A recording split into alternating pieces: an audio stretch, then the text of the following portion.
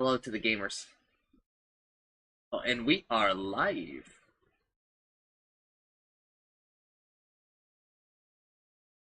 Trying to figure out like what I'm gonna do, like if there's gonna be any other audio on this pitch for you guys, because like I'm gonna listen to stuff because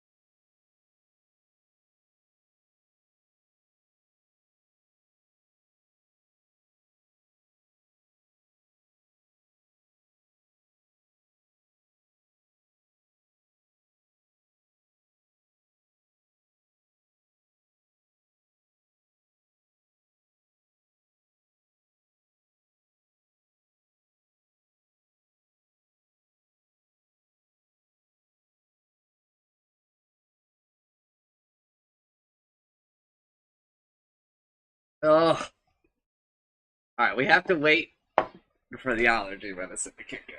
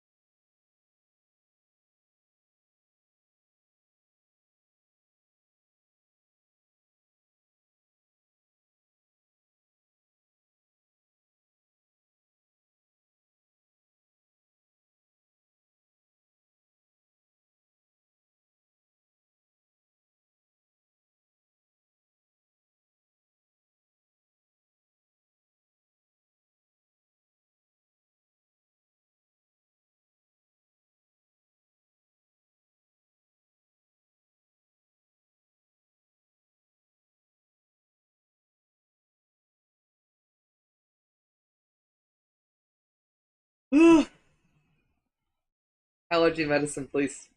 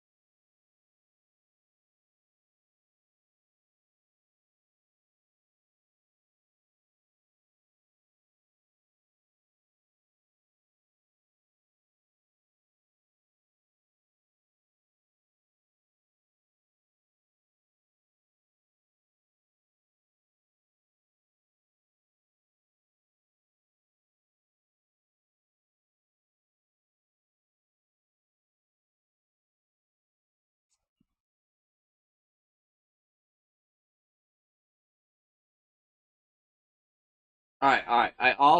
I can almost breathe normally.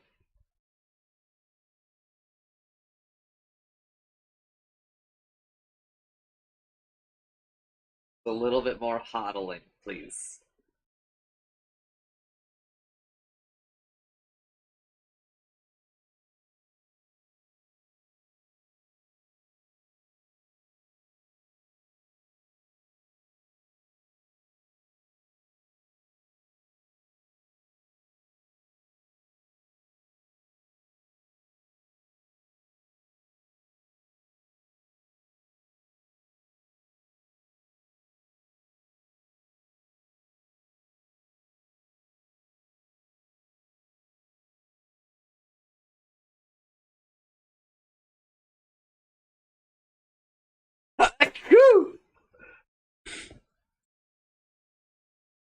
Oh, hello, Hector.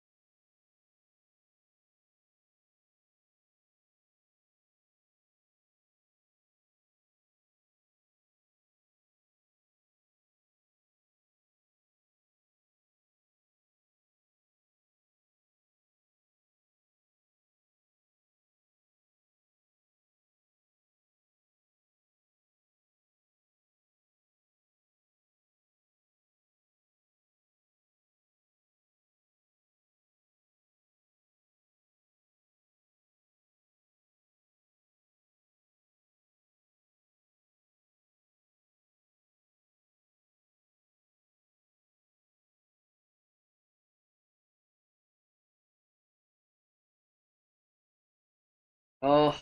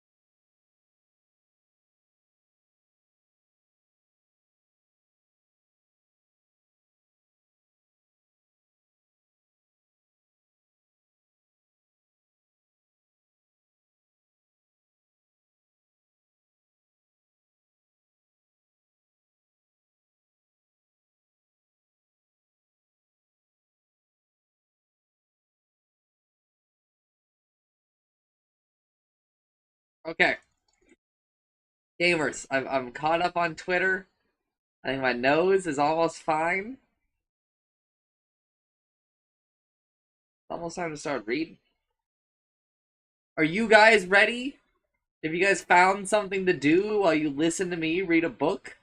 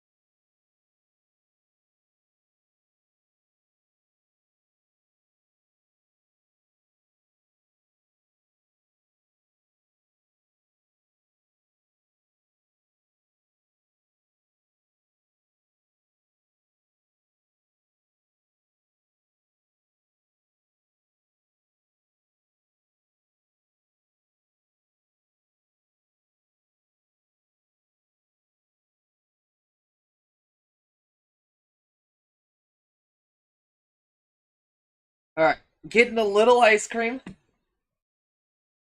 And when I get back, clear out my nose. We're doing this shit.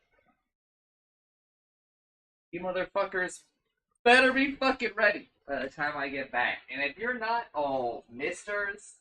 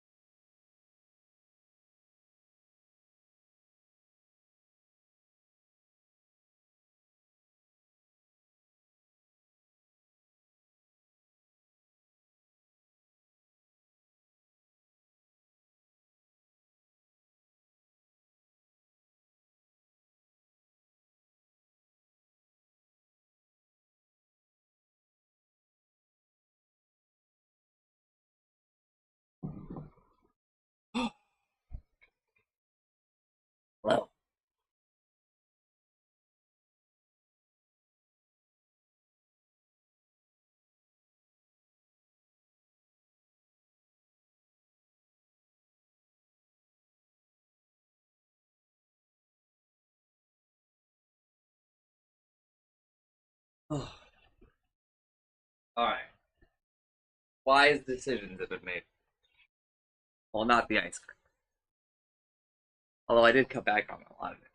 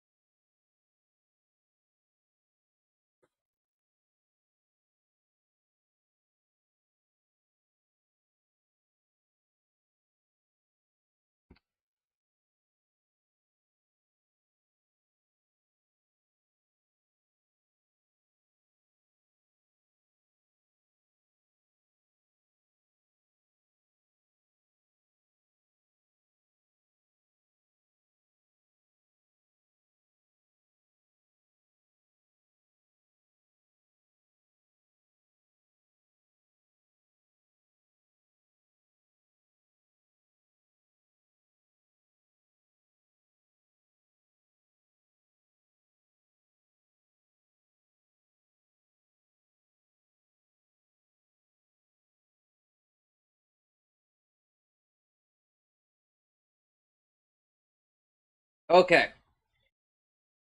Hello and welcome everybody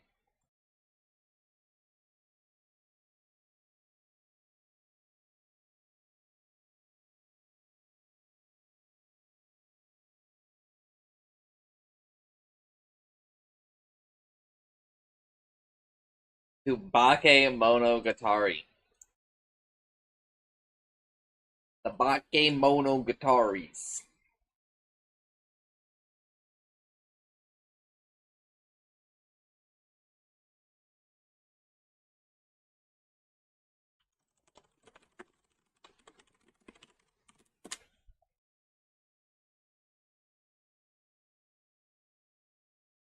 Oh fuck, I forgot to change my stream title like a million hours ago.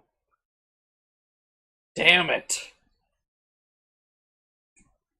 Oh well.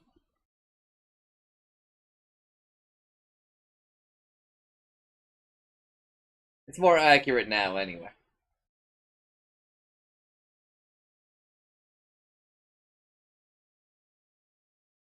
Here.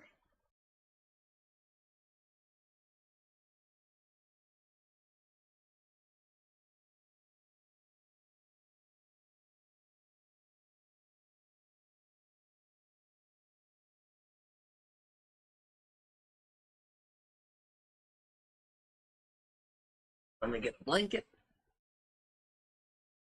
Comfy while I do this.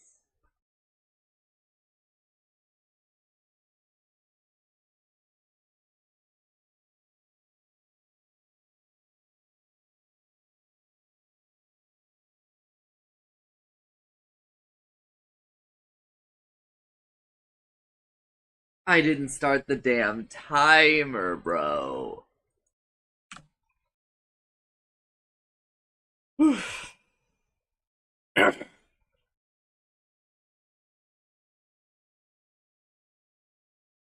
Hitagi Senjogahara occupies the position of the girl who's always ill in our class. She's not expected to participate in PE, of course, and is even allowed to suffer morning and school-wide assemblies in the shade alone. As a precaution against anemia or something.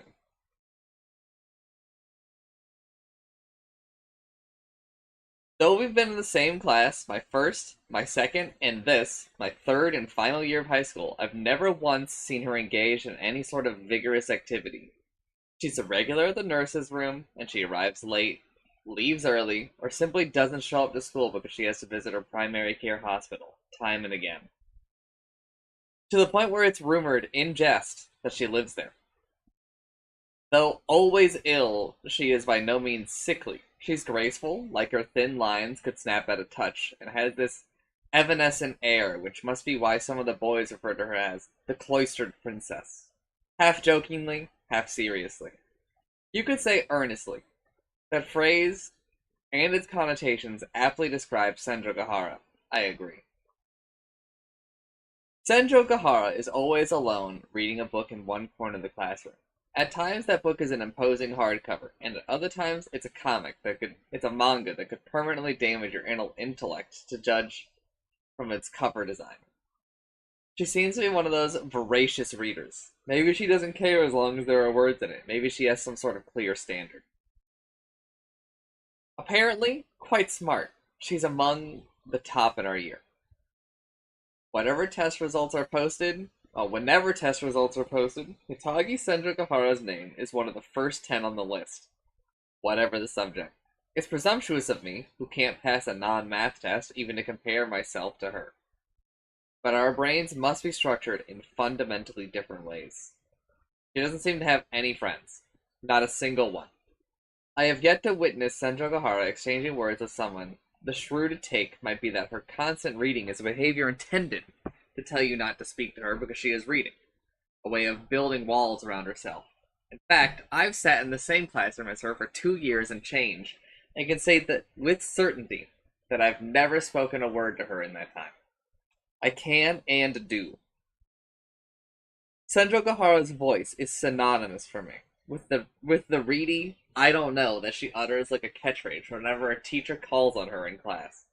Whether or not it's a question she clearly knows the answer to, she only ever replies, I don't know. Schools are strange places where people without friends routinely form a sort of community or a colony of people without friends, myself included, until last year. But Senjo Gahara seems to be exempt from this rule too. Of course, it's not like she's getting bullied either.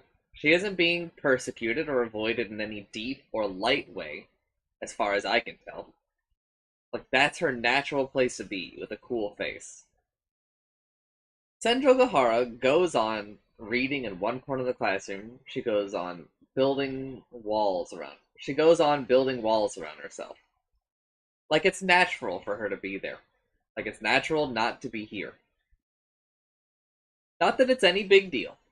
At our 3-year high school with 200 students in each grade, you end up sharing a living space with about 1,000 people in all during your stay if you include the graduating and incoming classes and the faculty.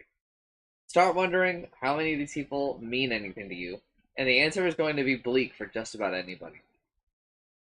Even if I meet the odd fortune of sharing a class with someone for 3 years and still don't exchange a single word with that person, I don't find it sad. I simply look back on it someday and think, oh yes, I guess that's how things work. I have no idea what I'll be doing a year down the line after graduating from high school, but I certainly wouldn't be conjuring up Senju Gahara's face. I probably wouldn't be able to. And that's fine. Senju Gahara must be fine with that too. Not just her, but everyone at my school has to be fine with it. Actually, it's feeling gloomy about the matter that's fundamentally misguided. That's what I thought. But one such day, to be precise, the 8th of May, after my hellish joke of a spring break came to an end, I became a third year, and my nightmarish fantasy of a golden week wrapped up. I was dashing up the school stairs, late-ish as usual, and just reached a landing when a girl came falling down from the sky. That girl was Hitagi Senjo Gahara. Again, to be precise, she wasn't so much falling down from the sky as simply falling backwards after having missed a step, and I'm sure I could have dodged her, but instead, I reflexively caught Senjo Gahara's body. It was probably the right decision over dodging. No, maybe it was the wrong one. Why? Because Senjo Gahara's body, which I reflexively caught, was so incredibly light, unfunnily, bizarrely, eerily light, as if she wasn't here. That's right. Senju Gahara weighed so little that she nearly didn't at all.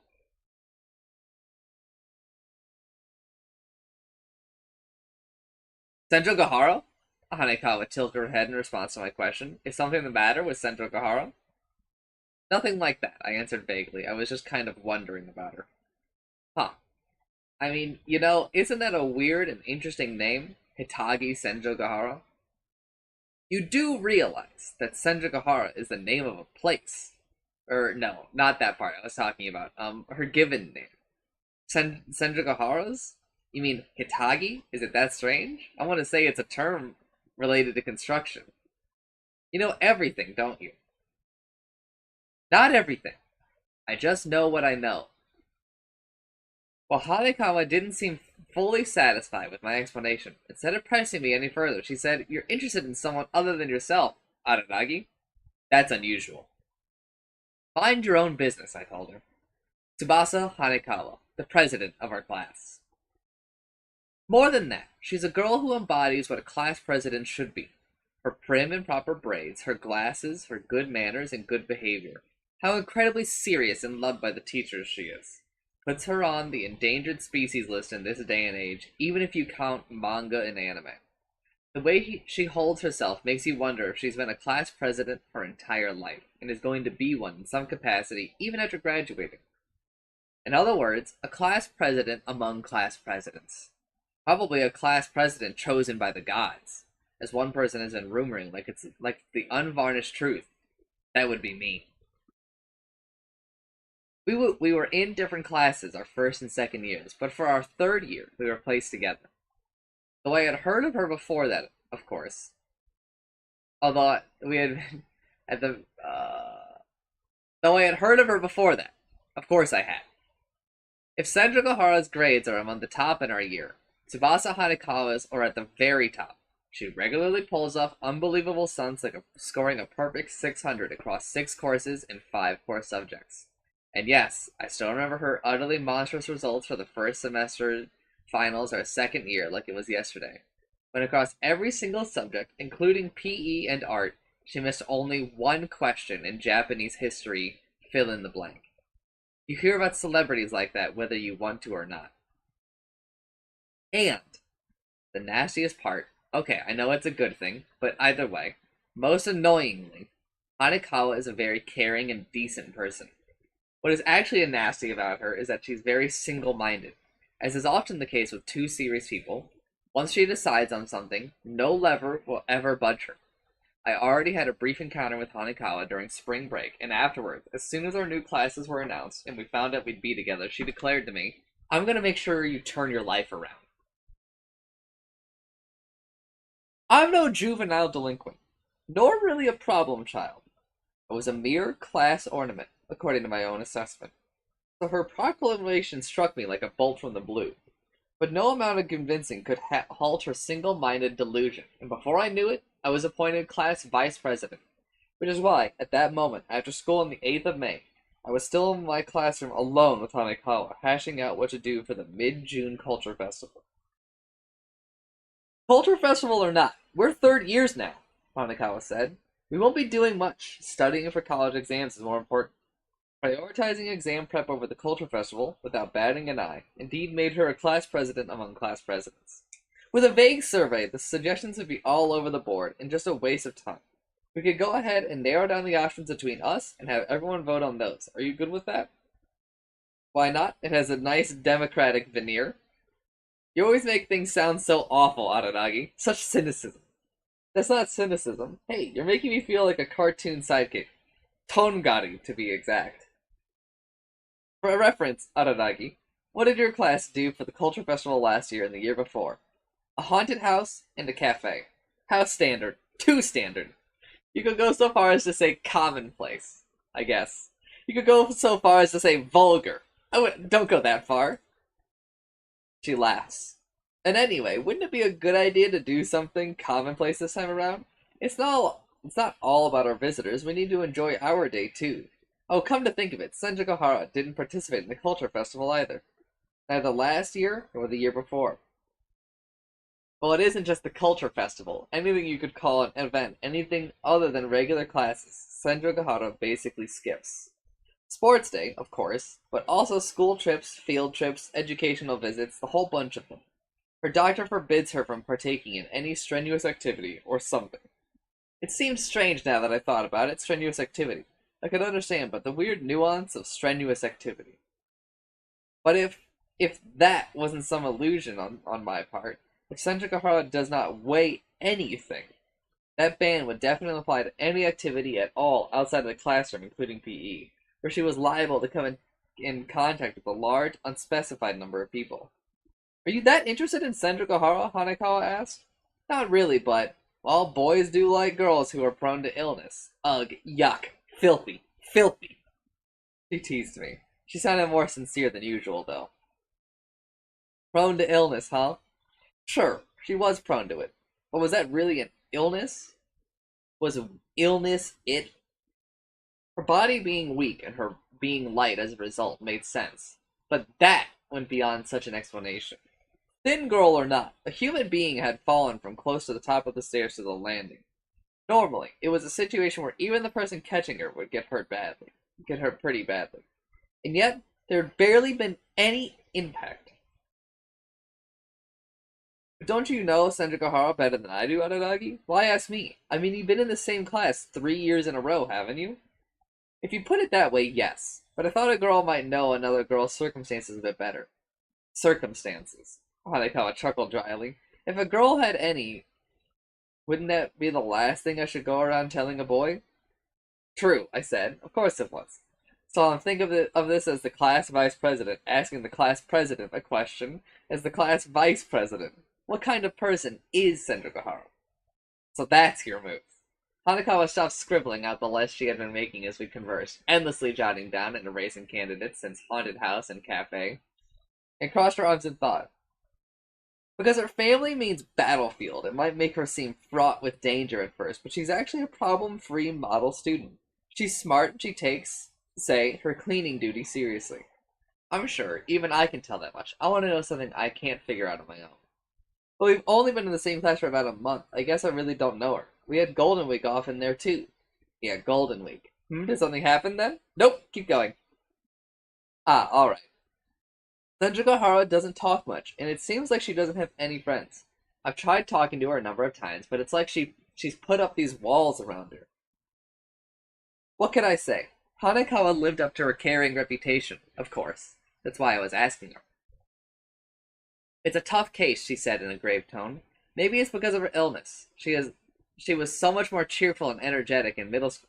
In middle school? Wait, Hanekawa, you and Senju went to the same middle school?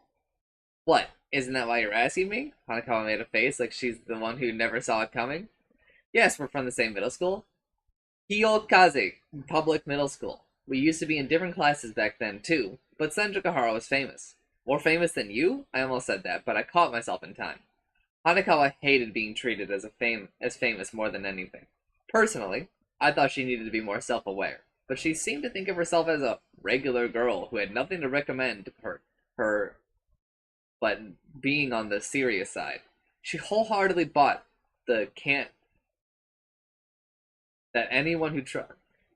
She wholeheartedly bought the camp that anyone who tried hard enough did well in school. She was pretty and she was a good athlete too, Hanekawa said. An athlete. She was the star of the track team. Some of her records should still be standing. The track team, huh? In other words, she wasn't like that in middle school. Cheerful and energetic, two more qualities I couldn't imagine for the Senju I knew, to be honest. So I did hear a lot about her, Hanekawa told me. Like what? How nice and sociable she is, how kind she is to everyone alike, all this almost excessive talk about her being a good, hard-working person. Like how her father is some big shot at a foreign-owned company, but her not being stuck up one bit despite living in an amazing mansion and being amazingly rich. How despite her greatness, she still reaches for greater heights. She sounds like some kind of superwoman. The stories must have been only half serious. Rumors are rumors. That was all back then, of course, Hanekawa noted. Back then. I did hear after starting high school that she'd fallen ill. Still, to be frank, when we became classmates this year, I was shocked. She wasn't someone who would sit in the corner of the classroom like that, even by accident. Though it had been just my image of her, Hanekawa added. It certainly had been just her image. People change. Your middle school days and high school life are worlds apart. That went for me and for Hanekawa, too. It had been the same for Senju. She must have gone through a lot, and maybe it was true that she was simply ill.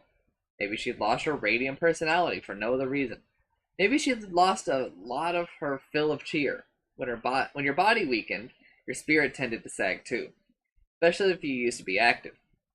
So Hanekawa's speculation was probably on the mark, if not for that morning. But, and I probably shouldn't be saying this, Senju resumed Hanekawa. What? Compared to then, she's so much prettier now. Her presence is so evanescent. The words were enough to silence me. That evanescent presence, as if she had none, like a ghost. Katagi Senju, the girl who was always ill. She, with no weight. Rumors are rumors. Urban legends, street gossip, tall tales.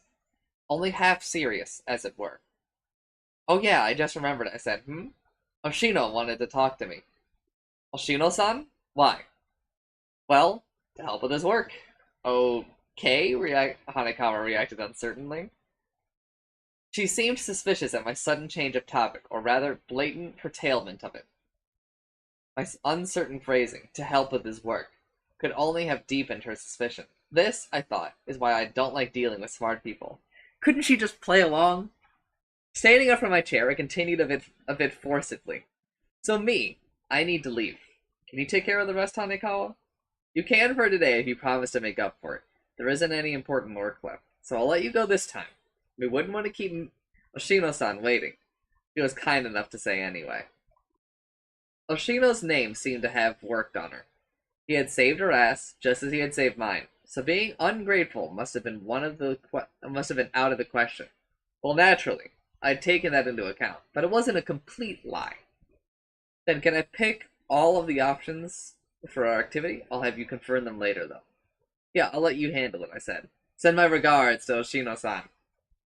I will. With that, I stepped out of the classroom. Exiting the classroom and closing the door behind me, I took a step forward when I heard a voice at my back.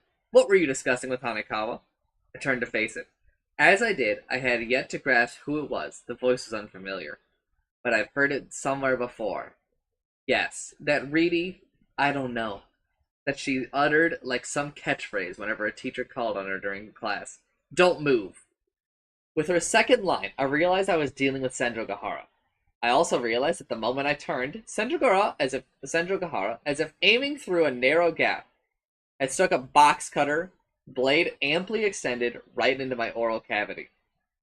The blade of a box cutter, pressed snugly against the inside of my left cheek. Actually, no. I should have said, you can move, but it would be very risky. Neither held back nor in a rough manner, but with just the right amount of strength, the blades stretched the flesh of my cheek. All I could do was open my mouth wide like an idiot and unflinchingly follow Sendro Gahara's warning and stand there immobile. Scary, I thought. Not about the box cutter's blade. Itagi Sendro Gahara, who could do such a thing and glare at me with perfectly unwavering, shudderingly cold eyes, was scary. So she was someone with such a hazardous gaze. I was convinced. Seeing that gaze of her, I was convinced that the edge of the box cutter nestled inside my left cheek was neither dull from use, nor by any means the spine. But by that he means the less sharp edge. Curiosity is such a is such a cockroach, isn't it? Flocking to precisely the secrets that people want untouched. How insufferable. You dare get on my nerves, the trifling insect that you are. Hey, what's the matter? Is the right side feeling lonely? Why didn't you say so? Instead of her right hand, which held the box cutter, her left hand rose. It moved so fast I half expected to slap and brace myself against gritting my teeth, but I was wrong. That wasn't it. Sendro Gahara had held a stapler in her left hand. Before I could make it out clearly, she inserted it into my mouth. Not the entire thing, of course, which would have been preferable. Sendro Gahara had inserted it as if to clamp my right cheek, ready to staple. Then, gently, it clamped, as though to staple. It was the larger side loaded with staples that had been stuck in. My mouth was now a standing room-only affair, and naturally I couldn't form any words. With just the box cutter while moving was out, I might have been able to talk. But I didn't even want to try now. I didn't want to think about it. Inserting a thin and sharp box cutter first to make me open my mouth wide, then immediately following up with a stapler. It was a meticulously planned and dreadfully well-executed feat. The last time various things had been thrust in my mouth was in 7th grade when I had a cavity on an adult tooth treated. Damn it. Ever since I brushed after every breakfast, lunch, and dinner and chewed xylitol gum tirelessly, just so I'd never have to go through that again. But look where I was. Talk about the rug getting pulled out from under me.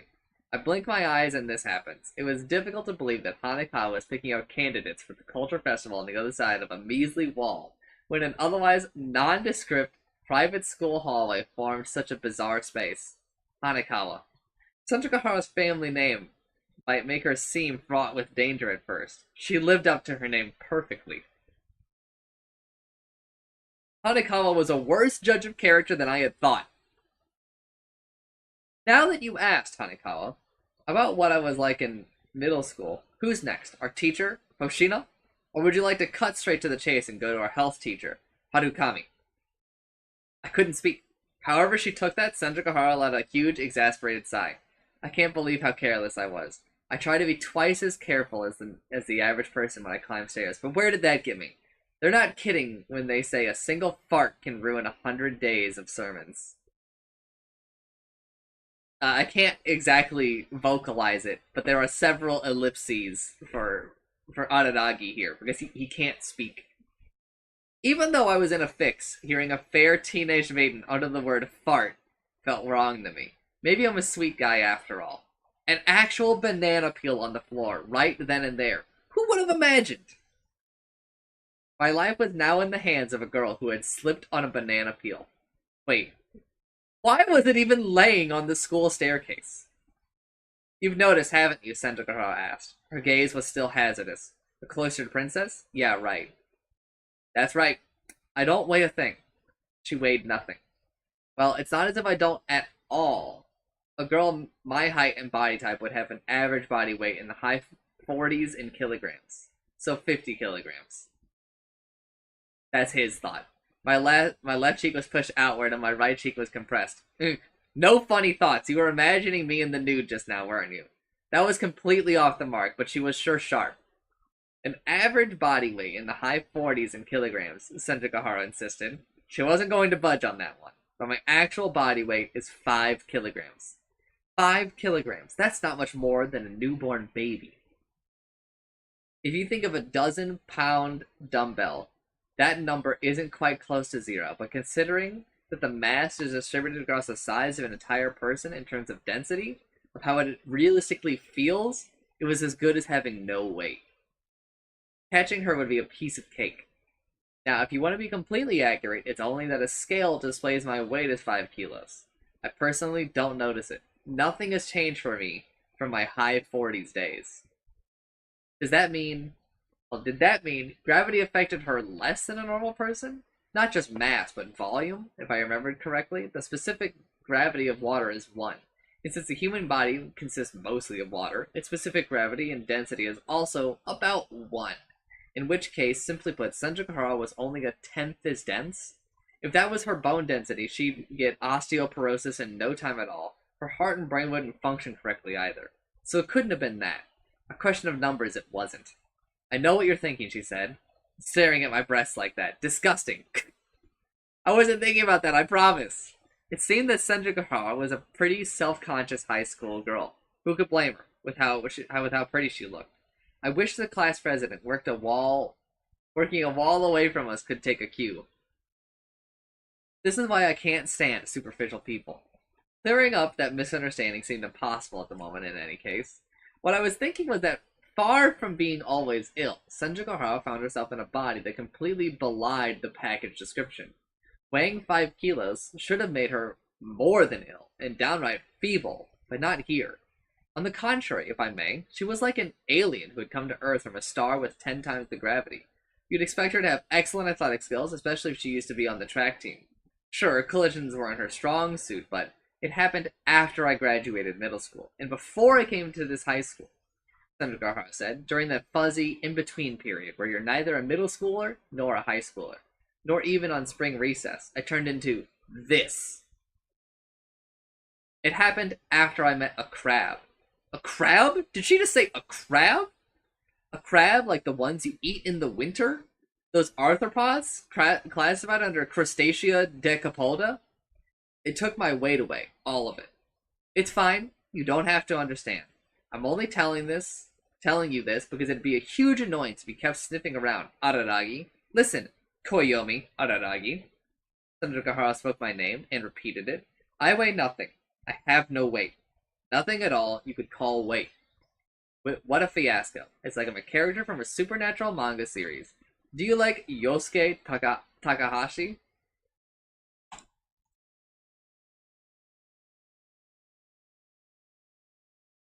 They're a horror manga artist.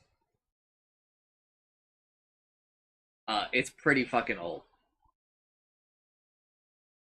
The only person at school who knows about this is our health teacher, Harukami. Just our health teacher, Harukami, so far. Not Principal Yoshiki, not Vice Principal Shima, not Irinaka, in charge of our year, not Hoshina, our homework teacher, not only Harukami, and you, Araragi. So what should I do to make you keep my secret to yourself? What should I do for my own sake? What kind of deal are we going to have to staple your mouth shut? A box cutter, a stapler. Was she in her right mind? What a way to corner a classmate. Did she still call herself a human being, knowing that I'd sat in the same room with such a terrifying person for over 2 years? Well, knowing that I'd sat in the same room with such a terrifying person for over 2 years sent a real shiver down my spine. The doctor at the hospital says that the cause is unknown, or rather, that there might not be a cause. Such a lame conclusion to come after fiddling around for ages with a stranger's body in humiliating ways. You know what he said? It is as it was, as it is now. How ridiculous, Senjogahara said, self-mockingly. Until middle school, I was a normal, cute girl. Putting aside for now the fact that she called herself cute, it was true that she made regular visits to the hospital, arriving late, leaving early, simply not showing up. And the health teacher. I tried putting myself in Senjogahara's shoes. Unlike me, who just coped with it for 2 brief weeks over spring break, ever since she entered high school, it had stayed that way. What did she resign herself to? What did she give up on? She'd had more than enough time to do so. Are you feeling sorry for me? Oh, how generous of you, Senjogahara spat as if she'd read my mind. Disgusting. I could all but hear her add, but it's not that generosity that I want. I want your silence and your indifference, nothing more. If you have those, could you give them to me? You value your cheeks as free of pimples as they are, don't you? And then Senjogahara smiled. If you promise me your silence and your indifference, Aranagi, then nod twice. I'll consider any other action, even freezing, as hostile behavior and promptly move to attack. There wasn't a shred of reluctance in her words. Having no choice, I nodded. I nodded to her twice. There. Once seeing this, Senjogahara seemed to relax. Despite the fact that I had no choice, that it was neither a transaction nor an agreement, and I could only consent to her demand. She seemed to relax when I went ahead and complied. Thank you, she said. Then she detached the box cutter from the inside of my left cheek and withdrew it slowly, more languidly than cautiously. I did sense from the movement of her hand that she was taking care not to scar me inside my mouth by mistake. She retracted the box cutter's blade. Click, click, click, click. Next, the stapler. Ka-chunk! I couldn't believe it. The stapler had clamped down hard. Then, before I could react to the immense pain, she handily popped it out of my mouth. I crumpled into a ball on the spot, cradling my cheek from the outside. You're not going to scream? Impressive, Senjogahara said above me, as if she hadn't done a thing, looking down on me. I'll let you off at that for today. I hate being so lenient, but you did promise, so I ought to show you some goodwill. You! Ka-chunk! As if to talk over me, Senjogahara made an overlapping sound with the stapler, clamping it in the air. The deformed staple fell before my eyes. I couldn't help but flinch. A reflex, if you will. I'd been classically conditioned in a single go. Okay, Aranagi. I assume that she's saying Aranagi-san. Kun. Be sure to ignore me starting tomorrow. Fare thee well. With that, uninterested in my response, Senjogahara turned her heels and began walking down the hall. Before I could even get up from my bald position, she turned a corner and vanished from sight. She's like some devil! Our brains are structured in fundamentally different ways. Despite the situation, and despite her words, some part of me had assumed that she wouldn't really. In which case, maybe I should be blessing my good fortune that she had chosen the stapler, not the box cutter. I gently brushed my cheek again, not to ease the pain this time, but to check on it. Good. I was okay. It hadn't punched through. Next, I stuck my own finger in my mouth, using my left hand since this is my right cheek. It didn't take long to come upon what I was looking for. Although I could guess from the sharp pain, which neither vanished nor receded, this did away with my peaceful line of thinking that maybe the first staple actually hadn't been loaded, that it had been no more than a threat designed to threaten. To be honest, I'd gotten my hopes up for that one, but it was fine. If the staple hadn't punched through, that meant it was not overly deformed and close to its original shape. A rectangle with a missing side. It wasn't hooked in, so to speak, which meant I'd be able to rip it out without meeting too much resistance. I pinched it between my thumb and index finger and yanked. The sharp pain was joined by a dull, metallic taste. I seemed to be spurting blood. I was fine. This much I could take fine. Licking the 2 puncture wounds that had formed on the inside of my cheek, I bent the staple I'd taken out and placed it in the pocket of my school-issued jacket. I also picked up the staple Senjogahara had dropped and did the same. It'd be dangerous if someone stepped on it with bare feet. Staples looked like magnum ammo to me now. You're still here, Aranagi? As I was doing this, Hanekawa emerged from the classroom. She seemed to be done. Why couldn't she have come sooner? Maybe her timing was right. Don't you need to hurry to Oshino-san? Hanekawa asked suspiciously. She hadn't noticed a thing, it seemed. Just a wall in between. Just a wall in between, right. In between, right. She'd been beyond a mere thin wall. Hitagi Sento Gahara, who nevertheless pulled off an act of daring do without Hanekawa noticing a thing, was indeed someone to be reckoned with. Hey, Hanekawa, do you like bananas? I don't particularly dislike them. They're nutritious too, so if I had to choose between like and dislike, then sure, I like them. Even if you love them, don't ever have them at school. Excuse me? Just eating them wouldn't be all that terrible, but if I ever catch you tossing a leftover peel on the stairs, I'll never forgive you. What are you talking about, Aranagi? Hanekawa said with a puzzled expression and a hand to her mouth. Of course she did. Anyway, Aranagi, what about Mr. I'm going to Oshino's as we speak. With that, I rushed off, blowing past Hanekawa. Yikes! Hey, Aranagi, don't run in the hall. Don't make me tell on you. Her voice came from behind, but naturally I ignored it. I just ran. I turned the corner to reach the stairs and was on the 4th floor. She couldn't have gone that far yet. With a hop, step, and a jump, I skipped 2, 3, then 4 stairs at a time and arrived on the landing. I could feel the impact in my legs, an impact commensurate to my weight. Then this impact too. Senjo Gahara had to be lacking. She weighed nothing. She had no weight, which meant her footing wasn't secure. A crab. A crab, she'd said. Not this way. This way. She couldn't have gone off sideways at that point, never thinking that I'd come chasing after her. She would have proceeded straight ahead towards the school gates. She had to be a member of the No Extracurriculars Club, but even if she were affiliated with an actual something or other, no activity would kick off at such a late hour. That assumption, I descended the stairs from the 3rd floor to the 2nd, not hesitating for a moment. I leapt down them. Then from the 2nd floor to the landing of the 1st. Senjo Gahara was there. I was practically rolling down the stairs in pursuit and creating a ruckus, so she must have caught on, because she still had her back to me, but she had already turned her head, with a cold look. I can't believe you, she said. Or rather, I'm honestly surprised. As far as I can remember, being able to feel rebellious so soon after having that much done to you was a first, Araragi. First? She'd done it to others too? What was that about 100 days of sermons then? Come to think of it, though it made sense that keeping a secret like not having any weight, which the slightest contact could divulge, was impossible, realistically speaking. And she'd said so far, hadn't she? Maybe she really was some devil. Also, she added, pain in your oral cavity shouldn't be so easy to recover from. Normally, you can't budge from the spot for a good 10 minutes. She was speaking from experience. Too scary. Alright, I get it, Aranagi. Your eye-for-an-eye attitude agrees with my own sense of justice. If you're down for it.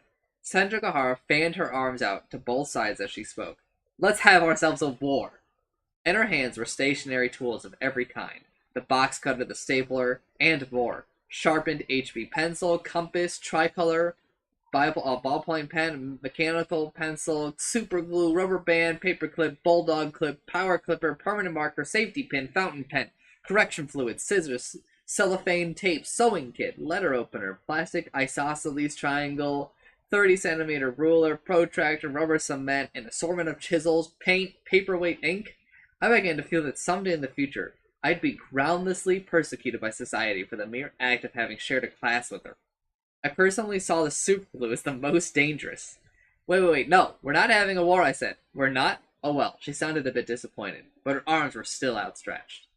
Her deadly weapons, otherwise known as stationary, still gleamed. Then what do you want? I was thinking just maybe, I replied, I might be able to help you out. Help me out? From the bottom of her heart, it seemed, she sneered like I was a fool.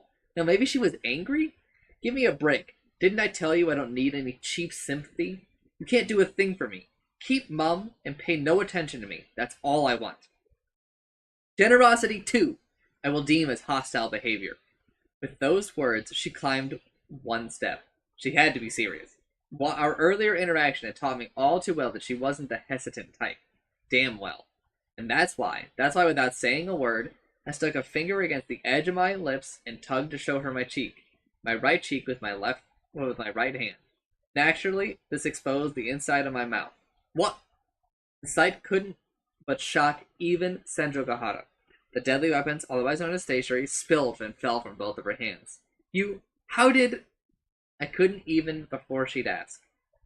I could tell even before she'd act. Yes. The taste of blood was already gone. The wound that Senjukahara had dealt to my mouth with her stapler had healed without a trace. It happened during spring break. I was attacked by a vampire. In this day and age of real working maglev trains, where overseas school trips are nothing unusual, it's embarrassing enough to make me want to go into hiding. But regardless, I was attacked by a vampire. She was blood-chillingly gorgeous, a beautiful demon. She was such a beautiful demon. Though they're concealed behind the collar of my uniform's jacket, the traces of her deep bite still remain on my neck. I'm hoping that my hair will grow out before it gets hot out, but putting that aside, usually when regular people get attacked by a vampire, the story goes that they're saved by an expert vampire hunter, by Christianity's special forces, or perhaps even by a vampire-slaying vampire, who hunts its own kind. But in my case, I was saved by a shabby old dude who happened to be passing by. Thanks to him, I was somehow able to turn back into a human, fine again, with sunlight, crosses, garlic, and such. But the effect, or rather, the after effect the experience had on me was a remarkable improvement in my physical abilities. Not my athletic abilities, mind you, but like my metabolism in the way of recuperating. While I don't know how I ended up how I would have ended up if the box cutter ripped my cheek apart, it takes less than 30 seconds to heal something like a simple staple stabbed through my flesh. At any rate, to begin with, wounds in the oral cavity tend to heal quickly for any organism. Hold up, I need to send this line to Chancer.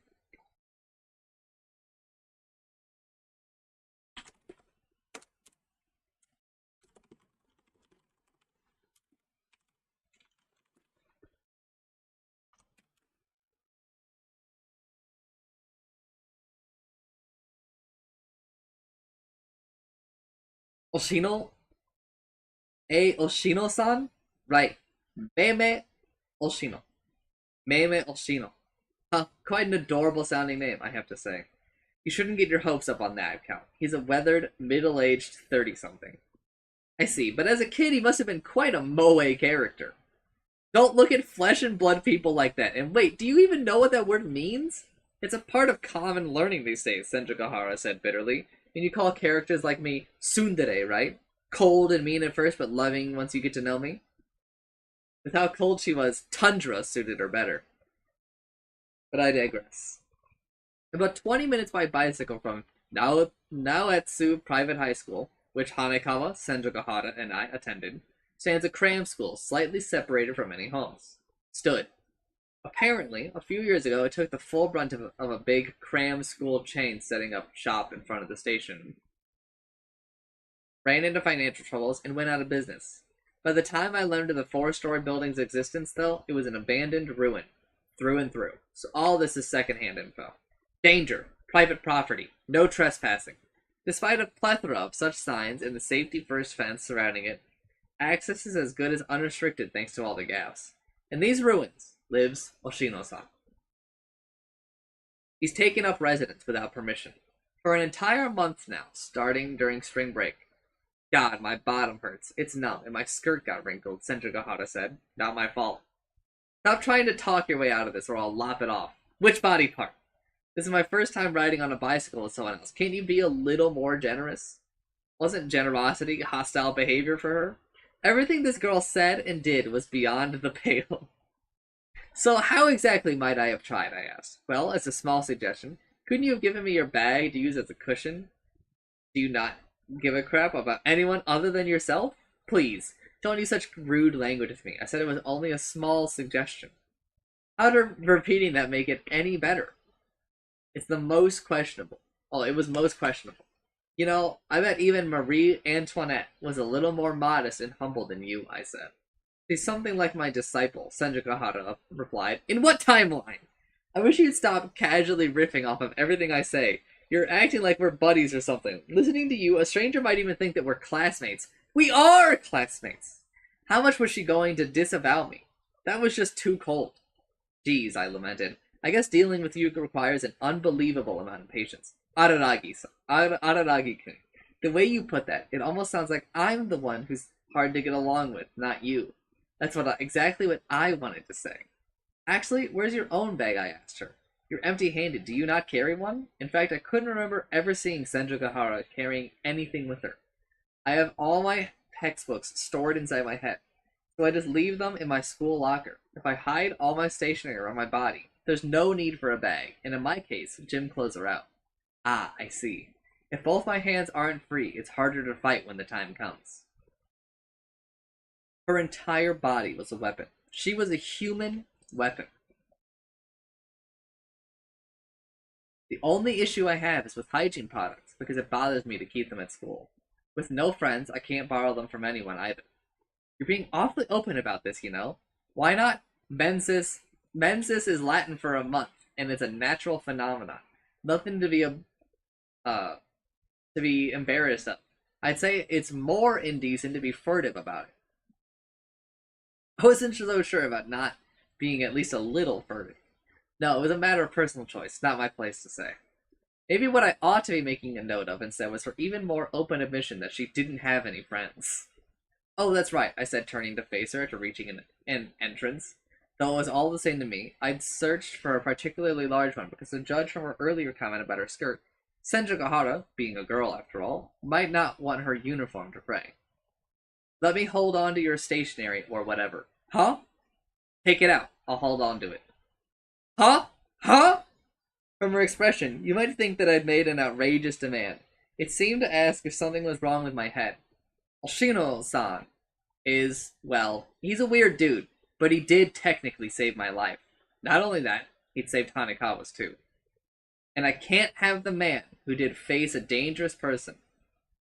Let me reread it. Oshino-san is well, he's a weird dude, but he did technically save my life. And I can't have the man who did face a dangerous person. So I'll hold on to your stationery. You only tell me after we've come this far, Senju glared at me. It seems I've stepped into a trap. Now, that was way overboard. But Senju struggled silently with the matter for a while. She scowled at me now and then, or stared at a point by her feet. I wondered if she was going to turn around and leave. But at last, like someone prepared for the worst, she said, "Understood. Take them." Then, taking out a myriad of stationery from across her body like it was some magic show, she began handing them to me. What I'd seen earlier on the landing was only the tip of her badness and madness. You could have told me her pockets stretched into the fourth dimension. It could have been 22nd century science. I told her I'd hold on to it, but she was producing so much material I was starting to doubt if my bag was up to it. Someone like her strolling around in public unrestricted surely amounted to negligence on the part of the authorities. Don't get me wrong, Senju warned after she'd finished giving everything to me. It's not like I'm letting my guard down around you. You might as well. If you're trying to get back at me for stabbing you with a staple by tricking me into entering into these desolate ruins, you'll be making the wrong party pay. No, as far as which party, I would be right on. Understand, she said, I have 5,000 of my rowdiest pals ready to attack your family if they don't hear from me at least once every minute. It's fine, stop worrying. You mean you won't even need a whole minute? I'm not that boxer. And hold on, she didn't think twice about targeting my family. I couldn't believe her. On top of that, 5,000 pals? What a lie. A bold lie for someone who had no friends. Say, I hear your two little sisters are still in middle school. She knew my family's makeup. She might have lied, but she wasn't joking. In any case, displaying a modicum of my immortality hasn't made her trust me one bit. Shino-san always said that relationships of trust were important in these things, and my current situation wasn't a good one from that perspective. But what can you do? From here, the problem was Senju Gahara's alone. I was merely a guide. We passed through a tear in the chain link fence onto the grounds and into the building. It was still evening, but it was fairly dark inside. A moment so I can drink.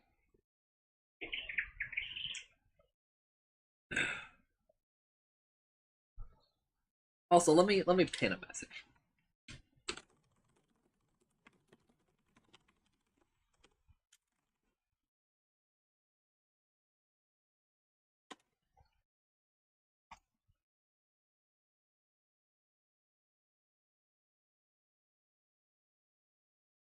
Also, I forgot to put on any sort of music, so I've just been sitting here in silence listening to myself.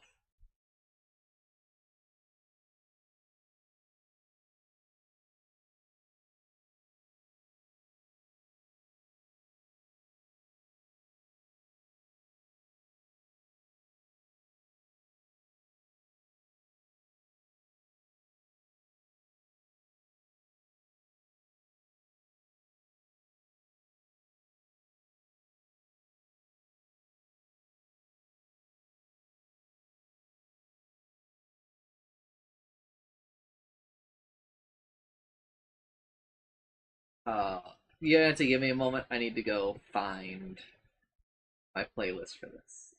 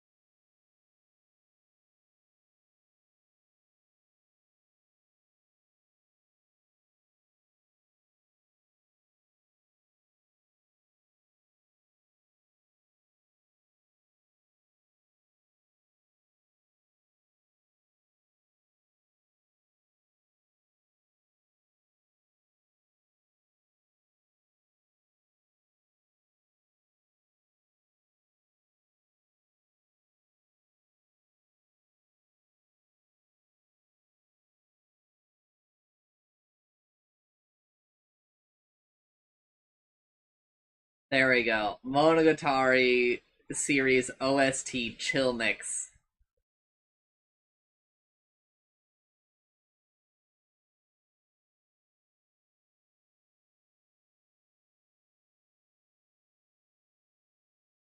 We passed through a tear. It was there was a clutter of there was a lot of clutter on the floor after days and months of neglect, and you could trip on something if you weren't careful. That's when I realized an empty can lying around was nothing more than an empty can to me, but it 10 times the mass for Senjo Gahara. Relatively speaking, that was the case. It wasn't like in old comics where he spoke of 10 times the gravity or a tenth of the gravity and left it there. The simple take that lighter equals more athletic didn't work. Worse, it was this dark in a place she didn't know. Maybe Sentra Kahara couldn't be blamed for parting a wild animal's level of caution. Even if she were 10 times faster, she'd only be a tenth as strong. Her reluctance to surrender her stationery also began to make sense in that regard, and why she didn't carry a bag, why she couldn't carry one either. This way, clasping Senjogahara's wrist, I led her forward from the entrance, where she'd been standing uncertainly. She was taken aback because I was a bit sudden, but while she gave me a "what?" she followed without resisting. "Don't expect any thanks," she said. "I know. In fact, you should be thanking me. I don't understand. I don't understand." I put that stapler around your mouth so that it'd hit the inside of your cheek, not the outside. I didn't want to leave a visible wound. I couldn't hear that as anything other than an abuser's "it'll show on the face," so I punched in the belly, thinking. It would have mattered if it had It wouldn't have mattered if it had penetrated, I pointed out. I judged that you'd quite likely be fine, going by how thick-skinned your face looks. If you're trying to comfort me, it's not working, and quite likely? My intuition is right about a tenth of the time. That's it? Well, Shinjigahara paused before continuing. It was all wasted consideration in the end. It seems that way. If I said that immortality seems convenient, would you feel hurt? She followed up with a question. I answered, not so much now. Not so much now. But during spring break, if someone had said that to me then, the words may have killed me. They may have dealt a fatal blow. You could say it's convenient, but you could also say it's inconvenient. That's about it. How wishy-washy. I don't get it, the Senjogahara shrugged. Is it like when people talk about a devil may care attitude? Satan probably doesn't, but just might. Nothing wishy-washy there. He absolutely doesn't. Oh. And anyway, I'm not immortal anymore. I just heal a tad faster than normal. Otherwise, I'm a regular human. Huh, I see, Senjogahara muttered, sounding disappointed. I was planning on trying all sorts of things on you if I got the chance. Too bad. From the sound of it, some very grotesque planning was going on behind my back. How rude. I was only going to... It's censored, so I don't really know how to read it. I was only going to brr your brr before brrring it. What do those symbols mean? Oh. Okay, I will actually how rude. I was only going to ampersand percent your slash dash before star carroting it. What do those symbols mean? All I wanted to do this, which is underlined, and that, which is also underlined to you too. What is that underlining supposed to suggest? Oshino-san tended to be on the 4th floor. The building had an elevator, but it was, of course, out of service. That meant our options were busting through the elevator's roof and using the cables to climb to the 4th floor, or taking the stairs. I think it'd be fair to say that anyone would pick the latter option. I started up the stairs, still tugging Senjogahara by the hand. Let me tell you one last thing, Aranagi. What is it? I might not look it with my clothes on, but actually my body might not be worth breaking the law to make yours. It seemed that Miss Hitagi Senjogahara hewed to the highest notions of chastity. Was that too roundabout for you? Then let me say it flat out. If you lay bare your base instincts and rape me, I will do anything and everything in my power to pay you back /fiction style. As for shame and modesty, Senjogahara had none at all. Actually, she was just plain scary. You know, this isn't only about what you said just now, but looking at everything you do, Senjogahara, you seem a little, I guess, too self-conscious? Like, maybe you should dial down your persecution complex.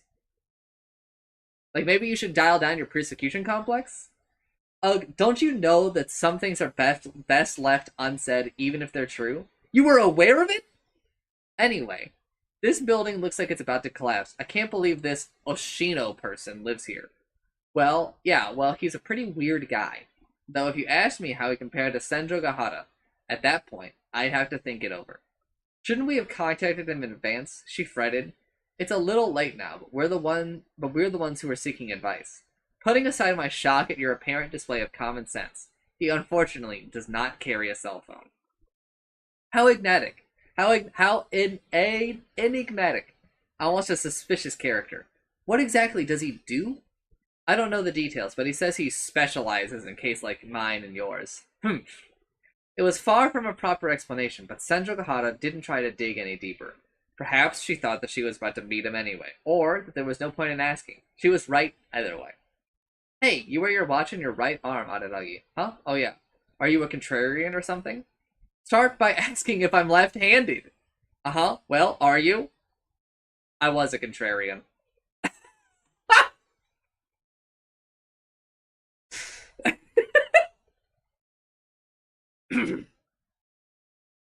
The 4th floor.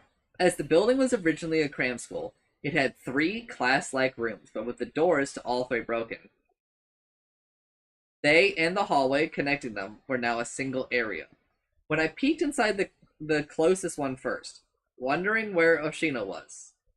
Oh, Aranagi, so you finally came. Meme Oshino was right there, sitting cross-legged atop his makeshift bed, if you could call it that. On his makeshift bed of a number of rotting desks pushed together and bound with plastic string. He was facing me, as if he'd been expecting me. Like always, like he saw it all coming. As for Senjogahara, she was visibly creeped out.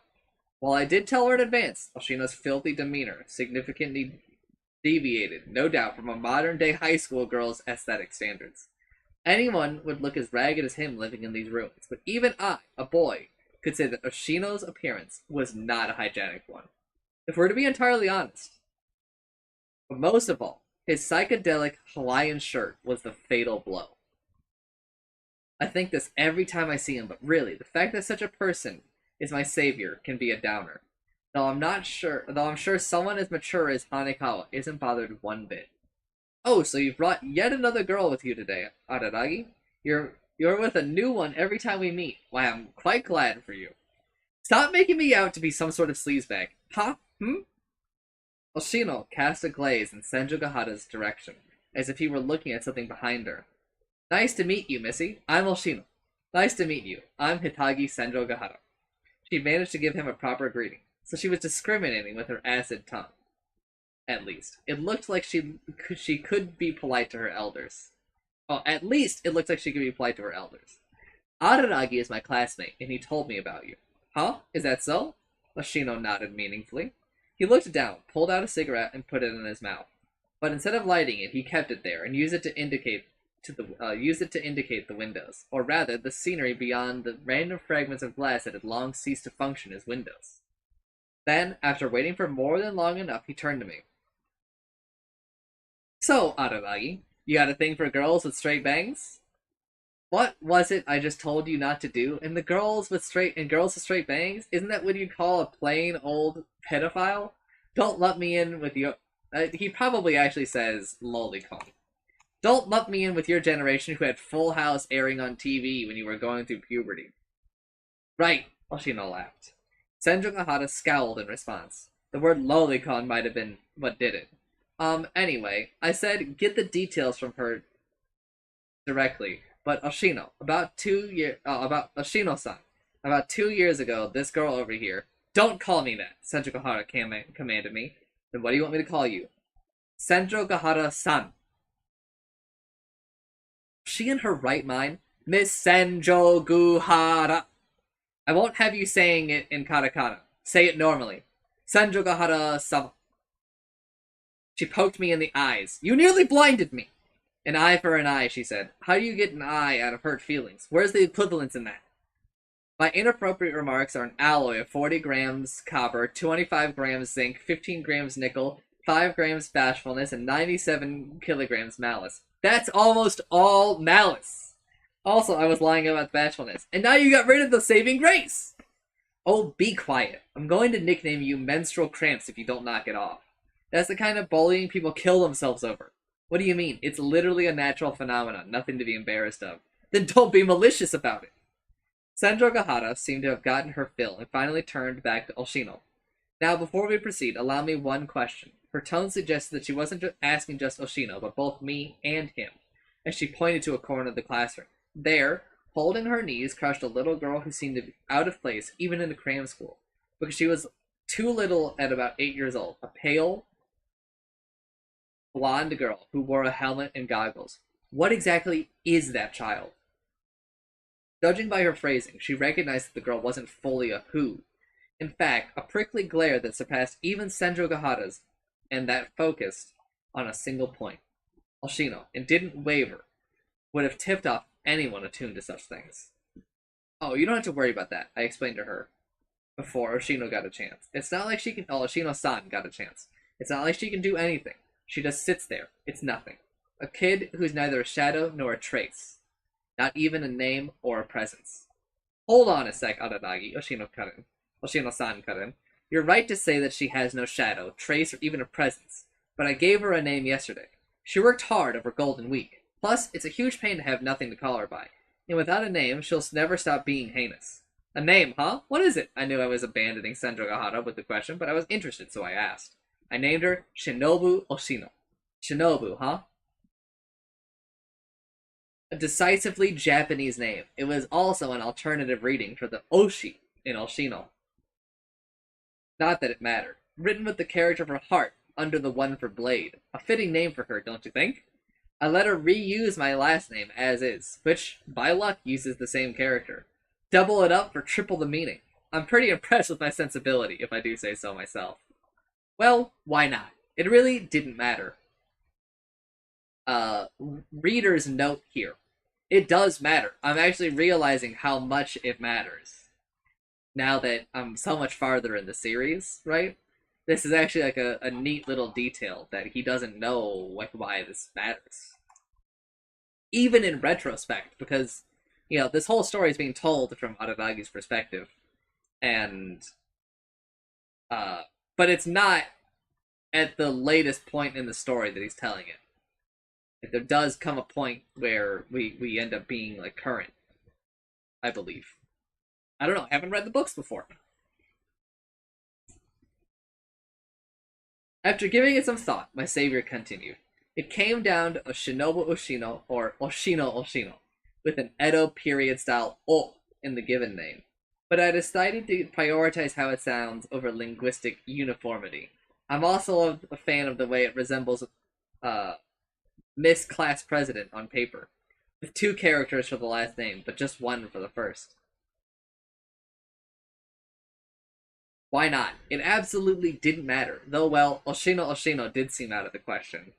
So, Sendrogahara said, as if her patience had run out long ago, what is that child? Like I said, it's nothing, I told her. A husk of a vampire, the dregs of a beautiful demon. You might say so, but what else could I have done? This had nothing to do with Sendrogahara anyway. It was my problem. Just my karma, which I merely ought to face for the rest of my life. It's nothing? Okay then. What an indifferent woman. It's like my grandmother on my father's side always said, she's added, the opposite of hate is not love, but indifference. Hold on, what? That was somehow so messed up. Where did that one come from? The bath-pissed church? But anyway, Itagi Sendrogahara shifted her gaze from the pale, blonde former vampire, now known as Shinobu Oshino, to Meimei Oshino. I heard that you would save me. Save you? Now that I can't do, Oshino said in his usual teasing tone. You're just going to get saved on your own, Missy. Whoa. Sendrogahara's eyes narrowed by half. She was manifestly doubtful. So far, she said, 5 people have spouted similar lines to me. All of them are frauds. Are you one as well, Oshino-san? Ha! You're a spirited one, Missy. Something good happened to you? Why do you keep provoking her right back, I wondered. It worked on some people, like Hanekawa, but Sendrogahara was the last person to try it on. She was the type to respond to provocation with a preemptive strike. Now, I was forced to step in and mediate, as if to wedge myself in between the two. Keep your nose out of this. I'll kill you. So casual the death threat, Sendrogahara. Why should the sparks fall on me? She was like a firebomb. She was going to outpace my vocabulary, wasn't she? Well, in any case, Oshino's carefree manner offered a contrast with hers. We're not going to get anywhere unless you start talking. I'm no good at reading minds, and more importantly, I like dialogue. I'm a talker at heart, but I do keep secrets, so don't you worry. Sendrogahara didn't respond. So to start with the simple explanation, I began. It's fine, Aradagi, she interrupted again, before I could go over the gist of it. I'll do it myself. Sendrogahara. I can do it myself, she said. 2 hours later, I had left the former cram school where Oshino-san and the vampire, now known as Shinobu, lived, and was at Sendrogahara's home. Sendrogahara-sama. The Sendrogahara residence. The Kamikura apartments. A 2-story wooden building built 30 years ago with a sheet metal communal mailbox out front. It did have a shower and a flush toilet, at least. A so-called one-room apartment, measuring barely more than 100 square feet, with a small sink. 20 minutes walking to the closest bus stop, not train station, mind you, but the bus stop. The rent, including the maintenance fee, neighborhood dues, and utility, estimated at 30 to 40,000 yen a month. That's like $300 or $400 a month. That's dirt cheap. They're living in like in probably one of the cheapest places that they can find. It was very different from what I'd heard from Hanekawa. It must have been shown on my face because Sendrogahara explained, my mother fell for religion. A sketchy one. A cult. She didn't say the cult, but I'm telling you, because I don't really know if they're going to translate it as such. Unprompted, like she was making an excuse. Like she was trying to paper this over. She not only gave them everything we owned, but took on a huge amount of debt. A believer and her money are soon parted. Religion, you mean? She was into some money-grubbing cult. And we all knew what that led to. My father took custody of me after my parents filed for an uncontested divorce at the end of last year, and now we live here together. Well, I say that, but I rarely see him because the debts are in his name, and he's still working himself to the bone to pay them off. I'm living alone for all intents and purposes, and love the freedom. But the school still has my old address on file, so you can't fault Hanekawa for not knowing. Hey, were you allowed to do that? I'd rather not announce my whereabouts to people who might become my enemies one day. Enemies. It sounded overblown, but perhaps such cautiousness wasn't improbable in folks with secrets to keep. Senjokahara, when you say your mom fell for religion, could it have been for your sake? What an unpleasant question, said Senjokahara laughed. Who can tell? Beats me. Maybe that wasn't it. It was an unpleasant answer. Or perhaps the natural one to an unpleasant question. My question really had been unpleasant, so much so that I look back and loathe myself for it. I shouldn't have asked, and this was the moment when Senjokahara should have dispensed a lashing with her trusty, acid tongue. Having lived under the same roof, her family couldn't not have noticed that their daughter no longer had any weight, especially her mother. This wasn't school where you could just sit there and take the same classes. An incredible anomaly afflicting the body of their dear only daughter would have come to light right away. Once the doctors had all but thrown in the towel and resorted to an everyday routine of exam, no one could blame me for seeking solace. Or maybe you weren't free of blame. I didn't know. What point was there in acting like I knew? In any case, I was sitting on a cushion at a low table and staring with glazed eyes at a teacup that had been filled for me in room 201, Tamikura Apartments, Senjokahara's home. This was her, so I'd expect to be told. You wait outside. But she'd invited me right in. She'd even made me tea. It was a bit of a shock. I'm going to break your every bone, she said. What? I'm sorry. Make yourself at home, I mean. Well, maybe I was right the first time.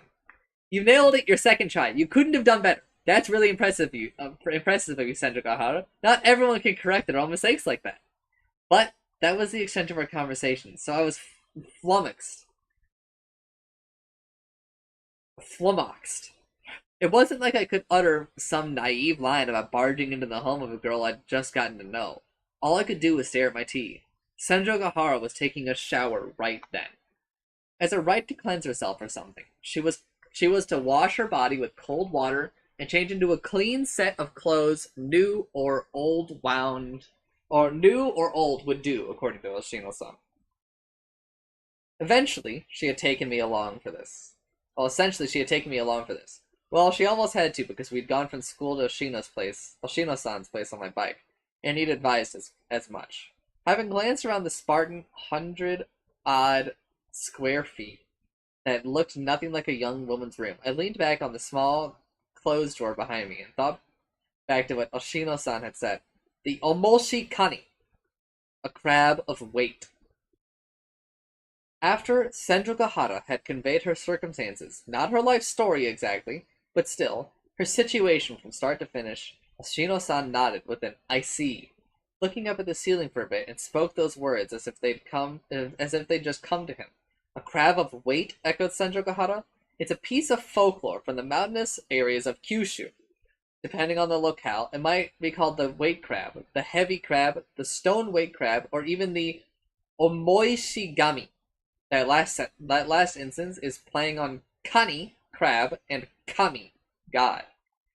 The details vary, but what the stories have in common is people being deprived of weight, encountering it in the wrong way apparently, makes your presence fade too. Your presence, evanescent, so evanescent, and so much prettier now. Not just your presence, Oshino-san elaborated. In some nasty cases, your entire existence. They've got something in the Chubu region called the stone weight stone. But I think that's something totally different. I mean, that's a stone and this is a crab. A crab? Is it really a crab? Don't be silly, Araragi. They don't catch too many in the mountains of Miyazaki and Oita. We're talking about a legend. Oshino sounded thoroughly appalled. Sometimes being absent better lends itself to talk. Don't delusions and backbiting tend to get people going? Are crabs Japanese to begin with? Araragi, are you thinking of crawfish from America? Are you not familiar with Japanese folktales? The crab and the monkey? I believe there's a famous crab aberration in Russia, and a good number of them in China too. But Japan can hold its own. Oh yeah, the crab and the monkey. I guess now that you mention it, but Miyazaki, and why something from those parts? Don't be asking me when you were attacked by a vampire in a backwater in Japan.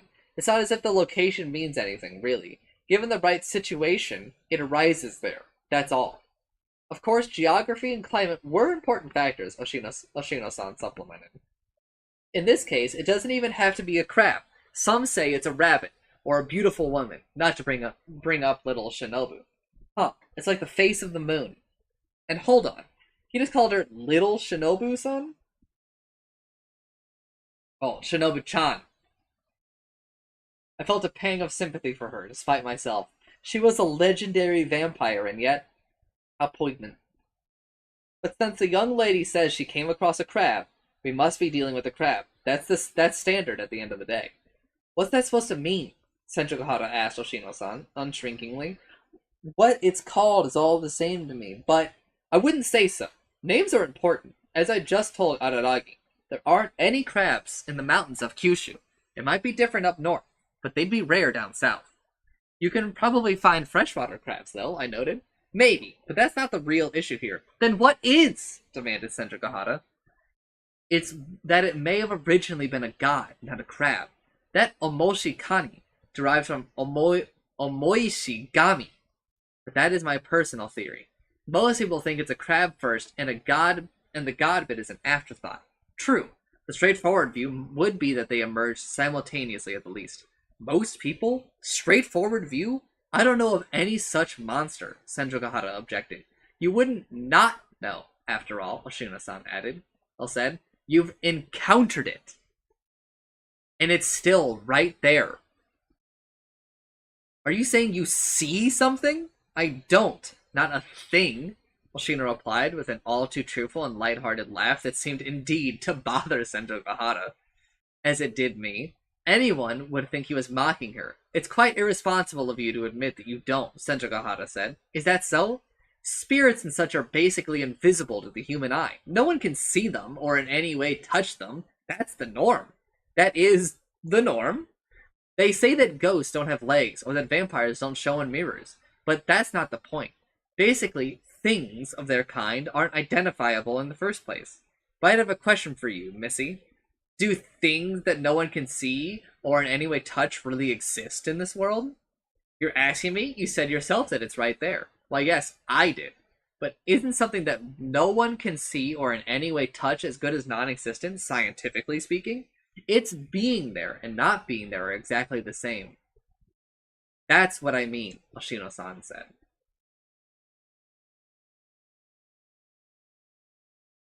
Senjugahara hardly looked convinced. It certainly wasn't a convincing line of reasoning, not from her standpoint.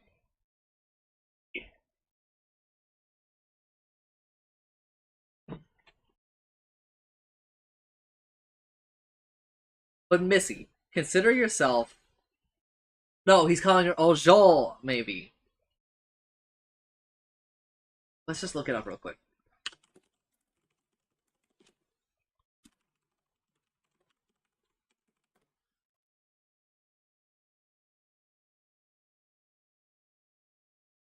Ojol-san. But, Ojol-san, consider yourself as being on the luckier side of misfortune. Araragi over there didn't just encounter something. He was attacked. By a vampire at that. What a disgrace for a modern-day human being. Get off my case, man. As far as you can. As far off as you can. You're in fine shape compared to that, Ojol-san. And why is that? Senjugahara asked. Because the gods are everywhere. They're everywhere, and they're nowhere. It was around before you. It was around you before you became the way you are. And we could just as well argue that it wasn't. That almost sounds like a Zen koan. It's Shinto. Maybe Shugendo. Oshino said. You'd be wrong, Ojol-san, to think that you became the way you are. To think that you became the way you are because of something you did. It's just that your perspective shifted. It was so from the beginning. That, but it was barely any different from what the doctors who'd thrown in the towel maintained. My pers- my perspective? What are you trying to tell me? I'm saying that I can't stand you playing the victim, Oshino-san abruptly unleashed some harsh words, just like he'd done with me, or like he'd done with Hanekawa. I was concerned about Hanekawa-san.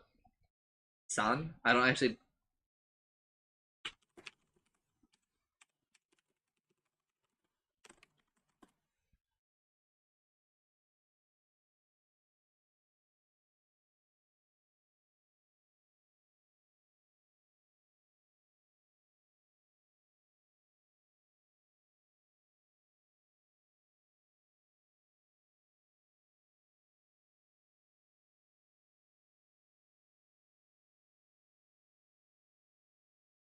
Okay, just by name. I was concerned about how Senju Gahara. Also, let's just.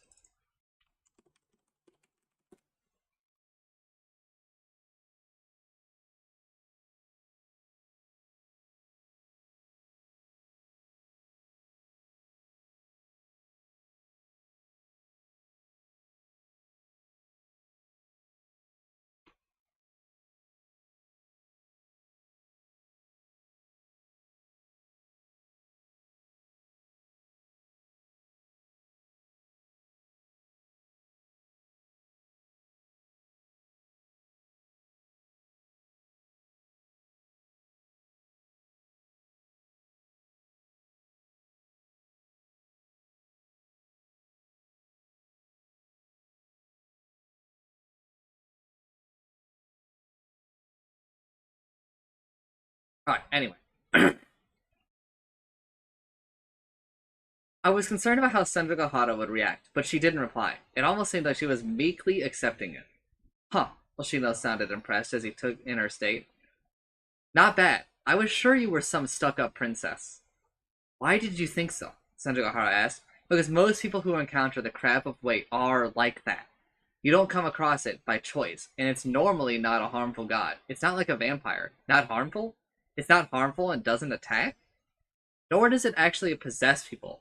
It's there, that's all. Unless you, Ojo-san, have some wish, it doesn't manifest. Mind you, I'm not going to dig that far into your circumstances. It's not as if I want to save you. She was going to get saved all on her own. Oshino-san always said that. Stop me if you've heard this story, Ojo-san. It's a fairy tale from another country. There was once a youth, a virtuous lad, in town one day. He comes across a strange old woman and asks him to sell her his shadow. His shadow? That's right, the very shadow that grows from your feet when you're in the sun. Sell it to me for 10 pieces of gold, she said. The lad agreed without a moment's hesitation. For 10 pieces of gold. Then what happened? What would you have done, Ojo-san? Who knows? It's hard to say without being in this situation. I might sell it and I might not. It would depend on the price, too. That's the right answer. People sometimes ask which is more valuable, your money or your life. But that's a flawed question. Money could mean 1 yen or it could mean 1,000,000,000,000. While on the other side, not all lives are equal across individuals. I utterly detest the vulgar dictum that all life is equal.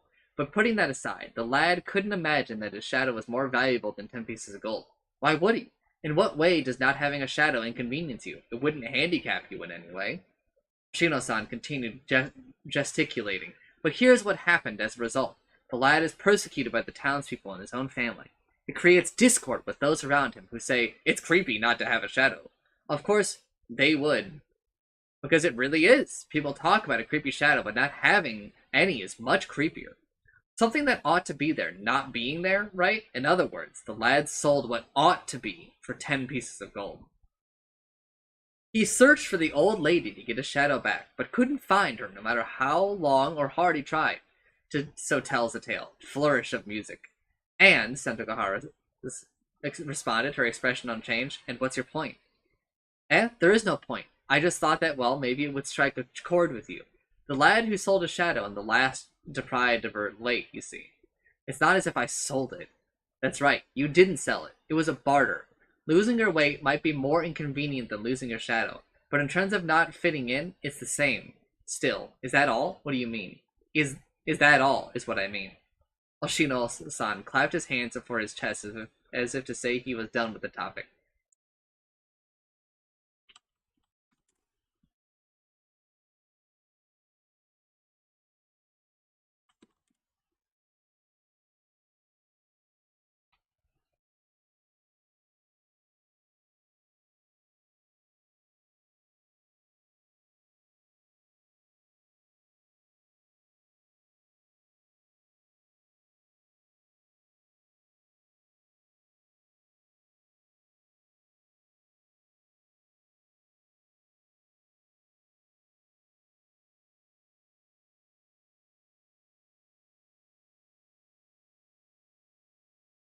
Oh wow, he actually just doesn't use honorifics.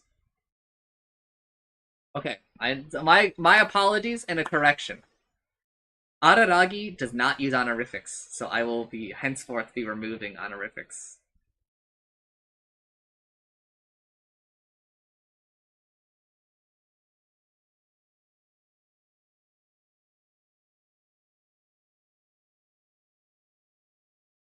Is that all, is what I mean. Oshino clapped his hands before his chest as if to say he was done with the topic. Okay, understood. You want to recover your weight, and I'll help. You obtained Araragi's introduction, after all. You're going to save me? I'm not saving you, but I can help. Let's see, Oshino said, checking the wristwatch on his left arm. The sun is still up, so go back home for now. Once you're there, cleanse your body with cold water and change into a clean set of clothes, okay? I'll make my own preparations in the meantime. Since your class ends with Araragi, you must attend that button-down school, but will you be able to leave home in the middle of the night? I can do that much. Then can we say meet here again at midnight? Fine, but a clean set of clothes? They don't have to be new, but your school uniform won't do. You wear it every day. And your fee? Huh? Please, don't play dumb. You're not saving me as an act of charity, are you? Ashino turned, looking at me appraisingly. I guess I'll take one, Ojo-san, if that would make you feel better. Alright then, 100,000 yen. 100,000 yen. Senjo Gahara parroted the sum. 100,000 yen, huh? You can make that kind of money in a month or two working part-time at a fast food place. I think it's reasonable. This is nothing like the treatment I got, I remarked. Was it not? I want to say that it was 100,000 yen for Ojo-san, for the class president, too, Oshino countered. I'm saying that you charged me 5 million yen! What do you expect? That was a vampire! Stop chalking everything up to vampirism. I hate when people rely on fads like that. Brushing away my complaints, Oshino asked Senjo Gahara, can you pay it? Of course, she replied, of course, without fail. And so now, 2 hours later, here we were, at Senjo Gahara's home. I took a look around, another one. 100,000 yen isn't a small sum by normal standards, but her single room abode made me think it was a particularly large one for Senjo Gahara. There was nothing there other than the dresser, the low table, and a small bookshelf. Considering how voracious a reader she made herself out to be, her collection was meager, which meant she probably relied heavily on used bookstores and libraries, like the struggling student of yore. Well, I guess that's actually what she was. She said she was even on financial aid. According to Oshino, Senjo Gahara got off easy compared to me, but I wasn't so sure. Yes, being attacked by a vampire is no joke for the threat to your life, and the trouble you end up causing. More than once I thought things would be easier if I were dead, and even now, after a single misstep, I find myself feeling that way. So, maybe Senjo Gahara was on the luckier side of misfortune, but given what Hanekawa had told me about Senjo Gahara, the middle schooler, it felt wrong to box it up so tidily and see it that way. The two weren't equal, to say the least. Then a thought came to me. Hanekawa. What about Hanekawa? Tsubasa Hanekawa's case. A woman whose first name meant wing, and whose last name started with another character for the same, a pair of mismatched appendages. Just as I was attacked by a demon and Senjo Gahara encountered a crab, Hanekawa was bewitched by a cat. That's what happened during Golden Week. It was so intense that it felt like the distant past as soon as it was over. But it had been just a few days. Hanekawa, though, barely had any memories of Golden Week, and seemed only to know that it was thanks to Oshino that she was fine. Or maybe she was nothing at all. But at any rate, I remembered everything. It really was an awful case. And that's coming from me, who had dealt with a demon at that point. I'd never imagined that a cat might be scarier than a demon. So from the perspective of being life-threatening and all, you could simply say that Senjuka Hara's case was less dire than Hanekawa's, but considering what Senjuka Hara must have felt to get to where she was now, considering her current predicament, if I did consider it, what sort of life had gotten her to a place where generosity was deemed hostile behavior? The lad who sold his shadow. She who was deprived of her weight. It was beyond me. It wasn't for me to understand. I'm done with my shower. Senjuka Hara came out of the bathroom, as naked as the day as she was born. Gah! Move out of the way, I can't get my clothes with you there. Coolly annoyed with her wet hair, Senjuka Hara pointed to the drawer behind me. Clothes. Put some clothes on. That's what I'm trying to do. Why now? Are you saying I shouldn't? I'm saying you should have already. I forgot to bring them in with me. Then wear a towel or something. No way. How classless, she pronounced with a serene expression. It was clear as day that arguing with her would be futile, so I crawled out of the way of the dresser toward the bookshelf and focused my vision and my mind there as if to take inventory. I'd seen a fully nude woman for the first time. But something was wrong. It wasn't as I'd pictured it. While I don't think I harbored any illusions, what I'd wanted, what I'd dreamed of. Wasn't this childlike shrieking, this letting it all hang out? Clean clothes, she said. Do you think white would be better? Don't ask me. I only own patterned underwear. Don't ask me! I don't understand. Why are you screaming like that when all I'm doing is asking you for advice? Are you going through menopause? The sound of a drawer being opened, the rustling of clothes. Too late. The image was burned in my mind and wasn't going away. Agararagi, don't tell me you were sexually aroused at the sight of my nude body. Even if I was, it's not my fault. Just try to lay a finger on me. I know that biting off your tongue will end the ordeal. Well, aren't you a chaste one? I'm talking about your tongue, not mine. Okay, now you have me scared. I was starting to suspect that trying to understand this woman from my perspective was a fool's errand. It's beyond humans to understand humans. That should have been obvious. Okay, you can look now. Oh yeah, sheesh. I turned away from the bookshelf and toward her. She was still in her underwear. She wasn't even wearing socks. And she'd assumed a terribly provocative pose. What's your goal here? I yelled. Come on, this is my special thanks for helping me out today. So act at least a little happy. It was her way of thanking me. I didn't get it. If anything, I wanted an apology more than any thanks. Act at least a little happy. Now you're getting mad at me? It'd only be polite to provide some feedback. Feedback? That would be polite? What should I tell her? I ventured. That's a nice body you've got there? I can't believe you, she sat with the kind of disgust reserved for piles of rotting garbage. Actually, there was a bit of pity mixed in there, too. This is why you're a lifelong virgin. Lifelong? Are you a time traveler or something? Could you at least not spray your spittle? I might catch your virginity. Virginity is not something a woman can catch. Well, not that a man could either. Hold on, we've been talking like it's a given that I'm a virgin. Well, isn't it? No grade schooler would ever give you the time of day. I have two objections to that one. First, I'm not a lolicon. And second, grade schoolers, some grade schoolers somewhere would. Why state the second point if the first is true? Why indeed? But you're right, she conceded. I was jumping to conclusions, as long as you understand. Stop with the spittle. I might catch your except for prose virginity. In that case, I admit that I'm a total cherry boy. Cherry boy is a phrase that they commonly use in Japan to refer to virgins. Having cornered me into making a shameful confession, Senjuka Hara gave a satisfied nod. You should have come out and said so from the start. This moment of happiness is easily worth half of your remaining lifespan, so just appreciate it. Are you the Grim Reaper or what? A deal to see a woman in the nude? A new sort of evil eye. I wouldn't worry, Senjuka Hara assured, as she took out and wore a white shirt over her aqua blue bra. It seemed ridiculous to do another account of her books, so I just stared at her instead. I wasn't going to tell Hanekawa, you know. Hanekawa, I asked? Don't you have a crush on her? Not true. Oh, I see you two talking all the time, so I was under that impression, and thought I'd try a leading question. Keep leading questions out of everyday conversations. Shut up. Do you want to be disposed of? Just what kind of authority are you purporting to be? Still, it seemed that Senjuka Hara was observing her classmates more than she let on. I'd wondered if she even knew that I was class vice president. No, actually, was this just another instance of her never knowing who might actually be her enemies one day? We talk all the time because she starts conversations with me, I explained.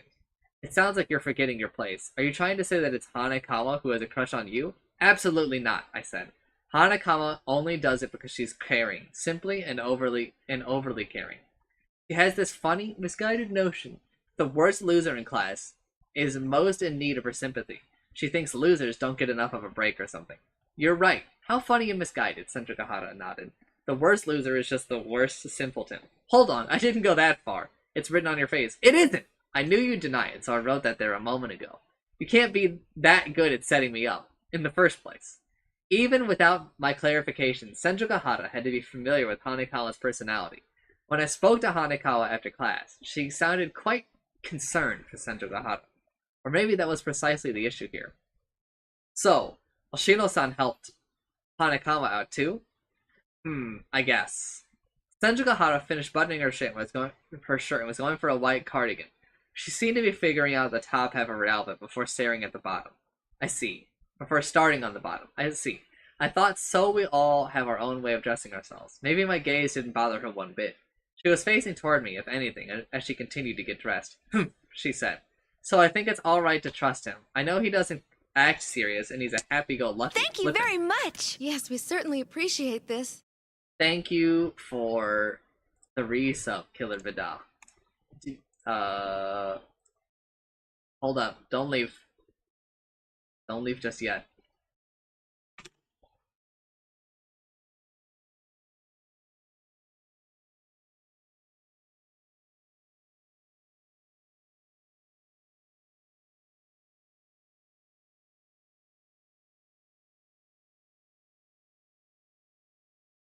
What do you want your sub to go towards?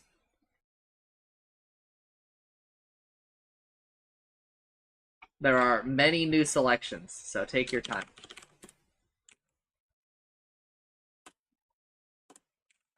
What's closest at the moment?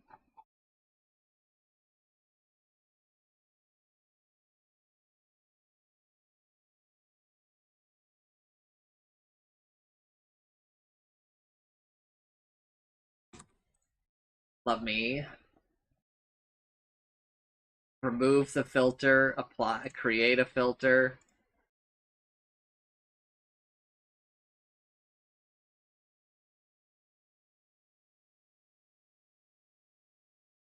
Yakuza 1 Turnaround is the closest. At 81%, so it's at 40 out of $50.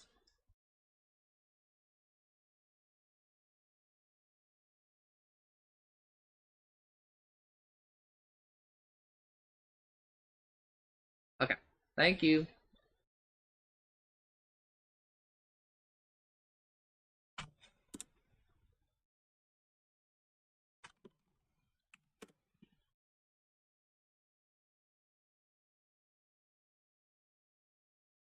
Also, there is a community channel fund goal, if you so desire. Boo-doo-doo.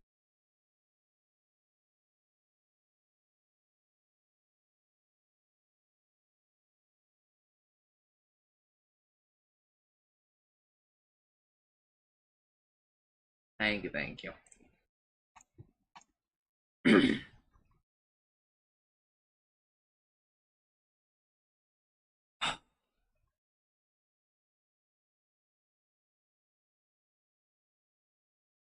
46%?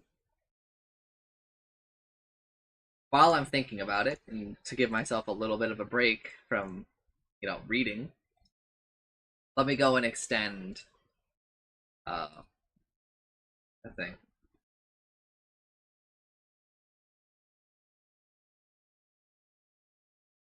Well, I mean, I don't even do the Gamba anyway, to be honest.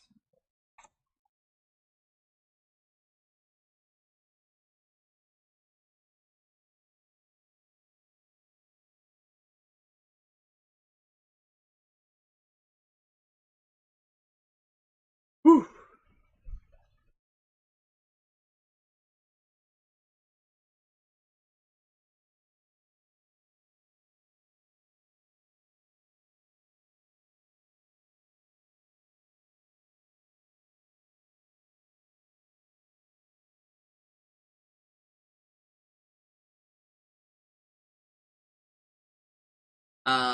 I'm not really sure if I do. I don't really know where the lines are delineated. I don't really pay attention to drawn like genre so much. I just listen to songs.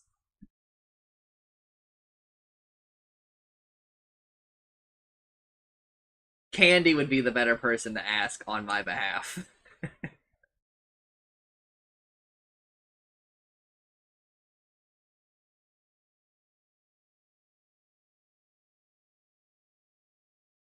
I also need to turn down the music a little bit.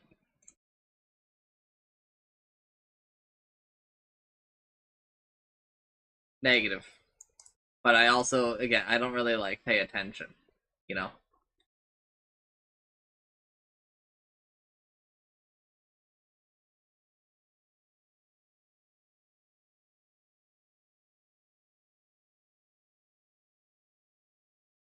Like most of my Japanese music listening comes from anime. And while anime openings have a type on the internet, it's like not actually the case. There are many varied genres in anime openings, especially in the common day.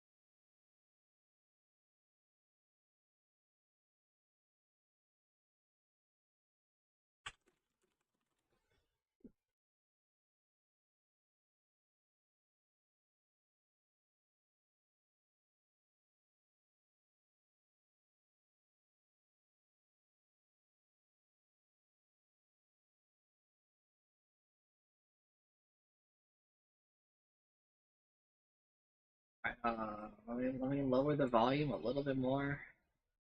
There we go. All right,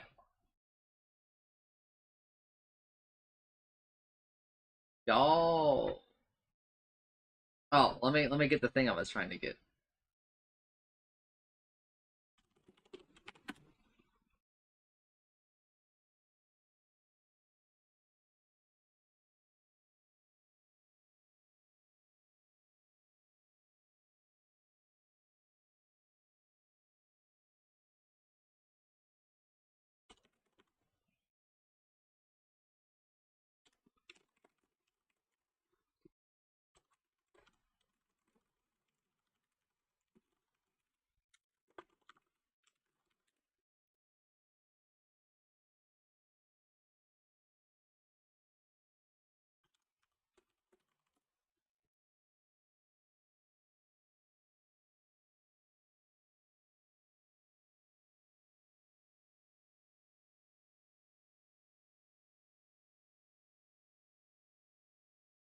But I don't really know where this falls.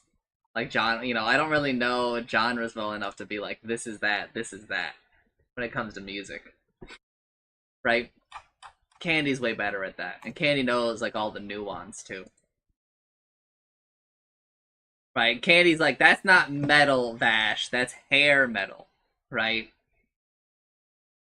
That's dirty metal. That's trash metal.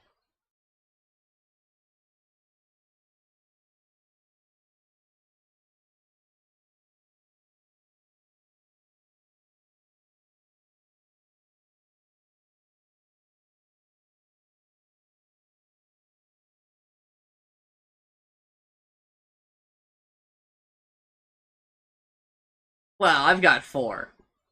It's good, it's bad, I like it, or I dislike it.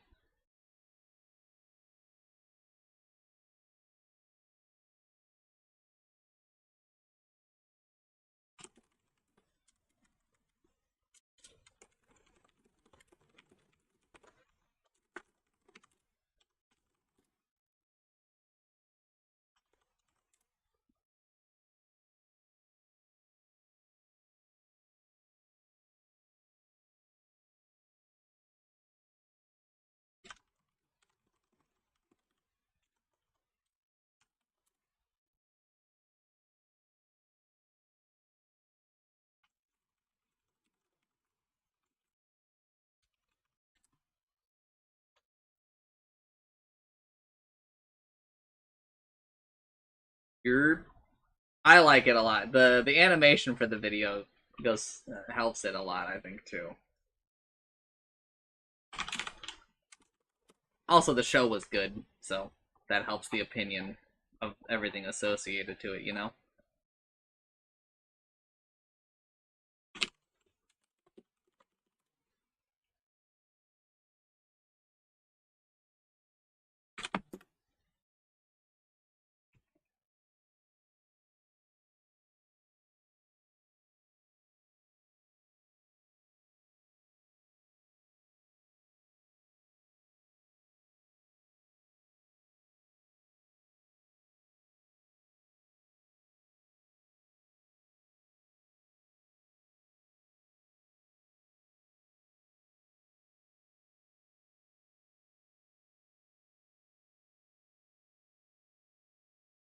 Alright, alright.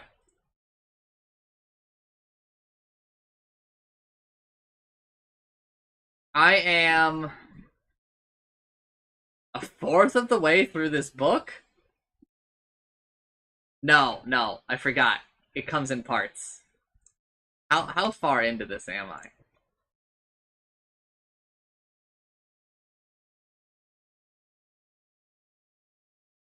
Ah! It's in 3 parts!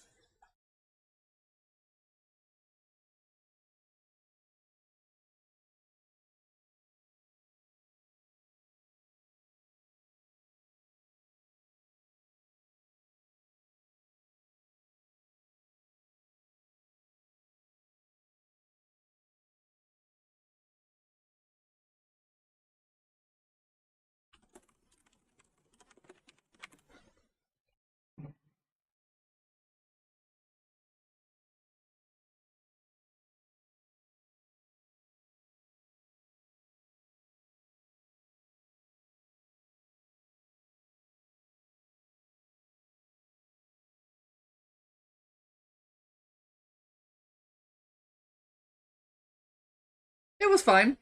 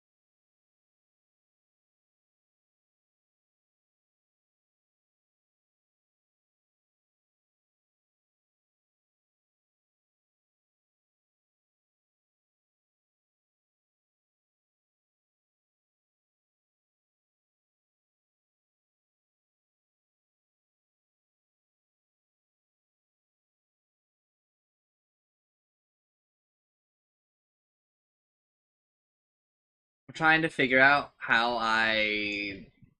what I did to make book one readable, because I've had all full disclosure. I've had this PDF downloaded for 6 years. I bought the Gatari series like 6 years ago, 7 years ago, and I've just been kind of sitting on reading them. This is the farthest I've ever made it, because that's also part of the reason why I'm doing these book readings. It's because it's kind of forcing me to sit down and do them.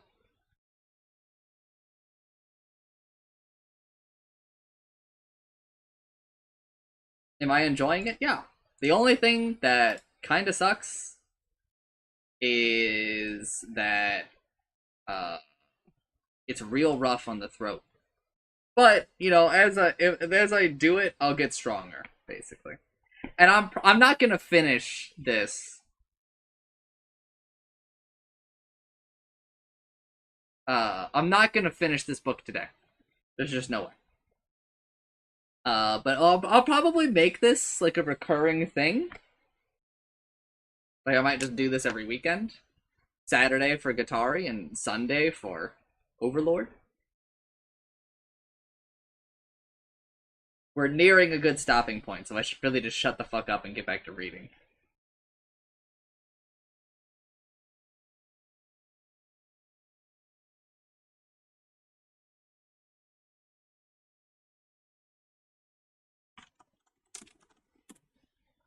Okay, so I probably just converted my EPUB to a PDF because I don't have a device for reading. Noted. Anyway, I am going back to reading.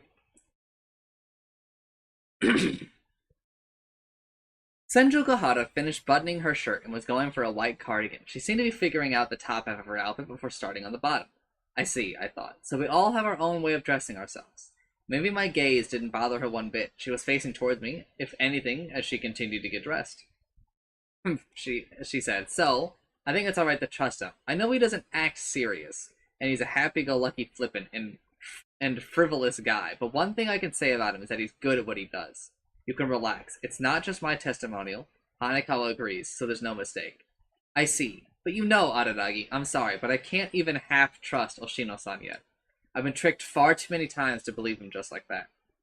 5 people had tried similar lines on her. All were frauds, and that probably wasn't the full extent of it.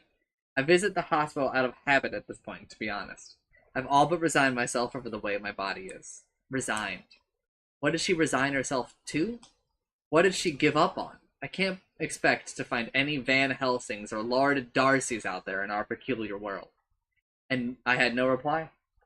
Though you might find a useless, bumbling sidekick or two, she said in her most sarcastic voice, which is why, Araragi, I couldn't possibly be so optimistic as to think that a classmate who happened to catch me when I happened to slip on the stairs happened to be attacked by a vampire over spring break, and that the man who happened to save you happens to have been involved with the class president and, moreover, happens to be willing to help me.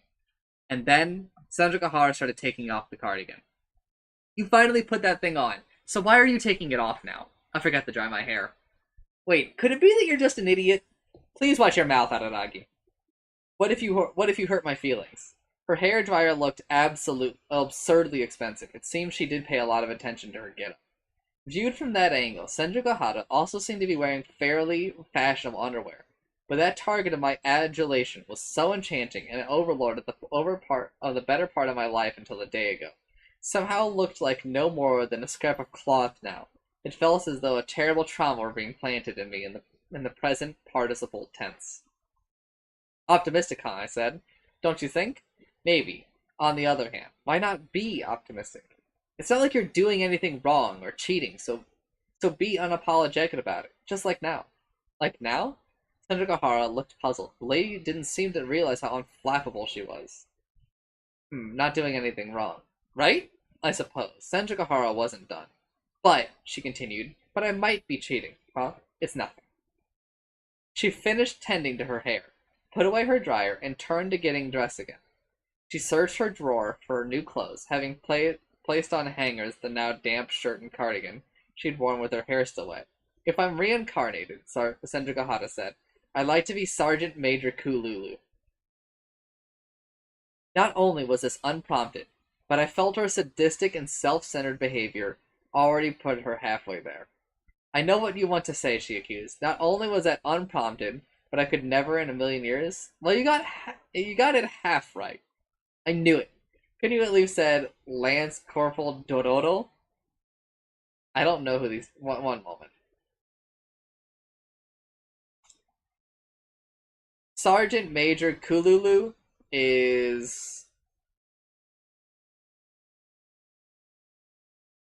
from a manga and anime series called Keroro Gunsu.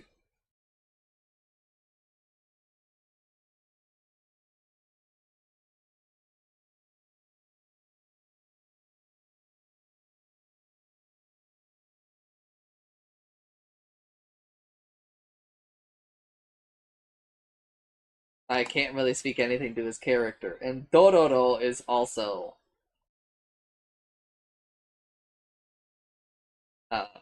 from the same anime/manga. For me, the words trauma switch are too close for comfort. I see, but no ifs or buts. Or bits. What the hell is a bits? You couldn't even guess the word she'd maybe misspoken. Naturally, I had no idea what she was trying to say, but even as I thought so, Sendra Gahara changed the subject. Hey, Aradaki, can I ask you something? No, actually, when she refers to him, I believe a lot of times she does say Koyomi. So, hey, Koyomi, can I ask you something? Not that it really matters. Yeah. What did you mean by, like the face of the moon? Huh? What are you talking about? You said it earlier to Oshino-san. Right, I remembered. About the crab, I explained. That guy Oshino said it can also be a rabbit or a beautiful woman. That's what I was talking about. People in Japan see rabbits in the moon, while in other countries they say it's a crab or a person's face. Well, it's not that I see anything of the sort, but that's how the story goes. Got it, Sendra nodded along, perking up. I'm surprised you know such a lame fact. You managed to impress me for the first time ever. She said lame. She said the first time ever, so I decided to double down. Well, I know a thing or two when it comes to astronomy and cosmology. I was really into it for a while. It's okay, you don't need to try to act smart with me. I already have you figured out. That's about the only thing you know, right? You must think verbal abuse is just a cute expression. Fine then, go ahead and call the verbal police. I had a feeling that the real police wouldn't know what to do with her. Look, I insisted, I'm not that clueless. For example, in Japan, it's a rabbit on the face of the moon. But do you know why? There aren't any rabbits on the moon, Koyomi. You're in high school, and you still believe that? Hypothetically speaking. Wait, hypothetically? Did I mean figuratively? This wasn't going so well. Once upon a time, there was a god, or maybe it was the Buddha, but forget which. Let's just say that there was a god. For this god's sake, a rabbit chose to hop into a fire and to cook itself as a divine offering. Moved by its self-sacrifice, the god pinned its form up on the moon in the sky so people would never forget the rabbit. I was going off some shaky knowledge salvaged from vague memories of a TV show I'd seen as a child, but I was sure those were the details. That was a cruel thing for the god to do, remarked Sendra Gahara. It's like the rabbit got pilloried. It's not that kind of story. No, it's not that kind of story. I don't know about that rabbit either. It's transparent calculation that a display of self-sacrifice would win the god's recognition is almost grasping. It absolutely isn't that kind of story. In any case, it's not for the likes of me. Having said this, she started taking her top off again. Her new one. Are you just proud of your body and trying to show off, or what? I'm not so conceited as to be proud of my body. It was just inside out and backwards, too. That's almost skilled. I will admit, wearing clothes isn't my forte. So you're like a kid. No. They're heavy. Ah, I was thoughtless. Remember, if a bag felt heavy, clothes would too. If everything had 10 times the weight, your clothes were nothing to sneeze at. I regretted it. It was an insensitive, a careless thing to say. This, she said, I might get tired of, but never get used to. But you're actually quite erudite, Koyomi. You've surprised me. There just might be some brain in that head of yours. Of course there is. Don't take things for granted. The cranium of an organism like you containing brain matter would be an event bordering on a miracle, all right? Wow, that's a really mean thing to say. Don't let it bother you. I'm only stating facts here. I'd say someone in this room deserves to die. What? Well, Sheena isn't here, though. Could you possibly have just claimed that a mentor to be respected, our homeroom teacher, deserves to die? Did the crab too? Huh? Did it choose to hop into a fire like the rabbit? Oh, well, I haven't come across anything about the crab. I wonder if there's a backstory. I never thought about it. Probably because the moon has seas on it? There aren't any seas on the moon. How could you say that so smugly? What? There aren't? Weren't there? So much for your astronomy. They're not real seas. They're only called that. Oh. I certainly couldn't hope to keep up with an actual smart person. Oh dear, Koyomi. It seems you've shown your true colors. How rash of me to posit, even for a moment, that you possess any knowledge. You must think I'm really stupid. How did you figure that out? You look genuinely shocked. So she thought she was hiding it. Really? She lamented. Because of me, Koyomi, you've noticed how pitiful your mind is. I feel responsible. Hey, hold on. Am I really that severely stupid? Relax. Discriminating against people on account of their grades is something I'd never do. The way you phrased that is already setting off alarm bells. Could you not spray your spittle? I might catch your truncated schooling. We go to the same school! Yes, but what about after that? She had me there. A graduate degree for me, while you're going to drop out of high school. I've made it to my senior year. I'm not quitting now. Soon enough, you'll be crying and begging to be let off. A villain's line that I only ever hear in comics just rolls off your tongue? Let's compare test percentiles. 99th for me. Gah! She beat me to the punch. The 35th for me. So 0 if you round. What? Liar. A 5 gets... Wait, are you rounding by the tens? How dare you do that to my percentile? She had more than 60 percentage points on me. She was beating a dead horse. I don't feel victorious until I'm up by 100 points. You'd round yours by the tens too. Merciless. So from now on, I don't want you coming with a 20,000 within a 20,000 kilometer radius of me. Did you just order me off the face of the earth? By the way, did the God do the rabbit a favor and actually feast on it? Huh? Oh, you're back to that. Did he feast on it? If you pursued it that far, it would become a tale of the bizarre. Okay? It already is, pursuit or not. Oh yeah, why would I know? I'm stupid. Don't pout. You're gonna wreck my mood. Are you ever going to start feeling bad for me? Pitying you alone won't rid the world of war. Don't be theorizing about the world when you can't even save a single human being. Start by helping the sad little life in front of you. I know you're up to it. Alright, I've made up my mind, Senjougahara said, having dressed herself at last in a white tank top, a white jacket, and a white flared skirt. If this all goes well, it's going to be crabs in Hokkaido. I'm pretty sure you can eat crabs without going all the way up to Hokkaido, and I don't think they're in season now. But sure, if that's what you want to do, be my guest. You're coming with me. Why? Oh, you didn't know? Crabs, Koyomi, are delicious.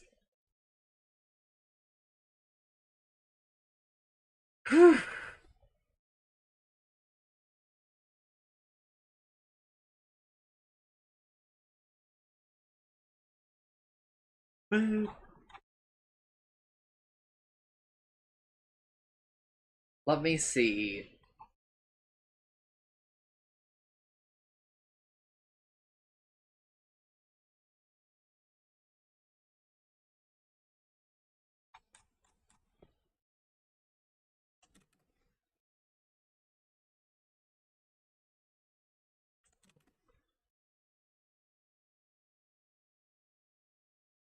Okay, we've got about 30 more pages to go. 30 of my pages.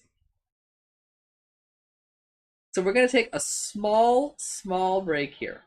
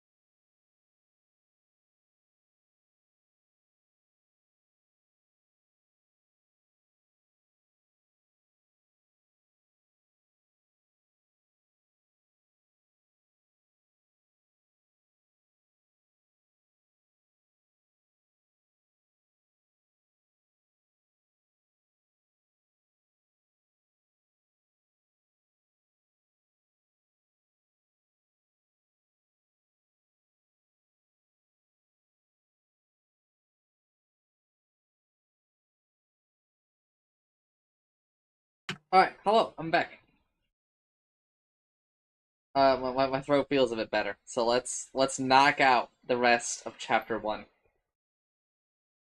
Our town in the provinces is also out in the country. It gets incredibly dark at night.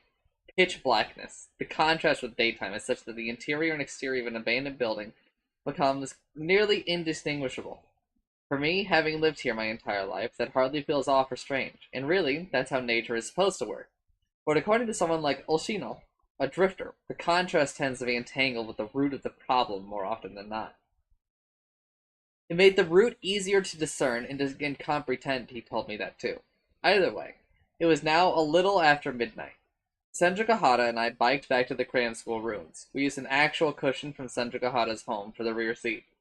I was mildly hungry as I hadn't eaten anything. When I parked my bike in the same spot I'd used in the evening and entered the grounds through the same hole in the fence, Oshino was there waiting for us at the entrance, as if he'd been there for ages.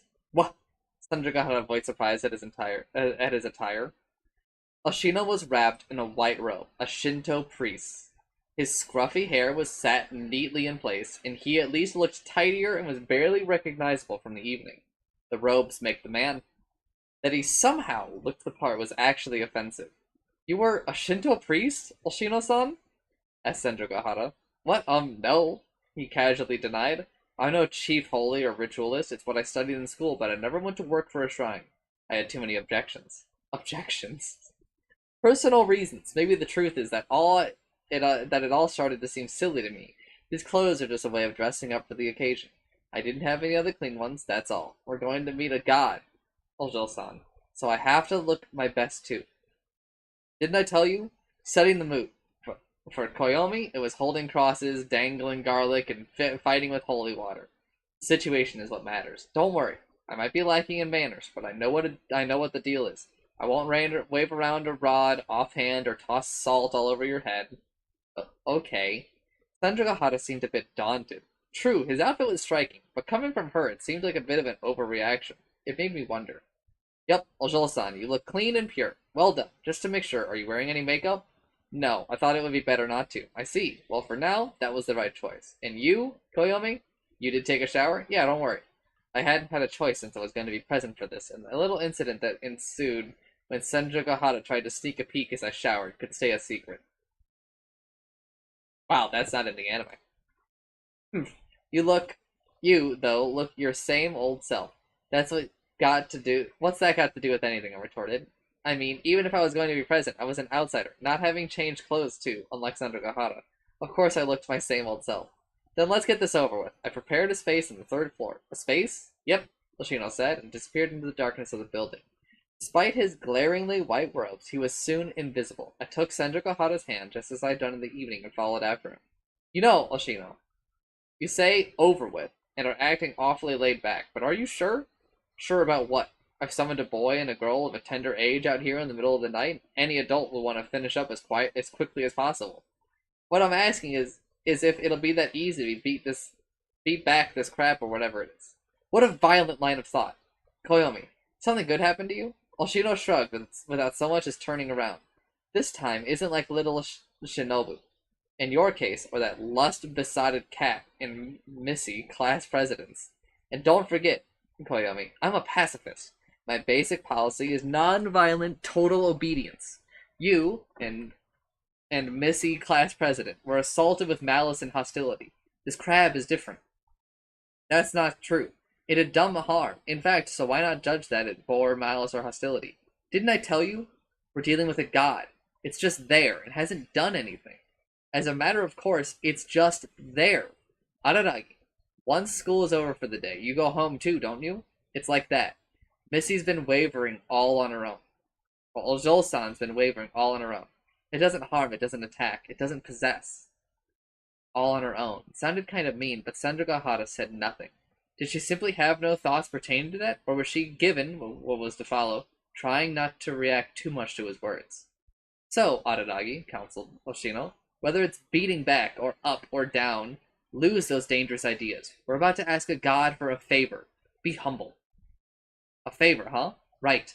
A favor. And if we ask nicely, it's going to say here and give it back. Senjugahara's weight. Her body weight? I won't say definitely, but probably. This isn't like spending New Year's Eve at a shrine. Well, they usually aren't so hard-headed as to turn down as a sincere request. The gods are a fairly undiscerning bunch, especially Japanese ones. Putting aside humans taken as a cluster, they couldn't care less about us on an individual basis. They really don't, okay?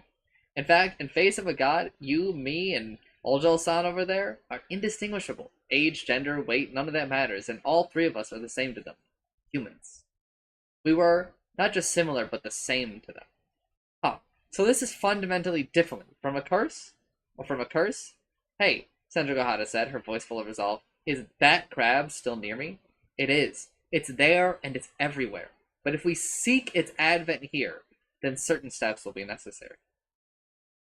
We arrived at the third floor. We entered one of the classrooms. A straw warding rope had been hung around the walls. The chairs and tables had been taken elsewhere, and an altar sat in front of the blackboard. Considering that the space was complete with stands filled with offerings, it couldn't have been slapped together after our earlier talk. Small lamps stood in each of the room's four corners and filled it with a dim light. Think of it as a spiritual field, Oshino explained. The realm of divinity, as they say. It's nothing to get worked up about. You don't need to be so nervous, Ojo-san. I'm not nervous. Is that so? Fantastic, Oshino said, proceeding into the classroom. Could the two of you please lower your heads and cast down your eyes? What? We were already standing before a god. Then the three of us lined up in front of the altar. These were nothing like the measures he took for me or Hanekawa. Speaking of nervous, I was the one feeling nervous. Such a stuffy mood. Just this mood was making me feel funny. My body shrank. I couldn't help but be on guard. I, myself, am one of those young, non-religious kids nowadays, who can't distinguish between Shintoism and Buddhism. And yet my heart was home to some instinct or other that reacted to this very situation. Space. Hey, Oshino. What is it, Ararai? I was just thinking, if this is about the situation in space, should I even be here? However you think of it, I'm an intruder. You aren't exactly intruding. Everything should be fine, but you never know. Stuff happens. Stuff can always happen. And if it does, Aradagi, you're going to act as a wall for Ojo-san. I am? What else is that immortal body of yours good for? Well, that certainly was a cool line, but I was pretty sure it wasn't to act as a wall for Senjugahara. To begin with, I wasn't immortal anymore. Toyomi, Senjugahara pleaded without missing a beat. Promise you'll protect me. Why a princess character all of a sudden? What's the big issue? You must be planning to off your worthless self as soon as tomorrow anyway. Out of character and nothing flat. Moreover, words that were hardly whispered behind your back in your lifetime had been spoken straight to my face like normal. Being on the receiving end of her acid tongue made me wonder if I needed to give serious thought to the evils I'd wrought in a past life. Of course, I'm not asking you to do this for free, she said. You gonna give me something? I asked. How shallow of you to seek a material reward. It wouldn't be a stretch to say that your entire humanity is summarized by that sad little response. Then what you gonna do for me? You're scum who tried to equip the slave outfit to Nera in Dragon Quest V, but I'm going to halt my plans to spread the word. I've never even heard of anyone doing that. Plus, spreading the word was her promise. What a horrible woman. Or was her premise? It should have been obvious that you can't equip it to her. That's just so harebrained. Or should I say dog-brained? Hold on a second. You're looking triumphant like that, like this was a witty insult, but have I once been compared to a dog in any way? Right, Senjugahara snickered. How unfair of me. To dogs. Weaving in at that moment an old standby that would otherwise sound hackneyed, this woman had complete mastery over all things insulting. Fine then, forget it, she said. A coward like you can run home with your tail between your legs and play lonely games with the taser like you do every night. What sort of perverted play is that? Or rather, stop spreading one insidious rumor after another about me. When you're on my level, Koyomi, it's easy to see through a flimsy little thing like you. I know all of your dorkest secrets. How did you manage to misspeak and come up with an even worse insult? What the hell are you the beloved of? She was unfathomable in that respect. She must have meant to say darkest. Anyway, Oshino, I reprised, why ask me? Won't that Shinobu do? Like that time with Hanekawa? He simply replied, it's past her bedtime. A vampire sleeping at night? It really was poignant. Shino took a vessel of sake from the offerings and handed it to Senjo Gahara. What now? She asked, confused. Drinking alcohol can bring you closer to the gods, apparently. Go ahead, in the way of loosening up. I'm a minor. You don't have to go far as to get drunk, just a teeny sip. After a moment of hesitation, Senjo Gahara did gulp down a mouthful as he watched. She handed back the vessel to Oshino, who turned it to its original location. Okay, let's calm down, Oshino said, still facing forward, his back to Senjo Gahara. We'll start by calming down. The situation is what matters. As long as we create a space, manners don't. It's all up to your frame of mind in the end, Ojo-san. A frame of mind.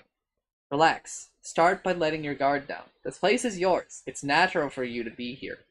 Keeping your head lowered and closing your eyes. Let's count. 1, 2, 3. Really, there was no need for me to, but I found myself following along, closing my eyes and counting. As I did, it came to me, setting the mood. In that sense, not just Oshino's attire, but the straw warding rope, the altar, and even the trip home to bathe were all requirements for setting the mood, or, to take it further, setting up Senjo Gahara's mental condition. It was close to suggestion, hypnotic suggestion. Begin by wiping away her self-consciousness, get her lower guard,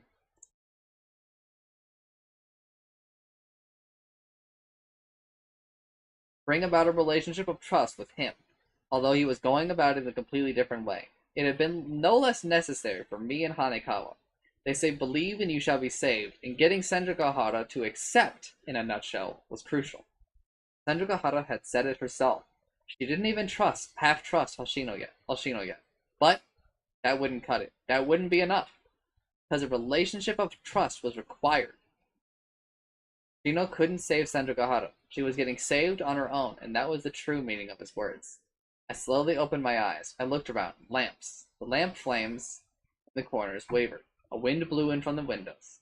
Shaky flames that could be snuffed out at any moment, yet their light was certain. Do you feel calm? Yes. Alright then, let's answer some questions. You've decided to answer my questions, Ojo-san. What's your name? Hitagi Senjo Gahara. What school do you go to? Noetsu Private High School. What's your birthday? July 7th. A Q&A whose meaning wasn't clear, but in fact seemed totally meaningless unfolded. Flatly, at a steady pace, Oshino still had his back to Senjo Gahara. She, too, hid her face, her eyes closed, her head lowered, downcast. It felt quiet enough for breaths and heartbeats to make themselves heard. Who's your favorite author? Saku Yumeno.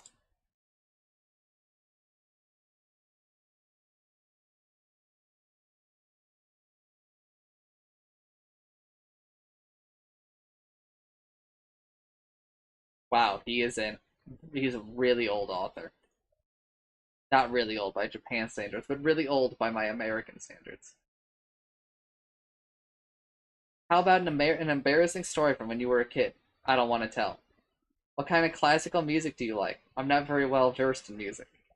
How did you feel when you graduated elementary school? Only that I would be attending middle school next, because I was just going from one public school to another. What was the boy who was your first love like? I don't want to tell. In your life so far, Hoshino said in the same steady tone, what experience hurt you the most? Here, Senjo Gahara drew a blank. Not even an I don't want to tell. Silence. I realized then that Oshino had imbued just this question with meaning. What's the matter? The most hurtful experience in your life. I'm asking you about your memories. The mood wasn't one where she could remain silent. She couldn't refuse with an I don't want to tell. That was the situation. The space that had been formed. According to plan, things moved forward. My mother, your mother, falling for a bad religion. She'd fallen for some sketchy new religion, Senjo Gahara had told me. That her mother gave them everything they owned and even took on debt until their family fell apart. That even after the divorce, her father still worked around the clock to pay off the loans. Was that the experience that hurt her the most? More than being deprived of her weight? Of course it was. How could it not hurt worse? But that's all? Hoshino asked. What do you mean? If that's all, it's no big deal. Freedom of faith is recognized by the laws of Japan. Freedom of faith is recognized as an authentic human right. What your mother reveres or prays to is merely an issue of methodology. So that's not all, Ashino asserted forcefully. Try and tell. What happened? Like I said, my mother, because of me, she fell for such a religion. She got duped. Your mother was duped by a cult. Then what? Then what? Senjugahara bit down hard on her lower lip. An executive member of the religious group came to our house with my mother. An executive member. This person came, and then he said it would be purifying. Purifying. It'd be purifying. He said it'd be purifying, and then he said it was a ritual. He took me. And Senjugahara said, pain mixing into her voice, assaulted me. Assault in the sense of getting violent, or in a sexual sense? In the sexual sense. Yes. That man, Senjugahara continued, as if she were enduring a variety of things, tried to rape me. I see. Ashino nodded quietly. Senjugahara's fixation on chastity, that took an unnatural form, her cautiousness, a highly defensive mentality, and acutely aggressive mindset. It felt like they made sense now.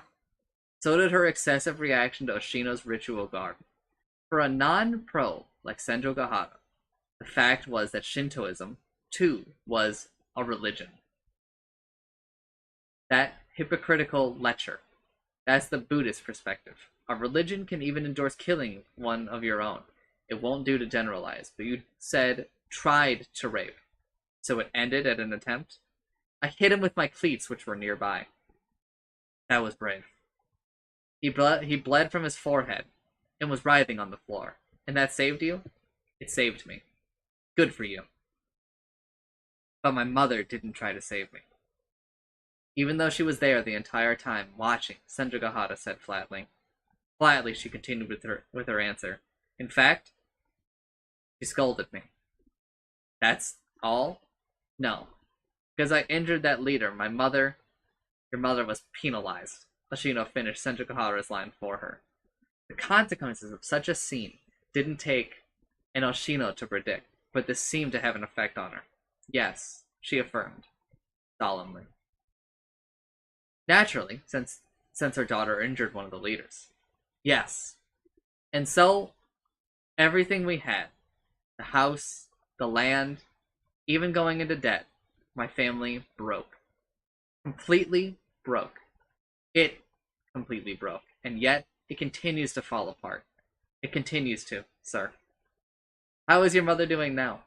I don't know. There's no way that you don't.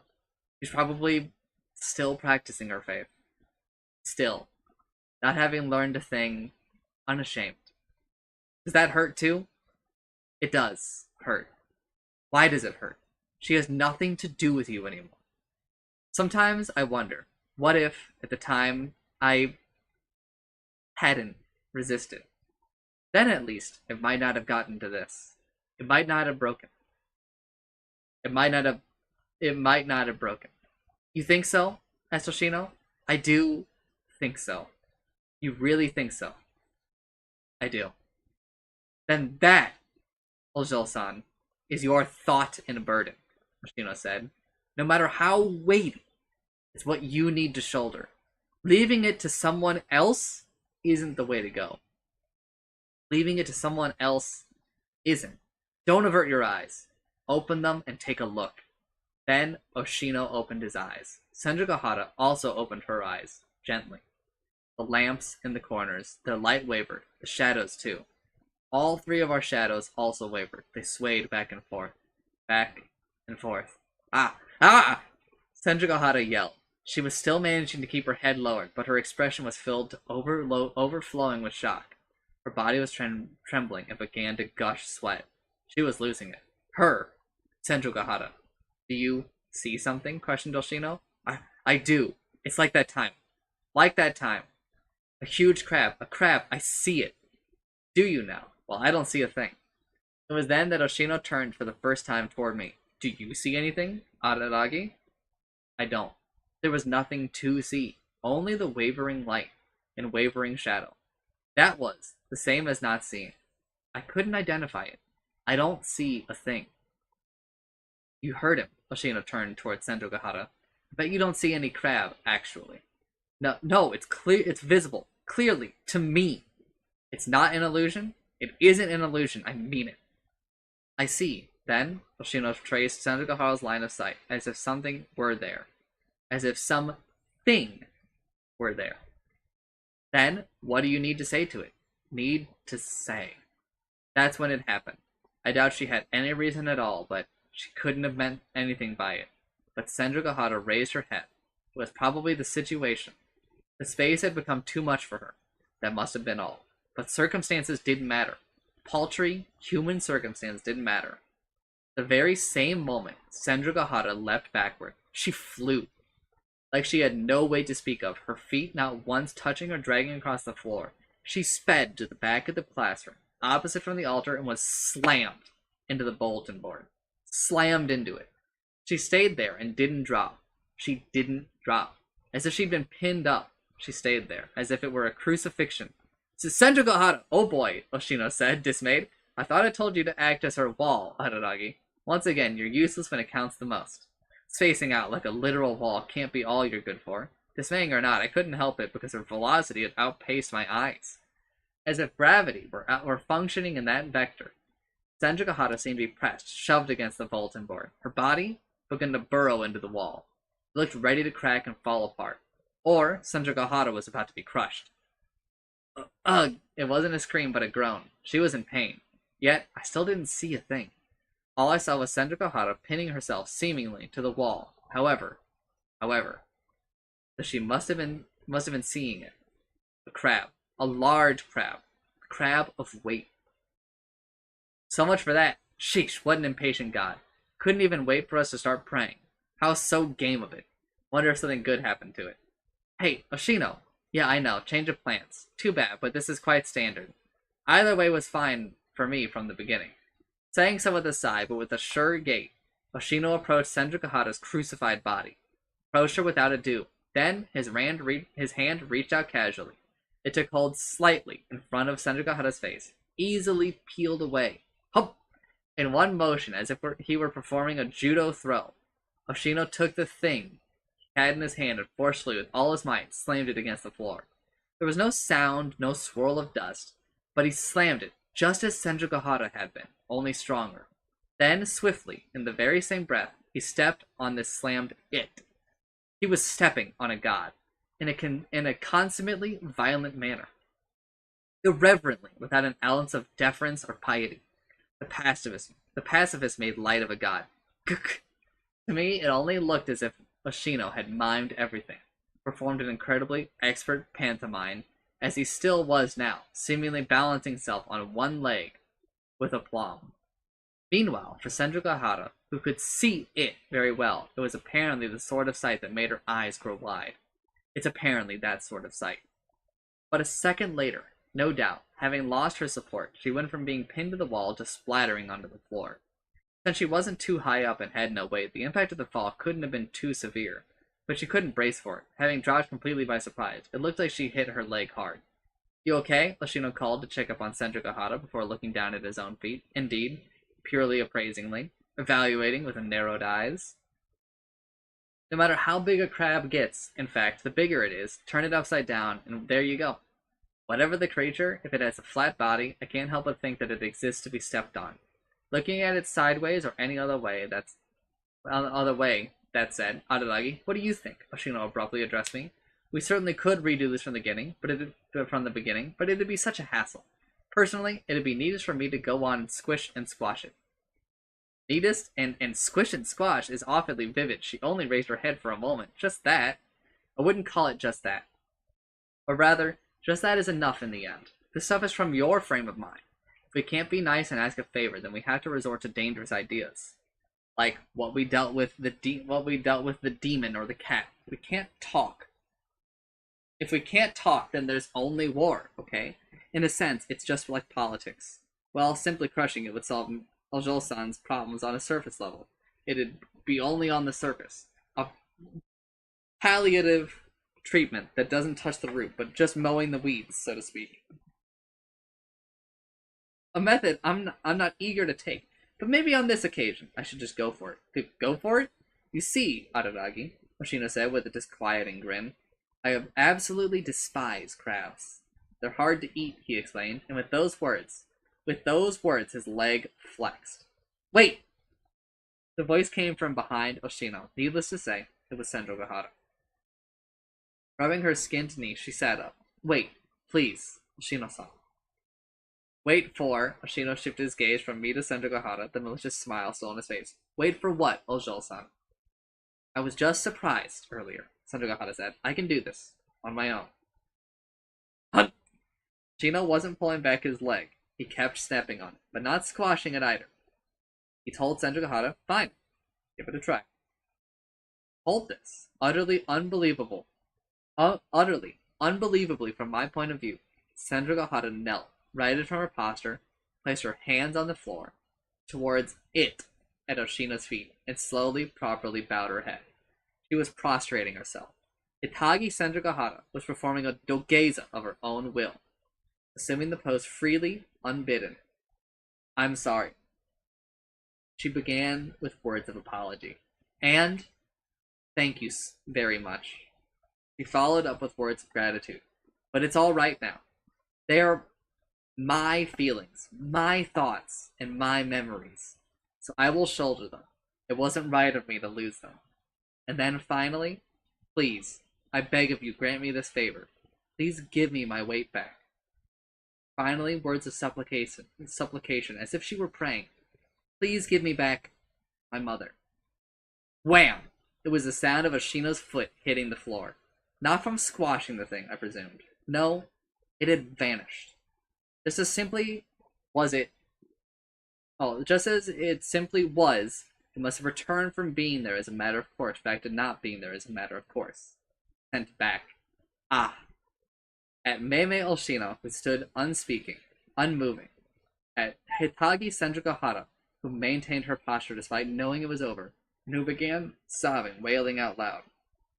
Standing apart and gazing at them, Toyomi Araragi vacantly, vacuously wondered, ah, maybe Senjougahara is a tsundere through and through and through. The timeline. I had misconstrued the timeline. I was sure that Senjougahara encountering the crab and losing her weight had eaten away at her mother, who then fell for the money-grubbing sect. But I was told that, in reality, her mother had fallen for it long before Senjougahara ever encountered the crab and lost her weight. I should have been able to figure that out with some thought. Unlike stationary tools, like box cutters and staplers, cleats aren't something you just happen to reach out and find nearby. That word coming up should have tipped me off then. And then and there, that Senjougahara had been on the track team at the time, that she'd been in middle school. There was no way she could have been in high school, when even gym clothes were off limits, and she belonged to the no extracurriculars club. Apparently, the exact point at which her mother fell for the religion started to believe in it was when Senjougahara was in 5th grade, back in elementary school, before even Hanekawa knew her. And according to Senjougahara, in those days, she was a girl who was always ill. Not as her positioning, but as a matter of fact. Then, at a certain point, she was stricken with a terrible sickness that everyone has heard of. Her condition was such that she had only 1 chance out of 10 of surviving, and doctors indeed wanted to throw in the towel. That's when Senjougahara's mother began looking for solace, or should we say, was taken advantage of. Probably totally unrelated to that, though. No one can know for sure whether or not it was unrelated, Oshino opined. Senjougahara underwent major surgery and managed to be that 1 out of 10. The faint surgery scar that supposedly remained on her back was another thing I might have noticed, had I observed her nude body in detail at her home. But demanding that of me would border on cruel. I do admit that accusing her of just trying to show off her body when she started dressing herself from the top down, facing me head on, was indeed cruel. Some feedback, at least, she'd said. In any case, thanks to Senjougahara's recovery, her mother only became more absorbed with the religion's teachings. Because of her piety, her daughter had been saved. She'd fallen for a classic trap. It's what you might call a sympathetic cause. Oh, a symptomatic cause. Still, the household itself somehow persisted. I have no way of knowing what kind of creed, of what group this was, but not bleeding its believers dry had to be their basic policy at least. Senju Gahara's father's ample income and their family starting out affluent certainly helped, but as the years went on, her mother's piety, her absorption only worsened in degree. The household was merely persistent. Senju Gahara's relationship with her mother began to sour. It was one thing up through the time she graduated from elementary school. But after she began middle school, they barely spoke. Looking back, with that in mind, what I learned from Hanekawa about Senju Gahara's middle school persona is to understand just how warped it was. Really, it was like an attempt at vindication, superhuman. In middle school, Senju Gahara was almost superhuman. And maybe it was to assure her mother, I can do this. We don't need any religion. As much as their relationship had soured, she probably never was an active girl at heart. If she was always ill in grade school, but then even more so. She must have been forcing it, but it was, more likely than not, counterproductive. A vicious cycle. The better she did, and the more exemplary she became, the more her mother must have thanked the religion's teachings. The counterproductive, vicious circle wound on. Her third year of middle school, it happened when graduation was around the corner. Originally, having joined for her daughter's sake somewhere along the way, Senju Gahara's mother's logic got flipped around to the point that she was offering her daughter to one of the cult's executive members. No, maybe that, too, was for her daughter's sake. The thought is too much to bear.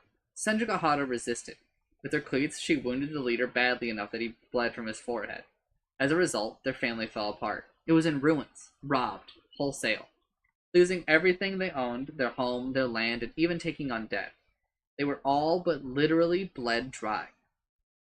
Although the divorce was only finalized last year, according to Senju Gahara, it must have been as a high school student that she started to live in the Tamikudo apartments. It was already all over when she was in middle school. All over.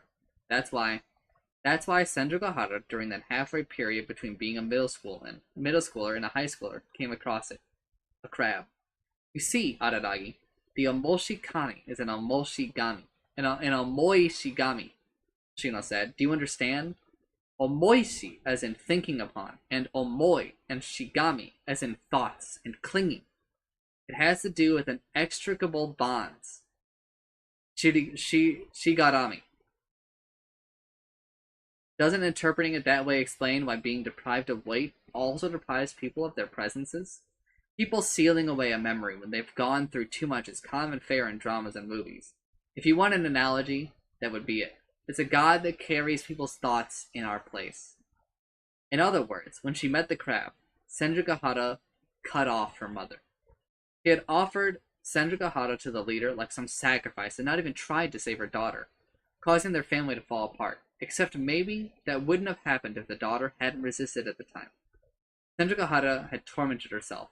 Then, she quit. She stopped thinking about it. She rid herself of that weight, freely, on her own. She had cheated. She had sought solace. It's a barter, a trade, equivalent exchange. Crabs are clad in armor and look durable, don't they? That's probably the idea here. Put a shell around your exterior, preserve what's dear, enveloping it with an exoskeleton, all the while bubbling foam that vanishes right away. I won't have them. He wasn't kidding about not fancying crab. Although he seemed flippant, Hoshino was actually kind of gauche. The character for crab is made up of the ones for solving and insect, isn't it? It's a critter that breaks things down. Organisms that crisscross edges of water tend to fall under that rubric. What's more, those guys are equipped with scissors, 2 pairs at that. As a result, Senju Gahara was deprived of her weight, losing her thoughts. She was liberated from her suffering, free of torment. She was able to give it all up. And when she did, she said things got much easier. That was her honest feeling. In and of itself, being deprived of her weight wasn't a big deal for Senju Gahara. Yet, even so, like the lad who sold his shadow for 10 pieces of gold, there wasn't a day that things being easier, didn't gnaw at her. But not because of any discord with others, not because of any inconvenience in getting about her life, not because she can't make any friends, not because she lost everything, simply because She lost her thoughts, her burden, the 5 frauds. None of them seems to have anything to do with her mother's religion, but even as Senjugahara only half trusts the bunch, Hoshino included, she lends them close to half of her trust, and you can say that, there, is her expression of regret. Not to mention visiting the hospital out of sheer habit. There's nothing to it. I got it all wrong, from the very start to the very end. All this time, after being deprived of her weight, Senjugahara hadn't resigned herself, hadn't given up on anything. It's not necessarily bad, you know, Hoshino argued. Confronting a painful experience isn't a must. It's not like you're great just 'cause you do. If you don't feel like it, it's totally fine to run away.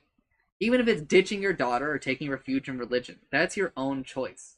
Especially in this case, getting back your thought and burden at this late stage won't do a thing, right? Ojo-san, who stopped feeling tormented, will torment herself again, but that won't bring back her mother or restore her wrecked family. Won't do a thing. Hoshino seems to intend that is neither ridicule nor sarcasm. The Omoshi Kani robs you of your weight, your thinking, your presence. But it's not like our little vampire Shinobu, or that lust-besotted cat. Ojo-san hoped for it, so it in fact dispensed. A barter.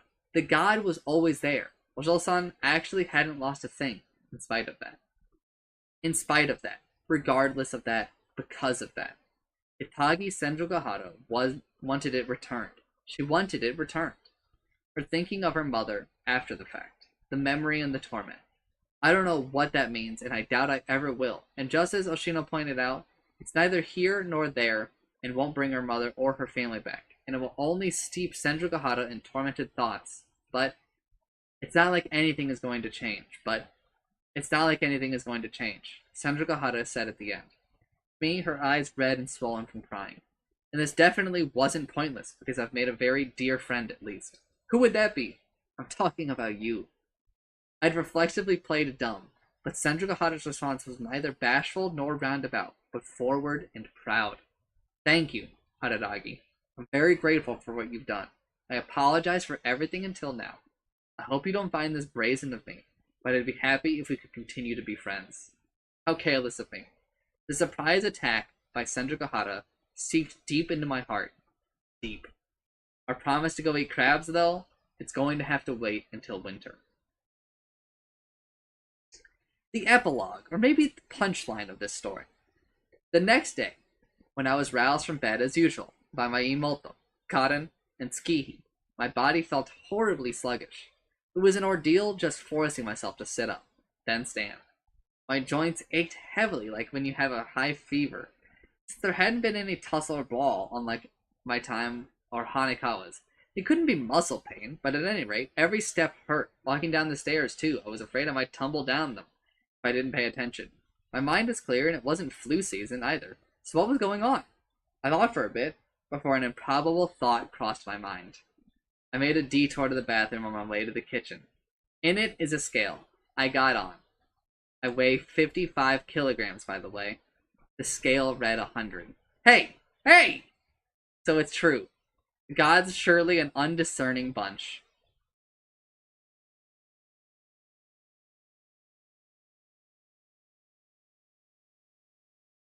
That is the end of Chapter 1. Next week, we will begin Chapter 2, Mayoi Snail.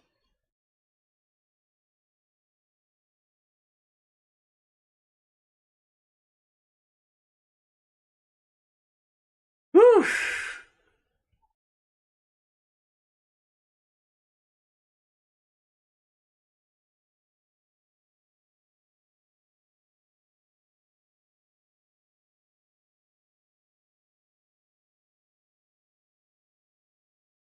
My throat fucking hurts, bros.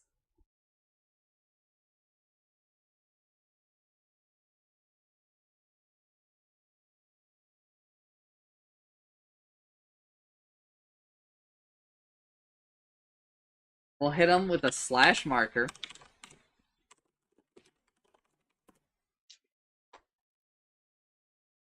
Oh, actually, if you somehow find yourself watching or listening to the stream, For some reason or another, thanks for listening, and I'm sorry. Bye!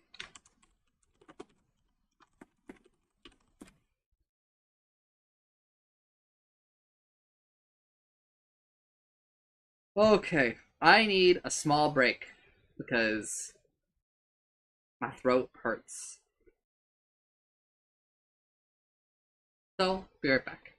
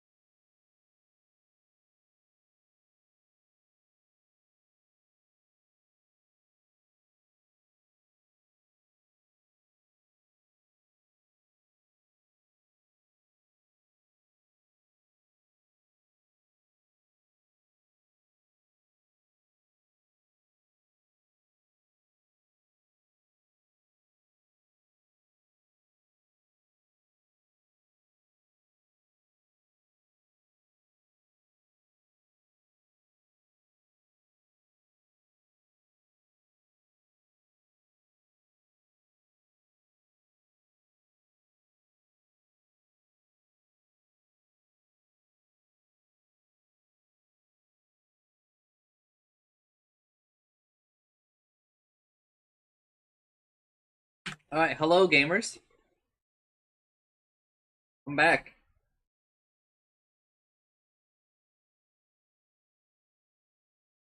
Is anybody here?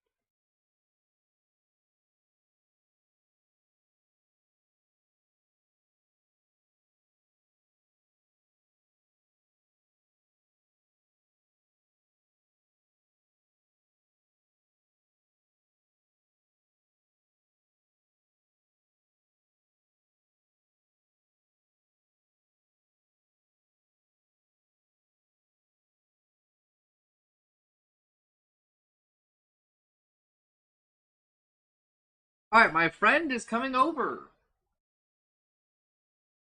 That will be a nice special guest.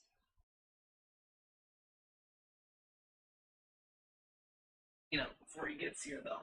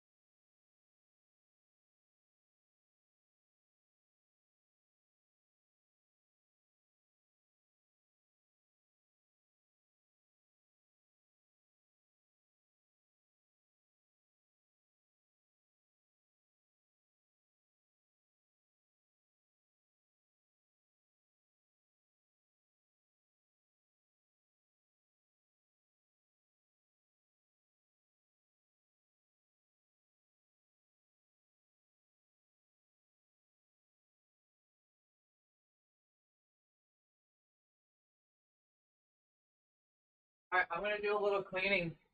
I need to mute for it. I'll be right back.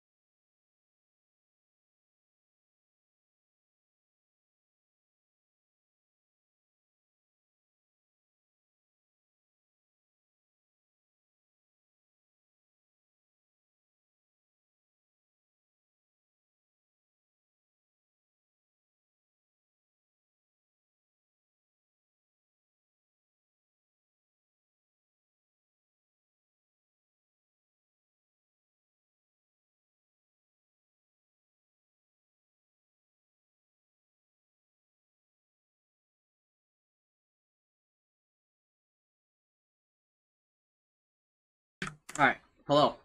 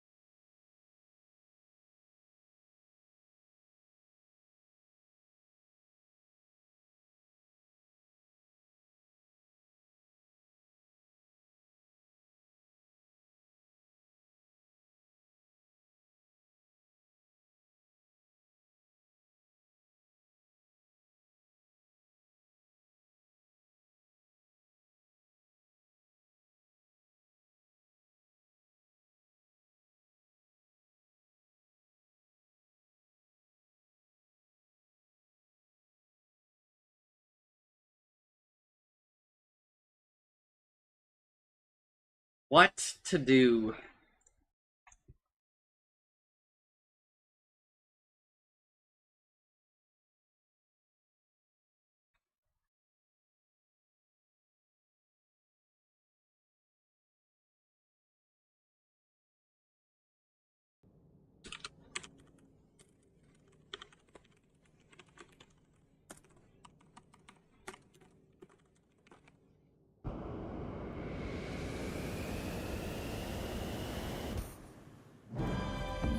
Oh, I didn't realize you could controller input on Spelunky without it being the active window.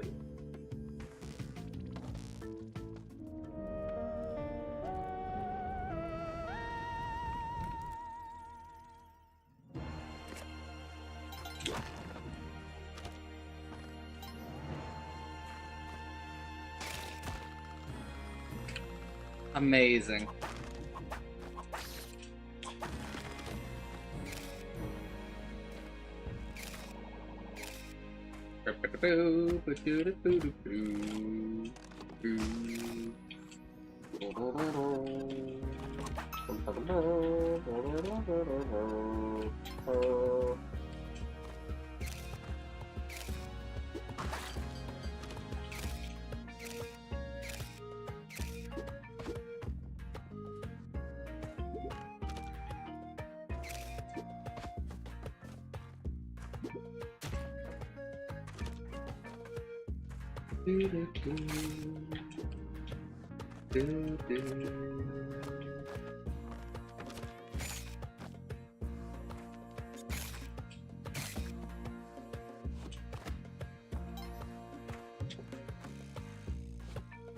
God, dude.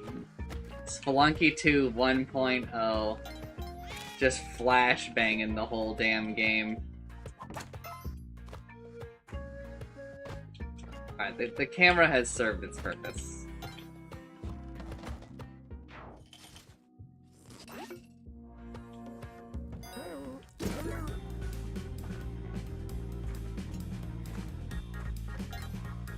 Hello, Jet.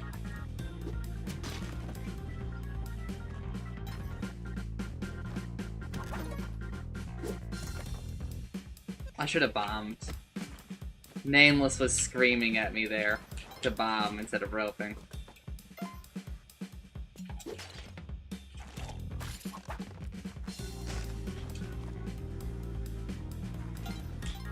Jet, I hope you appreciated today's light novel reading. Also, happy birthday, Jet.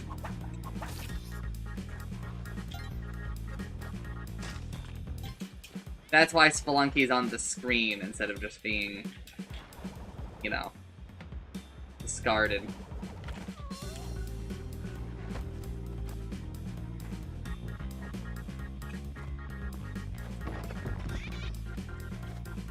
Ah.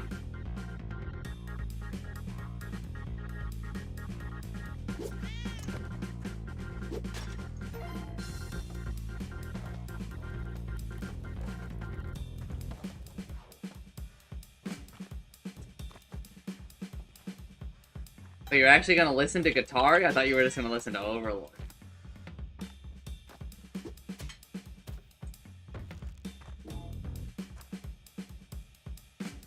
What the hell?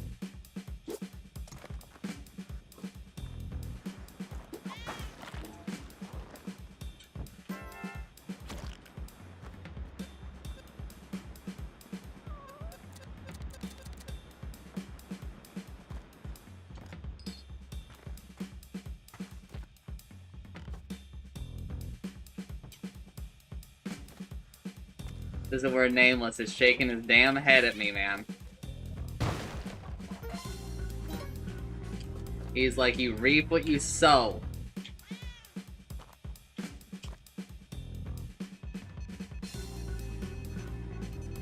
Just rope. Just rope. Make your life a little bit faster, a little bit easier, and rope.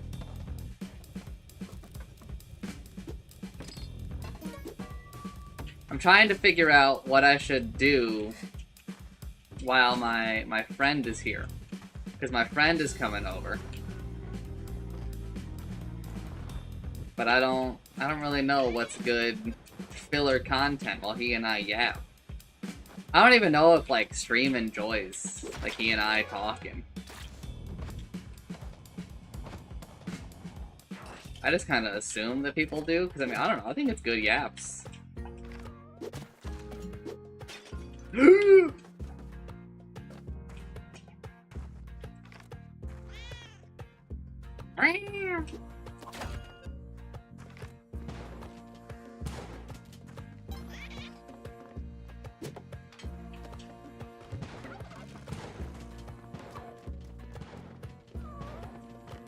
It's either a bomb or a rope. You can bomb it.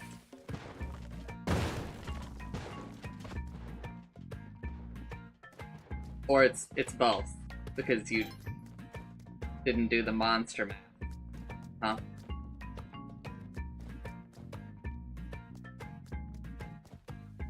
Yep, it's both.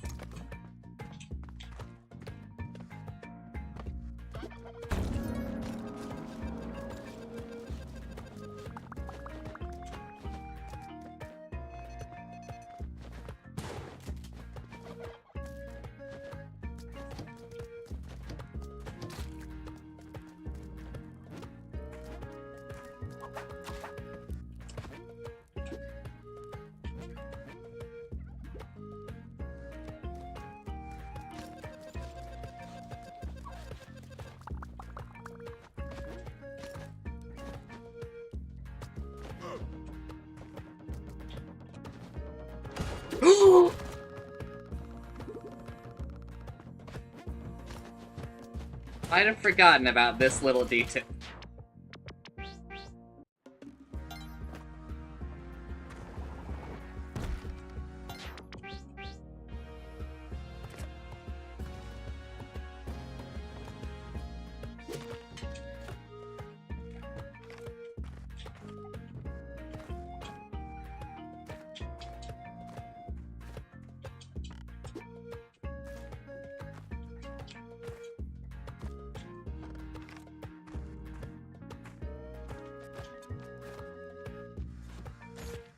I've gained, like, a whole new appreciation for Bakemonogatari. If the translation is at all to be trusted. Which is, I mean, like, questionable, right?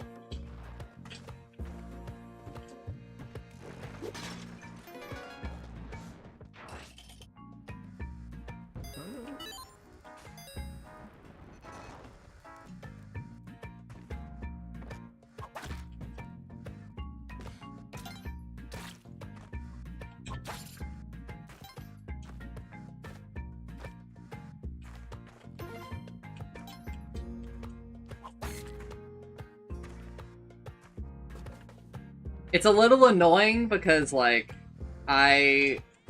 So, I've been interjecting what I assume are the honorifics that he uses, right? But I looked it up, and apparently, he just doesn't use honorifics?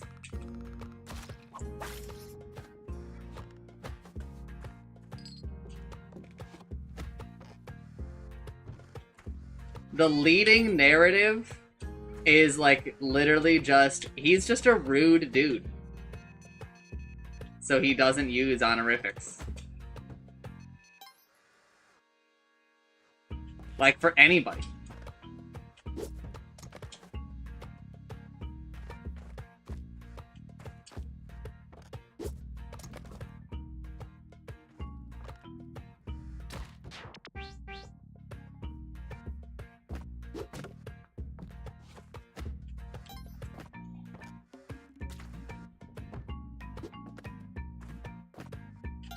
Well, yeah, but I figured that he would for, like...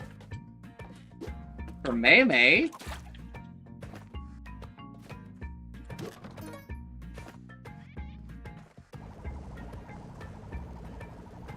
The man who is constantly like, this guy fucking saved my fucking life. Right? And then he's straight up like, you know... no honorifics, nothing, man.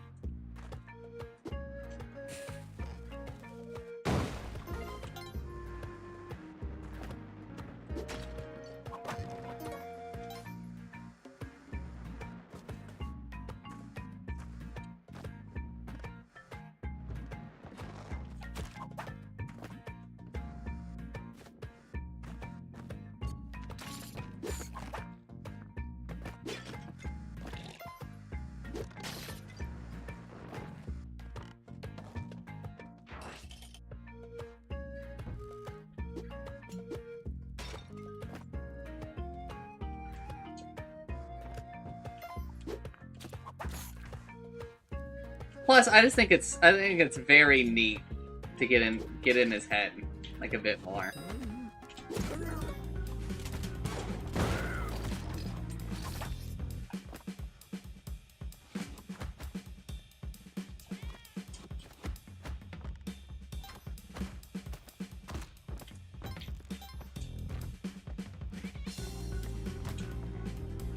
Lol.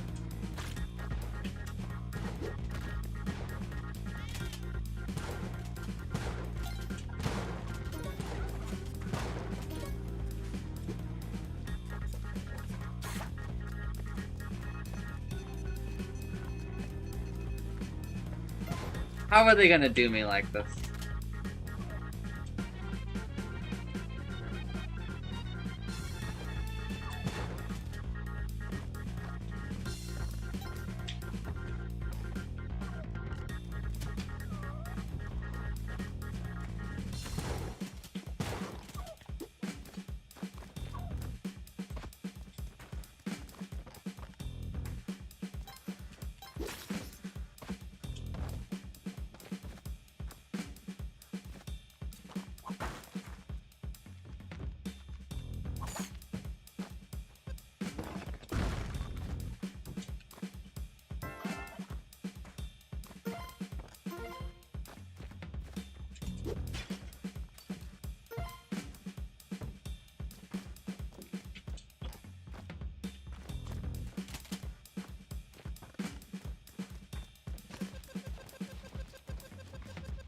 Some of us in the chat would say that.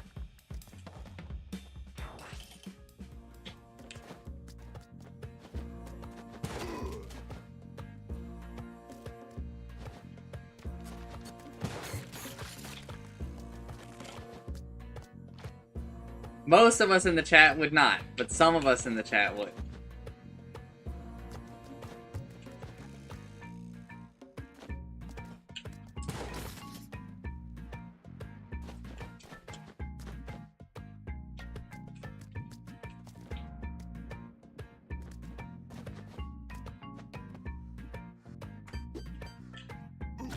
No! No! I've got gloves.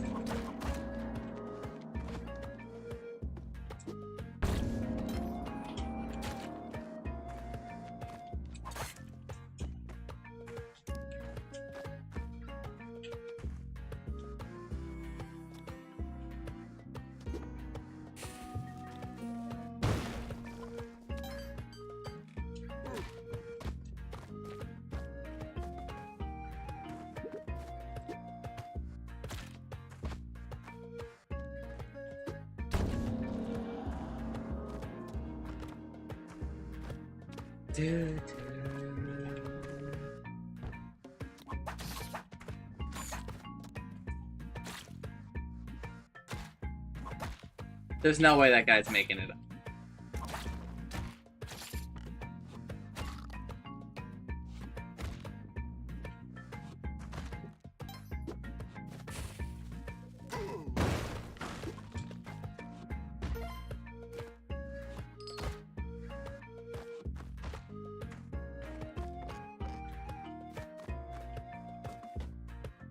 See, look, I used a rope instead of a bomb.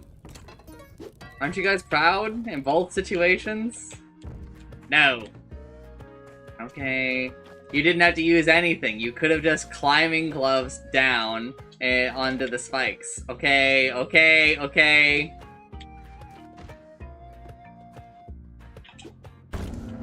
But you know that if I had failed that, Nameless would have simply said, you should have just used a rope or a bomb.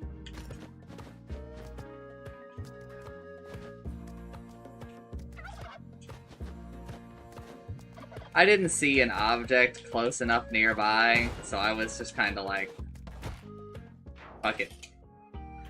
Also, I didn't get to sacrifice a cat there. I didn't even get my first reward, bro. My eternal reward.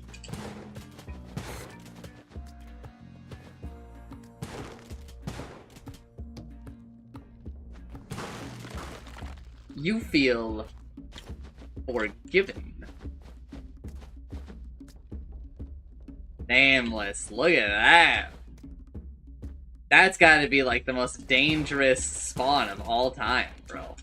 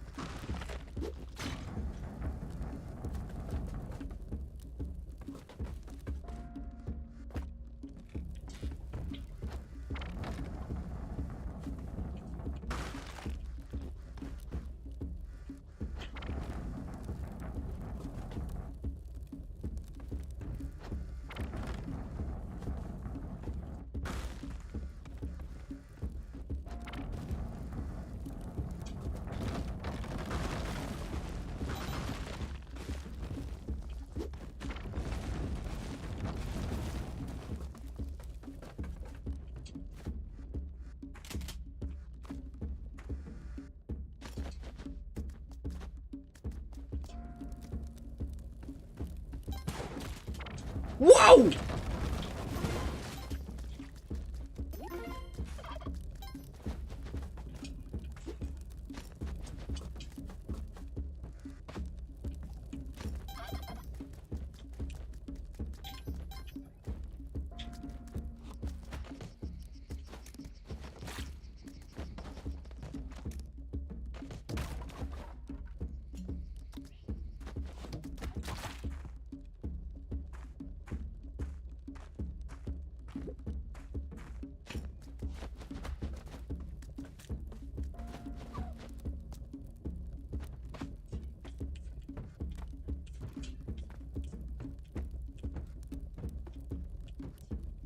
You and I both know that there's like a perfect way for me to jump.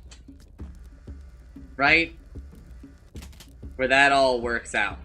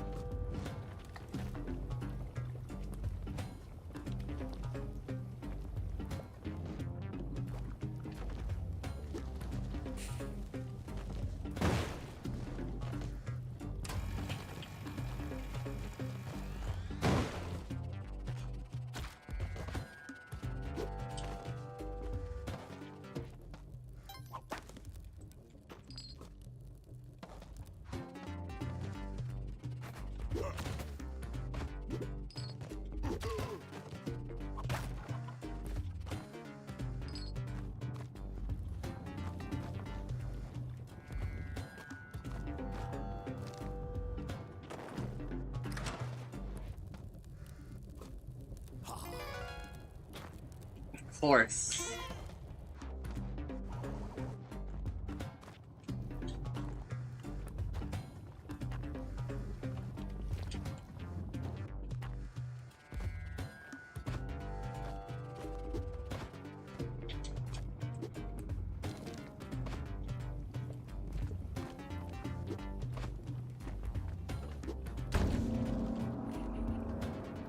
Where is the back exit or the back entrance?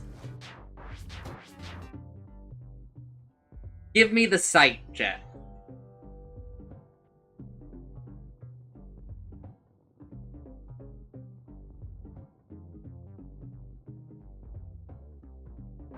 It's lower.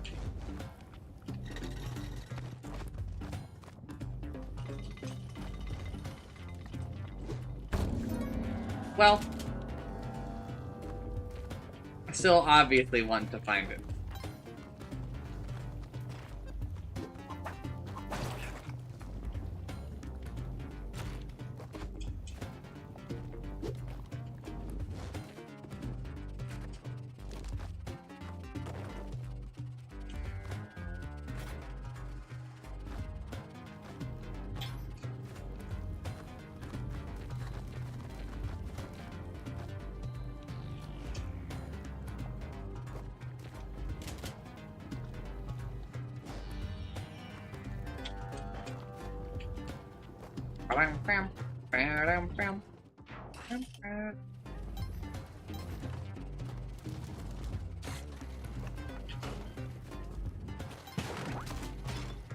I don't know what I thought I was doing there.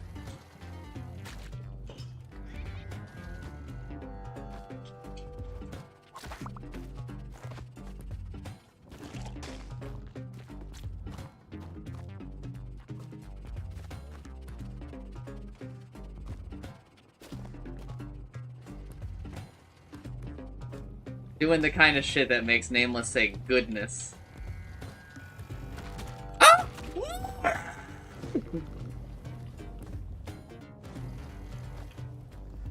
Oh my god.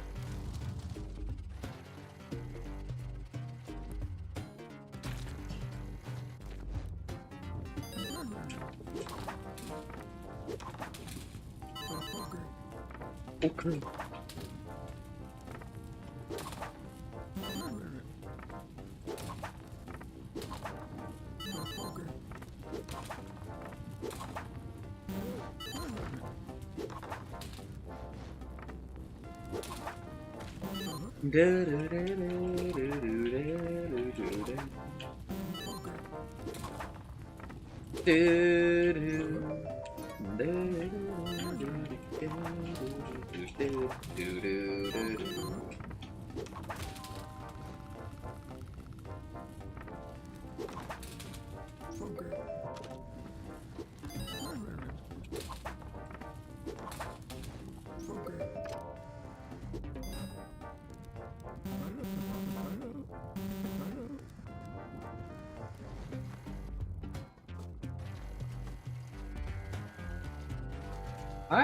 Alright, I'm leaving. Goodbye. What, you're not gonna take the teleporter with you? Okay, gamers. Gamers, come on. We all know it's been a long time since I've done Speed Lunky. Okay?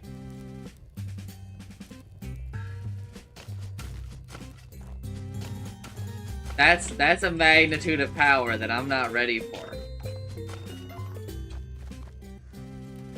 I'm too weak. Okay?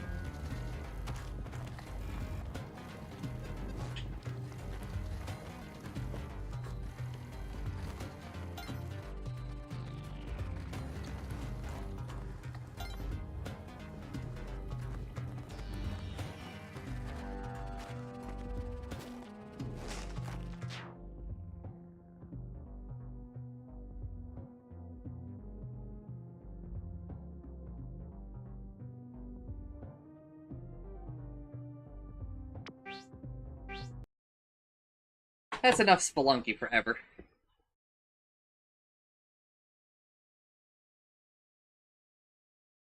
I guess it was the floor, the previous floor?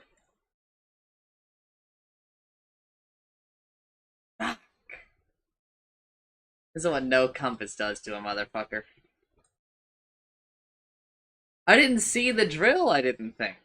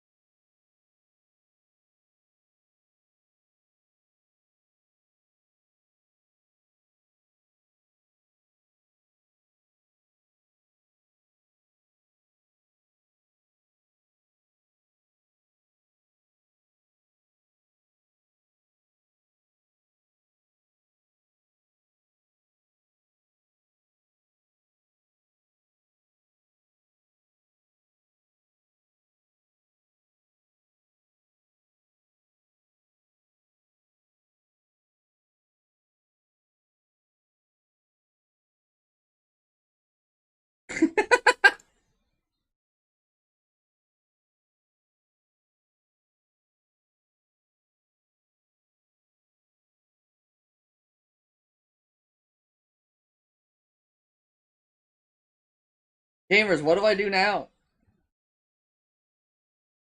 What's a nice chill game that I can have on while I talk to my friend?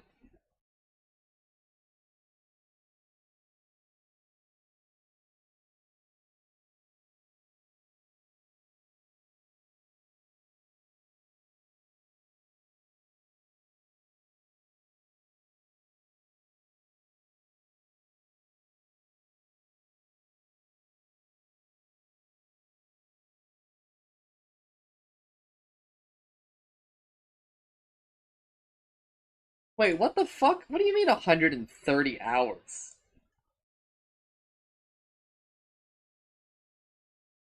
Bro, I've been live. Oh, the resub. Bro, the resub.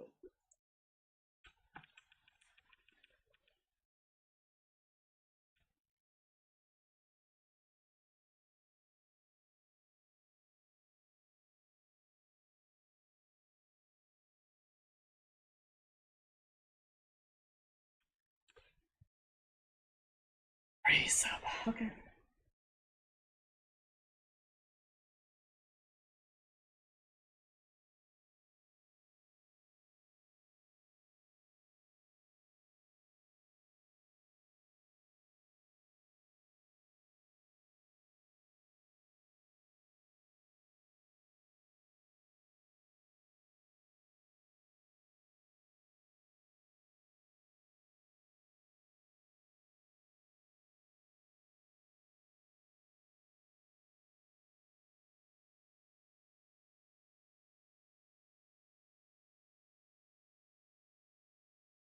Hmm.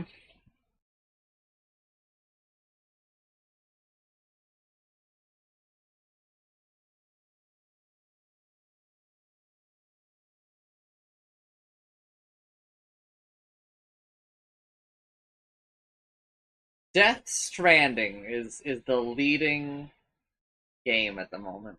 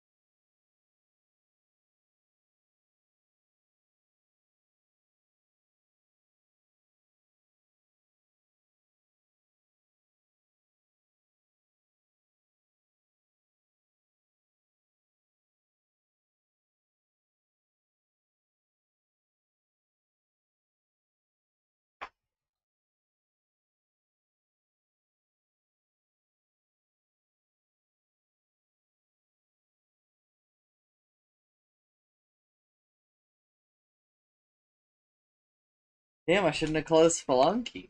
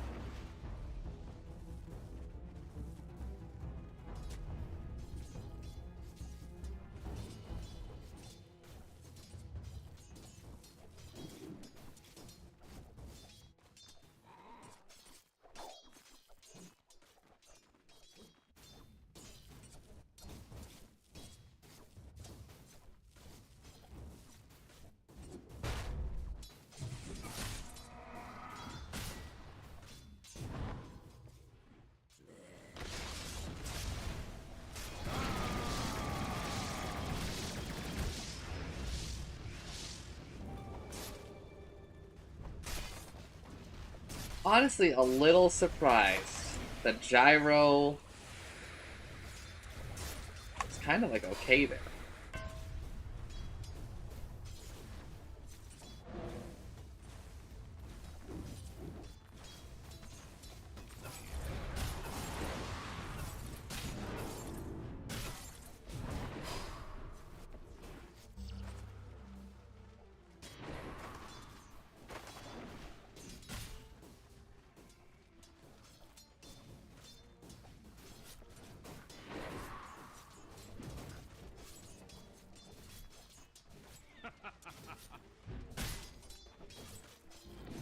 Someone better help Dyer's middle tower.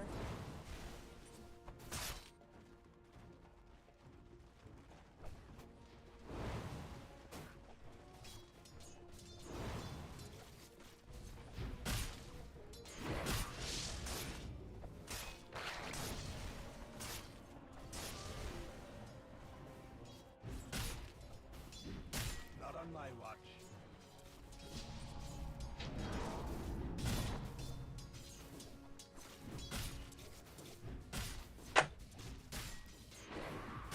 Alright, we're back.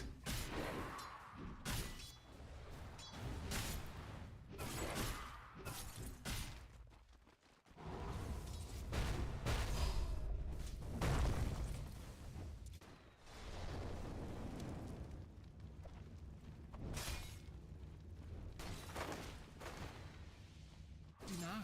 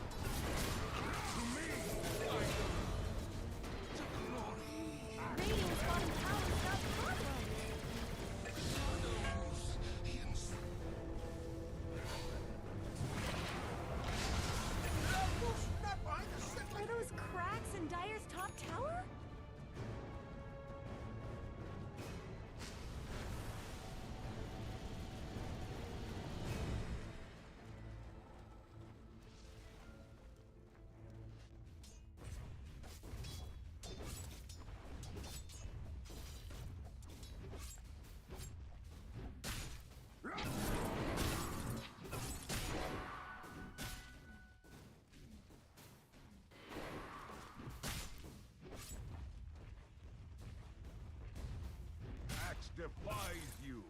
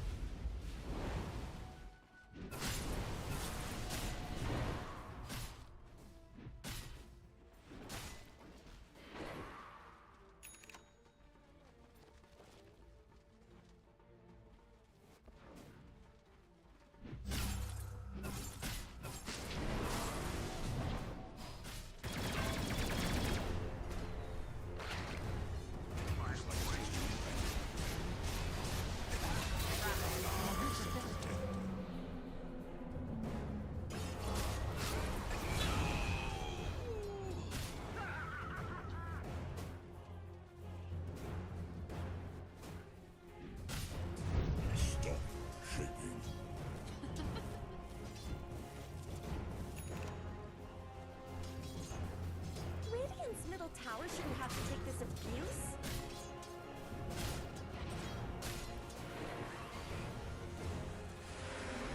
Radiant's middle tower could use some help.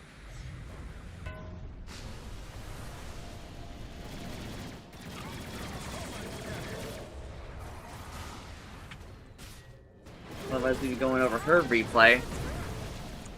I've got to brag just a little bit about a game I played recently. Alright, let's take a look at this. Radiant's middle tower shouldn't have to take this abuse. Show me the scoreboard, please. Oops, something went wrong! Dire's top tower. Radiant's middle Oh, it's the tower wrong is game. under attack. Magic thyself out of Dire's top Alright, tower show is me the under scoreboard. attack. Oops, something went wrong. Fuck you. I think it's done broke. Does this website show me dual damage? Dual damage? No dual damage, huh? This is Hero Legion Commander. Their ultimate is called Duel, where they square up with an enemy hero, Right. On one. and winner gets permanent extra damage.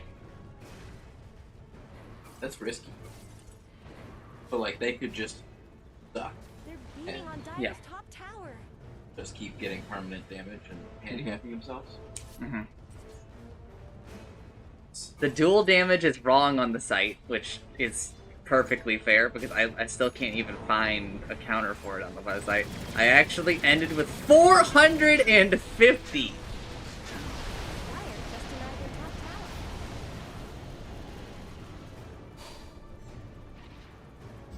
Okay, give me the match ID.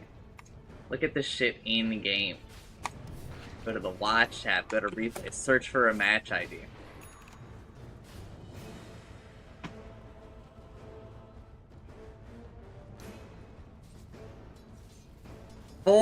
$406. He was spoils of war.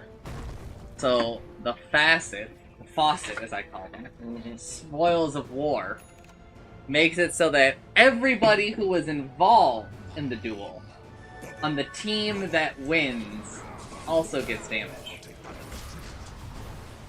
So let's say I, duel somebody and my teammates attack them. Okay. All of us get damage if I win. And now if the enemy attacks me, You mean wait, all of you I thought got damage was like crack it up, we're calling the boys. you received damage, right? I guess If you win, you Radiant shouldn't be fortified receiving structures. damage, right? If you and the boys are attacking somebody, they are the ones receiving the damage, Okay. What I mean is the permanent damage. right? But if you win, you don't get that. If you win, you do receive permanent. You added to your damage. Well, maybe an example. Like Well, when you say added to your damage, you mean added to your like attack yes. power? Yeah. Okay. I thought it was like to be permanently damaged versus to receive extra attack power. Okay. Take a look at the Ember's rank, though.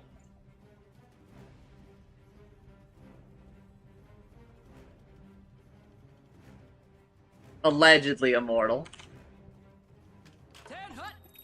So Yes. What's the example? there should be no way that this could work. Now I just get plus 30 damage on all of my attacks. Yes. And with Spoils of War, my two teammates here that are attacking also receive half the damage. Yeah. But it's still like a lot, right?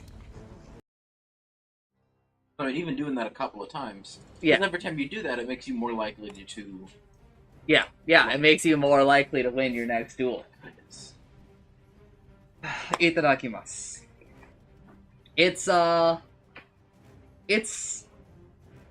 It was definitely more risky in the past, for sure. It is definitely a lot less risky now. Oh, why is it less risky? The heroes kind of changed. The game has kind of changed around her. So, like,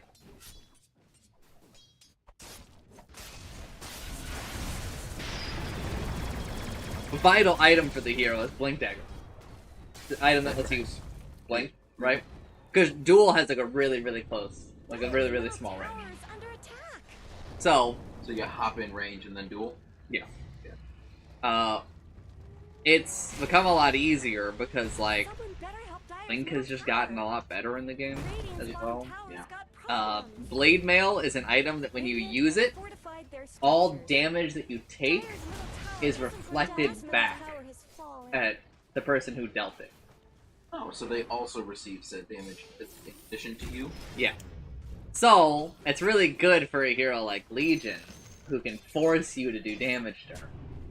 Because, like, when you duel somebody, both of you are forced to attack each other. Got it. Like, basically, take your hands off your fucking keyboard, neither of you can do anything about it. But Legion also has, like, a passive, where whenever she gets attacked, she has a chance to do, like, a counter-attack. And that counter-attack life steals for, like, 45% of the damage done.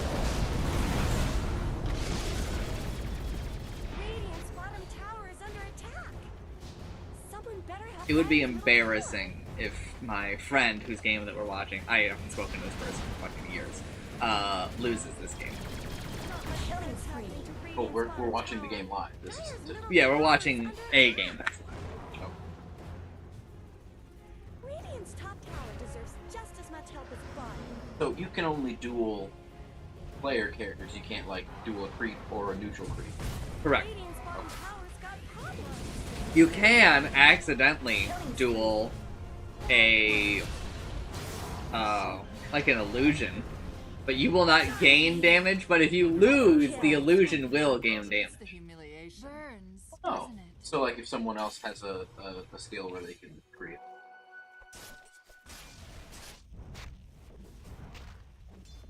But illusions are also weaker than the original Yeah. character. It's So, pretty like, hard. If you lose, maybe you deserve it. Yeah. Bottom tower is under attack. Also, with Spoils of War, anything that does damage to the loser will get damage. So neutral creeps, like Roche towers, Double kill. so theoretically, like if you're really good at defending, you could just like make a tower that's really, really strong. Theoretically. So you would have to duel people in range of said tower. Correct. And the tower would have to attack them. Yes. You can't direct the tower as well. You can't? No, you cannot. Oh, okay. The towers are part of like a 6/12th player in the game that is like your team. Theoretically talking. But like all the towers are like one single 12th player. But like, Radiant's top tower has are your liquid. creeps also basically that like? Yeah. That's how it was handled in Warcraft 3. 5v5, but like really there are two more players that are controlling, Yeah. but they're not really players. They're It's like that one video game where they made a subway and they had to have a person walking subway cars.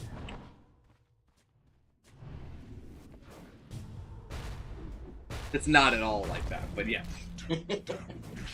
You're talking about Fallout New Vegas, where the only way, like, the only actors in the game are NPCs, are like people. Right.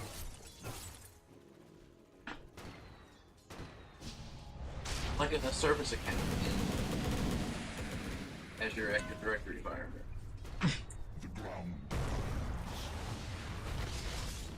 Just like that. Uh-huh.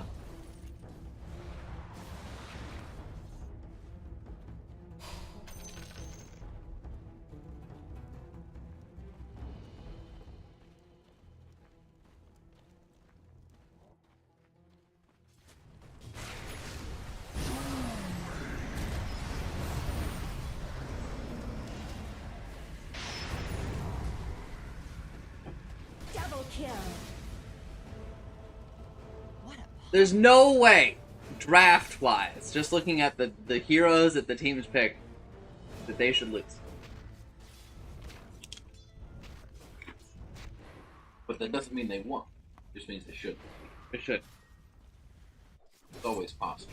not much Yep. good's happening to Radiant's bottom tower. But it's possible in the sense that, like, you know, all of their players could drop dead. Radiant's top tower is under attack. I mean, let's put a little more positive spin on it. What if they all just became unconscious? They were still alive, just unable to play the game. No. For many Dota players, that's basically death. Oh, here's a more plausible scenario. What if some of them either lose power or internet? What if, you know, the internet trunk line on the eastern seaboard gets taken out? That also might as well be death for a lot of these people. I don't think you understand, like, the depth of depravity. Like, at Chancer and I's level, people will give up at, like, the drop of a hat, because here's, like, the thought process. This game might still be possible, but it would take so long that it would lower my number of games of Dota that I play today. And I'm going to win more than I'm going to lose, obviously. So, the next best thing for me to optimize is how many games I get in a day. So they're like, we should just give up and let them end so that I can quickly get to my next win. What a thought process. These are the sick individuals that surround me. Right? Hilarious. I mean, it's an... I actually think it's pretty fucking depressing, but... yeah, but like, I mean, it is an optimization problem, and they have... They have selected surely found a way to optimize They it. have, yeah, they have selected a path, and they have done something. Whether we believe they're optimizing for the right things in life is, I think, the question that we're avoiding. Mhm. But, yeah. You're doing very well. I'm very proud of you.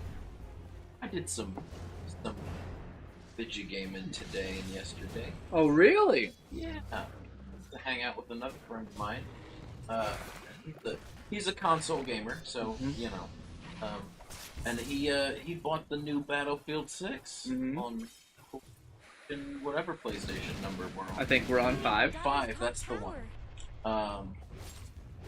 So yeah, we played you know, he lives a bit farther away, so it's easier for me to like stay over and then work from home from his house, and then we just get to hang out for a while. So that's great. Yeah. And so we, you know, I didn't have to wake up to be anywhere on Saturday. May or may not have the campaign and then started doing Ohio, it's I mean, The campaign's not, you know, too long. Battlefield campaign is pretty short. It's not a I think it still has the internet requirement even for the yeah, campaign. of course it does. It is a modern EA game.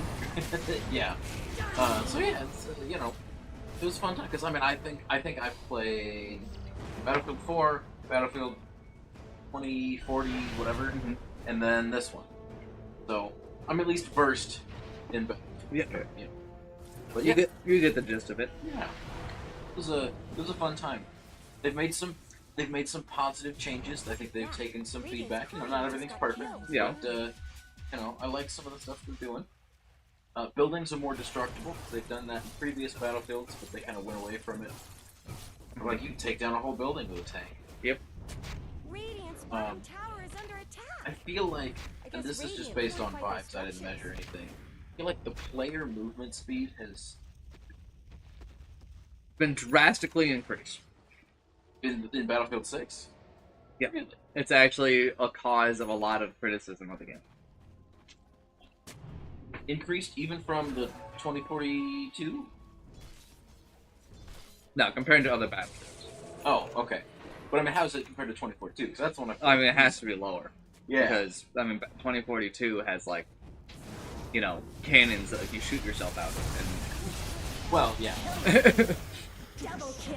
what are we watching? I just put on a Dota game, so there's something on the screen.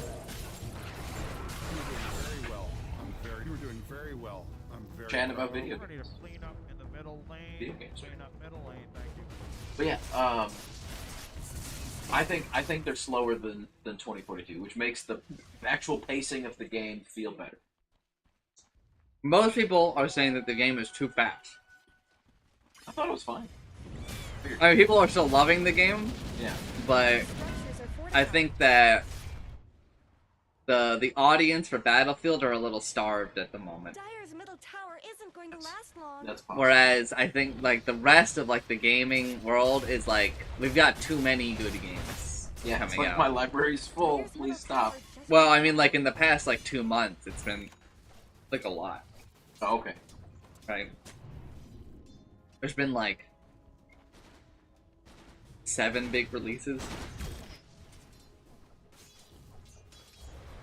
Yeah, and I've seen some other criticisms. You know, like mines and other things are much harder to see. Mm-hmm. Virtually impossible to see from first-person view in the tank. And I don't know, third-person view is not as good and not as easy to do as in Battlefield 4 for some reason. But The game is starting to turn. turn for The team that I said would win. for them, it's turning towards them winning. Yeah. Oh. But yeah, no, you can't see a mine, and part of that is just like technology's gotten better. Mhm. So like they can render every piece of debris. Yeah. I feel like they shortened the cooldown on a lot of vehicle weapons. Mm-hmm. Or no, they not shortened.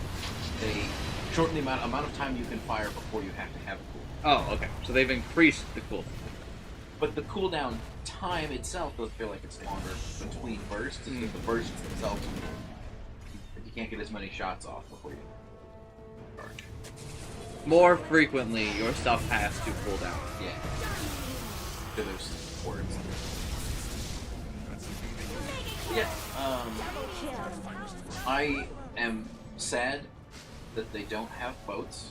I don't think they do. I haven't played a lot of.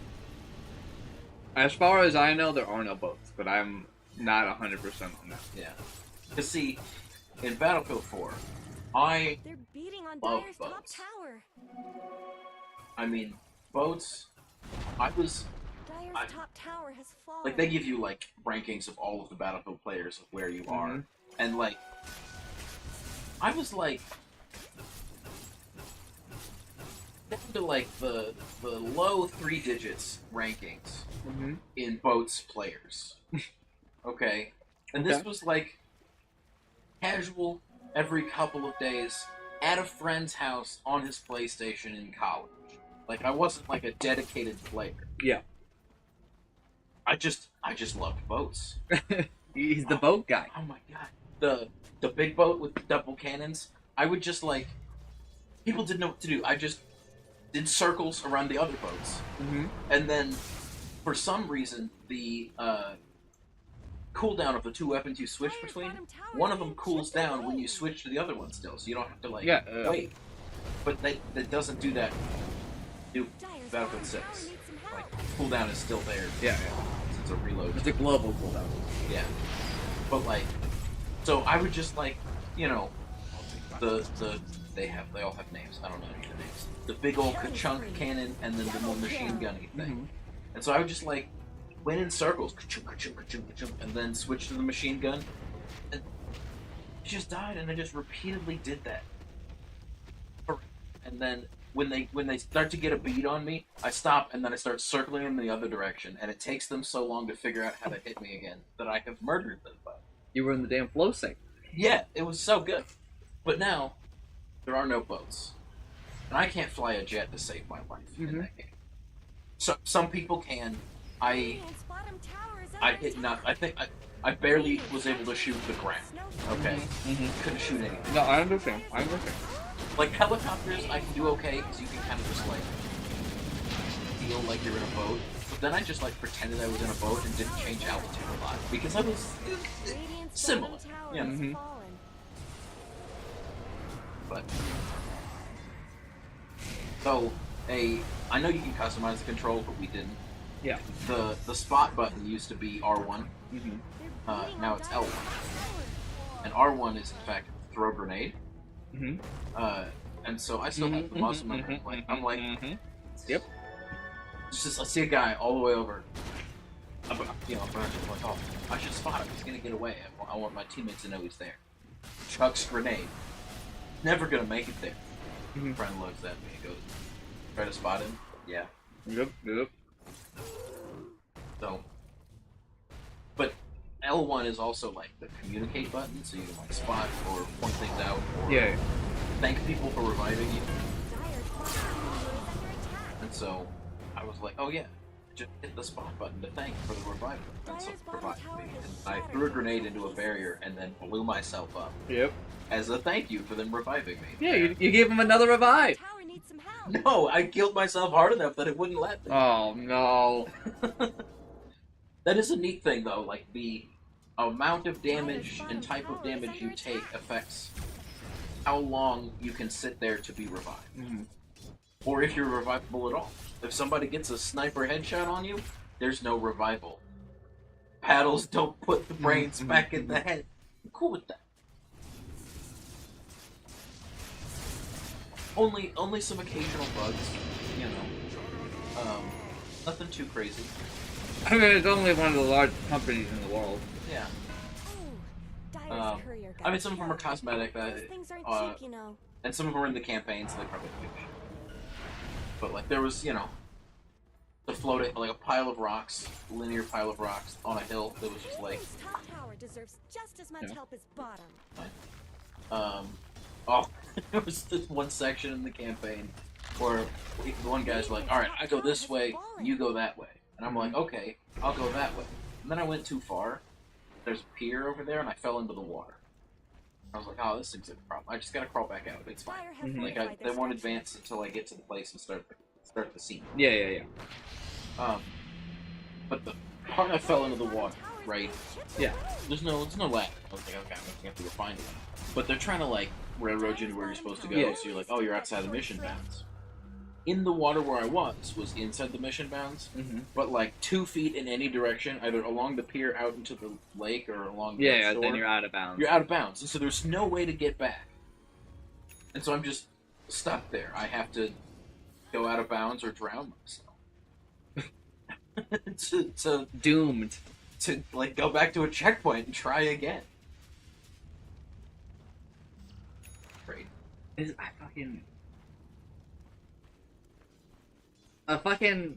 Players just think that smokes solve problems.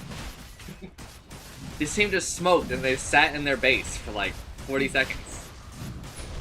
This feels like a Battlefield reference because players also think this solve problems in that game.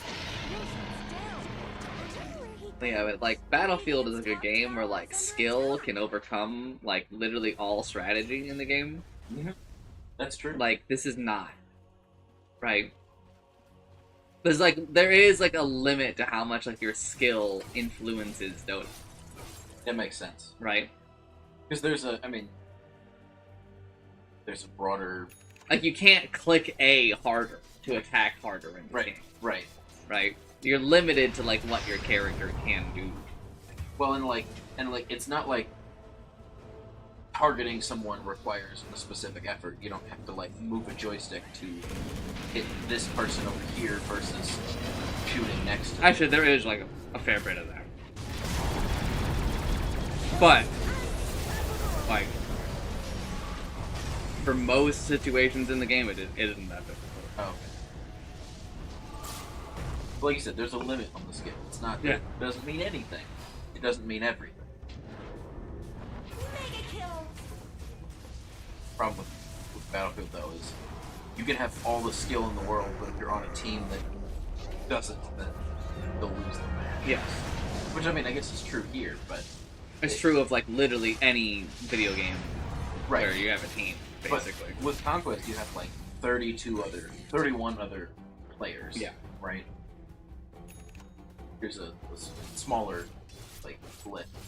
You know, you can be like, "Hey Bob, shape up. We need to win this." Can't say that to 32 people. Oh, also, fun fact about, I think this is for Battlefield.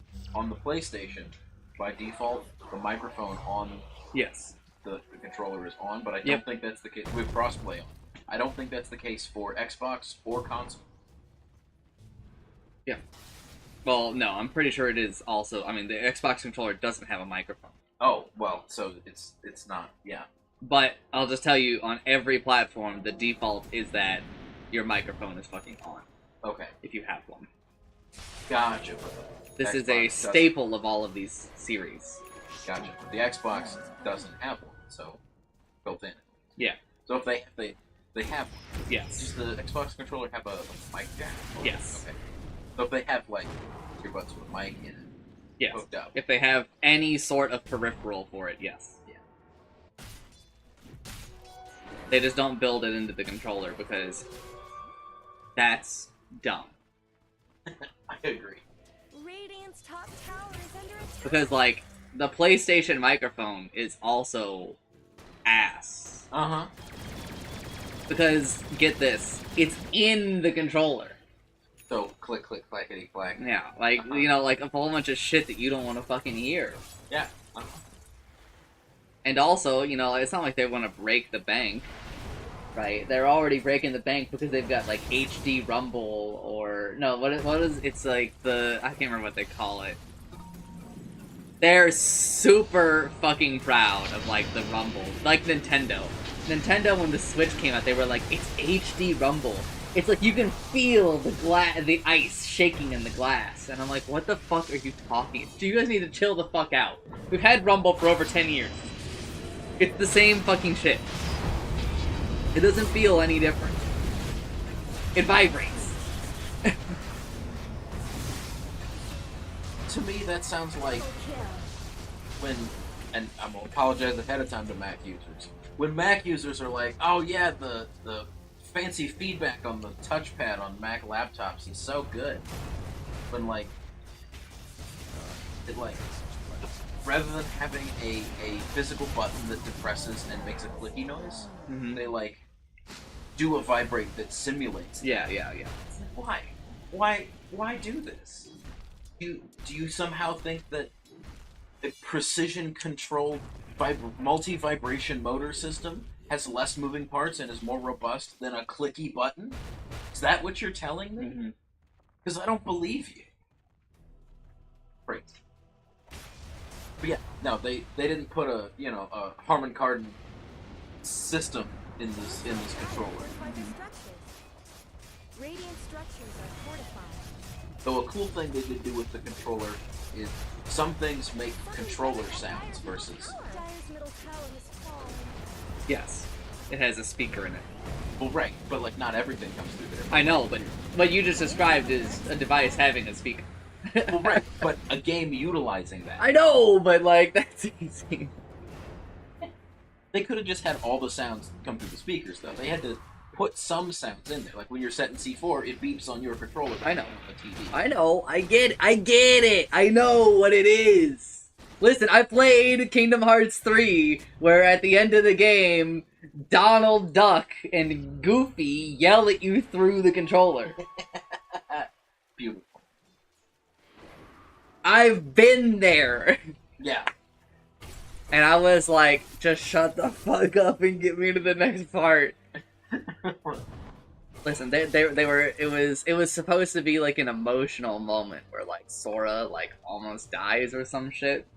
And like they're calling you back from like the brink of death or something. Yeah. But I'm just like, it's just too silly to have them come out of the controller. Like the moment is gone. You ruined it. Also, fuck Kingdom Hearts 3. Sorry, Kingdom Hearts 2.9. You don't understand the pain of that series. Not at all. Not even a little. How many Kingdom Hearts games do you think there are? I mean, based on current information, at least 3. Right? Okay. So, might be reasonable to assume more than that. I'm trying to think of, like, if I have any memories of people mentioning... I think someone has mentioned Kingdom Hearts 4, so I'm gonna say 4 plus or minus 2. You're not even a little close. One, Kingdom Hearts 4 is not really in existence yet. Damn. 2, the latest game is Kingdom Hearts 3, or, if you want to be as strict as possible, Kingdom Hearts 2.9. Why is it 2.9? I think it's a joke on their part. But there are actually something like 20 Kingdom Hearts games. Because you have Kingdom Hearts 1, makes sense. Kingdom Hearts. Then there's Kingdom Hearts Dream Drop Distance, Kingdom Hearts Birth by Sleep, Kingdom Hearts 358 divided by 2. Not a joke. Kingdom Hearts Chain of Memories. This is important. Did they use a slash or a line It's a with slash. the 2 It's a dots? slash. Okay. Alright. So it's better. Kingdom Hearts Chain of Memories, Kingdom Hearts...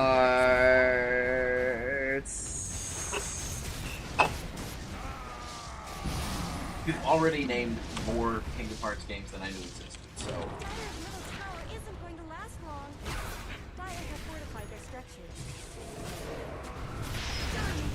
Is that all of them in the Kingdom Hearts Chain of Memories, Coded, Mobile, 358 over 2, Birth by Sleep, Recoded, Dream Drop Distance, 1.5 Remix, X, I don't even know what X, I've never heard of this, Kingdom Hearts X? stylized as Kingdom Hearts G? Double kill. There's Unchained Union What the fuck is Dark Road? RPG for Android and iOS. What the fuck is this? It's the goddamn rhythm game. There's a whole lot of shit in here, okay? Yeah. Dire's bottom tower is falling. And if you look, you know, like we have like Kingdom Hearts 1.5, 2.5, Dire's under attack. Dire's bottom barracks. 2.8. The Radiant now has mega HD 2.8 Final Chapter Pro. is under attack. Yeah, and so when Kingdom Hearts 3 came out, they had the title drop be Kingdom Hearts 2.9. Dire's ancient is under attack. Right? I believe as a joke to play on the fact that we've had so many decimal points. I thought it was a joke to play on the fact that some games that are popular never release Nope. a You 3. are literally only referring to 3 games, Okay. which are Half-Life, Portal, and Team Fortress 2. Okay. Well, okay, 4 games. Left 4 Dead. Okay. Just Valve games. Just Valve. Valve games. is the only company that we have this joke about. That they can't go to 3. Which they also joke about, because the CEO of Valve, the owner, Gabe Newell, has an announcer in this game. And when he gets to a triple kill, he says, 1 more than 2. Or he says 1 less than 1 of the 2. Right? He doesn't say 3.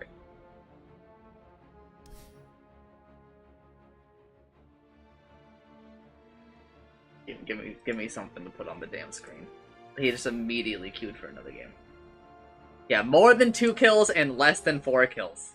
Is what he says. Amazing. So, speaking of Steam doing things. So, apparently there was an issue with Battlefield 6 on release day for people that bought it through EA's store. Mm-hmm. It did not function. Yep. And so a bunch of them refunded it on there and bought it on Steam, and it worked just fine. Yep. So, like, that's not great PR for his store. EA literally don't care. I don't know if you know. No. They don't. You're gonna maybe suppose that they do. I mean, They have celebrated that they have won the shittiest company award for like 7 years in a row. so my only counter argument, and it's not a very good one, is the amount of stuff that they're giving away to people who had non-functional games. So, Listen, I mean, a year of battle. I more meant like that they don't care about like the PR of their store. Oh no, They don't give a shit. no, but They know you're locked in. Mostly because people buy FIFA. oh, and that's not on Steam. is it? I mean, it Dire is, King's but- turn to pick. Like, not everyone is adept at everything. Understandable. There's a lot of people who are just like, EA's name is on it, so I should go there. 10 seconds remaining. 5 seconds But no, they remaining. gave like a year of battle pass and then like 20, 30-minute 2x XP Are you boost gonna pick one or or something, what? and like somebody else got like another year of battle pass. I don't know, but they put out an announcement, and it was like that's a non-trivial amount of stuff that they're handing out. No, all of that, everything that you just said is trivial. 10 seconds remaining. I mean, I guess. A but- non-trivial is like they give you like store 5 credit. seconds remaining. Like, to their store, not to like the Battlefield store. Oh. Everything that you just said is trivial. That's less than 1 million. I guess that's Even true. if they did it for every player, that's like, maybe a couple million. That's true. People talk about how Valve have this thing where if someone brings up a new idea, they talk about how ideas have been shot down because someone says, that's only millions. And we don't think about these things unless they're billions. Right? Yeah. EA is like, definitely that. Like, the number of things where they're like, this thing only made like 80 million, we consider it a failure, is like actually insane. Or it's like, you guys didn't even spend you guys spent like less than 30 million on it. You've doubled Your money. and you're still just like, sorry, it sucks. Crazy. Right? Like, it's just like insanity. Their threshold of failure doesn't make any sense. Yeah. But like, I mean, it's nice of them to do that, right? To give away those items, but it is trivial. It's like literally some guy went in and was like, okay. Change a couple of database entries. Yeah. I don't know, but like I don't remember how much battle pass costs for each. It doesn't matter. There's no way it's gonna be enough, It's true. right? Yeah. And, again, it's nice of them to do. I'm not saying it's not. Yeah. But it is trivial. Like, it took them 0 effort. It's true. They lost $0. I guess it depends on how snickety your accounting people are, because some accounting people are like, we lost X number of dollars. They lost potential revenue. Right. Is the thing. But in some companies, potential revenue is revenue. That you know. Yeah, that's called cookie booking, man. Well, but like, that's why they think piracy is stealing. Yeah. Because it's like, well, you know, we lose money when you pirate a thing. Yeah. It's like you lost the money. Yes. But like, come on. Like, I can't just go like download your game 3,000 times and you lose that much money. It doesn't work. Although I don't know if you heard about the Unity stuff that was happening a year ago. Oh, the charging the developer per download. Yeah. So according to what they said, someone asked them, "What about piracy?" and they said piracy would count. So theoretically, if that had happened, they created a situation where you would be stealing money if you pirated. And there were a lot of people who were like, I don't like this game, so I guess I'm just gonna go download it 300 times. Fuck them. Well, it's even worse. Like, stealing money implies that you, like... You gained it, yeah. You're stealing money on behalf of a corporation. You're stealing money from a game developer and giving it to a corporation. Mm-hmm. That's worse. You're not even stealing money for you. Mm-hmm. But I mean, yeah, they're. I mean, the damage is done. I think, yeah, I remember that because I remember Godot Game Engine got a real big boost in support around that time. They were like, And Unity, like, they were sitting on a fucking gold mine, and they ruined it, to be honest. Yeah. Some really big games decided to move on. So, Slay the Spire is made in Unity. Slay the Spire is one of the best-selling indie games, like, of all time now. Made by, like, I think 4 people? 3 people? Nice. The credits are longer because of people that helped with translations now. Yeah. But I'm pretty sure Slay the Spire was, like, 3 people. And, they were like, we have to announce that we're delaying Slay the Spire 2 because this shit was gonna be in Unity, and now we don't want anything to do with them. Yeah. And then like in a follow-up tweet, they were like, you know what? We're gonna take it further. If you have trouble moving your game out of Unity, we'll help you or some shit. Oh man. And they were like, we're out here also advertising Godot because it's, open source and they can't do this shit to you. Exactly. They try that shit, I just fork it. No. They went scorched earth with the Unity, which is really fun. That's hilarious. Some other like big indie games came out and they were like, yeah, our game is in Unity and we won't do that ever again. Right?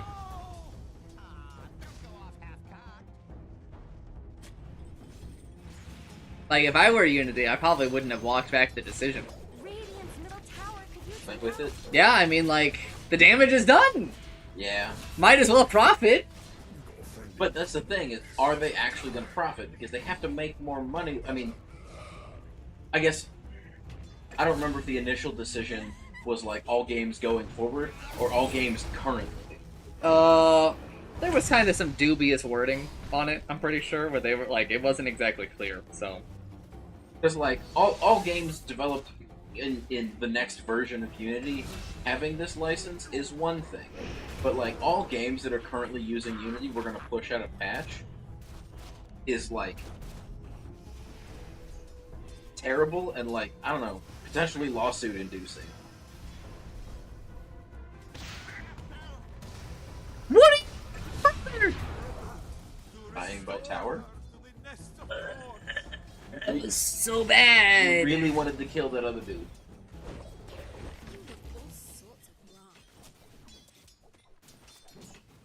He, like, loses now. He just loses his lane. Because his opponent can TP, he's already back, But and he cannot, because Why his can't TP is on cooldown for 10 more seconds. Oof. So every creep that dies here, so this range creep, just deleted from him. He's gonna walk back. Yikers! He's also not doing the build correctly that he's trying to do. this particular player your friend? Yeah. I'm gonna yell at him. No, absolutely not. I don't. Well, what rank is he? I am Radiant's courier has been killed. vastly They higher than always go after the courier. He's not at a rank worthy. he might be, but I don't know if he's ready to. He didn't sign up for me to yell at him. You know. Fair, fair. Consent is important. It is. It is.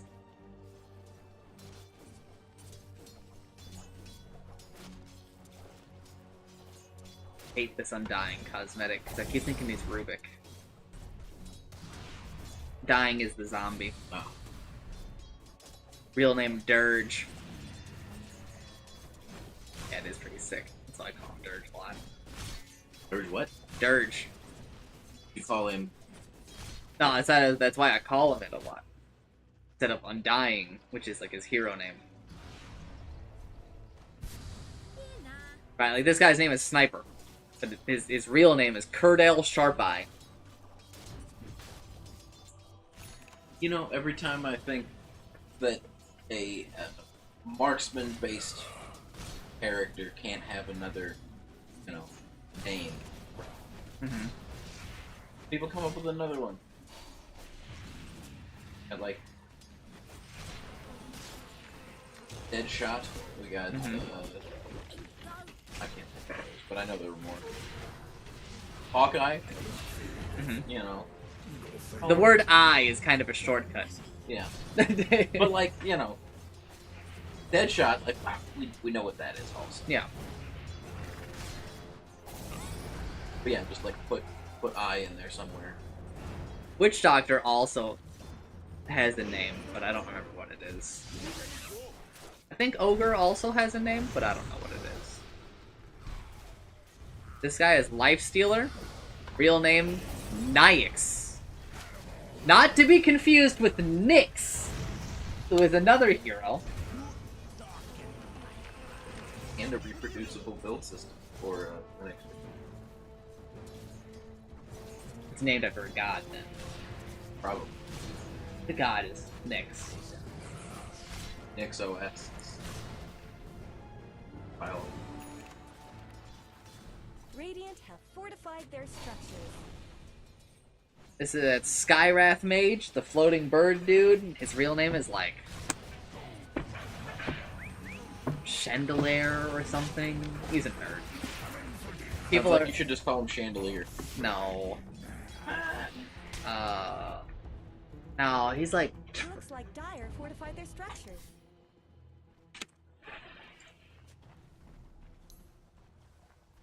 Dire's middle tower is under attack.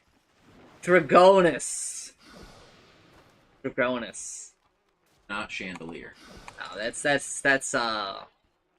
Vengeful Spirit, his lover. Lover is a Chandelier. No, she is Chandelier or something. Stop calling him Chandelier. Hey, if you're allowed to call them faucets, I'm allowed to call her a No, Chandelier. you haven't earned the right. Damn. You're 1,000 years too young.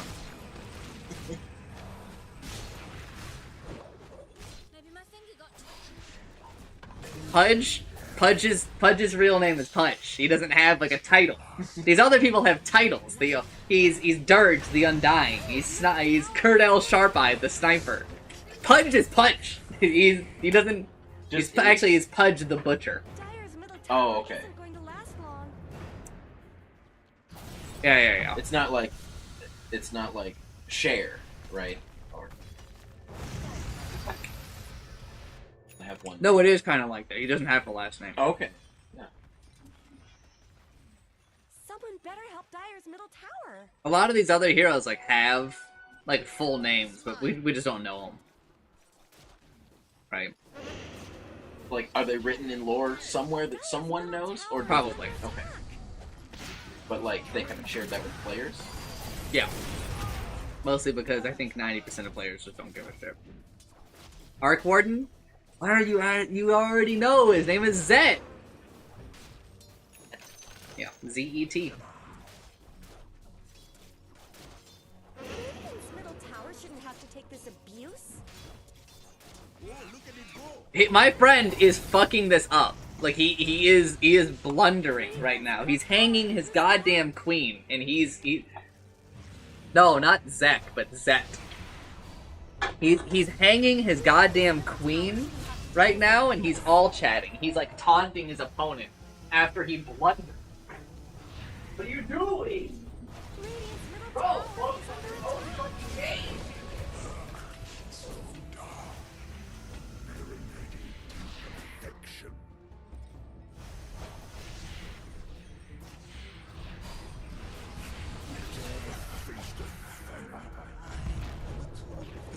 Pissing me off. What does that make you? Plays that only amateurs can't. He's still chatting? No, Fuga's Okay. still chatting. Chess? Because you said queen. Yes, that is what I was referring to. That's another artist that only has Someone one better name. help Queen. Dire's middle tower. Okay. Band, not the. Dire's middle tower isn't going to last. You know that the band isn't... There's no person... Like, the band is made up of people! True. And most bands don't have, like, a first and last name. What do you... Eh, the Jackson 5, it's not like their full name is Jackson 5. Well, but like, there's multiple words involved. You know that that's stupid! Yes, I do. Not much good's happening to Radiant's bottom tower. Cracking open a call on the boys. Dire's middle tower isn't going to last long. Dude, how many times has he died? Tower shouldn't Okay, have only this 4. abuse. 4 times in 12 minutes, though. He's dying once every 3 minutes. It's not what you want from your mid player. Like me playing that. No, it's actually, like, way worse. Because, like, in Battlefield, you can respawn in, like... Pretty much instant. Yeah, right? In There- this, you have, like... At minimum, like, a 6-second respawn. Minimum! Yeah. Right? So that means that even though he's been dead for, like... We'll say about a minute, right? He's still managed to hit that one death every 3 minutes. Well, and in Battlefield, when you respawn, you can select an advantageous respawn location. Yeah. So there are some benefits. Like, it's still not ideal. Well, actually, again, it's even worse here, because you could literally just stay in your spawn and never die. Dire's He's top choosing to go to places to die. Radiant's bottom tower is And isn't that also true in Battlefield? You can just stay in your spawn? Not. No, because you're never safe anywhere in that. I guess. Like, All it takes is a dude running over with a gun. well, but they can't enter your spawn area. It's out of bounds for the Oh, other okay, team. okay. Now, that's only true for, like, fortified. in person. That doesn't mean they can't drive a tank right up to the edge and just, like, They're you know, beating on they can Dire's still top get tower. but, like, you know. I don't think that applies to jets and choppers. Like, they can go wherever. Cracking on the boys. They can just, like, Tower has fallen. chopper over there. No, but they're less likely to do that because they're going to be too busy Is to under just... attack.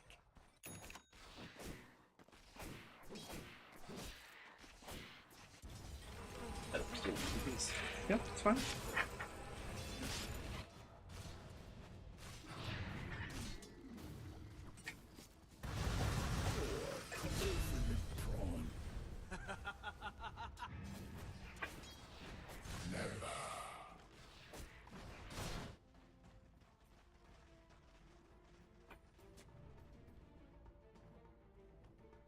Sit down, fancy Chinese.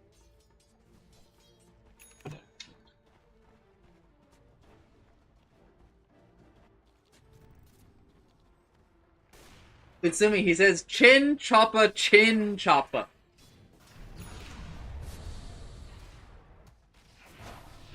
When Pudge gets a kill, sometimes people say chin chopper, but she is referring to the cat meme, chippy, chippy, choppa, choppa, doobie, doobie, dabba, dabba. One I am entirely familiar with. It is a cat gift.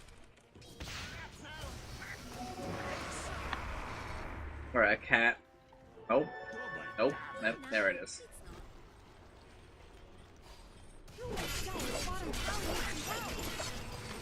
That's it. That's the whole thing. Okay. That was your warning shot.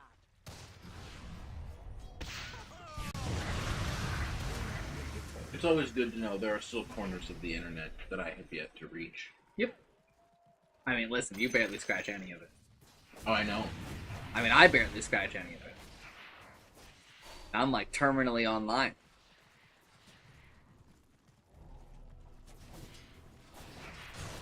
Recently, a VTuber put out a 1,000-page Google document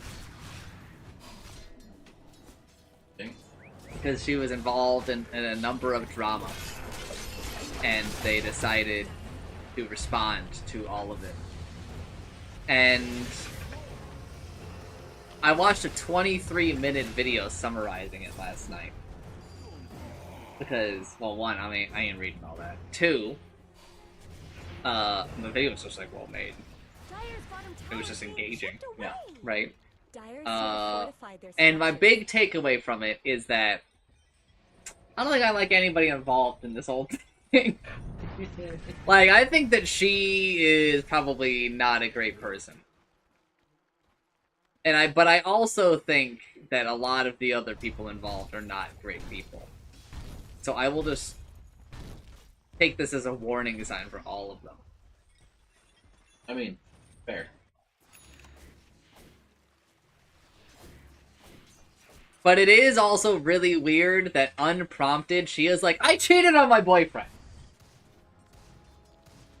Your boyfriend know that? Was that? Well, he helped her write the document, so I would hope so. So, I mean, if So it came out that she had a manager, and her manager was her boyfriend. This is like a big deal in the VTuber space. You have to understand. Radiant's Where a middle large tower has part been of denied. VTubing. My friend would hate to hear me. Hate me if he so heard. is it like with idols where if they're seen Yes. romantically and Yes. attached, it's Yeah. also a problem? Okay. VTubing has a very large connection to idol culture. If you know anything about idol culture. I know the tiniest bit enough to like make a passing reference in conversation as I have. Okay. So, like and before she was like, he did all of these terrible things as my manager without me knowing. He's no longer my manager. And then she like opens this new document with like, actually, he's back to being my manager. I take back what I said before. But also, I did cheat on him, and we've had a lot of problems in our relationship, and we broke up, but now we're back together. And I you know, during the whole 23 minutes of this, I was like, I think you guys should break up and like not be near each other. I think you guys make each other worse. Like both like people, to yeah. like They're both bringing people each other and down. individually. Right. I don't see the positive effects. Maybe you guys just fuck really well or something. I don't know. But like, you can fuck and not be in a relationship. I mean, with 1,000 pages, you'd think that information would also be in the document. No, it was not. And like it's controversial because like her artist came out and was like, they told me to sabotage other people. Like their artist had other people that they were making art for, right? Right. And in VTubing, like, Radiant's you know, you top make tower people's is models. in You make their VTuber, Right. right? 3D modeling. So gotta do it. her boyfriend got the idea that like it would be better for them if they didn't make any more models, because he was like, whenever you make like another model, it lowers the value of hers. But like, it's not like a used car. You can't resell it, can you? I mean, I guess you could, but But like, that would be weird. that's what I'm saying. Like, oh no, it lowers the resale value. It's not. No. They were like, it lowers the value, not just the resale value, but like the value. And so But like, they're then, gonna have to define value for me in this case, because like, it's not like a nice arid plot of land that Yeah, yeah. you can farm on. It's not like it's not a good real estate opportunity where Listen. it appreciates and you can then sell it for a profit or become a slumlord on it. And then the implication was that they pressured the artist Radiant's top to, tower like, deserves just as cancel much slash help as sabotage Dire's other bottom people's tower is shit. under attack. Where basically they were leading people on and being like, oh, I'm working on, like, this art you commissioned for me for. But then they just, like, didn't. But like, if there's a contract, that's like breach of contract. Yes, but I mean, I think a lot of these things are less contracts and more like, Yeah. right? I mean, and if there's documentation, though, even a verbal contract is still considered. At least. yeah, okay, but you also at get least to in remember the none of these US. people. Well, first of all, VTubers are of probably not. They don't know a lot of lawyers.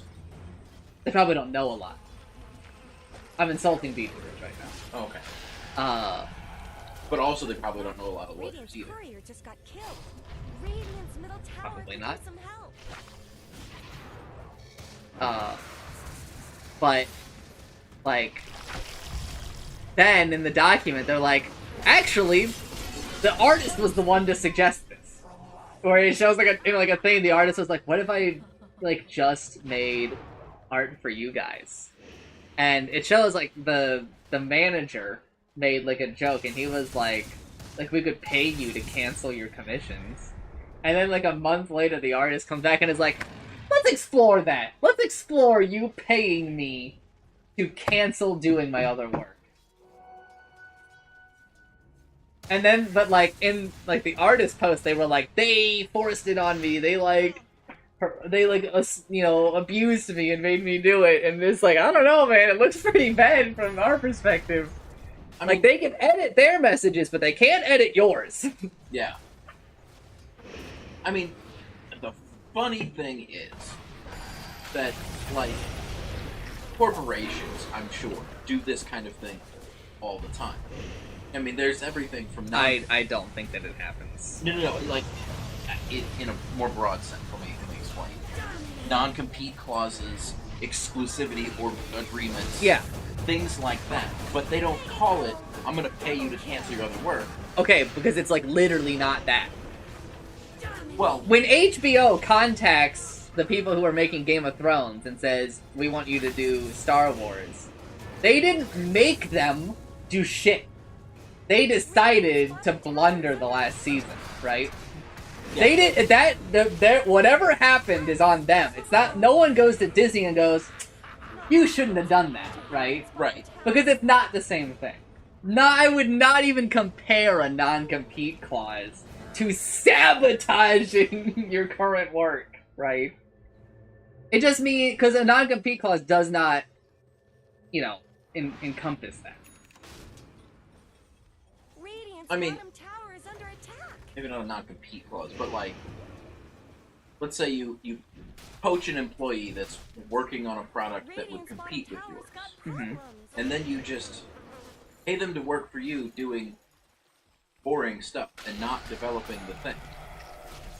I don't think that happens. I think that happens.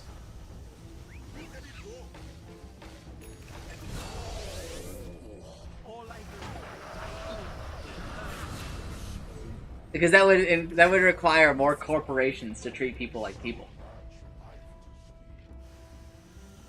I don't think it would though. It does. Because What? you have to recognize that an individual has talents, basically. True, but I guess you could apply it to purchasing smaller companies working on things in a market that you care Dire about. has Yeah, lowered I think that they would just much rather buy the smaller company Dire's middle Probably tower true. is under attack. and then absorb them.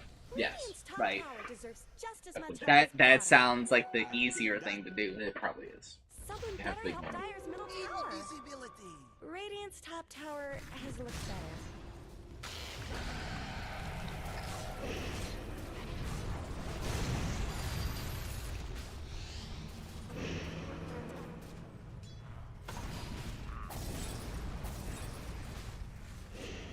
I don't know who's gonna win this game. Radiant's top tower is under attack.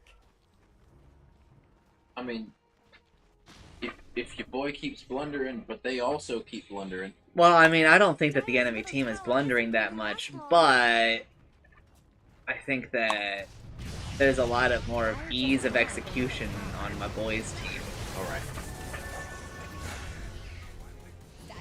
But, I also don't know how far it's going to carry them. Does he know you're watching? No.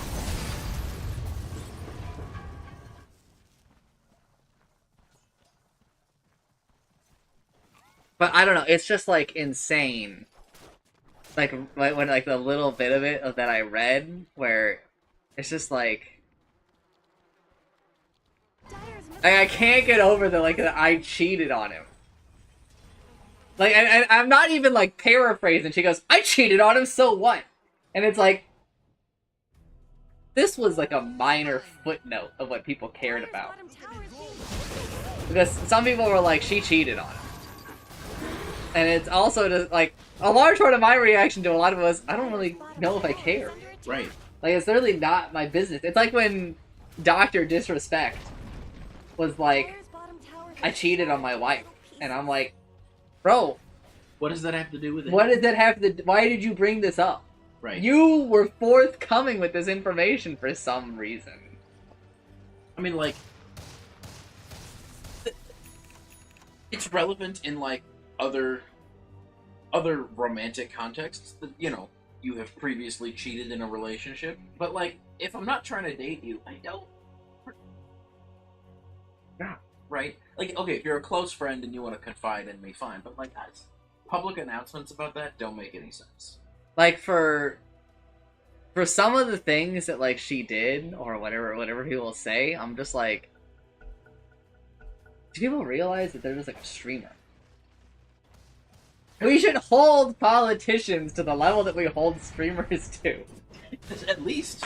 Right? Like, some of the shit that we're like, this streamer isn't, like, a good person, it's like, yeah, no shit, bro. You ever... There was this streamer years ago. This one's like actually fucked up though. She was like, she got a lot of flack because she was basically chastising a viewer because they were not subscribed to her.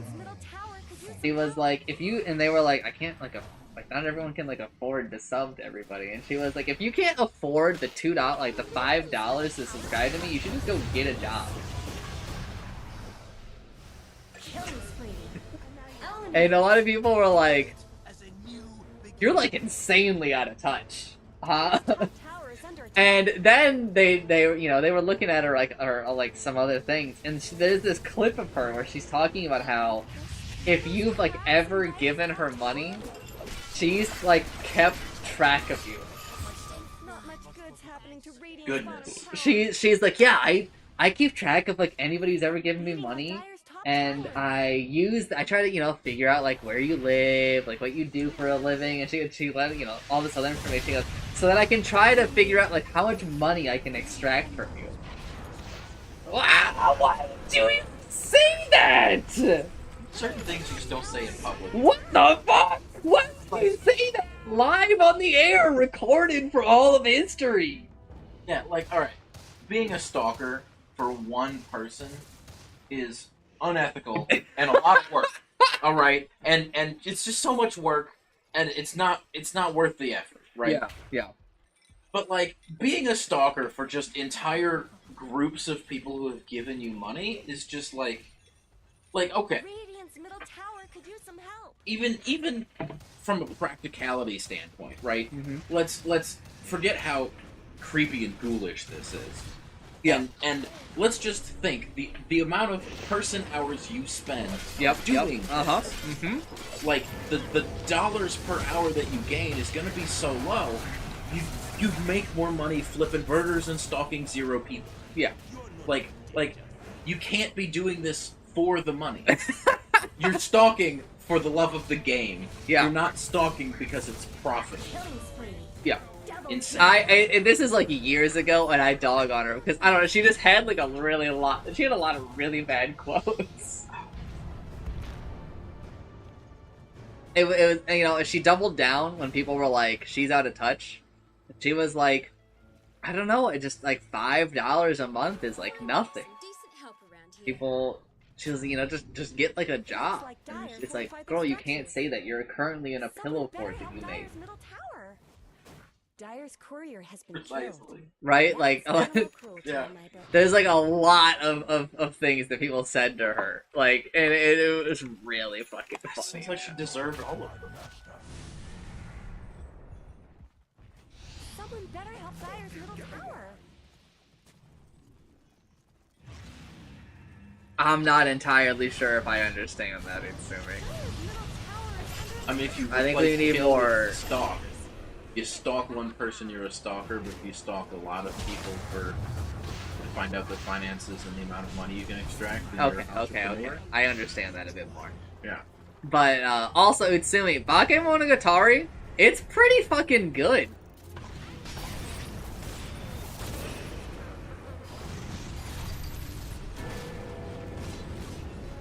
I think it's a masterwork.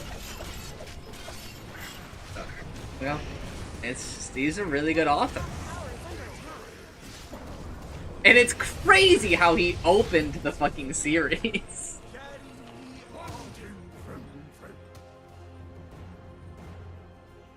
They're beating on Dyer's top tower. So should I go tune into the VODs of your live stream, or For the audiobook experience? yeah, I was gonna say for Vash's official I guess unlicensed audiobook. Sure. I mean, that's it's like a little bit of what I'm doing it for. If it gets one more person to experience Bakemonogatari, that's a win. Hey, I do think it, like, in our era, right? I think it will, like, be remembered, and people are gonna be like, that shit, like, was like a literary work yeah, that came out of, like, this time period, right? yeah. Because I think he fucking cooks.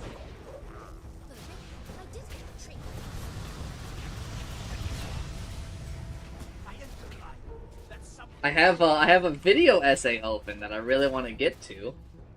That is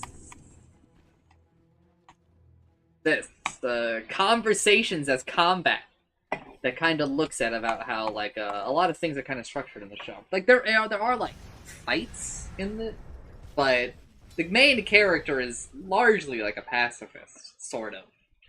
But he is effectively immortal. Isn't going to last long. Not that he will live forever, but he has, like, Wolverine super regeneration, Yeah, yeah, right? yeah. So, like, basically only, like, 3 people that he runs into can actually even, like, kill him. Right. Is there a different term that's not immortal? Because immortal kind of like No. there's like you live forever, but you can be harmed. Dyer's middle It's tower still is immortal under versus. No, there is no term for this. Nope. Nope. Do you have an opposition to making up terms? I do not. However, what I'm going to tell you is that it's part of the series. Well, right, but like this is a But broader, it's, like, part of the story. broader classification, right? So I don't Like, want a new word, because now it interferes with the story. Dyer's bottom tower the is story being doesn't have to chipped use the away. word. I know, but... Literary classification, right? Well, actually, it'd be more like a Dyer's bottom TV tower tropes. needs some help. Yeah. Like Which I'm sure TV Tropes already has a thing for TV this. tropes probably has a fucking entry for it. I'm gonna go make a TV tropes account and edit. Eventually, in the story, he starts referring to himself as quasi-immortal. See, an attempt was already made. Yeah, but then other people correct him and are like, that's stupid. And he's like, okay, fine, sorry. Are those Well, because, like, I mean, in the, recent live-action movies, like, Wolverine continually taking damage and regenerating, but, still succumbing to old age. Kind of a plot, right? Yes. So, like, he's not immortal? Are those Correct. cracks in Dyer's Wolverine is top just tower? not immortal. Right. If you're in that comic Tower line. is Yeah, in gone. that particular... Fog left behind. However, but also other things go wrong in that universe, but they just don't bring it up in Logan. So most people don't know about it. Understand. They're beating on Dyer's Part middle of the tower. reason why the Wolverine in Logan dies is also because, like, other events that happen. Dyer's bottom tower is under attack. Getting extra radiation poisoning. I can't really remember, but Dyer's bottom tower needs some no, help. it is not because he was there for Hiroshima. I think that happens to almost all of the bookings. Okay. Dyer's bottom tower is being chipped away. But it is Dyer's really bottom tower funny to always think did about, get short shrift. like how much of a life he's lived.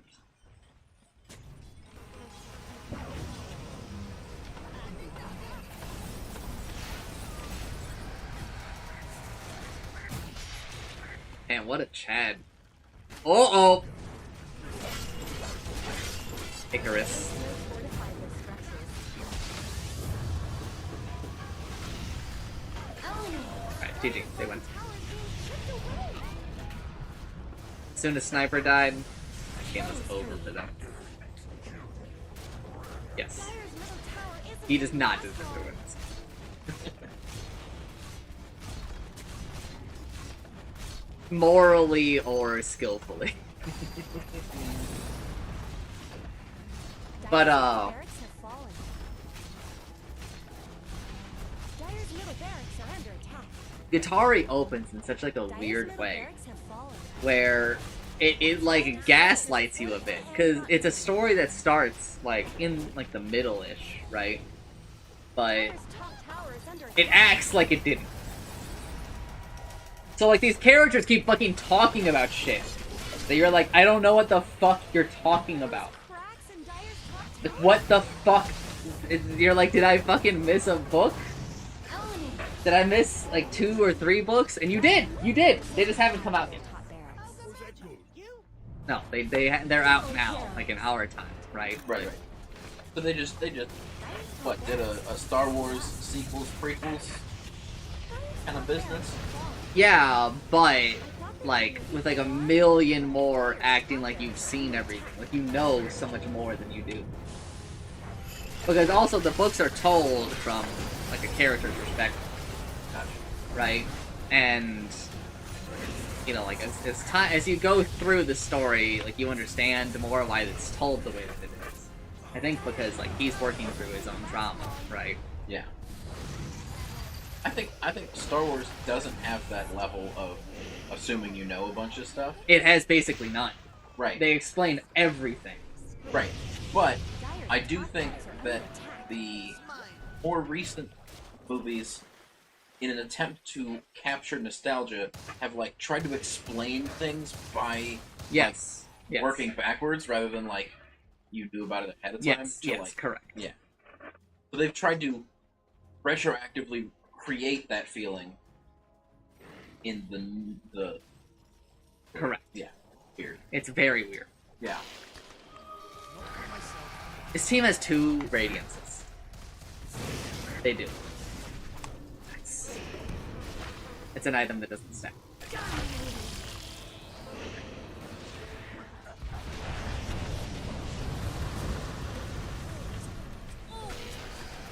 Mega kill. What a video game. Double kill. So, Kizu Monogatari, Shadow Story, is actually the first one chronologically. Someone better help Dyer's middle tower. It is, I think, in the series of books, I think it's the 3rd book. But for the anime, I think it's the 12th entry in the series. They So- were working on it from the beginning. But I think that they just kept Putting it scrapping it and starting over to the point where it became like a big thing for them. And to be fair, like the movie is like really well animated. Like it's insane, right? Yeah. But also like we were supposed to have this information like a long fucking time ago. I got so tired of waiting. I read the damn book. So, I mean, is there a valid case for watching it in like No, story order versus release order? no, just watch it in release order. Okay. It really, Bakemonogatari, the anime, handles this problem. Dyer's top barracks are under attack. Because at the beginning of episode 1,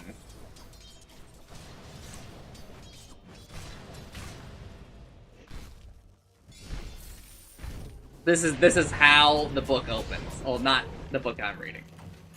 Dyer's middle tower isn't going to last long.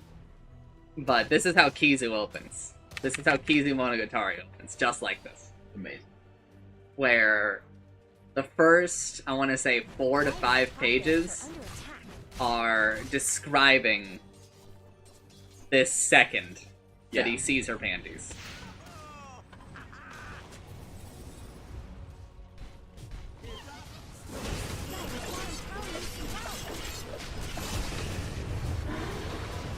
So this, what you're about to see, like from frame 1 to like for a bit, is going to be a synopsis of Kizu. Okay. So, Dyer's bottom barracks have And you can't hear it, but like there's a whole lot of really good audio design.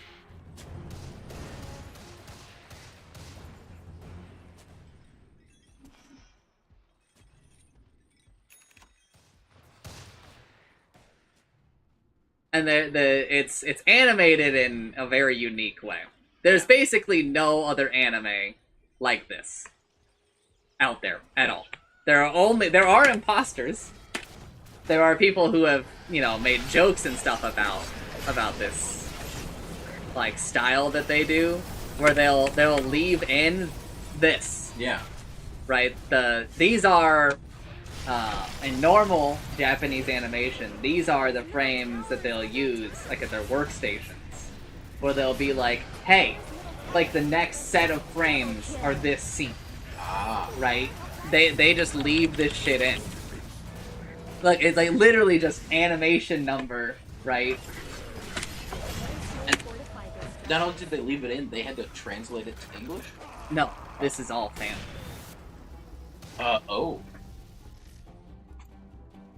This is what it normally looks like. Oh, that's some hardcore, like, action work. Yes. They're so good. Yeah, no one has even attempted to properly, officially translate this. It's basically impossible, I think. Even like the book that I'm reading gets a lot of things wrong Gotcha. that I'm just kind of self-correcting. It's a bit frustrating. So there's only fan. Dyer's bottom barracks have fallen. Except for the books. The books, I think, have an official translation. Oh, But the end. I obviously don't know how much I endorse their translation. I should really just learn Japanese and then read the books, but I would have to read a bunch of other books to prepare me to read these. Because this guy is, like, super Japanese. He does, like, an insane amount of things that, like, you've got to be an N0. You've got to be a native who's, like, grown up in Japan to understand. So not just language, but cultural references. And, Everything. Yeah, all of Everything. that jazz. We're talking. Sometimes he references shit from like Japan 300 years ago. Right, and unless you like went to school Yeah, there yeah, and unless had they, history yeah, class, yeah. right. You know. Also, because like the books are like the way that they are, they'll also just leave in passages from the book like this. Yeah. Like I want you to see. This is me frame advancing.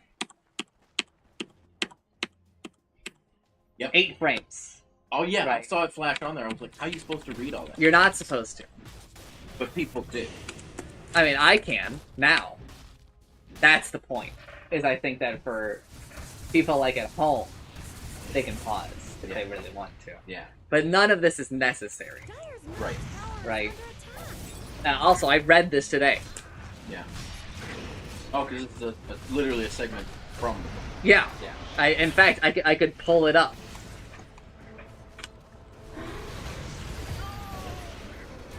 Where is your page? I don't. I stopped at a chapter. Oh, I'm good, bro. Not searching in the PDF. I don't know why I'm not searching in the PDF. Dyer's courier has been killed. People will have to do the searching. It should, but I'm not. Triple kill. Ooh. Is it? Though we've been in the same class, my first, my second, and my third and final year of high school, it's always been in the same class as that this year. I have never once seen her do anything active. I've never once seen her engage in any sort of vigorous activity. Mm-hmm. It's cool. It's cool. Yeah. It's also cool that I remembered that line.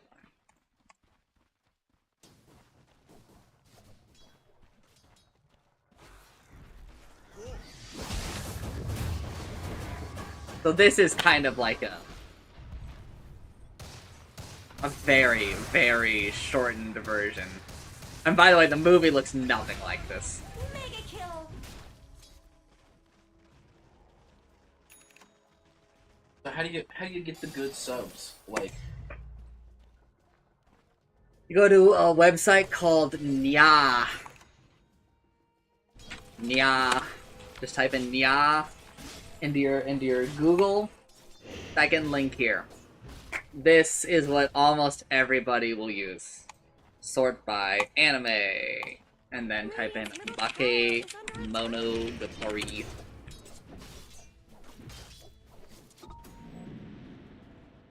No, Bakemonogatari. The Monogatari is... Monogatari means story, roughly. Is how you refer to the whole series. oh, okay.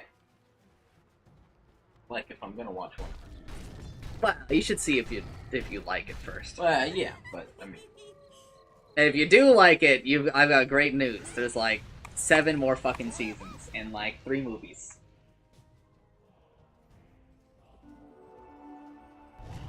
I'm in despair because I've run out. Basically, I have like 1 more season. I mean, the story's running out, but the animation for it is just truly. but I mean, you're gonna have to conclude it, right? You don't want. I mean, it's over. Oh, like it is concluded. Yeah, there's already been a series called Bakemonogatari, which means ending story. There's more after that, but like, it's kind of more like epilogue, side stories. Yeah. Right. The main character hasn't even made an appearance. He's only been talked about in like a lot of these other things. Gotcha.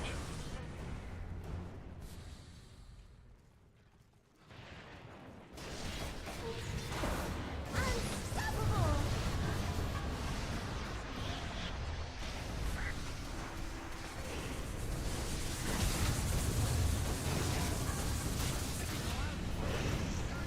The real question is, when are they going to drop a good Gatari? Scientists debate this to this day. Fire's ancient. It's Plum.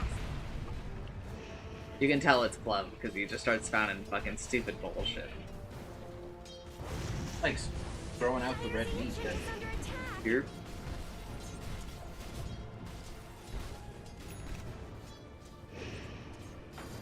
Fire's ancient is under attack. But it's pretty good.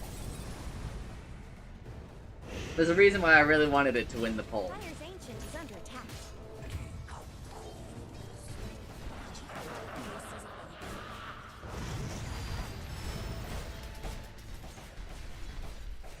Did you ever watch Steins Gate? I have indeed watched Steins Gate. Did you also watch? No, I did not particularly enjoy Steins Gate. And so therefore you didn't watch Steins Gate either. Correct. Yeah.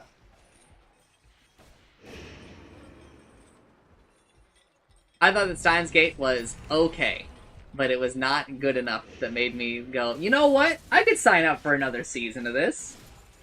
It's not. It's not. But I don't care. Fair. Steins Gate, now that's a VN. Yikers. Of course, Plov. Actually, less of a Plov take that he likes it, because, I mean, it is really popular, but I'm not into it. Yeah, I thought it was a very interesting take on time travel. I didn't think it was an interesting take at all on time travel. Oh, really? What? I think that it brings nothing to the table. At all. Oh, really? At all. It explores nothing. It's basically, I have to turn my brain off and presume that there's been no other media made on the topic ever. Planet of the Apes explores more, and it was made 50 years ago.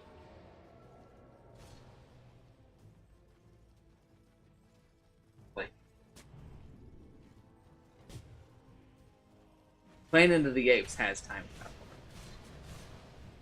Pretty sure the first Planet of the Apes is about time travel. How else would you arrive at the line? You blew it up. You do not know about this scene? You blew it up? You damned idiots, you blew it all up where he sits and he looks at the mountain, the Statue of Liberty buried in sand? How could he know about the past if he... Oh, okay. Right. I know I'm right. Got there. It's about the character drama though, lol. I don't think it brings anything interesting to the table.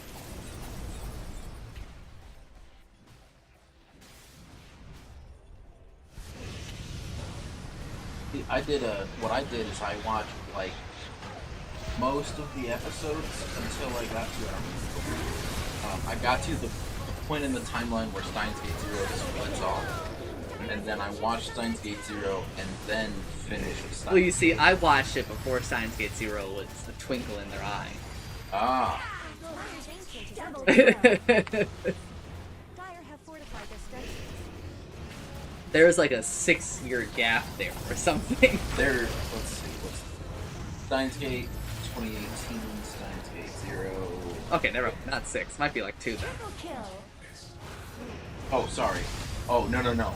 I'm wrong. I looked the wrong way. Steins Gate should be like 2015. No, Steins Gate is 2011.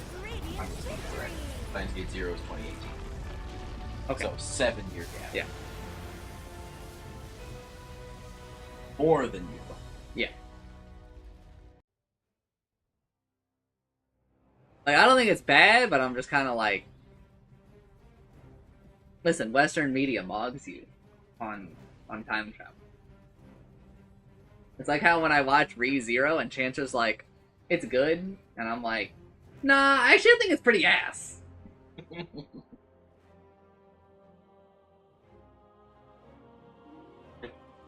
Checkpoint system.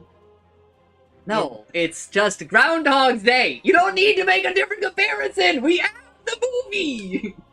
And Chancellor, who has seen 0 fucking movies ever, is like, it's a unique concept. And I'm like, no, it's not. It's not. The secret to every time travel story is that time travel is kind of irrelevant. Love, how do you have any conversations with anybody? You are miserable to converse with.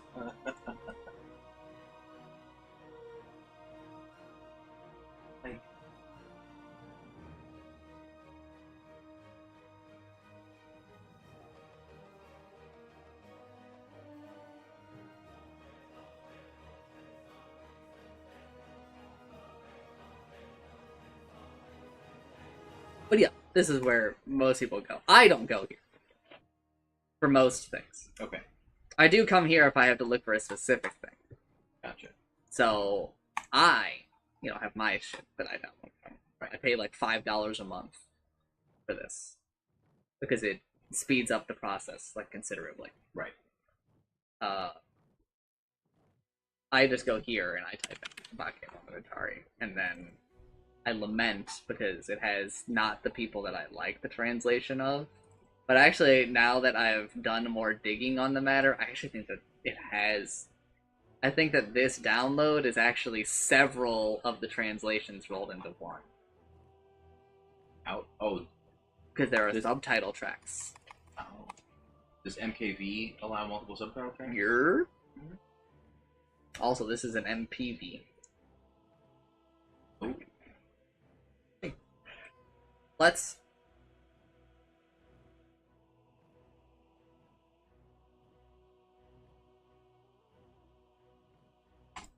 It's crazy. I read these excerpts today, man.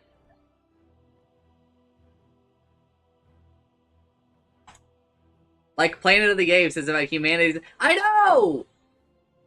I know! I'm not a moron! I know! I know!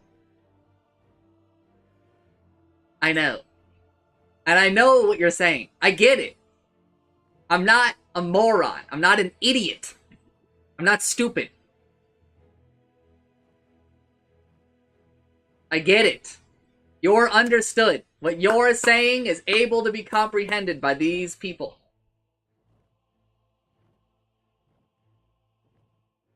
I get it. I do. However, that is besides the point. Just because you say something does not mean that I give a shit. Right? When you say it's about the character drama, though, that I don't automatically have to latch on to the idea that what you said is true. I don't have to automatically latch on to the idea that everything that I said is not at all important. Just because you exist does not mean that other people do not exist. I know that in your head, you're the only one that exists. But yeah, and guess what, motherfucker? Guess what? That can still be true! I thought you had a more nuanced take. Like, it wasn't just because of the time travel that you didn't. There was a variety of reasons. I mostly just thought it was boring. Yeah, there's a variety of reasons not to like it. I find a lot of the characters to be cringe. That's very fair. Right? And I like they're largely just like meme Reddit characters. Right? Like it's cute that she goes toot-a-doo. However, like it doesn't really add shit to me. It's like saying Dota's bad because the lore sucks is what I'm saying. And if that's how you feel, then, you know, go with God. I'll just call you stupid. Right? You can call me stupid. However, you also have to deal with me saying, Plub, shut the fuck up. I don't care. Right? It's the human condition. Yes, this does commentary. Commentary? I gotta do a rewatch, bro. Oh, goodness. Whoa! It's voiced commentary!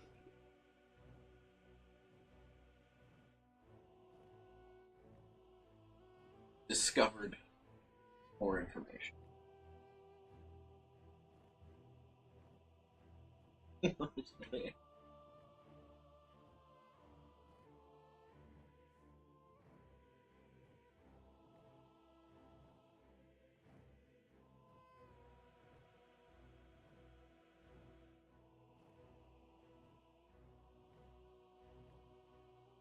Concrete Ona.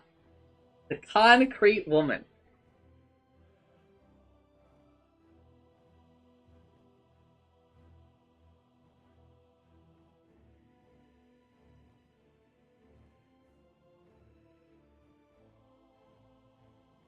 The guy has stopped playing Dota. He won his 2 games for the day and he was like, I'm done.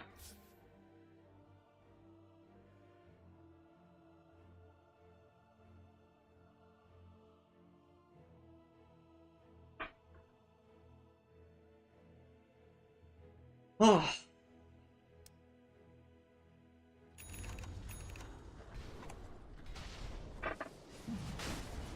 We gotta yell at Plug a lot. Oh, that's why he showed up. I think it is why he shows up. And we don't ban him because I can fix him. We're gonna fix him. Chancer doesn't believe it's possible. Chancer's like, you need to give up on the idea that he's fixable. I'm like, no. He's fixable.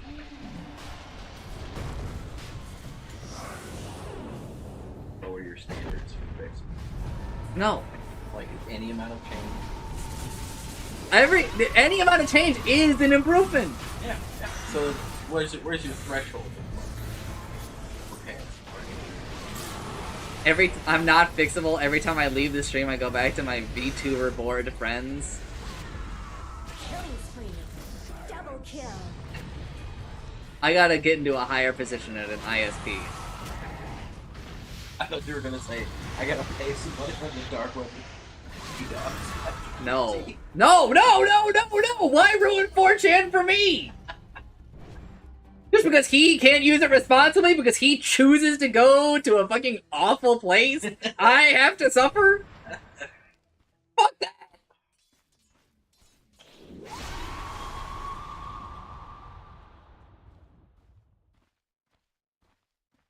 Dire's Purity is bottom tower not under saving attack. my ass. Dire's structures are Listen, fortified. bro. I also can't fix the people that you choose to watch. Dire's bottom tower needs some help. Or the people who write 1,000-page Listen. It's really funny that the Google Doc that she wrote is really well structured, by the way. It's like the formatting for it is pretty sick. However, I do look at it and I'm like, lady, you should have just kept streaming. Dire's bottom barracks This seems like a lot of work. Or should have done, like, Dire's I don't bottom know, barracks are under attack. like, you know, administrative assistant work, or Nope. The Nope. barracks may be Nope. next. BTA work? Here's another lesson you're gonna need to learn about streamers. And I realize I'm saying this while I'm currently live. Yeah. Most of them Dire's are taking like, damage. this is their shot. Okay. They're not the holding down a job type. They're not the useful to society type. Fair. Including myself. Self-aware that I currently am not, I am a, you know, a drag on society. Speaking of which, let's go lower the price of the Airbnb for tonight because I still don't have a guest.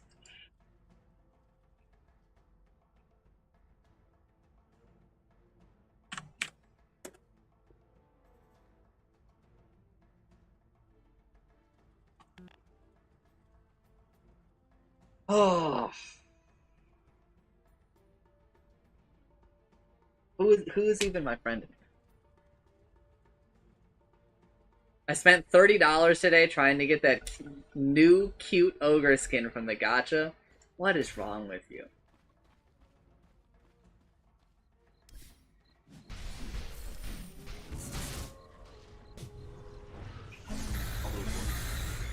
Actually, really just the last one. I don't know what that is. I think that... Gacha is short for gachapon, which is the idea of basically loot crates. Okay. The Japanese have been doing the gacha longer. Gacha is where you pay to roll for like characters and stuff. Gotcha. Ah. You have the Arcana, he rides an axolotl. Brother.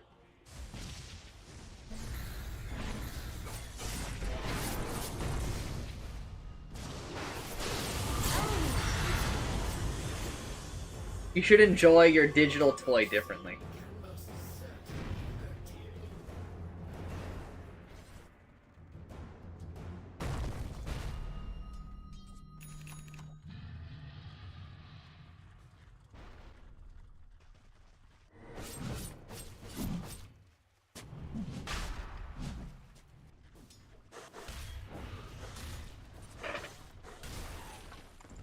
Okay.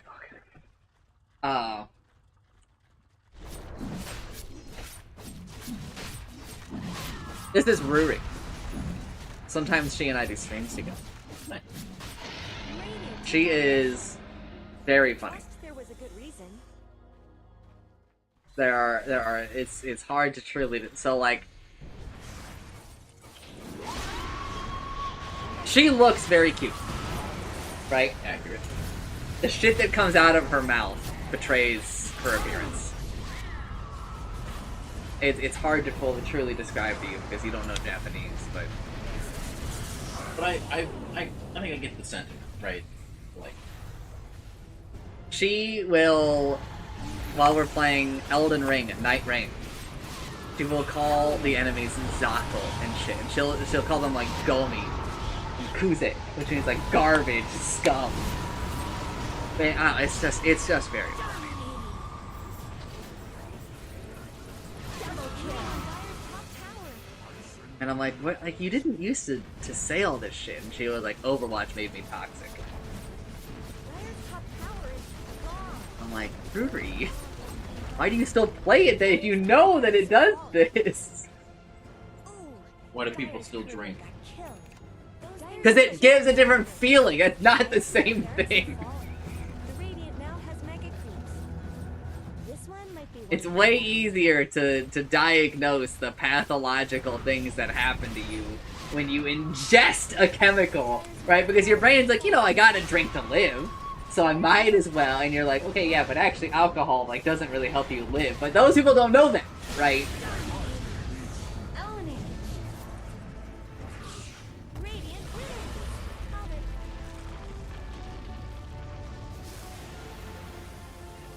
Speaking of adulting, I now have a functional dishwasher. Yeah. Are you down from having 2 in the house? Did you get rid of the other one? Yeah, they did the haul away at the same time. So, all right, we had to reschedule it, and it was rescheduled to Wednesday, right? And we did this not Thursday a few days ago, but the Thursday before that was when we did the scheduling, and then they scheduled it for this past Wednesday, and they had to like do stuff with the point of sale system to like. Yeah. I remember all that. But like they had to schedule the haul away and the install separately, right? And so we had 2 different arrival times from 2 different trucks. But the first truck was like, "Oh, I understand why they did this. This is dumb." And the service center for where I bought the thing has a new app for their delivery people because they're separate independent contractors that are contracted by the company, whatever. And so, with all that dumb stuff, they're like, "Yeah, we'll just haul it away now. It's fine, and just call the other people and be like, don't show up. There's no dishwasher." Yeah.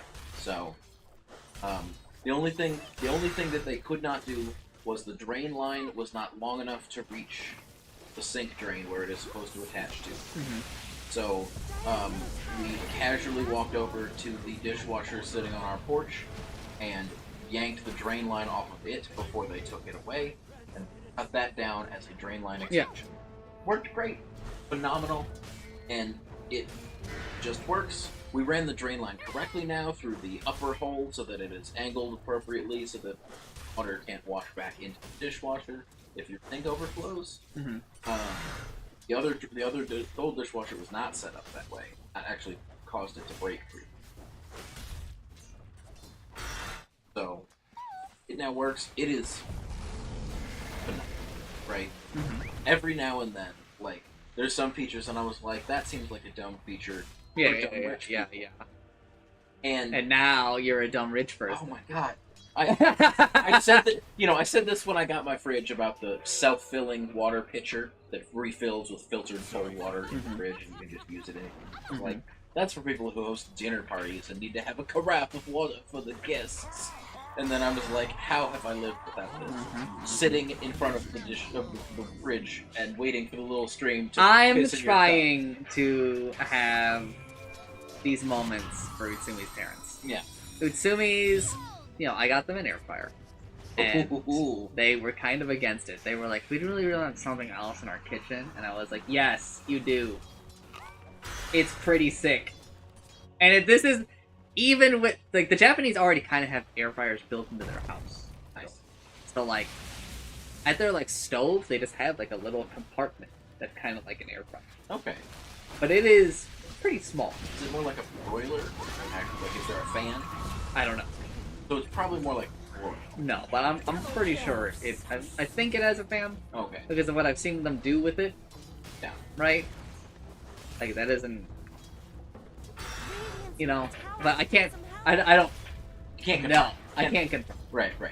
Right? I understand. I mean, I can't either. But it is, like, pretty small. It's like it's like... Radiant's middle tower is under attack. It's really small. Huh? Pizza box. No. Way small. Oh, okay. Like, maybe, like, this big. Oh, goodness. Yeah. Right? And it's like a drawer that you pull out, right? And So then you can get, like, half a baguette of garlic bread. you can put, like, a couple of fish on. Yeah. Smaller fish. Yeah. not, like... American over here. Half Yeah. a baguette of garlic bread. Yeah, right. And then I got them an air fryer, and And Simi's like, my mom uses it like every fucking day. I was like, yeah, I know, it's pretty sick. But no, my thing for this was third racks in dishwashers. Right? Oh, really? Yeah. So this dishwasher has a third rack. Yeah, you told me that. Yeah. And like, it's got all these tines that just line up, and they're perfectly spaced, and like, you can just like every other space you can put a piece of silverware. You like, my parents have like bought silverware sets and have silverware all. You can fit probably almost all the silverware we own between that and the silverware thing on the bottom, and just wash it in one load. Okay, but I mean, I just shove all my silverware in my little silverware thing. But it doesn't all fit. We have 4 people, and we're bad at it. Listen, I used to have 6 people in a house. That's true. That's true. But like, okay, and like, it's all perfectly spaced, so none of it like, no spoons like get spooned together and one stays dirty. Never happens. Impossible. Right. Also, because they're all. You're impressed with the wrong part of this piece of hardware. I don't give a shit if it's a smart, whatever. That we're not connecting it to the Wi-Fi. Yeah, The LG dishwasher will argue with the Samsung fridge, and then it'll be a problem. We're not doing it. Okay, yeah, I'm listen, I'm not advocating for a smart anything. Yeah, but like, you know, and then what are the other things that I like about this dishwasher? I'm trying to get it Simi's parents. I want to buy them a dishwasher. It's so quiet. It's Now that's a feature to be happy about. like, okay, the loudest thing about this dishwasher is the sound of the water hitting the sides of the dishwasher. Mm-hmm. It sounds like it's raining. Mm-hmm. Alright? And like, it's not like, there's not like a big door or cabinets to muffle it. I'm in the basement, in the room below this dishwasher, on like work calls all day. Yeah. And it's just humming away and pitter patter little bits of water. Mine is also very quiet, but I understand that I think your previous dishwasher is like... We had that previous dishwasher, I think we got when we moved into the house, and that was more than 20 years ago. Yeah. And so it's probably at least a 25-year-old dishwasher. You know, the dishwasher can drink. Structures have been snow fortified. Oh, okay. I was about to say, like... Yeah. Are you submarines can swim posting at me, or... No. I didn't pay so much attention when at my old house we upgraded our dishwasher, right? Yeah. Because it was not of importance to me, right? Where I was at in life. Other things to deal with. I had other things that I was worried about, like the crushing debt. Yeah, other priorities. Understandable. But now, I am kind of like, damn, dude, my dishwasher's pretty quiet. My dishwasher's pretty good. Yeah. Well, and there's some things that are just like simple upgrades, and everyone's like, "Oh yeah, we have those. Those are normal, like delayed start, right?" Yeah. Like that's a normal feature. We didn't have that before, right? We couldn't delay the start of our dishwasher. But now, I can be like, okay, our local electric company has time of use billing, and I can be like, start after the end of it so that the power is cheaper. Yeah. Dyer's bottom tower is being chipped away. I don't have Radiant's middle tower could use some help. Delayed start. Turbo cycle, express cycle. But to be fair, I think I just end up running it at the right times because those are when I'm awake. Yeah. Well, but you have to sign up for the time of use schedule. I think I had to. Oh, I mean, you had to pick one. Yeah. Pick the same price all the time. Where did Yeah. Radiant's middle tower go? Variety of other. I think we picked the slightly more expensive during the day, slightly cheaper at night. I have considered trying to switch us to the like where it's like there's a peak and it's really expensive in that time, and then there's like a medium which is during the day, and then there's like super cheap at night. Yeah. And like just all the smart thermostat don't, because the AC is our biggest expense. Yeah, obviously. We could just tell the AC never run during this time, just like pre Yeah, pretty cool. And then try to ride it out. Yeah. And like there's some serious savings opportunity. Yeah, but like, here's the other big thing. Like, your household makes enough money to where, like, are you really gonna do that? Maybe. Okay, I'm making enough money. The rest of the household making enough. I mean, total combined. Okay, total combined. Yes. Right? It's not like the money just fucking disappears. That's why I said household. That's true. Like, how much would we? Math is hard.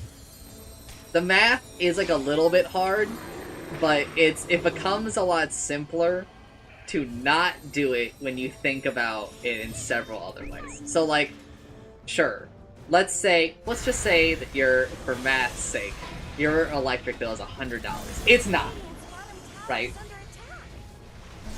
But let's just say it is, and let's say that you can save 30% on it, right? $30 a month, right? Yeah, a month. 30 times 12 is $360. But one, you would have to set this up, which is a non-zero time commitment. Two, you would have to actually live with this, and they're like, on paper, you could just ride out these peak hours, Right.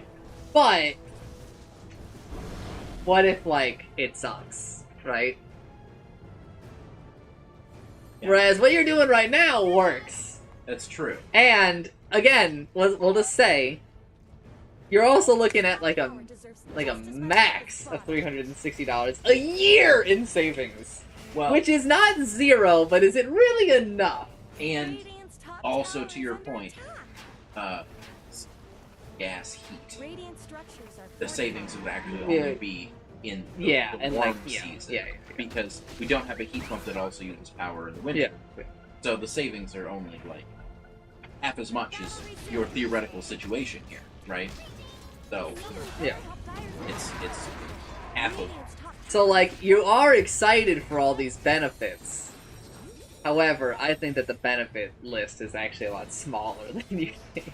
That's true. Especially when weighed against the cost. Not that there's any real cost to this, right? I mean, there's a cost in time. Time, yeah. Yeah. And the comfort is honestly the biggest cost, Yeah. right? Because if you're uncomfortable as a result of this decision for even like a second more, I question the value. Yeah. Only because, financially speaking, you guys are like, as a household, Doing fine. yeah, right? If you were more in my situation, where my household makes like not enough, Yeah. right? Yeah. Then it makes a lot more sense. But even then, like, I look at I could actually probably stand. I should do it, but I just try to put a lot more of that effort towards like getting a job. Yeah. Well, so you also have the argument of since are also people to stay here, their comfort and the cost benefit there is much more unclear. Yeah, I do think I'm gonna be getting some people being like, "Why is it so fucking cold at night?" And I'll be like, "It's the fucking basic turn off the heat." Because you should be underneath blankets anyway, motherfucker. Yeah. You should be asleep, and it's good to sleep in the cold. Yeah, it's healthy for you. You sleep better. Yeah. We actually did have ours automatically cranked down at night. Even in the summertime. Yeah. Because one, power's It's cheaper. Yeah. And also, it is like way better for you. Yeah. So, when I house sit for my grandparents when they're on vacation, they don't have a smart thermostat. They have a dumb thermostat. Yeah. But I like sleeping in the cold. Yeah. And so I crank the thermostat down at night, and then I crank it back up to the temperature they normally keep it at during the day. And most days while I'm working there, they have a, more expensive place that is probably better insulated than the box that we live in. Yeah. Dire's bottom tower is under attack. I can, not have to run the air conditioner until, 1 or 2 o'clock again. Yeah. And I mean, the delta, I think, is only, it was, 78 down to 72. It's not crazy. So, it stays below 78 until after, 1 p.m. Yeah. They probably used less power while I was staying there. It's crazy. It's crazy. It does go pretty hard. And, I mean, power company has, as most power companies run. Yeah. A little bit of paperwork and, bucks off? Looks kind of half the cost of a hard thermostat.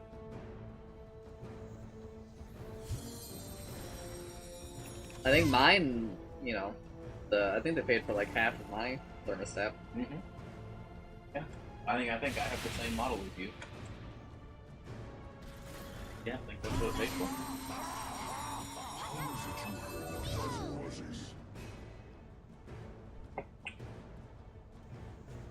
I ended up buying 2, right? Because I thought But you needed another one, but you didn't. Yeah. my parents took the other one. It is. So, I mean, to redo those systems, having a second one might be nice. Nah, my guy was like, I'm not good. He's like, I don't. This one actually doesn't do anything. Not even the fan controls will work. The fan control was the only thing that works, and he was like, I'm getting rid of that, because otherwise your thermostat downstairs won't. He's like, there's only one hook. Yeah. So he was like, either you can control it up here, or you can let the smart thermostat control it. And I was like, why don't we go ahead and put that on my phone? Yeah, just let it.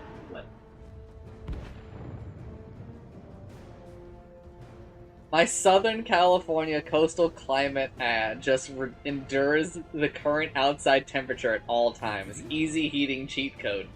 Listen, motherfucker. I have tried to do that. However, my parents and Utsumi have largely vetoed this mentality. I did it in college. Turning on the heat was I was like, nah, I don't make enough money for heat. My roommate just did all of that.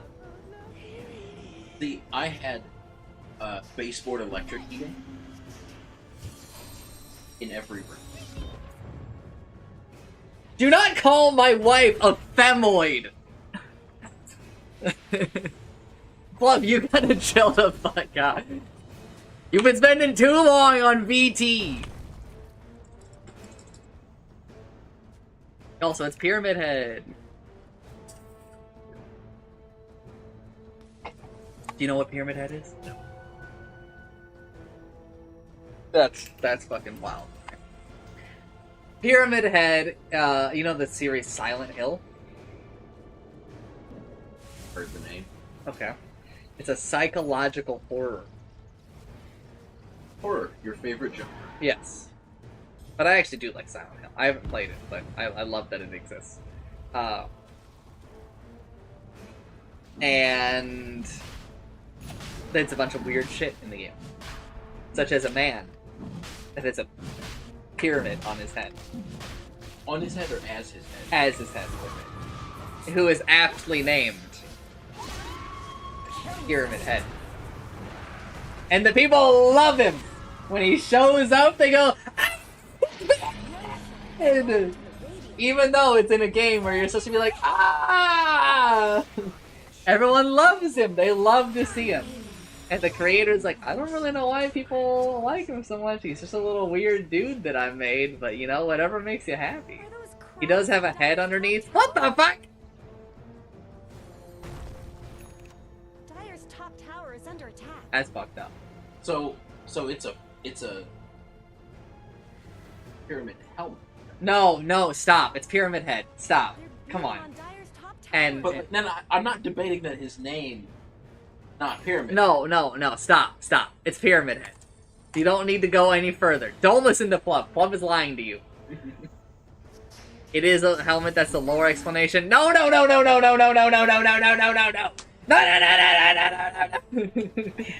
He just finds anything and feeds it. He just ruins everything, man. It's just Plum's existence. It's a ruin. He's a bad influence on me, honestly. No!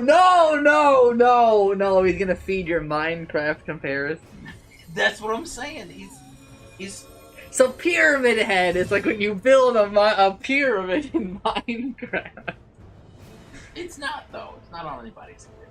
I was actually thinking it was the. We watched a Minecraft movie the other night, which apparently is the name of that movie. A Minecraft movie, not the Minecraft movie. Right. Well, you can't name it the Minecraft movie. What are they gonna do for the sequel? Well, here's the crazy thing. I don't know if you've seen that's been announced. No, I haven't. They named the second movie the Minecraft Movie 2. Wait. The in front? Yes. And which doesn't make sense because the first one is a Minecraft.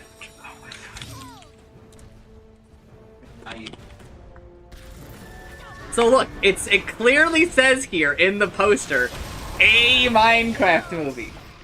Yeah, for sure. Radiant's middle tower shouldn't have to take this abuse.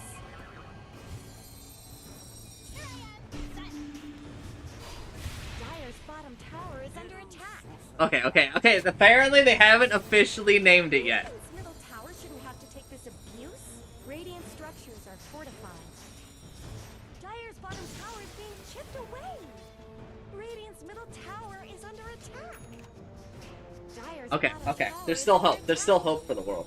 Radiant's courier has been killed. Radiant's middle tower could use some help. Radiant's middle tower has fallen. But so we watched it, and Chancer was really sad because we didn't get to watch the vert. Do you know about the leak that happened? No. So the movie leaked, but it leaked a version without the special effects, with like the placeholders, right? And Chancer was like, "We're not gonna watch that one." I was like, "I don't have that version, right? I'm not gonna go dig it up." Is Chancer ever happy? Chancer and I loved the movie. People were shitting on the movie, right? I also loved it. And the movie's just fun. It's just a good time. Yeah, Jack Black is Jack Black, and he's great. Yeah. No, the movie was just a good time. I mean, anyone who complains about, Minecraft game accuracy in the movie. There honestly are no problems Yeah. with that. Yeah, it was just a grand old time. Like, alright, small children singing along to Lava Chicken songs. Cool. Mega kill. Yeah. Screaming chicken jockey, I'm down for it. Like, Yeah. Let That people owns. have fun.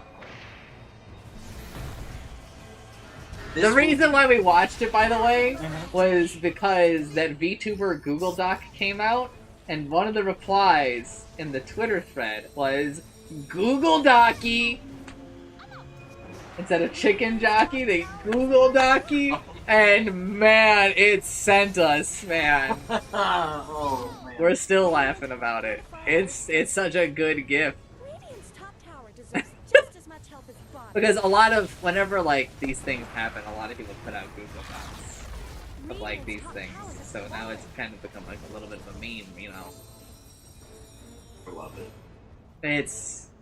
That was the Chancer was like, let's watch the Minecraft movie tonight. Sorry, a Minecraft movie Yeah, tonight. yeah. But No, you were quoting what Chancer probably yeah, said, yeah. not When the title. Of the movie. I did announce that we were gonna watch the Minecraft movie, and then Jet came in and was like, actually, it is a Minecraft movie, and I was like, what the fuck are you talking about? And I looked and I was like, what the fuck? It actually is a That was a hardcore actually. I loved it. And they announced the second movie, like, I think 2 days after we watched. They announced it because of us, is what I'm saying. Definitely. They got word. Because you mentioned it on stream when they were watching.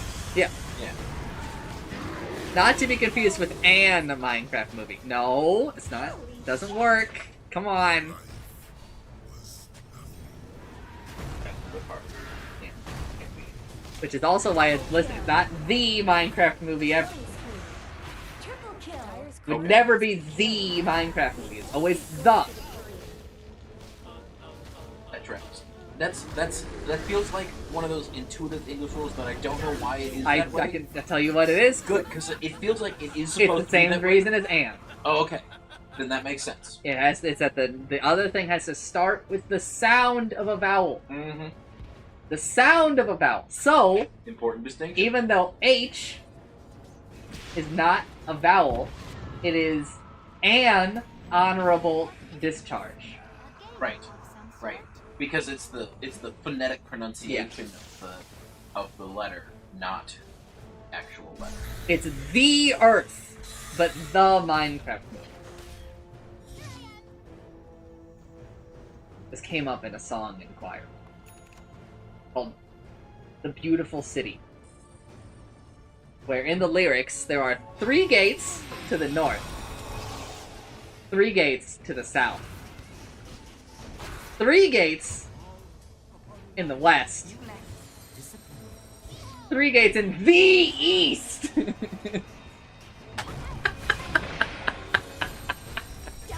And our fucking choir teacher was like, "Do you guys not know how it works?" Because we kept saying "the," and we're like, "Okay, but the other 3 are the." And he was like, "It's not just like a thing you do for like drama. It's not like a thing that you like something, so you say the." He goes, "It's based on vowels and shit." And we were like, "What? There's like a rule?" And the funny thing is that in the sentence where you said that to him, you said the other. Yeah.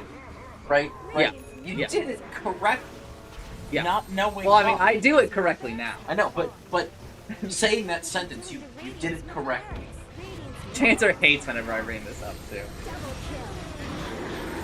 He's Well- like, "You're just gonna have to give up this crusade," and I'm like, "I don't." Well, Chancer's not here to be unhappy about it. Because I think it's funny. Also. Dyer's bottom tower always It's like, so, like, another one I'll correct people on. So there are 2 distinct genres of game. Obviously, there's like millions, but I'm talking about 2. Yeah, 2 in particular. Roguelike Mm-hmm. and roguelite. You have talked about I this with know. me before, and because I was talking to my brother about it, and I was like, no, you said this game is a roguelike. He's like, yeah, that's just the name. I was like, no, the game genre is called roguelike, and he's like, no, it's a roguelite. And I was like, that's yeah, and then like he didn't know that roguelike existed. Yeah. He thought roguelite was just the only name that there was. And also, just so we're clear, roguelike wasn't originally a genre. It was literally saying that a game was like Rogue. Yeah, right, yeah. And that's the history that I knew, and that's the context I provided. Which I think is really funny. It is That, pretty like, you know, just over verbal conversation, people turned it into roguelike. You know, like they combined the 2 words. good. Just yeah. I mean, it's not like it was, you know, not like a corporation named it. It's not like Microsoft naming their products. But it is, I don't know, I think it's really fun. And like most of the time when I correct people on it, I'm just having a laugh. But I think that the problem is that like they can't. I have this like persona as like an ultra serious person, right? And so they can't just like They can't believe that there's any whimsy in my heart, Not much good's happening to Radiant's right? bottom tower. yeah. Like everything I say has to be like an argument. Radiant's bottom When tower really, I'm because like people used to get into like really long arguments about roguelike versus roguelite and all this shit. And like, I'm gonna be honest, I don't care too much. Like, I would love it if everyone could perfectly describe them, just because it like saves me. Because I like roguelikes, I think, a lot more than I like roguelikes. Yeah. Right? I like some amount of progression. Yeah. I think it adds a little spice to it all. Things that are different. But I also understand that some people don't like that at all, right? And that's great. But it would help me, you know, find my games that I like a little bit more. But also, it's really not that big a deal. Like, it's really not that big a deal. Grand scheme of things, Yeah. there are bigger problems than worse. Yeah. I've got bigger problems like at home. Right? So, but I think people think I'm a lot more serious than I am. Because I am serious about some things, but obviously, like, not everything. Like, I would just fucking explode. I was serious about everything.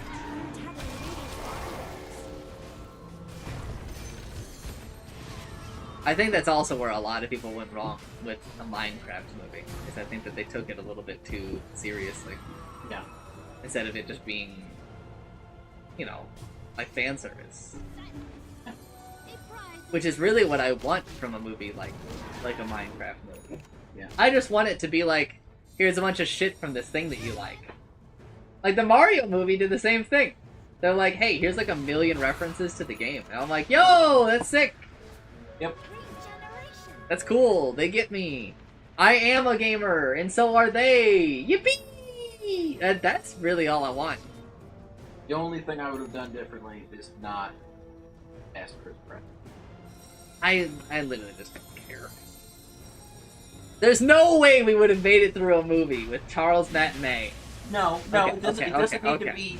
It doesn't need to. There be were a lot of people who were like, they should have just hired the Mario voice actor, and I was like, bro, I can't listen to that shit for like an hour and a half. Well, also from what I've read, like, it's a little straining to do that voice, right? Yeah. And so like, it would be. He's also getting pretty old. Yeah, like, I don't need like a video game faithful voice representation. Mhm. I just need a less generic actor human. There's this great shitpost where it's Chris Pratt and like he tries to do the Mario voice, but he like literally just does his voice, and he goes, "Wait, that's not it," and then it just stops and it goes, "Yes, it fucking is. That's what you did for the whole movie." That's what I'm saying. Yeah. Like if you just got like a vaguely Italian. As far as I care, they could have hired Chancer to be the voice of Mario. That'd be fun. It would be funny. But like, just like get a vaguely Italian. The one thing I do care about is they should have kept their names as Mario. So I don't know if you know this, but the lore is that Mario's name is Mario Mario. And Luigi's name is Luigi Mario. I don't know if you've ever seen the original Super Mario Brothers movie. The live action one? Yes. I have not, but it is on my list. Bro, you gotta bump it the fuck up. It's so fucking bad, It but looks- it's so good. Yeah. I heard that like the people playing Mario and Luigi were like constantly drunk. No, I don't think that's true. There's nowhere near enough slurring for it. However, like, listen, the movie is... I don't think there's a thing I would change about the movie. It's pretty fucking fantastic. Okay, maybe I would change Yoshi. Yoshi is just like a fucking... like a real-ass dinosaur. And in a very comical rest of the movie, like he is like a fucking little freak. I love it. No, a YouTube channel I watch did a whole YouTube video on I guess movies that have villains that are very predictive of our current political leadership. Okay. And Super Mario Brothers movie was one of the prime examples for the villain in that movie. Okay.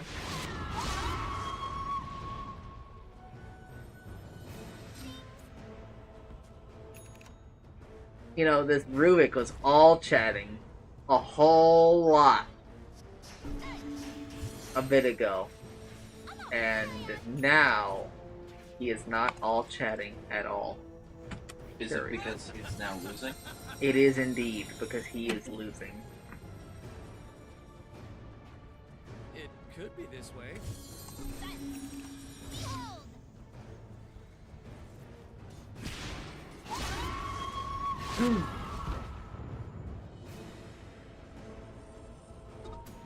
But yeah, Bakemonogatari is really good. Yeah. But also a big problem with it is you can't, like, you kind of actually have to, like, pay it. I'm pretty decent though, because like I know, but I'm more saying that, like, casuals would have a hard time, and of course not as unapproachable of a piece of media. Yeah. Understand.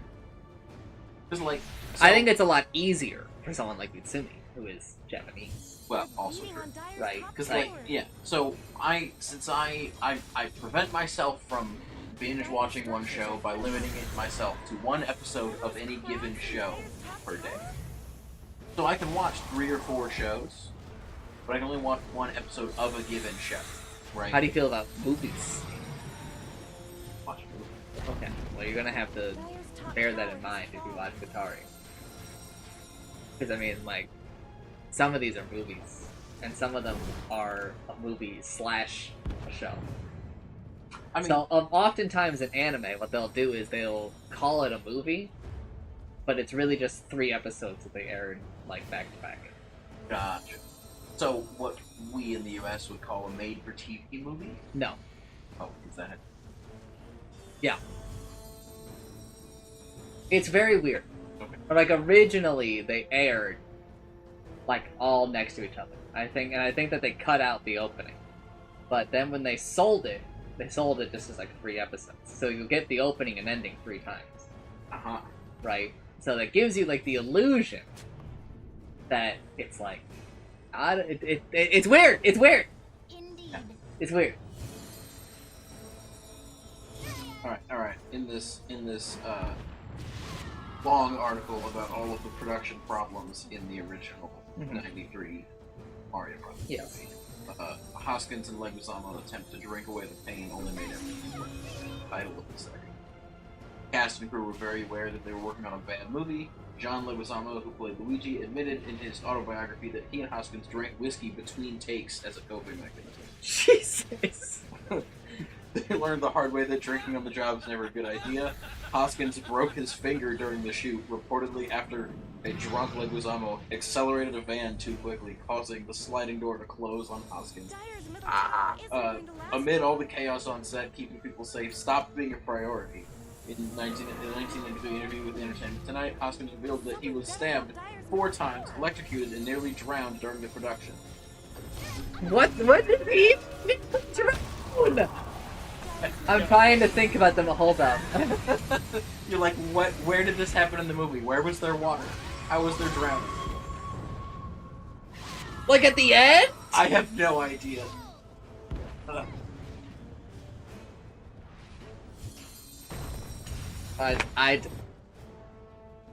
You're just gonna have to look up some of the stuff about, So, have you ever seen Spider-Man?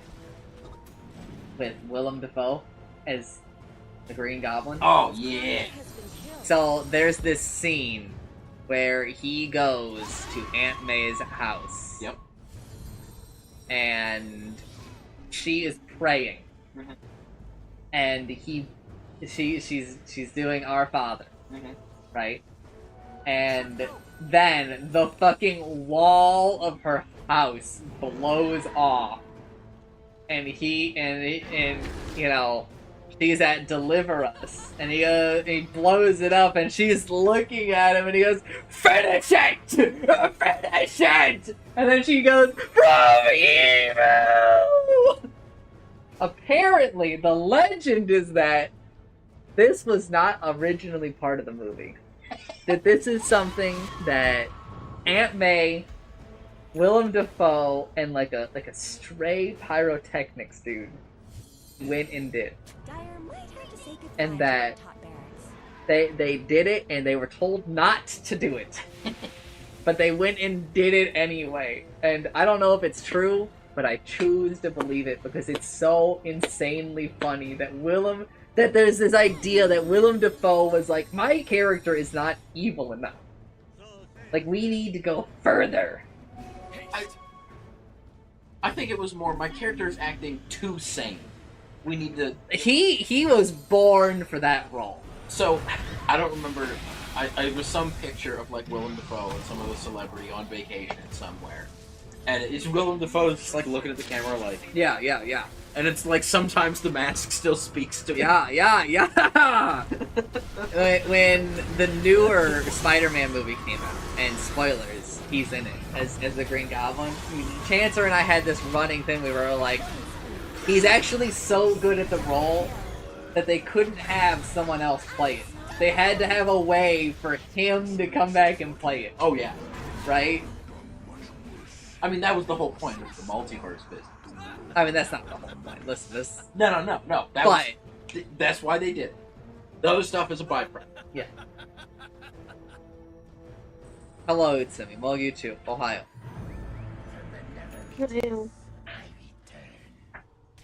Dyer's top barracks are getting banged up.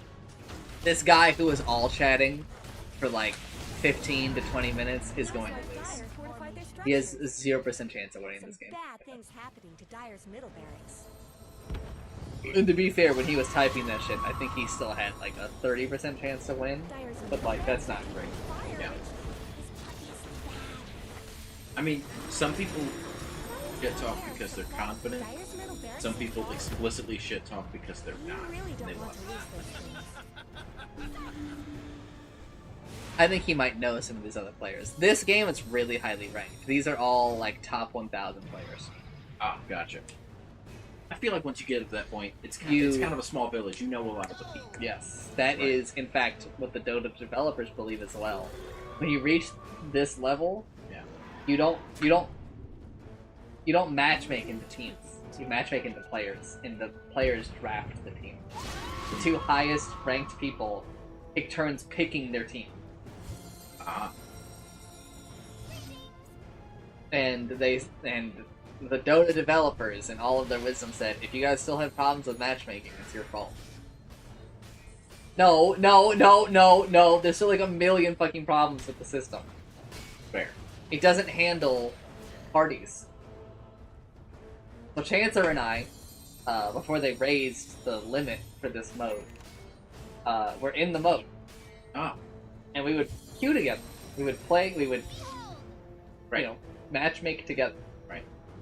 Then we would go in and we would end up on opposite teams.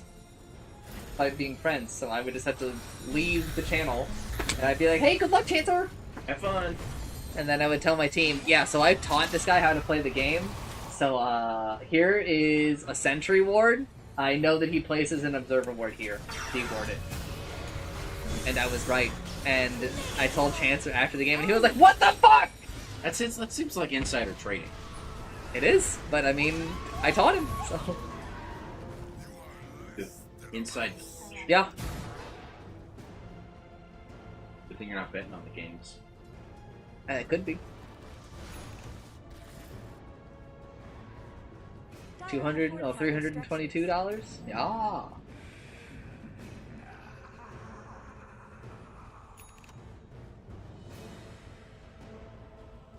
Just a 21,000 net worth difference between these two teams. Seems fine. According to the game, it's a 73-27% chance to win.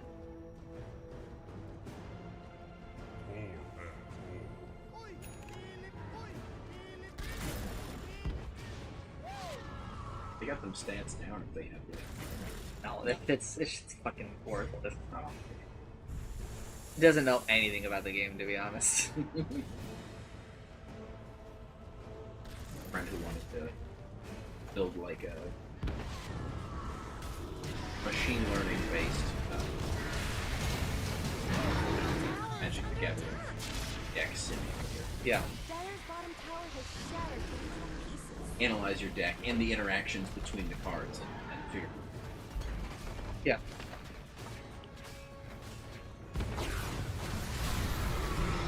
Trying it. Dyer's bottom barracks have fallen. That's just cold. And not in a good way. Trying like a Magic the Gathering website that has existing IP. Dyer's bottom Maybe barracks like have fallen.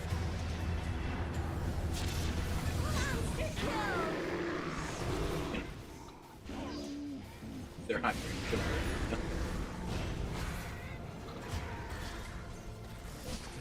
Yeah, I mean, why not?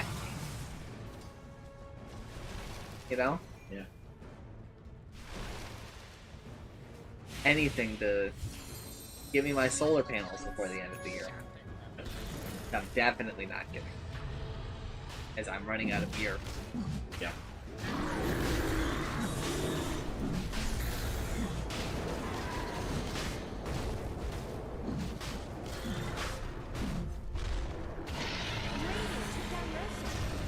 This guy is playing his fucking heart out. This Dragon Knight, this gigantic dragon that's right now a sheep. Man. They're kind of blundering. They actually have a chance at winning now. That's something. All because of this Dragon Knight's work. Killing spree. Dyer's middle tower isn't going to last long. That's fucking crazy. Well, I'm sure that there's some other big problems, like this inventory is not the greatest. Do you have your eggs? Can you buy your eggs, please?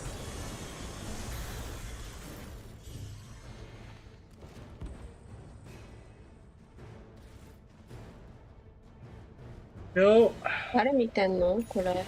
I'm just watching a random game so that there's something on the screen. うん。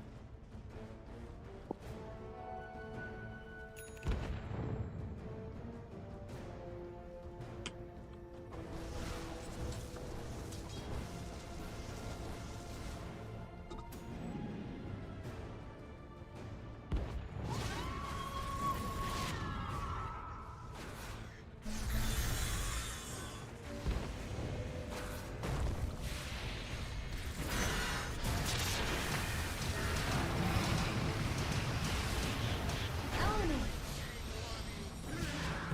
Radiant's top tower has been fed. Radiant structures have been snow fortified. They're gonna lose. Tower is under attack. They're going to lose because of just blunders. Bunch of little blunders? No. No, big blunders. Radiant's top barracks This person dying right here is not like a little blunder. double kill. It's a big blunder because she knows that there's like nobody else on the team. She shouldn't have been there at all. There's no world where she should have been where she was. Right? If she had just not been where she was for like 3 more seconds, right? Then 2 more people on her team would be alive, right? And they can do so much more in 3v5 than she can 1v5. Right? Yeah. Sorry, 1v4. Because they know there's an enemy in the base. And this guy, he's just gonna die here. And he shouldn't be doing it. Like, neither of these 2 people should be doing this. Double kill. They should just be playing to stall. They're panicking. Dyer's middle tower isn't going to last long. Right, so like this guy should just only be trying to live right now. He's not right now. He's trying to kill this guy, and he shouldn't be.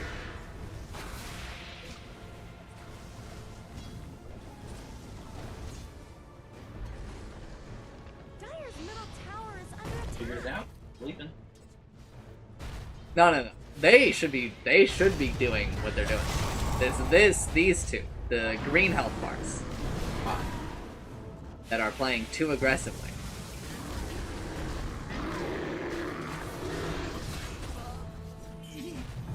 Time is on green health bar's side.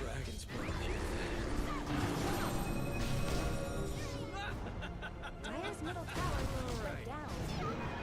Dyer's middle tower isn't going to last long. But also, like, while they're doing this, they are sort of slowly winning the game. This guy should not be doing what he's doing. This is a throw.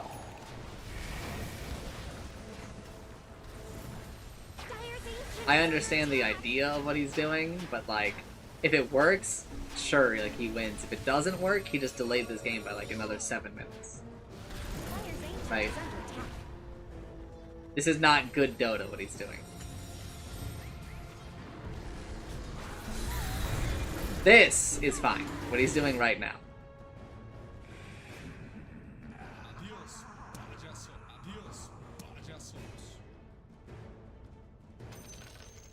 They are pausing because that other guy who was shit-talking before is not going to lose. This was very, very bad Dota here in the last 10 minutes of this game. Both teams should be kind of embarrassed.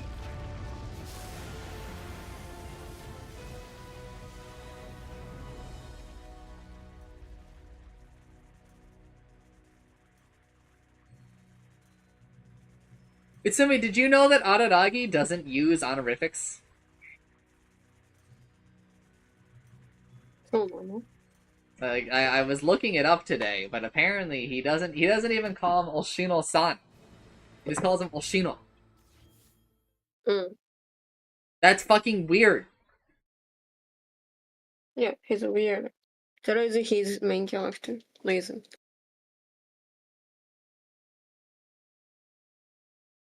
But it is. I fucking...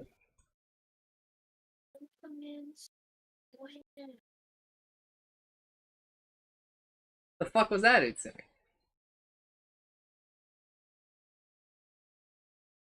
You hear that?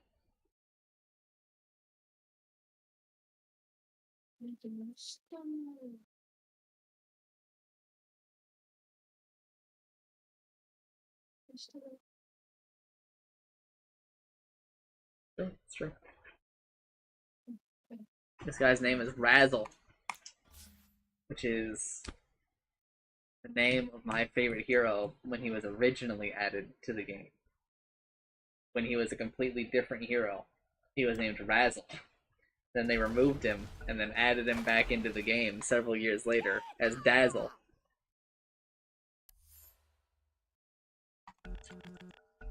Only thing that they shared in common was that they shared the same, like, appearance. Because in Warcraft 3, you know, these were all based off of Warcraft 3 units, right? Okay. So they were all pretty much, you know, from, like, a set pool of models.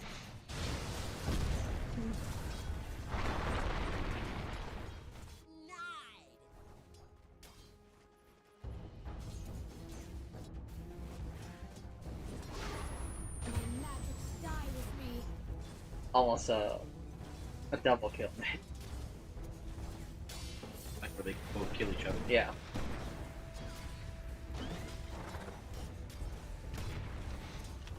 This can't be that high of a rank game. Oh, it is. Holy shit. That's super embarrassing, then. That Invoker just died.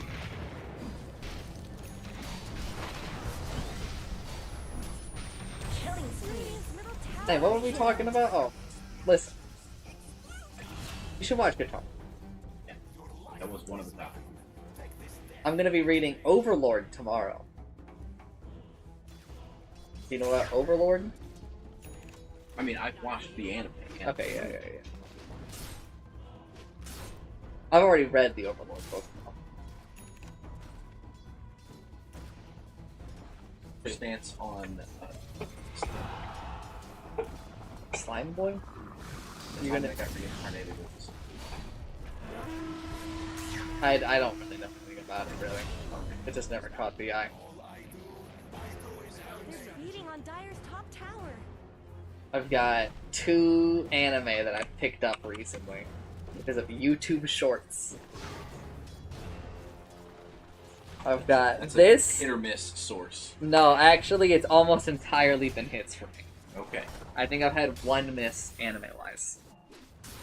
I guess if you're in the algorithm, right? Most of my YouTube watching is done not signed in, so. Is the Joshiraku Rakugo Girls, which is complicated. I actually have to watch this episode again because it's not a show that I can like casually watch. Yeah. Right? Like I actually have to like pay attention, otherwise all these jokes are going like right over my head. Yep. Killing spree.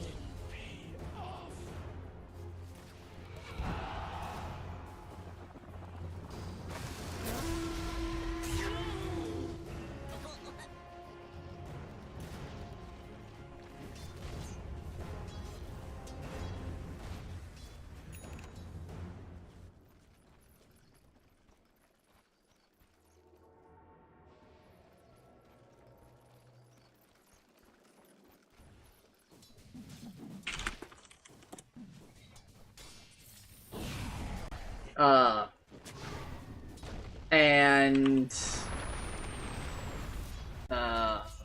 this other one, which is a lot more easy to watch, to say the least. I think that one is her. But Tomo-chan is a girl? Yeah. Tomo-chan wa onna noko.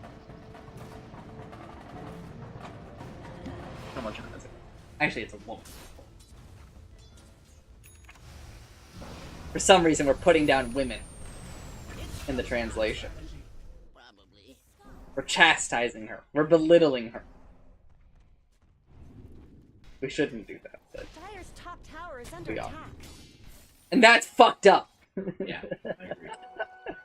I respect women. Were those So cracks brave, in so Dire's top tower? brave. Exactly.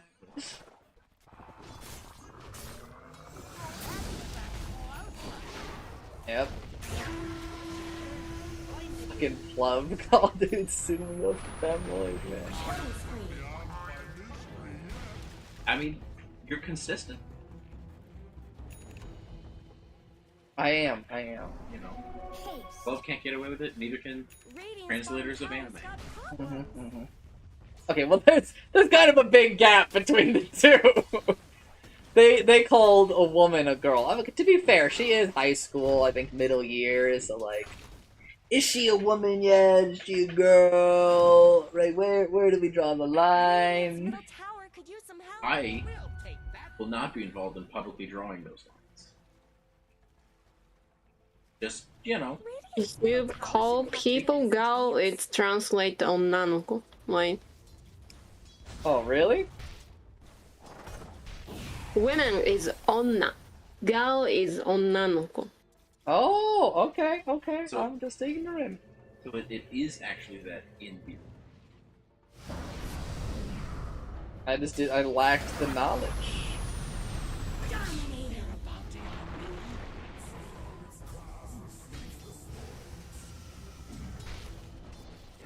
That was really well played by them. ゲームしたいな。 What do you want to do, Timmy?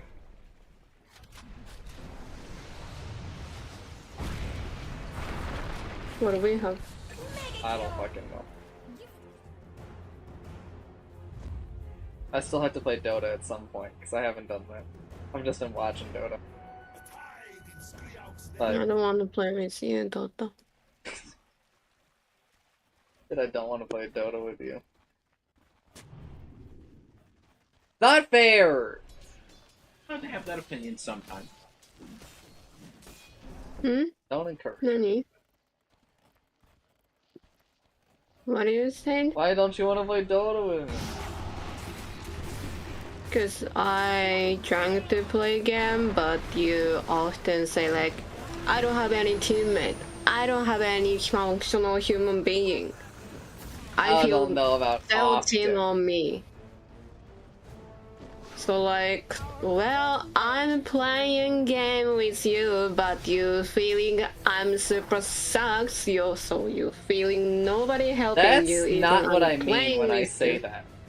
Yeah, but I feel that like Alright, well, you should stop when I doing hear that, like I'm useless. I'm. What I not mean when I counting as say a that is human that, like, player. nobody responds to me. Nobody does anything to help. Nobody... It feels like no one's playing the game with me, like I'm playing alone. Radiant's top Yeah. I'm healing that. I'm a bad not saying player, it's so because like you if suck. you want to play with me something, like you got to give me order. I It's do! Someone better help Dyer's middle tower.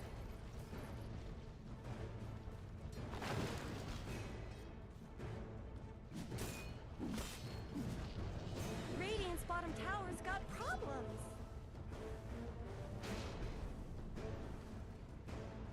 They're two completely different statements that I make. One that I feel like I'm playing alone, and one where I'm like, I'm the only person on this team who can do anything.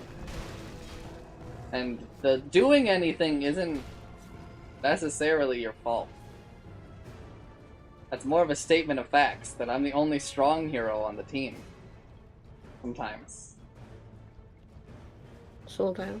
It's like how in the other day, we played a game of Dota where I was playing Quap, and the puck was just fucking killing me over and over and over.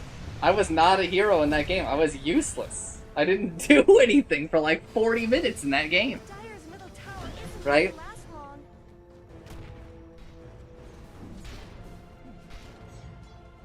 I know what's happened in this game. Dyer's top I'm tower is under pretty sure I've seen the turnip carry and the palm tree get murdered. Like, That's, I think, very likely. They're It's beating not on supposed to Dyer's be top like that. tower. That guy is hard to kill. But I do think he has been dying a lot.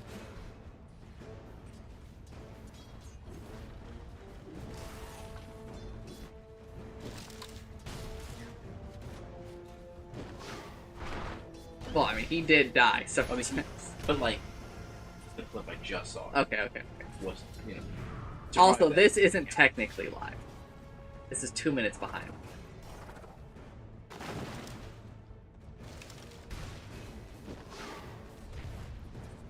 Because otherwise, like, someone could watch their game and Mega kill. tell them, right? They could have, like, a friend watch the game. Oh yeah, and have advantage. Double kill. Yeah. So there's a built-in delay. I mean, there could still be some advantage, but it'd be a lot harder to do. Yes. To be fair, there's actually, like, a fuck ton of advantage that you could still have. Right? Because, like, right now, I could... Yes. You know, like, right now, I could tell, like, if my friend, for instance, be like, oh, they have a ward here, here, here, and here.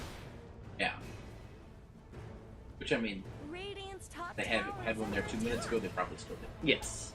I mean, I could just see it. I could just say, hey, Yeah. the ward is gonna last another 50 seconds, so this one will be gone. Right? Yeah. But, you know, this one lasts 3 minutes, right? Got killed. Those things aren't cheap, you know. Fucking Tinker. Fucking Tinker. Dyer's middle tower. is Cancer under on this attack. game. Probably one of the worst designed heroes at the moment. Dyer's middle tower. Used to be one of my favorite heroes in the goddamn game.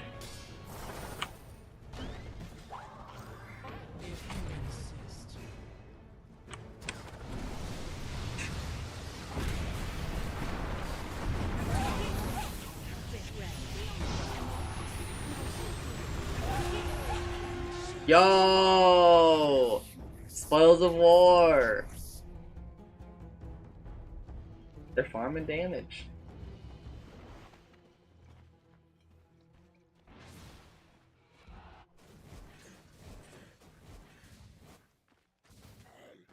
Well, Itsumi has given up on games, I guess. How things go. I'm not gonna play alone. Okay, fine. Fuck me, I guess. Hmm. She's so mean. I won't fucking get it. All I do is like love and support her. 何プレイしようかな。 How much Eden did you play last night? I saw the tweet that you said you were gonna play. Actually, I couldn't play. Huh? I sent a reply name about the outfit. After that, take care, cat, cause Haru did a lot of sneeze, and I'm trying to find lost cat toy. So, you know, only I did launch and healing music. Kanashi. Yeah. Listen. Lost a cat toy. Radiant's middle tower could use some help. I'm listening. I'm busy. Radiant's middle tower is under Not a attack. gun butter. Yeah. I said I'm gonna play game, but what I do right now, cause I'm launching work application and start working. Not a gun butter. Yeah, because your stuff is close time limit, so I have to do that now. Arigato. Not a gun butter. Shut the fuck up. What are you? I'm just trying to support you.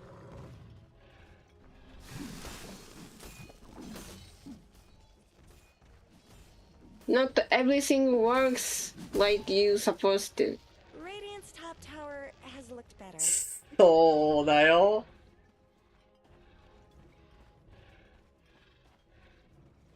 Alright, fuck it, I'll just mute. The Don't mute. Bottom tower is under attack. She hates me, bro, but also she doesn't.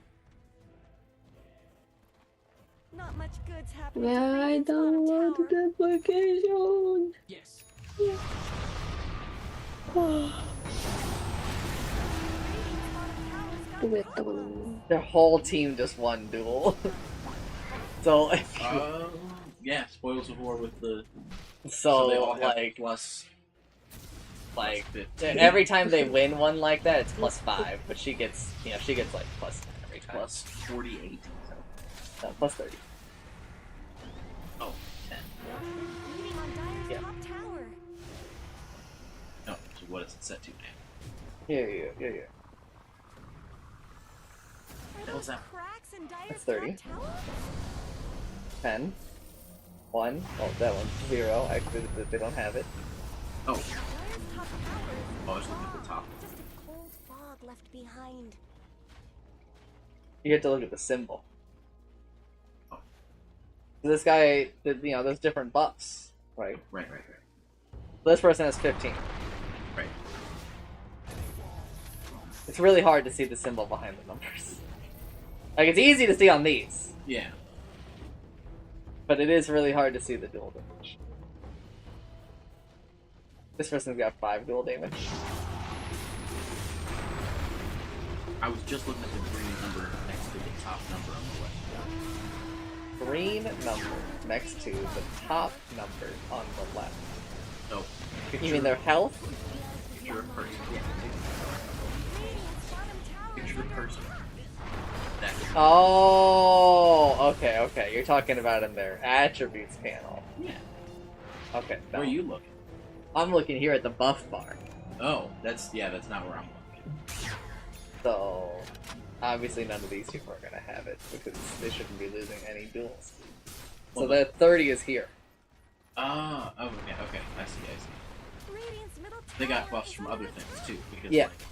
like, that right then attribute panel was a plus 48 for probably other reasons. Yes. Radiant's middle tower could use some help. Not all of that. Radiant's middle tower has fallen. In fact, most of it is not from duel. Radiant's Yeah. bottom tower's got killing spree.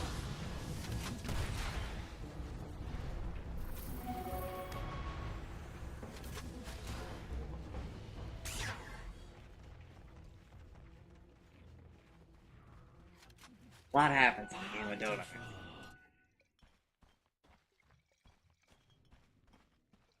Shit. Like if you want to get a nice relaxing experience though, just watch this guy. Radiant's middle tower should not take this Fine, abuse. so just Elevate. chilling. It's just chilling.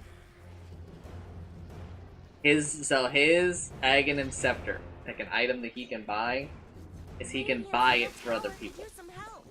Oh. So that's what he's doing. Farming and buying things for people. He is playing what I call Santa Alchemist. Dyer's no fortify their structures. He has an ability where he Killing spree. gets more money when he kills things. So if you look, you'll see like a plus 18 that comes up. That's extra gold that he's getting. Radiant's middle tower is under attack. So like every time he kills something, plus 18, plus 18. 18 additional. Yeah. So he's gonna buy this thing for everyone on the team. Yeah. Currently, he Radiant's has middle tower shouldn't have to take this abuse. earned a lot less money than a lot of other people in the game, actually. For farming recently. No. He's been farming for a hot minute.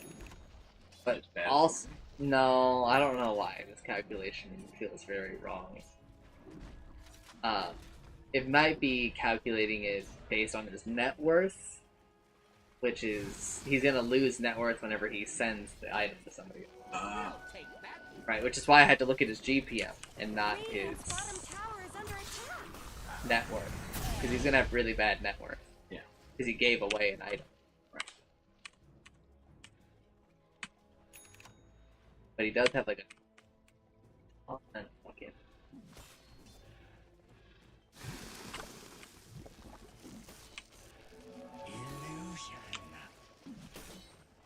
Not much good's happening to Radiant's bottom tower. Don't separate by team. Ever. Dominating. See, like, he's basically just not paying attention to jack shit. Farming neutral creeps. Yep. Just chilling. Relaxing game of Dota for him.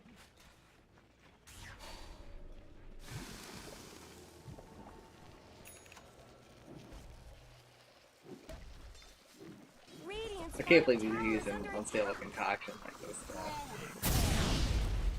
I don't know if it's actually worth it.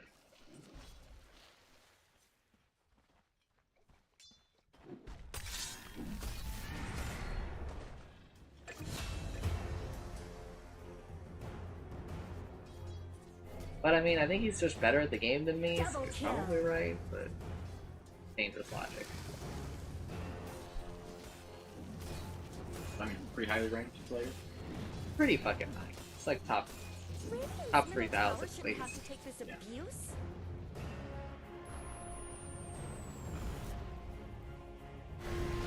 Mega kill. Unstoppable. Double kill.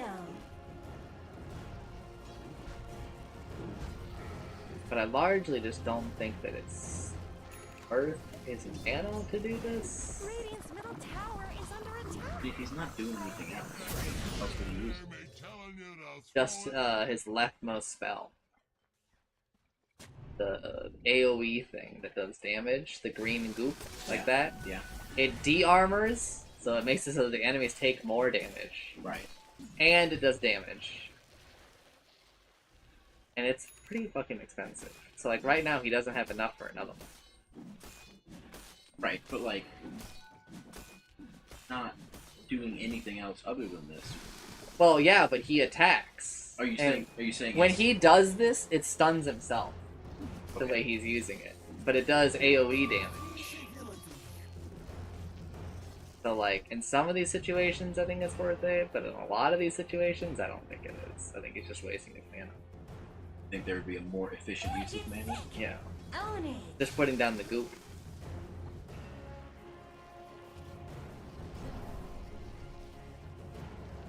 Like, seems a lot of assets though. I thought that's why he would like put it down on, like, draw them away and fight another. No, Well, I mean, like, in some ways, yes. Like, he's doing that there so he doesn't have to be next to that creep wave. Because there's an enemy hero there. And he's kind of weak. But, like, right now, what he's doing is he used an item that gives him mana at the cost of health so that he could middle tower could use some help. Okay, sure.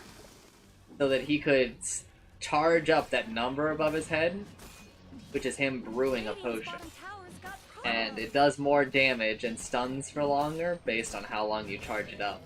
But also, if you take too long, it blows up in his hands. Radiant's bottom tower is under attack. Right? So he's doing it again. Watch. And now, like, when it runs out, he's going to do damage around him. But it also stuns him for like 3 seconds. So during those 3 seconds, he can't attack. But And they are still taking damage because they're in the goop. right. But they also can't attack. And he... Okay, well, he just got rid of it. But he also had an item that makes it so that when an enemy attacks him, they take damage. Not Blade Death. This one is called Chip to Vast. Kill Ownage. Someone better help Dyer's middle tower. But I just don't think it's worth the mana. Not much good's I mean- happening to Radiant's bottom tower. Wouldn't he be optimizing for like time to kill? Yes Neutral and no. They're beating on Uh, Dyer's Like you top want to get as tower. many per time as you can. Radiant's I bottom mean, I guess tower's they got only spawn in finite problems. numbers because they only spawn at intervals. Yeah, they spawn at the minute mark. So like, Killing spree. I would think you would have to optimize for like I said, time to because you got to get as many of them done as you can. Yeah. But what I'm saying is I don't think that this is conducive to that. Because it stuns him, Yeah. right? Sure, it does damage to them, but I don't think the damage is worth the mana / the stun. I think he could do a similar, if not more, damage by not stunning himself. Even with the armor. Yeah. Because I mean, in theory, the D armor would like help make up the time. Well, the D armor comes from the goop. Yeah. Now, the damage from the potion is made more by the goop, because it does do physical damage. But, like, so it's worth it. Now, in this situation, so because like the real benefit of the explosion is that it hits an unlimited amount of units. Oh, so if they fit in the space, Yeah. they're hitting the face. But most of these times, he's not, like, hitting, you know, like... as many units as you can. Yeah, I mean, he's hitting just, like, a normal amount of units, right? Right, but like here, But he, it, like, so he stacks a camp. yeah, So over there, you saw that there were, like, a lot more. It's because if you take these people out of these boxes, yeah. at the minute mark, it will stack the camp. There'll be 2 camps in that one space, right? Because it checked, If there were any in the box. yeah, and it spawned. Smart. That is a situation where I'm like, then it makes sense to use the potion like this. Because you're hitting, Yeah. He you know. took them out. He also isn't he? I thought he was going to try and have it. I thought he was going to stack 2 camps, and He tried to here, but I think he failed. okay, But he did it over here a moment ago. yeah. But like, if he successfully stacked 2 camps and then got them all together, And if you look just now, he stopped attacking so that the potion would hit these things. But like, there's no difference between them dying to his attack and dying to the potion. Yeah. Right? He did it to look cool. To feel cool. got aura farming. Here, there's a little bit of reason to do that, but it's kind of like shitty behavior. If I can get all the last hits in a creep wave, this guy should also be able to last hit. He should be good enough to do it. See, like here, it's just...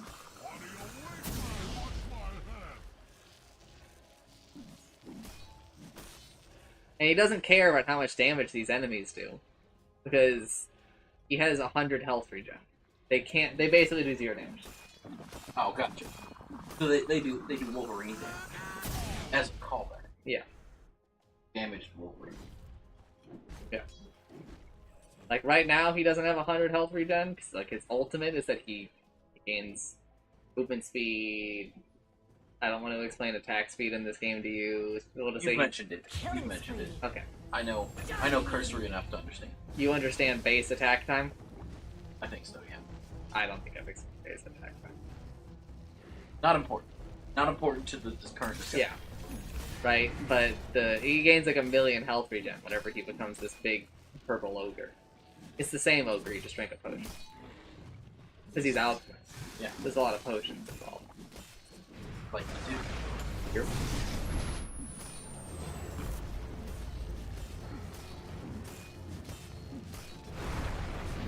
Did anybody any more things? He has gifted one more person. He's about to gift another one. The last one for his team. Oh, and then every teammate will have one? Except for him. Get one? He might go back for it later, but probably not for a very long time.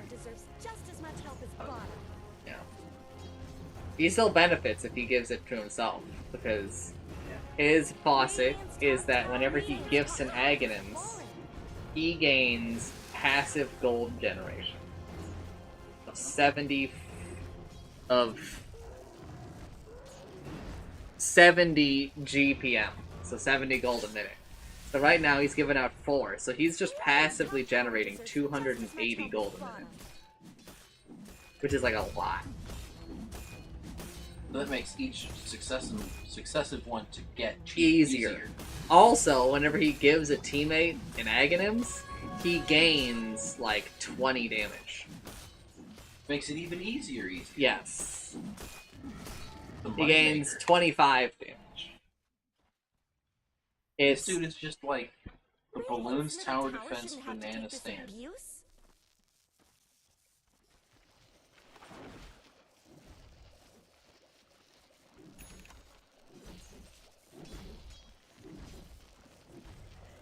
I know what the banana stand does. Do not cite the ancient text to me, boy. I was there when they were written. Your ass is referencing Bloons TD5. Yeah. I'm referencing Bloons! Before it even had the TD! Oh goodness! See, I was only in it in balloons tower defense of Vash. Yeah. That's where I was. I wasn't in before, and I didn't really play any of it after. Yeah. It was just available in high school. Yeah. The compute. How to get to it. Ownage. For underpaid high school IT department people aren't very good at blocking. Unstoppable. Sure. Not their fault. Someone has to block a lot of websites. Radiant's top I tower understand. has looked better. And also, they had less tools than I Radiant's top Sure, tower sure. is under attack. Radiant's top tower has fallen. Radiant's middle tower is under attack. He is indeed buying a 5th Aghanims. This Aghanims that he's about to buy is just Radiant's middle 70 tower gold could per use some minute help. and 25 damage for him. Well, okay, that's not true. It's also the stats. So he's gonna get, like, 250 health and mana, plus 10 of each attribute. Radiant's top tower is under attack. It's not nothing. But also, yay, he's done stunning himself. A thing that I thought was suboptimal the whole time. Has fallen. It almost seems Radiant's like top tower has ownage. like throwing it. You know, he can't throw it. You need to throw it at a hero. Radiant's top barracks have fallen. Oh, These are not Radiant's heroes. you can only throw it at heroes. Yeah. But if it detonates on you, it does damage to everything else. Right. Interesting. So that was the only way he could use it, Yes. Monster kill. Ownage. but it was the choice to use it or not. Yes. That Interesting. was what I was Other criticizing. context that it Also criticizing his use of acid spray there. He used acid spray on a camp that was basically already dead instead of saving it for this camp where he's gonna have to kill like 1,000,000 more things. He should use the potion here. He should bet. Radiant's middle Please. tower shouldn't Because there's a have bunch of to little dudes. disappear. Yeah. Where did Radiant's middle tower go? It's a question of how many people you're allowed to hit. Right. Yeah. Radiant's middle barracks Alright, so now he has 5 ag in his bot. So if you just watch this number in the bottom right, you'll notice how much What it's they're ticking doing up. to Radiant's Yeah. middle barracks. Money, big money. Cool. His next item is a farming item. He's a moron. Can't like gift 2 No. egg. There is another item that Barracks he are can under get attack. called Moon Shard. He's not buying that. I don't think he's gonna buy 5 Moon Shards. That would be deranged. Not impossible. He keeps farming like he's doing with the passive. He might have enough money to do Oh it. my god.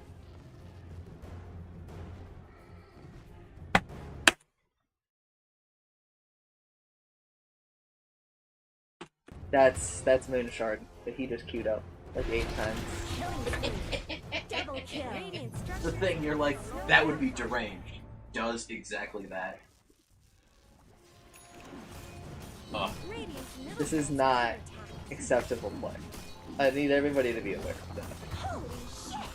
You cannot tell your team to win the game entirely without, which they are, Radiant's by the way. middle barracks His are team is just falling. gonna win. They have a 51,000 net worth difference between the two teams. I don't even know why he dodges it. It can't kill him. It only serves to reduce his farm, to dodge that attack.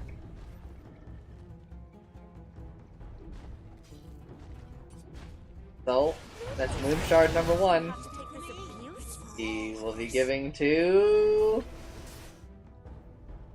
nobody yet.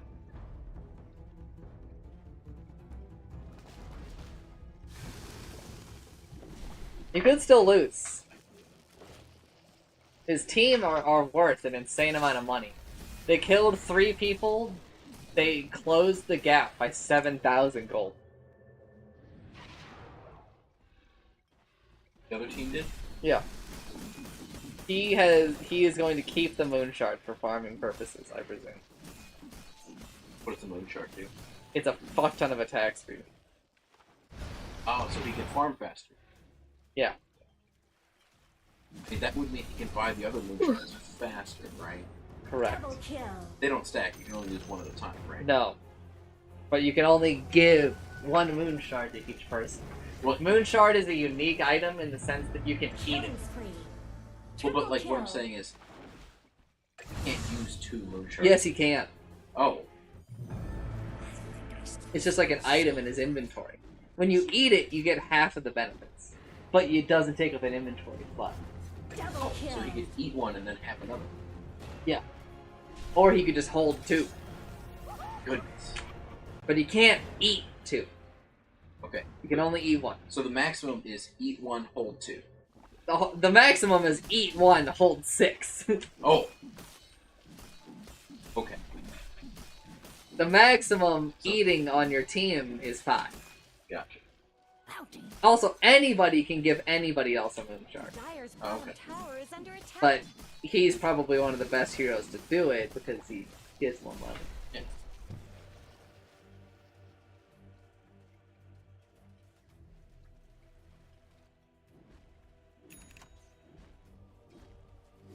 So, you think he's gonna gift a second moon shard, or is he gonna keep it? Farm even better. He already gifted him a Moon Shard Oh, okay. to Tiny.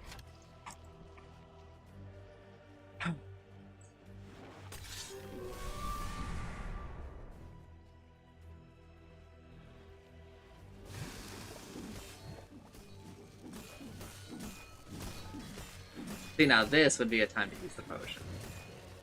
You have like 80 million things to hit, right? Yeah. And his attacks only hit one thing. It's not like a swipe where it Yeah, hits multiple yeah. units. Some heroes have that, right? There's like literally 2 Okay. They can swipe and hit multiple. called Cleave. Roshan's down. I touched him. And when a ranged hero has it, we call it Splash. Because when a ranged hero does it, it's a radius. Right. It's a splash of damage. Is it always a radius? It's never a cone?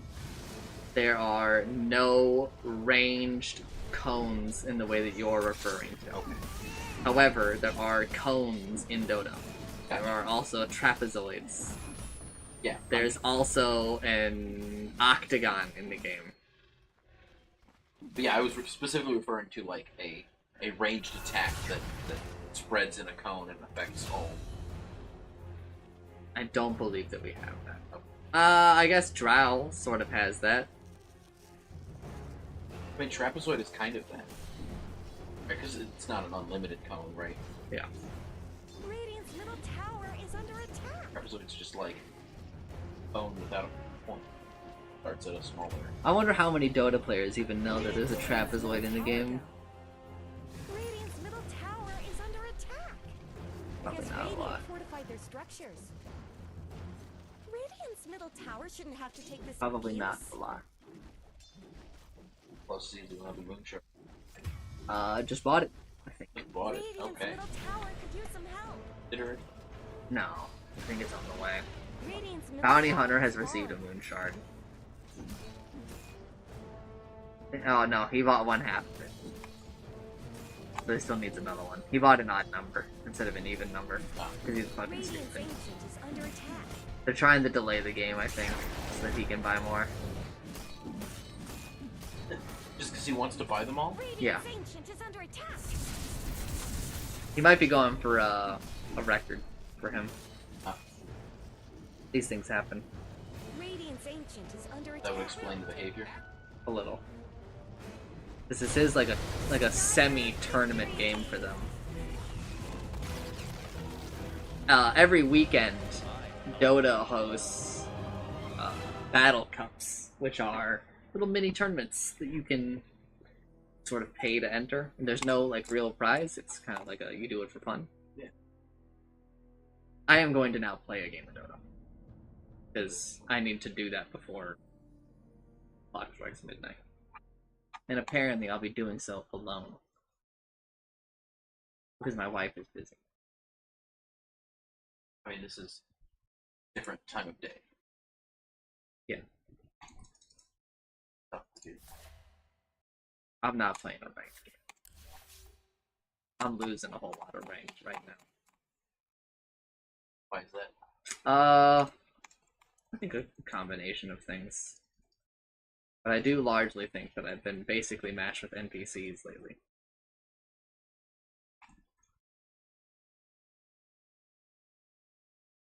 Why? I think that there's a lot of returning players because we just had our big tournament. Ah.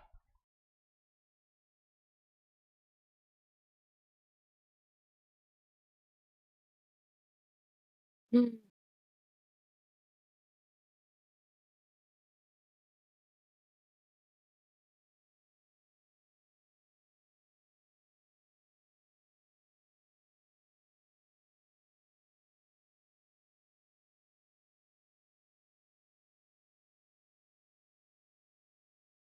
Probably good.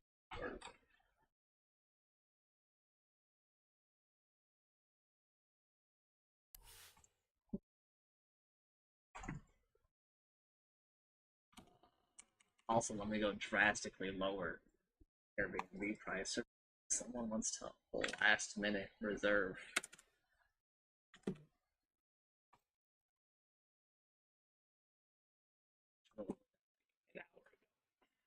It's fine.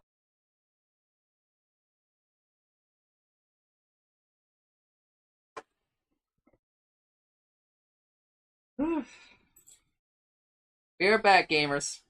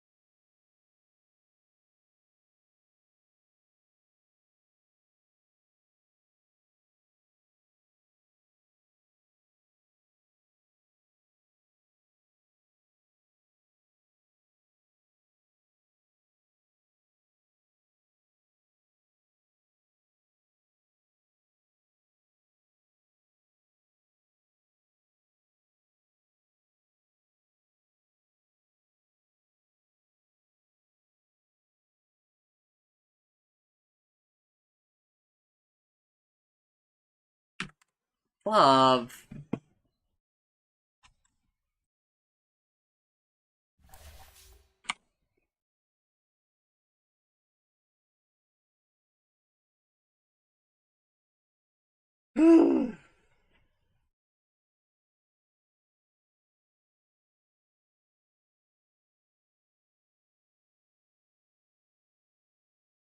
It was worth it, trust.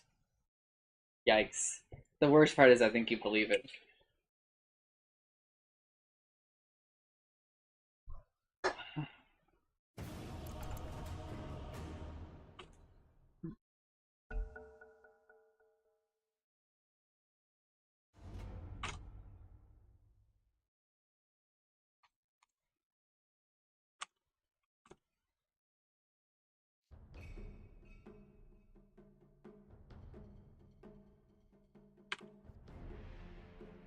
Ogre is my favorite hero. I'm allowed to splurge. Or like allowed to splooge. Heyo!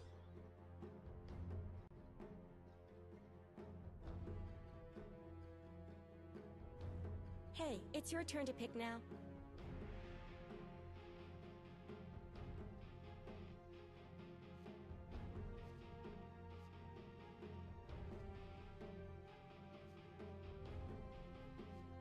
Ten seconds remaining.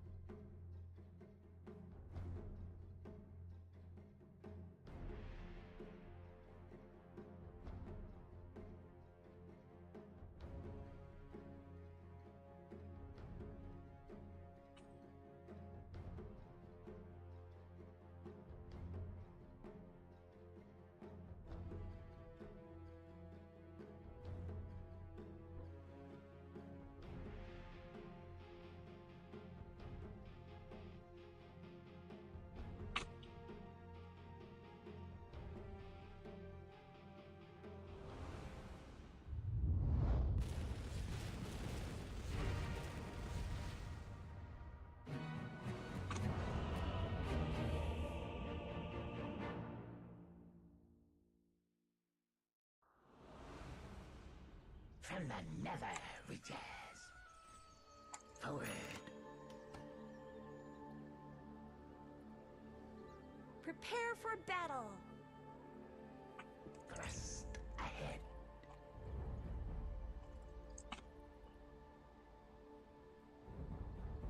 Indeed.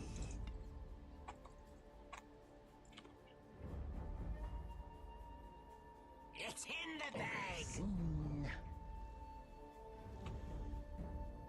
It's in the bag. Swiftly.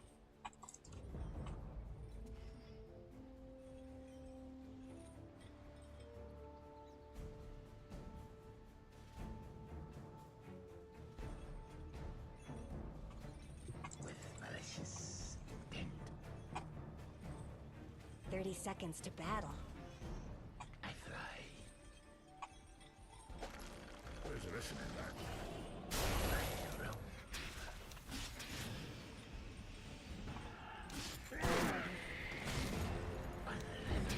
First blood!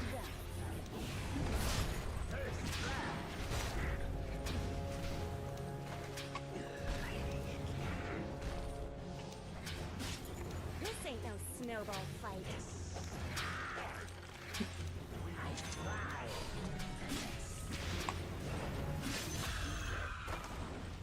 I glide on.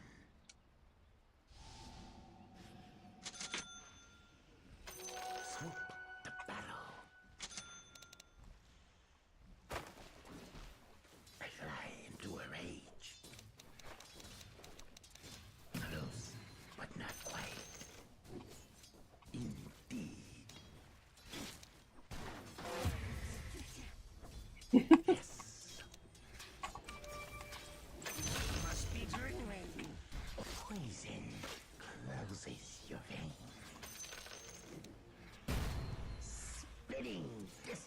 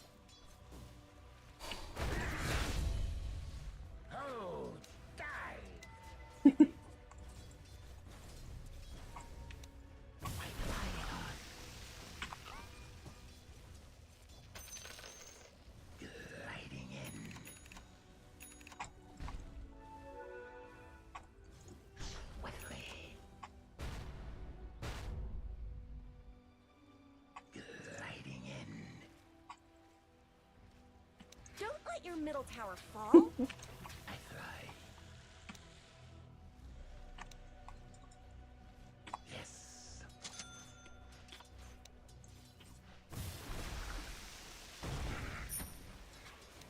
With malicious intent. There are better deaths. Forward.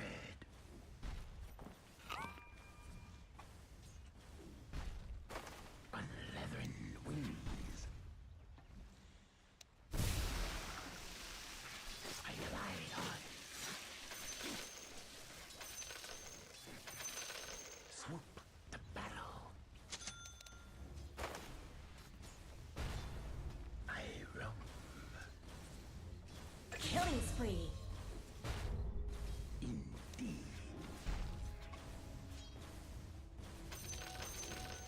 Yes, from goddess.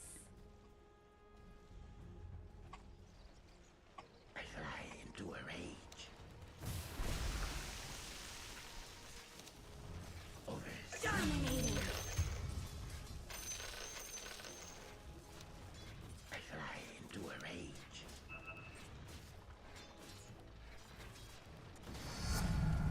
My flight must overseen. I'm under attack! Indeed. Golden cargo. Radiant structures have been snow fortified. Killing spree. Gliding in. With malicious intent.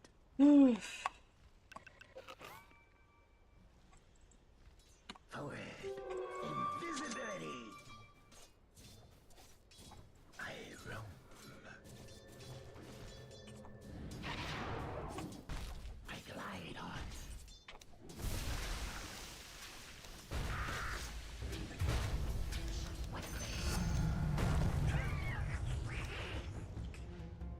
Yes. On leathern wings. Here's poison in your eye. Attack! Thrust ahead. Swiftly. Swoop the battle. Feel the pain.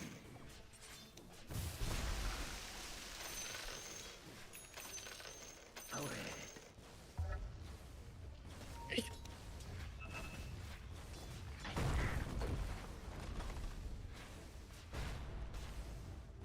With malicious intent. Indeed. Overseen. On my way. Thrust ahead.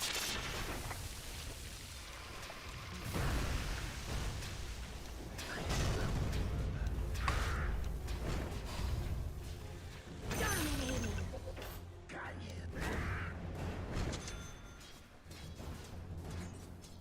I fly into a rage. Yes. Death to you. Gliding in.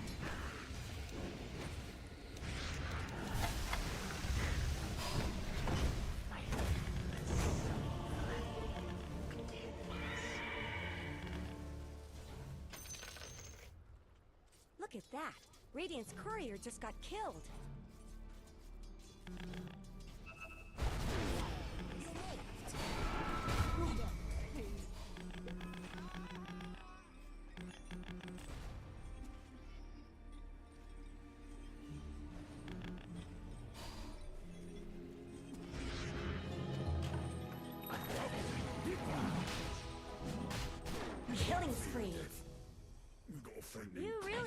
at your bottom tower.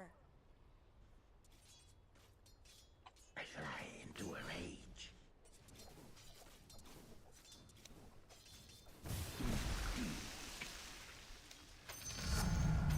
Comes green death, spitting distance.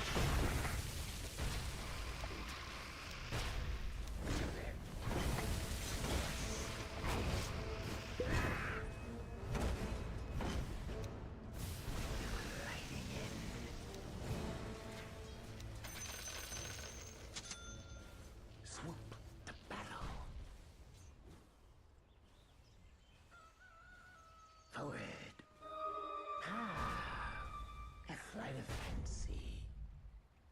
Swiftly. With malicious.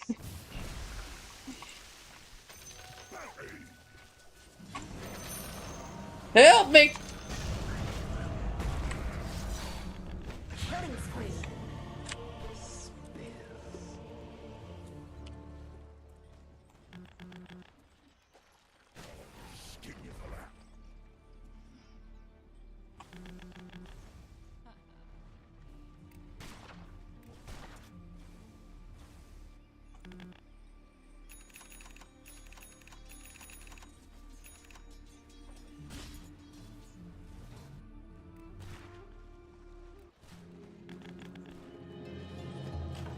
From the nether reaches, I return.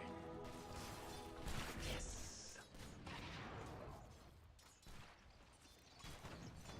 I glide on.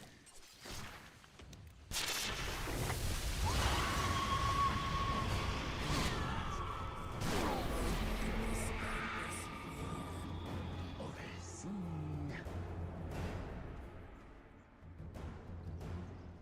Unleavened wings.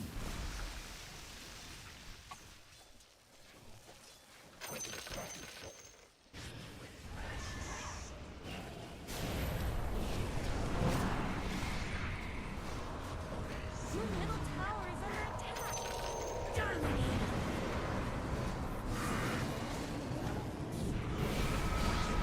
Mega kill.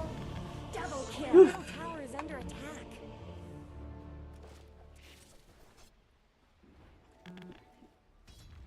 Don't let your middle tower fall.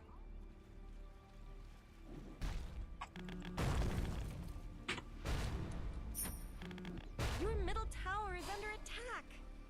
There's really no reason to stay.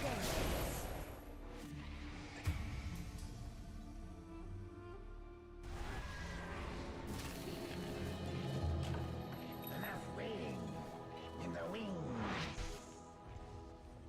Your bottom tower is under attack.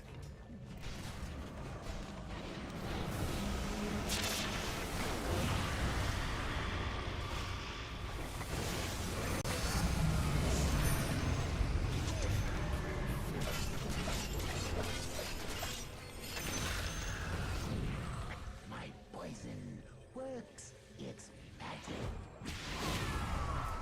Yes.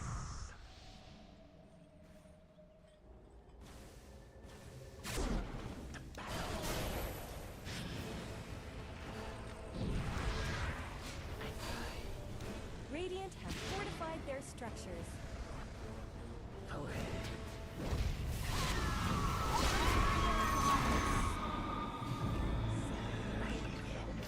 Dreaming. I glide on.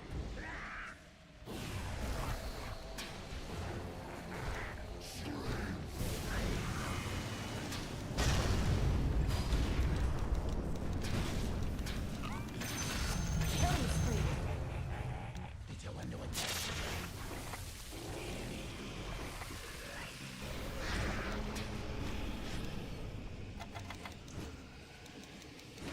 Double kill. Whew. I don't know, it's still super profitable for me.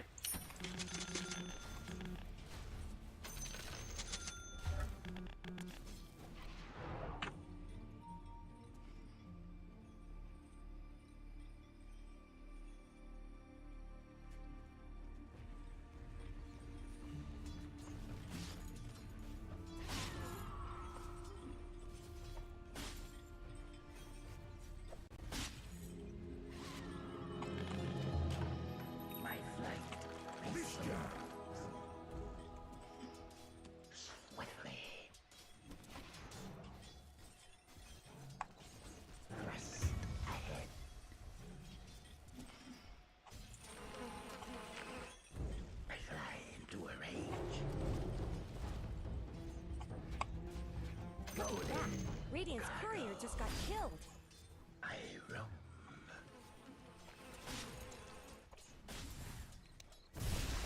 I press. My wings back and forward.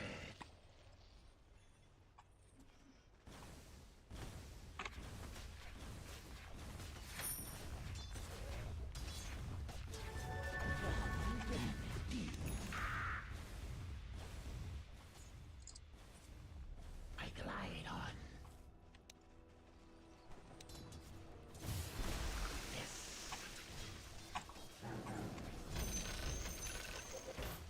On leathern wings.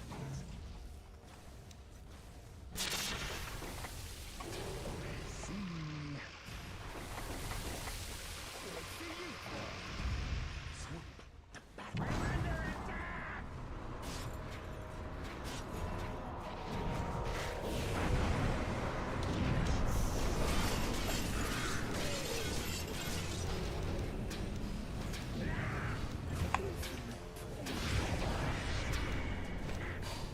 Your bottom tower is under attack.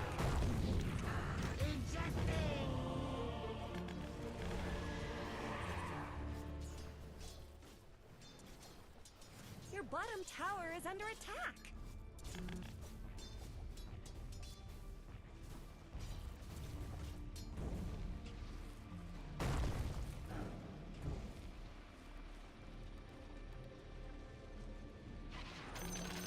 Worthy treat. The enemy's top tower just shattered into little pieces.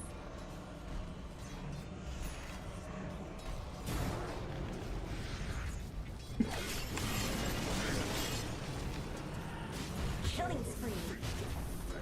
Your bottom tower just fell. Maybe you shouldn't move. On leathern wings. Comes green death. Gliding in.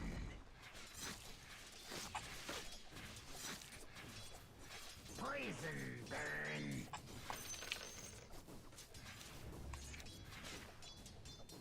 Sweet salivation.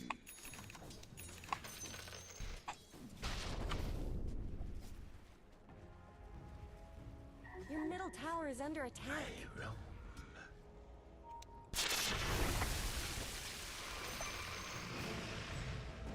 Don't let your middle tower fall. I thrive.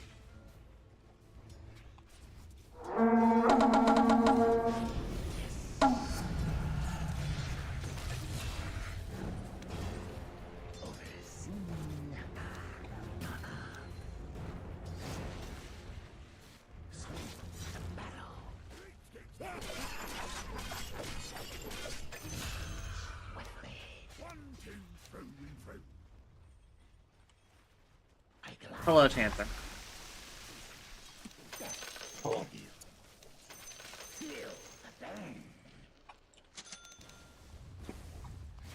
You missed Utsumi basically saying that she fucking hates my ass. Radiant's courier has been killed. What did you say? Said you missed a segment where Utsumi was basically like, I hate you. What the hell? She wasn't actually. What did I do? No, me. Oh.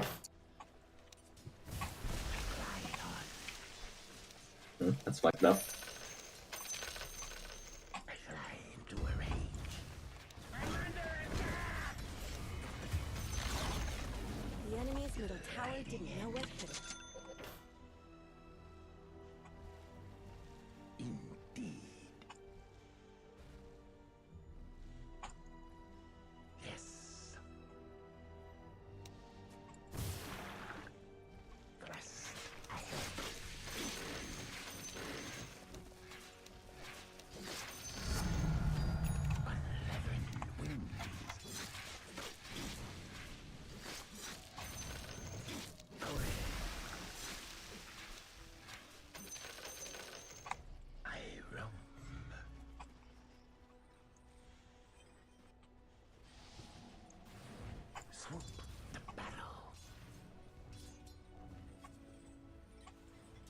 Chippy, chippy, choppa, choppa.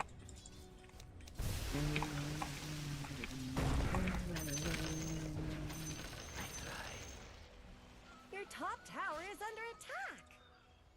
With malicious intent. I just got done with a librarian clip where they were playing Lego Mario Party, and Chibli has Invisalign, and he's talking about how, like, when he bites down on it, it feels really, really good. That's strange. And he spent a good portion of the game just kind of, like, moaning. Oh, no. Somebody stop it.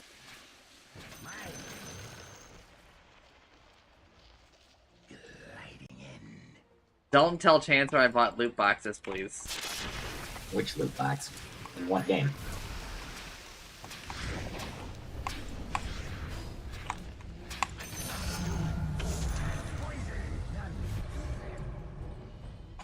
With malicious intent. Yes. Your middle tower is under attack. Thrust ahead. Unleathered wings.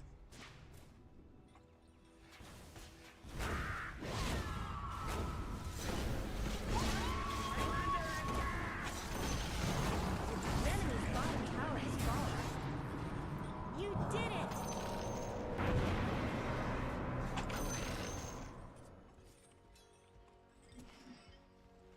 Swoop to battle.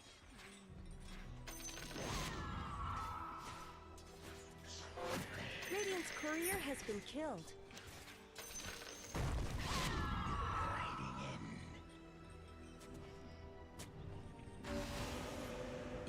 Indeed.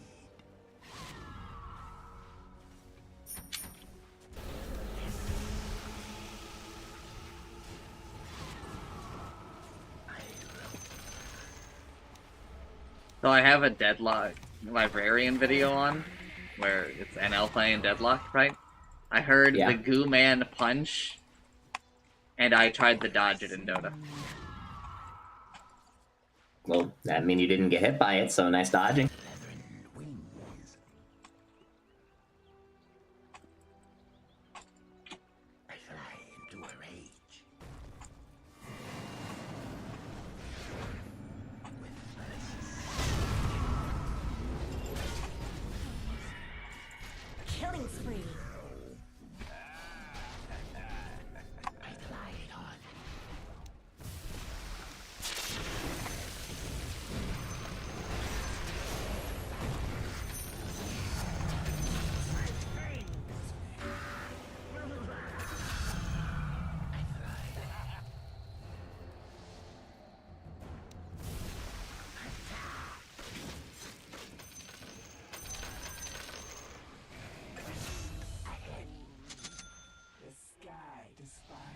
What the hell is Nimi talking about? There's mermaids in the water towers? It's the reason why I sent it to you is because the phrase "the hubris of man" is used. It sounds like something Northern Lion would say. She is just so NL coded. It does really feel like if you were like Northern Lion but woman. Favorite streamer's favorite streamer. I glide on.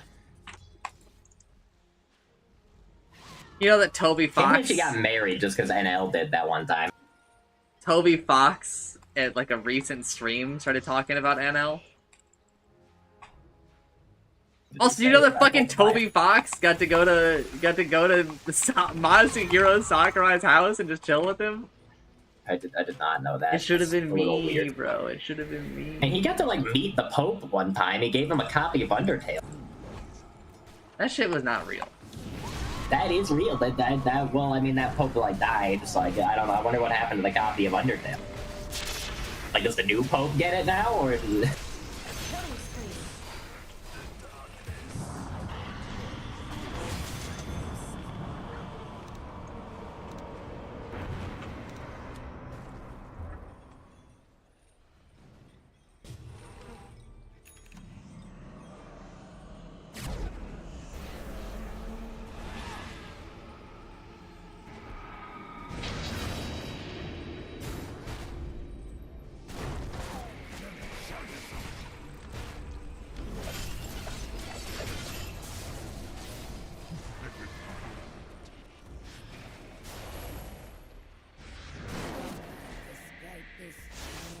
Of course, playing Final Fantasy VII.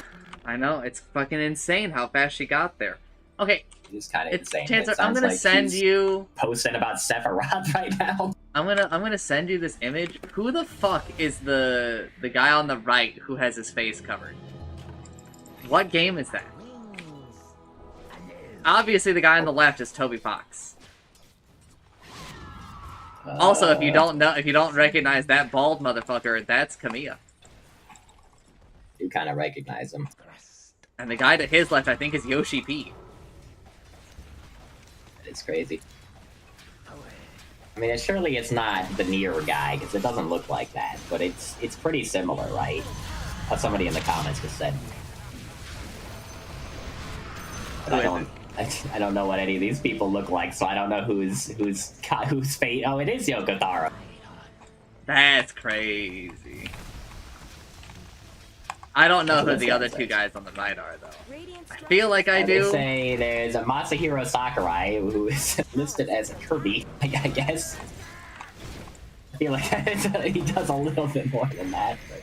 No, that's how I would. There's Toby Fox, Undertale, Hideki Kamiya is Bayonetta, Kodaka Kazutaka, Danganronpa. Wait, Ichiro who's Koyama, Silent Hill. I thought Kodaka Apparently did not. He's in the image. He must be the guy on the middle right then. And That's a there's, fucking mosquito. Keiichiro Get the fuck over here, you which is motherfucker! Toyama, Silent Hill. There's Jiro Ishii, 428 Shibuya Scramble, and Yoko Taro for Nier Automata.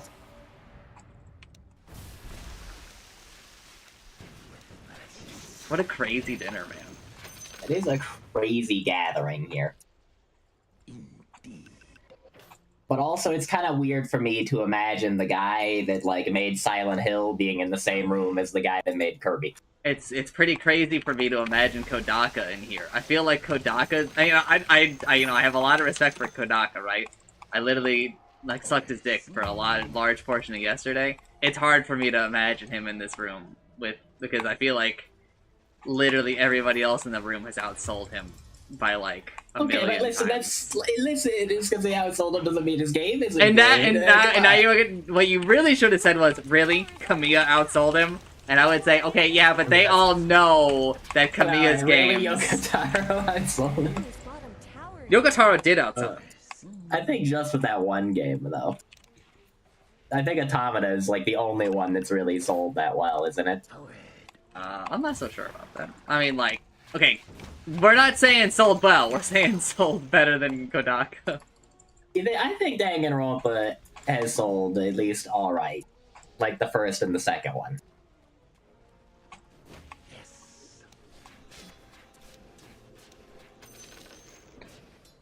This motherfucking mosquito. It needs to die. It needs to be fucking evacuated from the goddamn world. Ejected.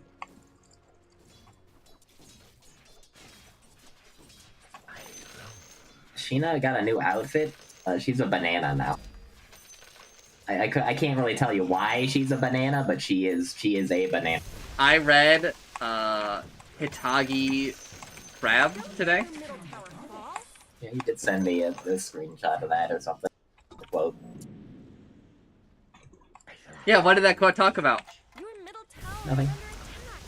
Something perfectly normal? No, that's not normal. It is normal. It's a biased narrator. And I'm gonna tell you something, Panzer. That book's pretty good.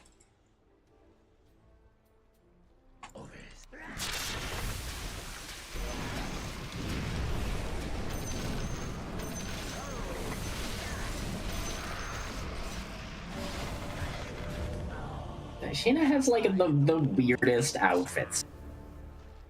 Like she's got like the normal one. Okay, this is normal. Crab, and now she's a banana. I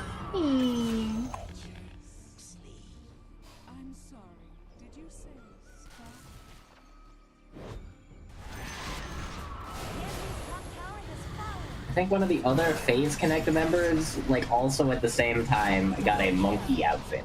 And then they collabed. The banana and the monkey. Oh, she's gonna eat her. Anyone else see how fucked up this is? Something I said or something else? No, they're gonna eat the monkey is gonna eat her. They're gonna eat her. I don't know, man. That doesn't seem safe for the Phase Connect talents.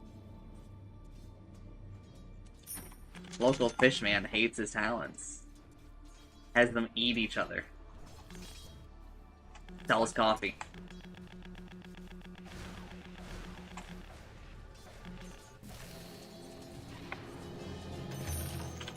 Yes, Plump. We know that you hate women and VTubers. You know, Plump, you are seeming a little Shikamaru coded.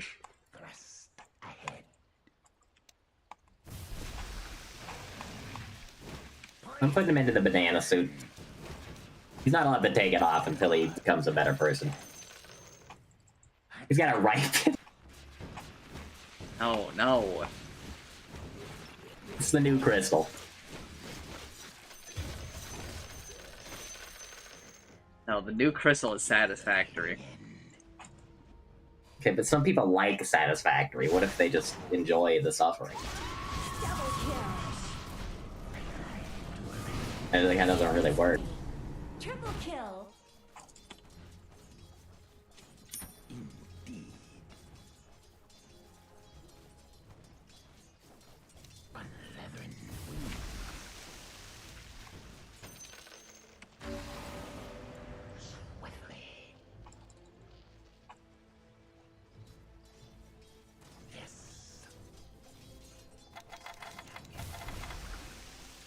Your middle tower is under attack. Dominating. Forward. Their top tower is under attack. It looks like Dire fortified their structure.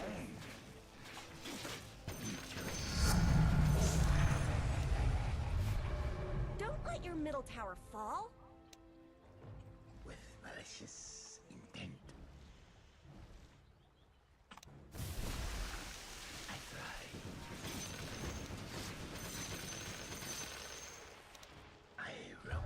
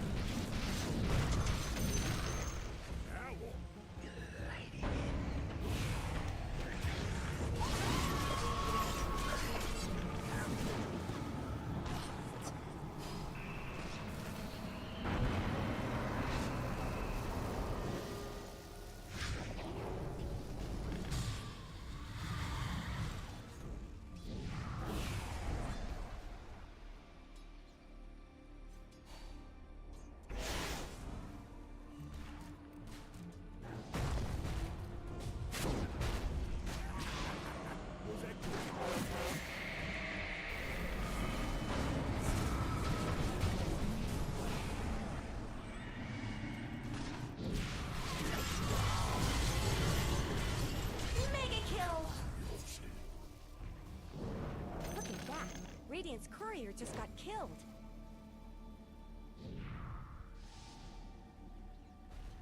Your middle tower is under attack. Your middle tower has fallen.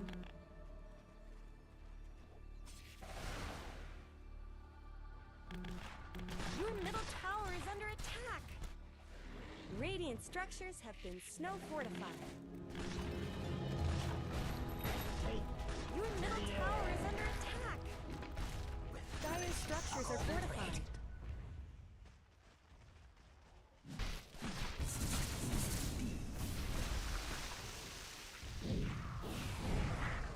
Your middle tower is under attack.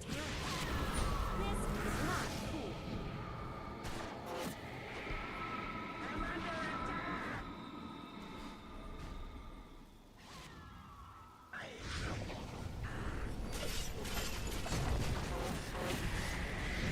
Dominating.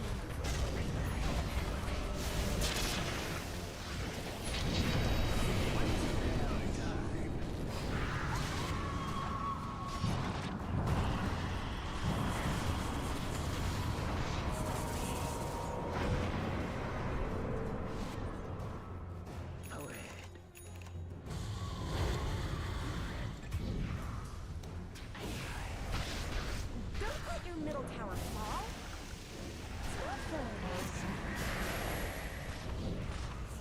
Killing spree. You really need to do something about your middle barracks. What? Don't worry about Your it. middle barracks have fallen. I'm not one to say barracks are under attack. Your middle barracks have fallen. Wish I was reading Bakemonogatari. Tower is under attack. Dire have fortified their structures.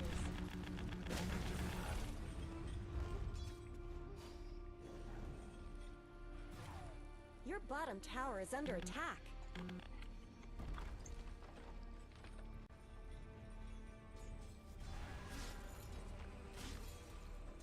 Your bottom tower is under attack.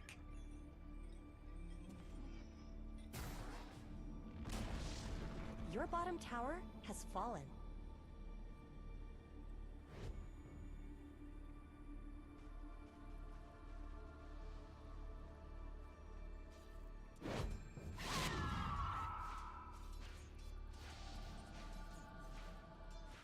Roshan has fallen to the Radiant.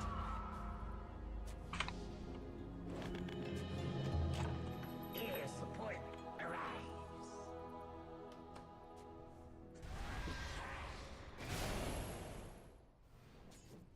Yes. Thrust ahead. We should make more games where you play as a mosquito. Wait, why would you want to be like God's worst creature? So that you can be like a little pervert. What do you mean you can be a little pervert? Like you can buzz around and look at naked people? Yeah. You can just look at naked people and a lot of No, things. no, he doesn't get it. He doesn't get it. You don't really need to be like a horrible creature to do it. No, I think the sex pest one is enough. No, we should make more games where you're a mosquito. Actually, like a sex, because like you're a pest, and it's like, you know, you're being a weirdo. Top tower has fallen. Is this going to be a pattern? I don't get it. I think we should make mosquitoes not exist. Therefore, the game doesn't need to exist either. In your eye.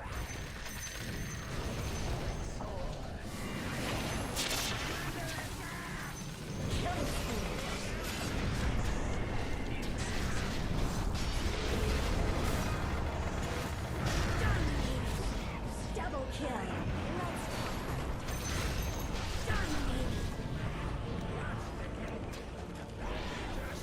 Don't let your middle tower fall.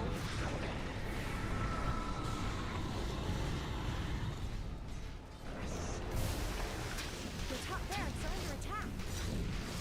Your top barracks have fallen. Mega kill. Your top barracks will fall at this rate. Your top barracks have fallen. I'm casting Wild-Shaped Mosquito on Panzer. I die instantly.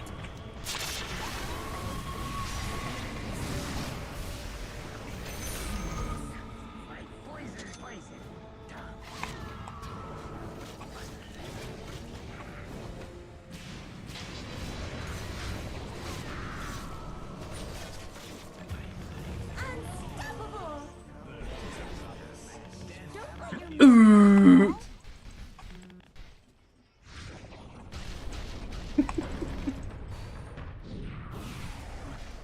I have lost to a time zone Double glitch. kill. I'm so sorry. Do you understand my earlier noises that I was making? I'm so sorry. Your middle tower is under I attack. feel like I've done so much this game, and then I had 3 heroes sitting mid for like 4 minutes, and I don't feel like my side lanes equaled,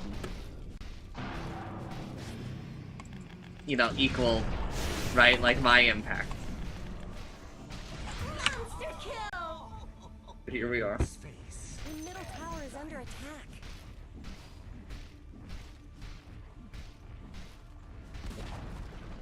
Middle tower is down. You just let them... Don't let your middle tower fall!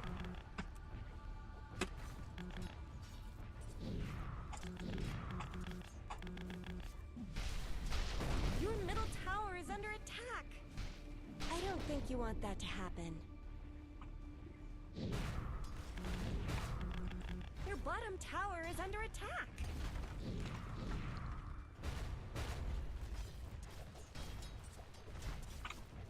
Your middle tower is under attack.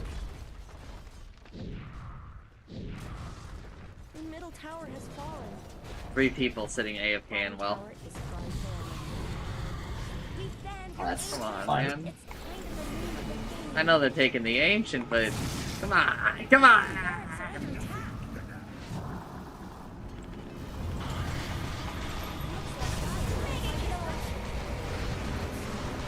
Double kill.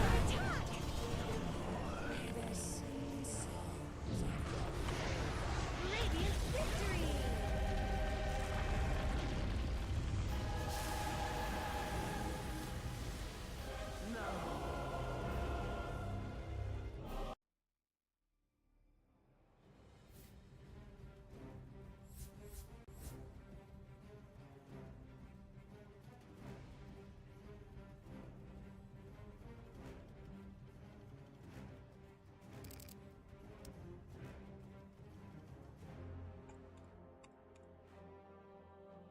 Okay, I am done with that video game.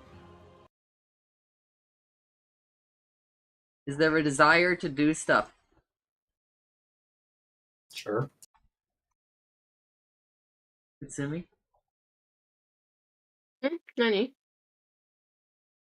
Do you want to play games? No.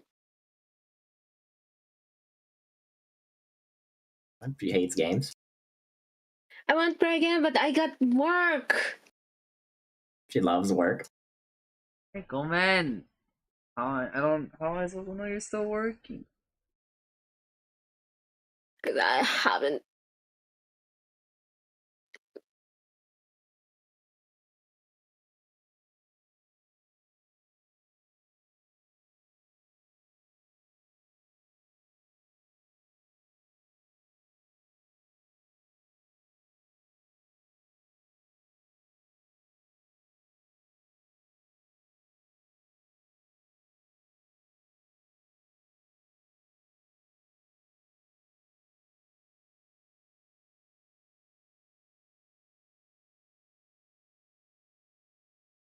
Okay, go man, okay.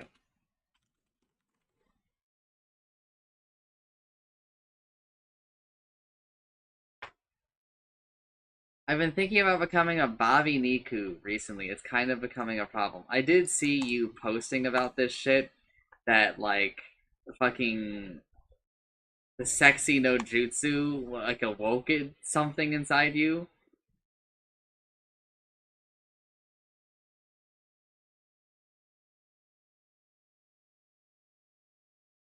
Is this a cute girl?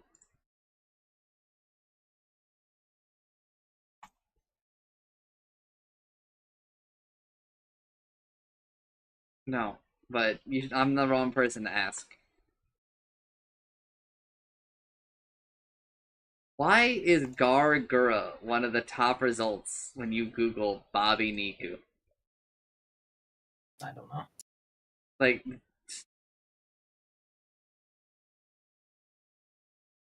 Like one of these things is not like the other, right?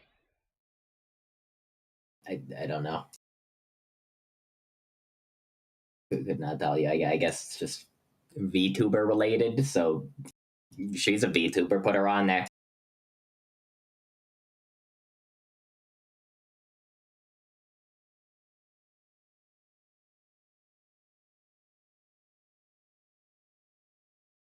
Okay, so I clicked on it. It's a Reddit post that's used from, and they put Reddit, or they put that in the title because they are one of those, I guess. That's why it shows up.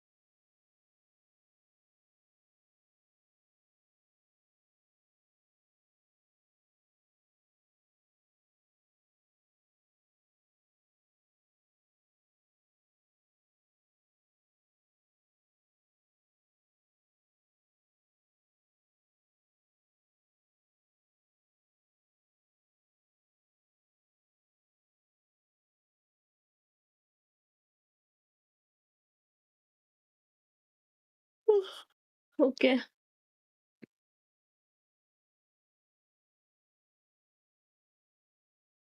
What are we gonna play?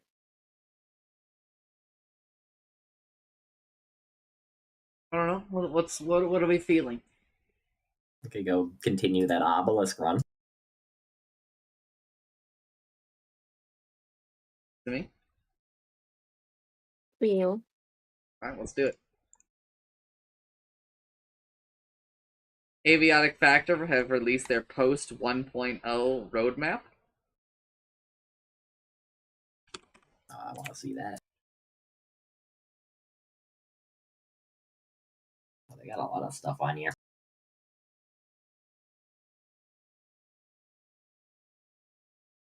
Apocalyptic difficulty update. What the hell? If you shit yourself, you die. What the hell? Just like in real life. Yeah, that does sound about real life. Sounds like they're gonna release a bunch of DLC for this game in the future. Which is neat. I think it literally lists like one. There's 2 on the roadmap. A bunch. I mean, the roadmap is 1 year.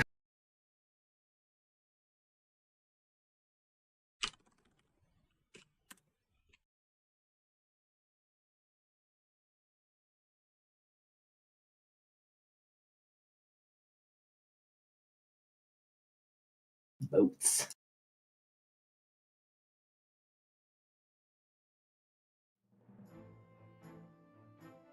Do you know the guy that we were reading this translation for Overlord stopped translating it? I did not know that.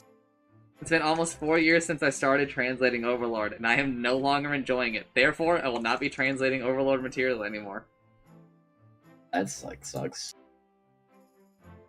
These people are like, there's gotta be someone else that does it, or they're gonna have to wait for like the official ones to catch up. And I don't think the official ones are probably like anywhere near close, are they? 'Cause they only like started having English ones like 7 volumes in or something. Based Overlord sucks. Love.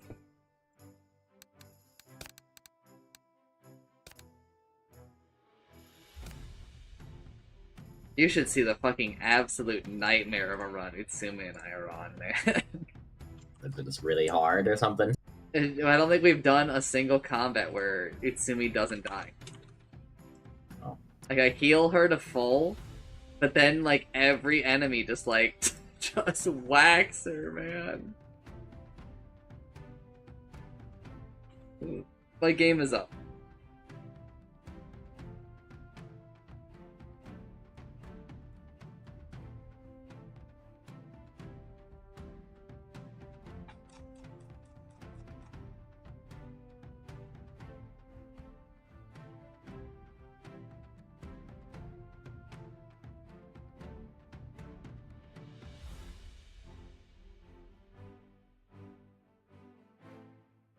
His first post, Overlord Volume 10 Where, which I don't know why that's showing up as like his first ever post. But start. Is the new volume out? No. Why the hell are you asking for translations? Yes. Do you have the raw? No. Why the hell are you asking for translations? So true. Yes. Have you scanned and given the raw given others the raw? No. Why the hell are you asking for translations? Yes. Okay, it's fine to ask.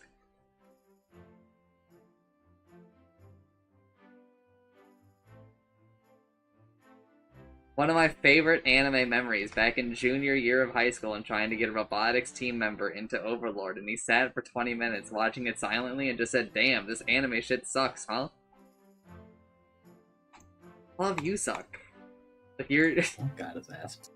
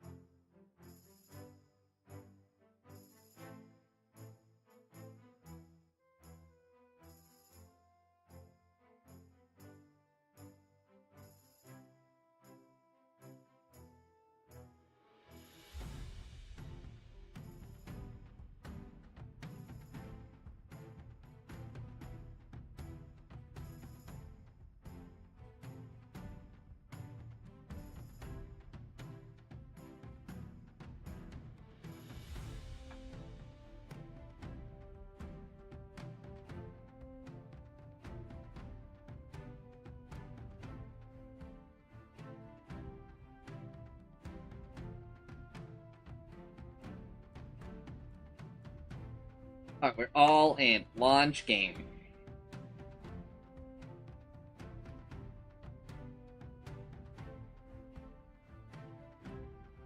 Now I need people to ready up. Begin adventure.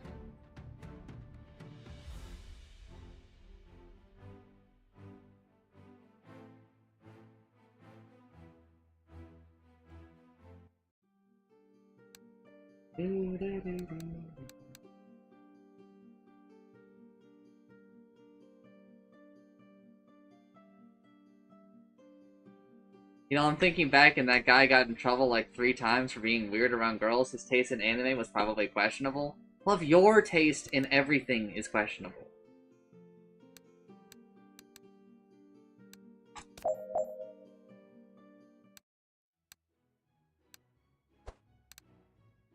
My taste is pretty peem.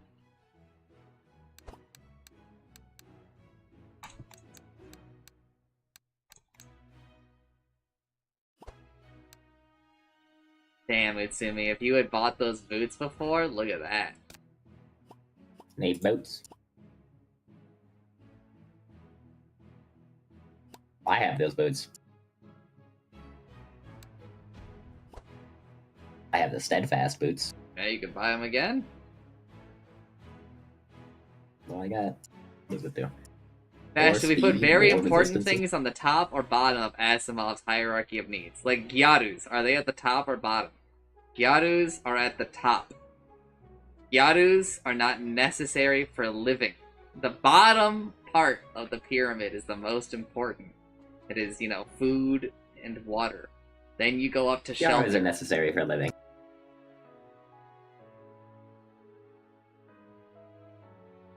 No, Chance, no, you're not understanding.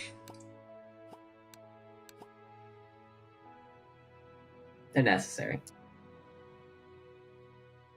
Yes, but you cannot be fully fulfilled without a Gyaru. Yes, that's why it would go in the self-actualization tier.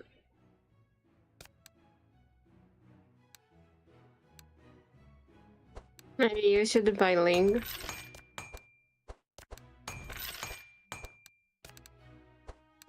Which ring? The Frostfire ring or the Serenity ring?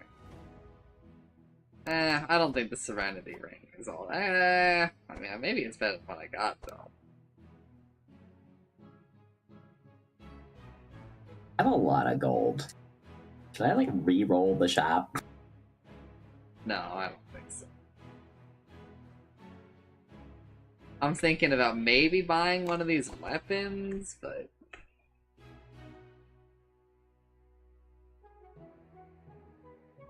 Applying 5 shadow per hit goes pretty fucking crazy. That is a lot of shadow. Kind of want to craft an adrenaline, but I feel like that might just be a waste. I don't have any adrenalines.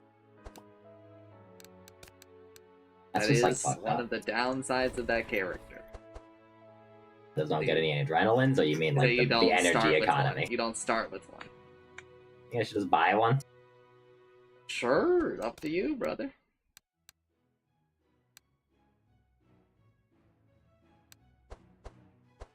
Got it. Yeah. So they're trail. I reload and I get the warrior code.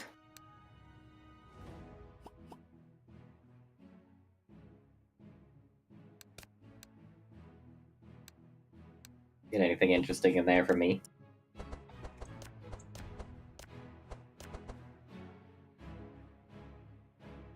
Timmy, Mm. did you get anything Any of the stuff interesting for him? Did you get any like duplicates of anything I already have? Anything from what? When you reroll, 'Cause, you know, the reroll's the same if we. Audio. oh, Utsumi is sharing her screen. But you may don't have any be surprised to see that it's in Japanese. I'll Utsumi, look stop at the hovering over pictures. that so I can look. There is nothing for you, Chancellor. Sad.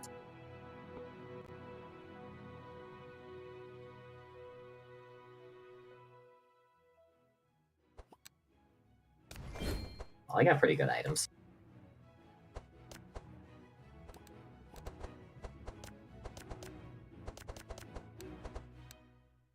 Bum bum. I'm gonna buy a warrior con. I'm gonna look up what that item does.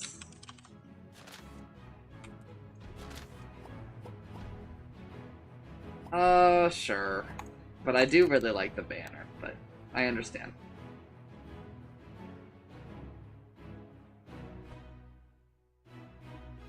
Ding ding. I have to close your stream because I'm going crazy hearing this song twice.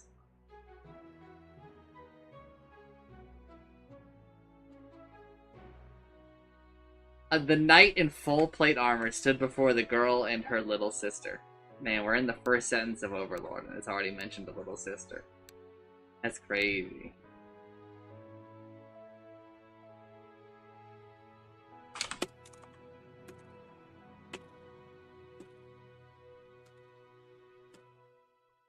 How do you feel like the people that live in this town feel living in a place that's just like titled The Void? I mean, and they're just living in like ordinary. It's gotta ass not houses. feel great because like they literally look out and like when we go back to the map, I want you to look at what they see when they look outside. I mean, it's just like a pit of nothing, isn't it? And also, if you look at the sky, it's just like constant lightning. Like, how do you think the people who live on this lobby feel? They're just hanging above a goddamn pit, bro. Probably not great. And like normal people live there for some godforsaken reason. I think if you're normal and you live there, you stop being normal after a while.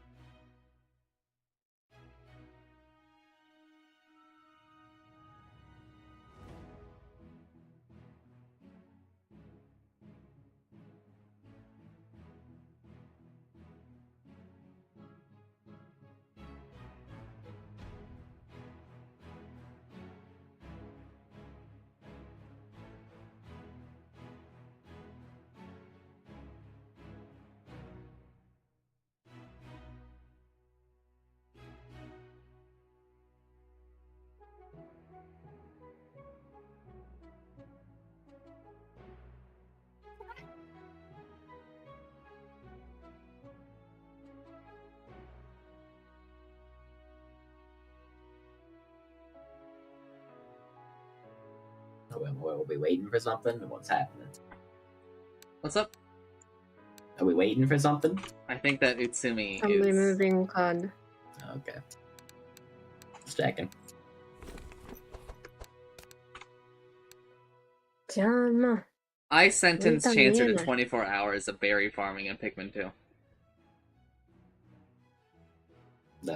What if I don't?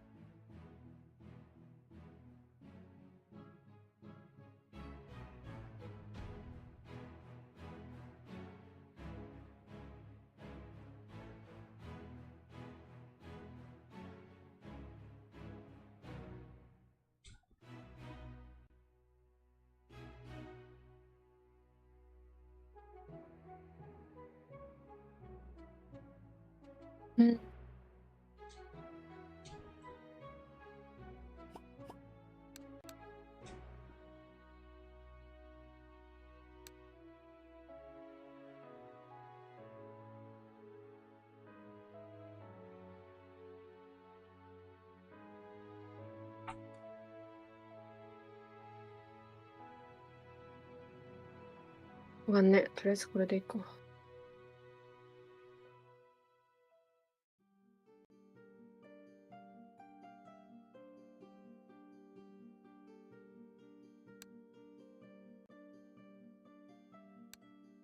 Okay. All common events, Utsumi.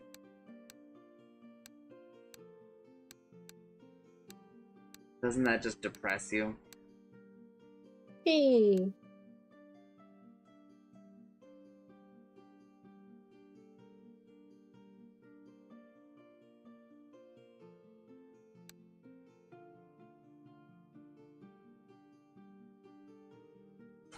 Oh. That's so true. You're really spitting there. Like, we should go down for this shop just because we have the item, but... You have a gold trophy. I wish that we could still swing back up for this other event where we have the key. Then we could get the jade chest in the middle. What do you guys want to do? Chest or the shop? I don't really know what the differences are, so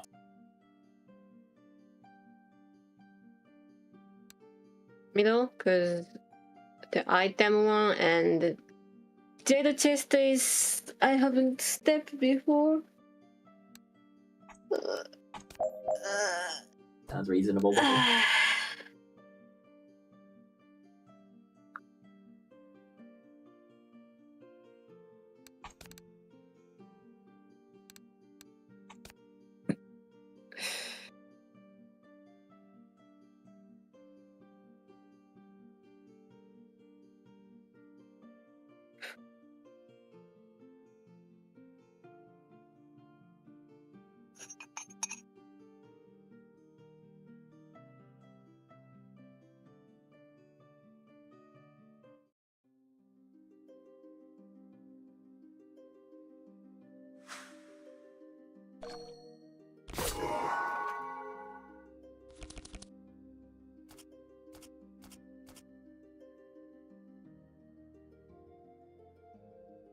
It's pretty good.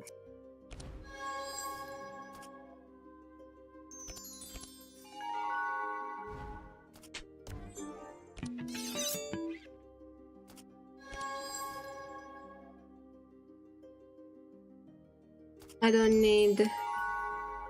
Oh, you don't need it, okay.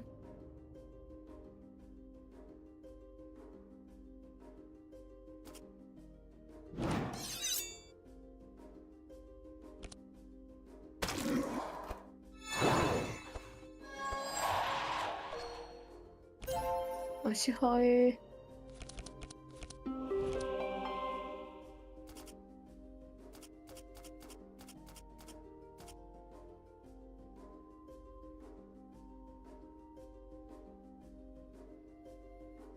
引き札。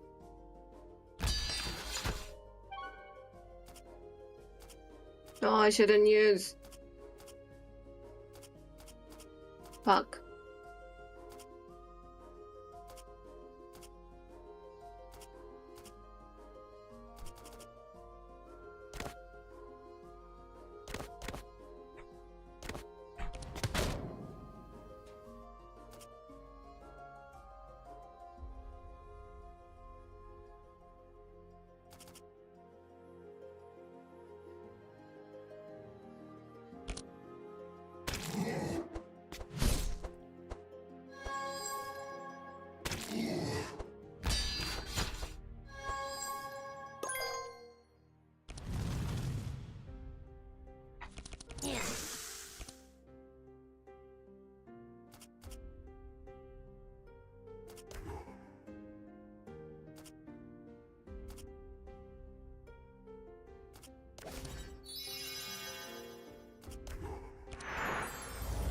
I have a stealth of 5? Wait, that adds to my stealth instead of just replacing it?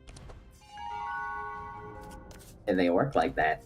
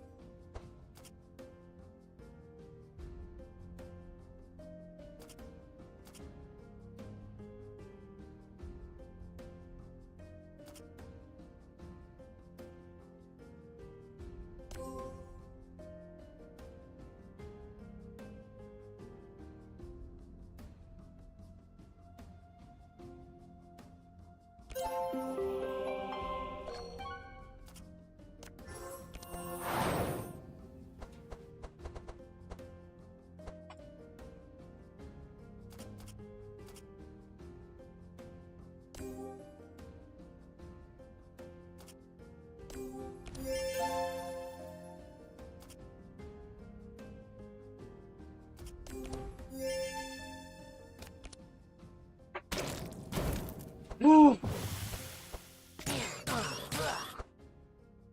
Fuck.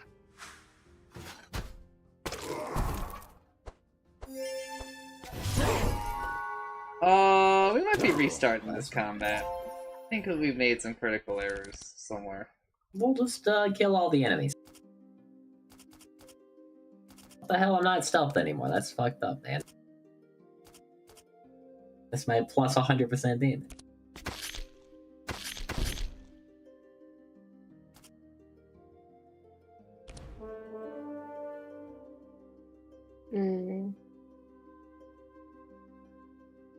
You need to block Rizek.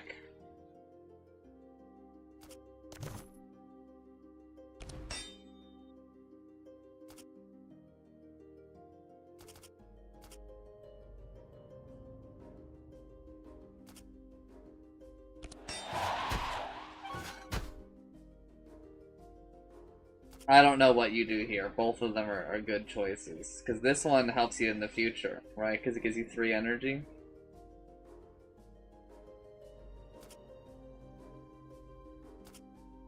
I don't have a lot of cars, so I might do this. Mm-hmm.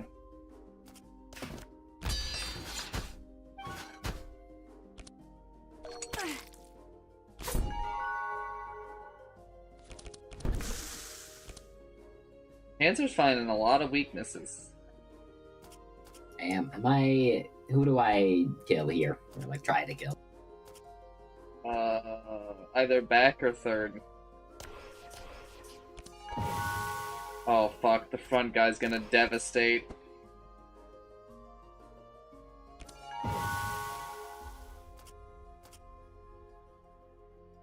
They have this like buff. Should I like not do a rapid fire or a ricochet because it's gonna hit it or what?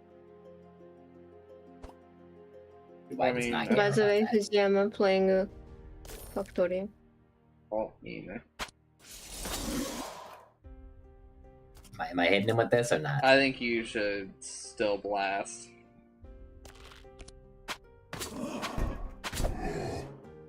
That wasn't so bad. Now that kinda hurt a little.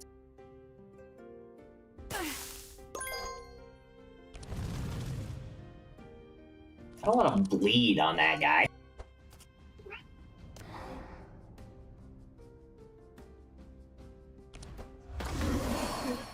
Alright, I just do like 100 damage then, why don't you? Wait till you see this one. Fuck, man.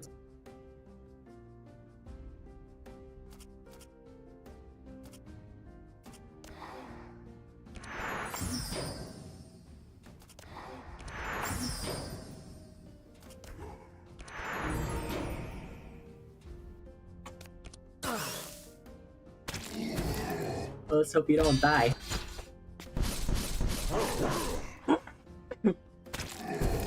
Could have been worse. You know, that wasn't really that bad. Heal that up right away, easily. Feels like if you draw your healing, you did. You drew your healing.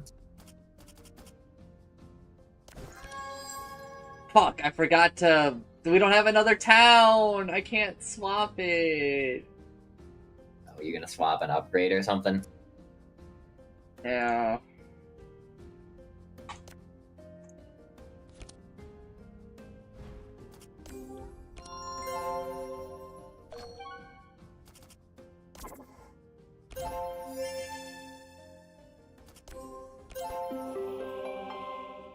Oh, well, that... Nope, all healed up. Full up.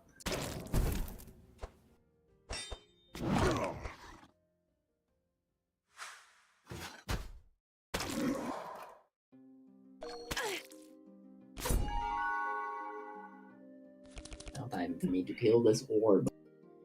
But he gives everybody armor if I damage him? I mean... Do I not hit him then, or do I just hit him anyways? It's fucked up. It's not like I can really do that much damage to anybody anyways, but... I like the front guy.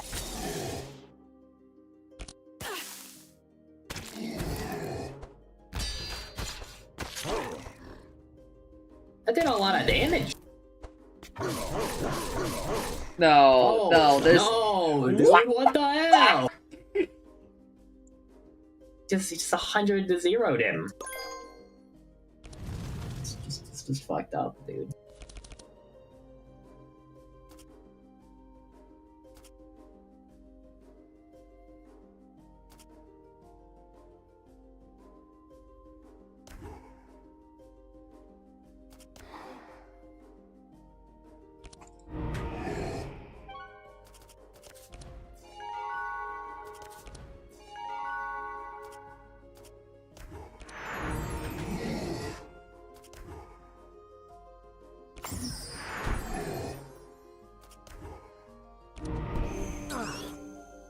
Ouchies.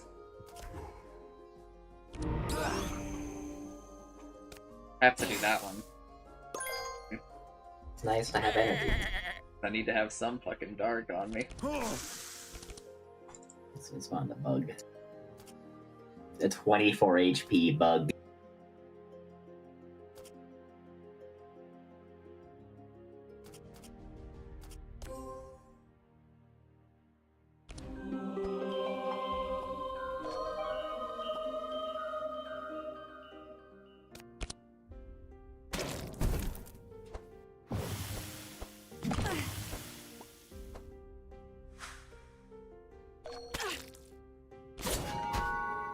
We're gonna be getting a whole lot of these spiders.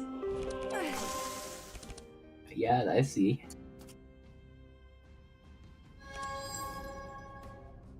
Let's see.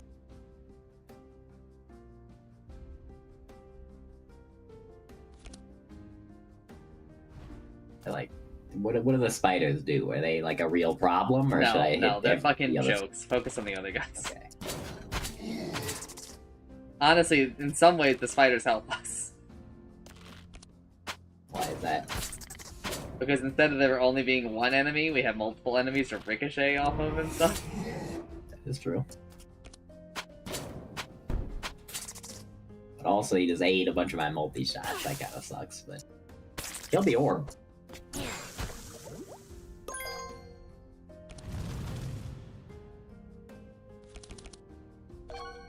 The orb's done for, and then we just gotta really deal with, like, just the guy in the middle.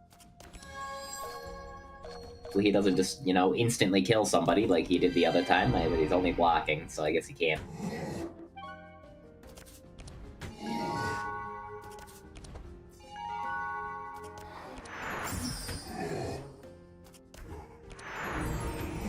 Alright, they're all dead.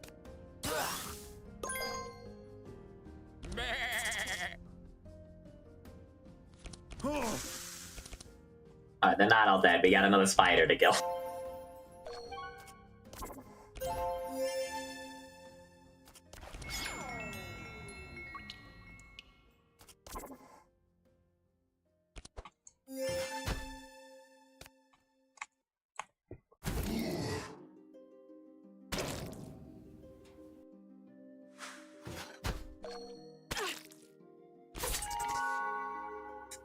Alright, is this dead? I guess we just about. No, there's another one. Excuse me, everyone shut the fuck up. Kaze has released a new video. I drew a card and it was another spider. Mario 64's sound engine is better than the game itself. What the hell is he talking about?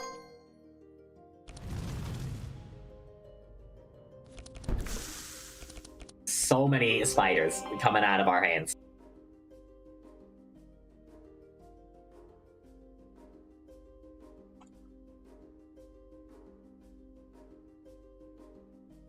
Surely I'll draw my multi-shot soon and just instantly kill all of them.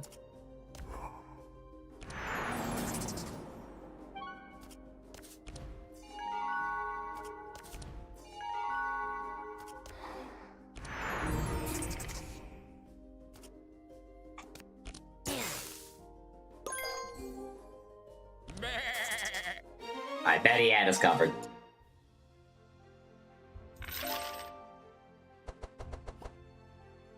Oh good, the poison. Oh good, a song. Oh good, a melee attack. Thank you, game.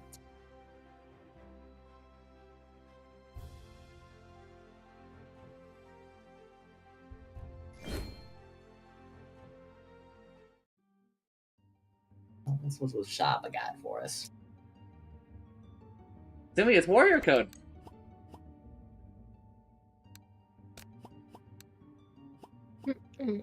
In. I don't think I want any of this. So I'm missing something, but don't think I am. I don't think I need anything here.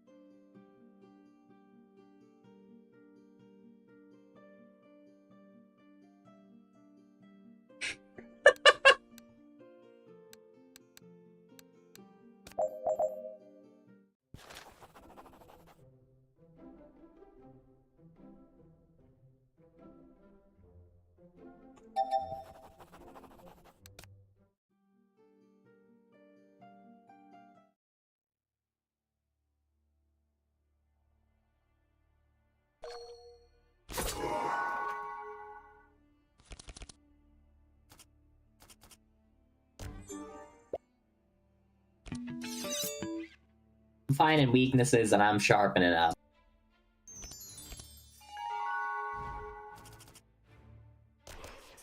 Who do we care about killing the most? Yeah, the stupid... 2 or 3 or 4. The problem with using this right now is that, like, everything else I do makes me stronger, so it's... I think it's actually weaker if I do it right now. Because everything I do adds, like, mark and stuff.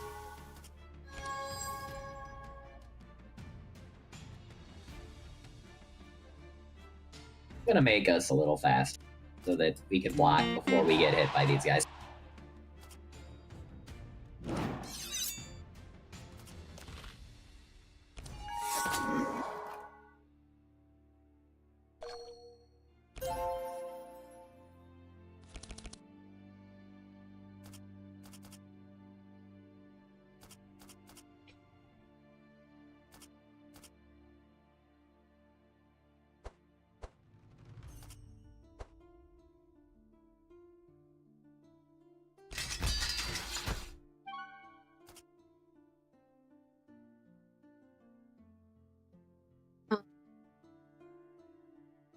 My God. Boop boop boop boop boop boop boop. So true.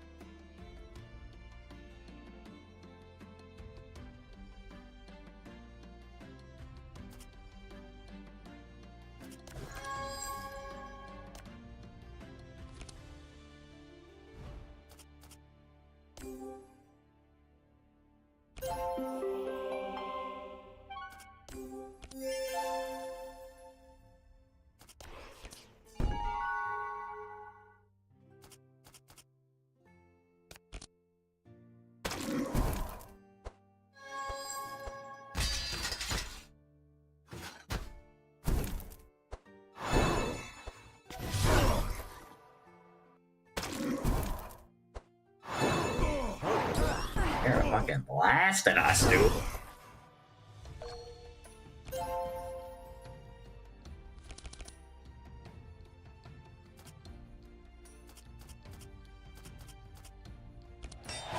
What the actual fuck do you mean that 26% of Mario 64 is its sound effects?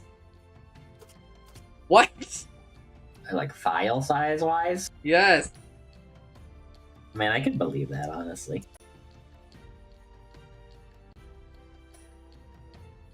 You can only compress a sound like so much. Game's got a lot of sounds in it.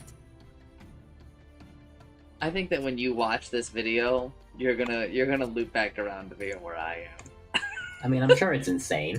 Every video this guy makes reveals new insane things about the Mario 64 video game. Like, what he's describing to me, I actually cannot, of everything that he's described, I've been able to, like, basically comprehend. I literally, he's drawing up diagrams for me, and I still don't, I'm restarting the video. I'm restarting the video!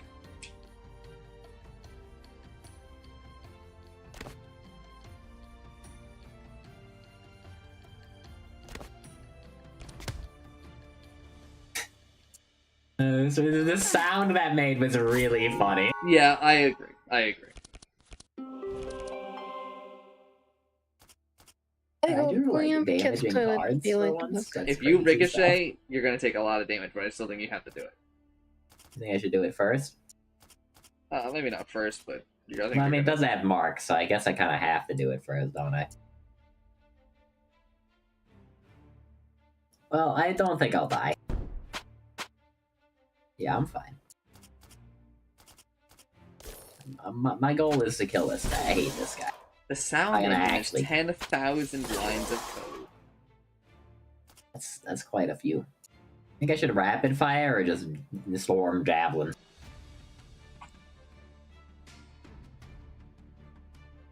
I'm Storm thinking. javelin is a do damage later kind of card.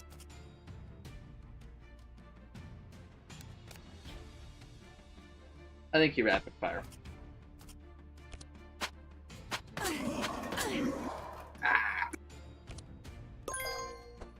I think I could now. Well, you'll probably just kill that guy.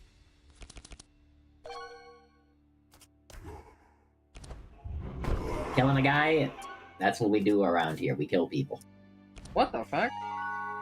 Not in Minecraft, in real life. We murder. First, we murder. Then we kill.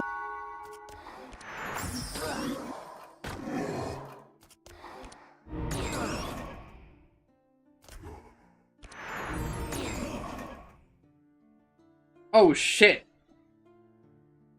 Okay, those are all What? front hero. Front hero. But I did get rid of all of my dudes' shadow, which is not good.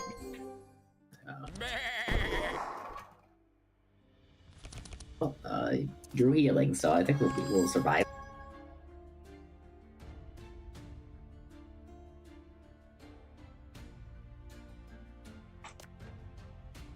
You drop this, King. So true.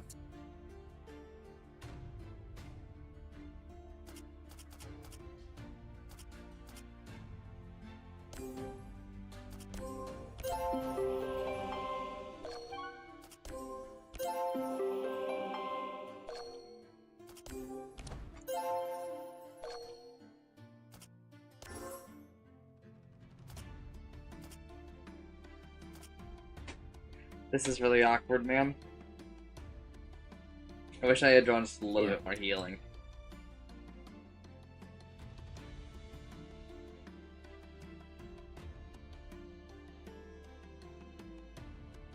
You know, I gotta help out. I'm gonna get hit with some root though. Yeah, but I've got block. I guess if you sanctify him, it's kind of just like the opposite. To just undo. Yeah, undo it that's why I immediately. attacked. Right. Help you guys get rid of some of the thorns. I don't think Zek's making it to his turn. That guy is also going to do that exact same thing. How much is in his vanish pile? Sure. A very large number is in Zek's banish. It's bad. So it doesn't seem like we can block for him either. Unless I can draw a parry. Well, we can just kill that guy, I guess. He's only got 133 health. Maybe he's killable. Well, it seems we can also send that guy to the back of the order. Back to the pit. Hover over this again? Nah, no way. Damn That's a it. lot of energy. Wait, obviously Also, that's a lot defend of root first. damage Defend you'd be first. taking.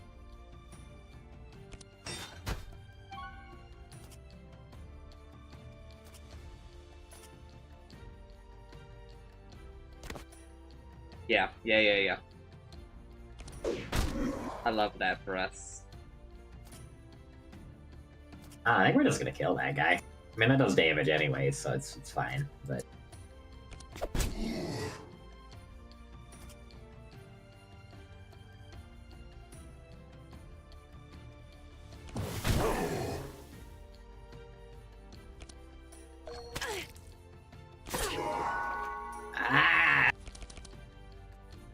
not get my parry. But you gotta play Shadow Step. But if I do, I can't play multi-shot. You gotta play Shadow Step. I'm thinking. Do you think I play it like at the end of my turn, or do I just play it now and then attack? I think you play it now and attack. Am I rapid firing, or am I hitting him with the Plague Goo? How much is the play? Oh my god. Does like 70 damage to the guy. To be It's, honest. it will just kill the second guy, so just kill him.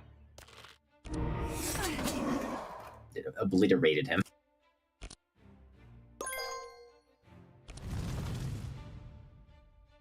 Well, that makes this a lot less dangerous. I don't think that guy is gonna hit him. Now I just have to not kill myself on thorns. In fact, do not kill yourself. Never kill yourself, one could say. Harder than one would think. Let's do 11 damage to ourselves here. Is that why?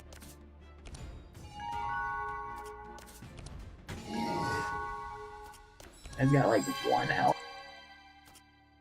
He's got 13. Now he's dead. I hope you draw a lot of healing. Divine Blessing, which I can't play. Yep. Yep. Oh. Two heavenly blessings. That's still a pretty big heal, I guess, but... That seems like we're gonna go into the next fight a little bit weak.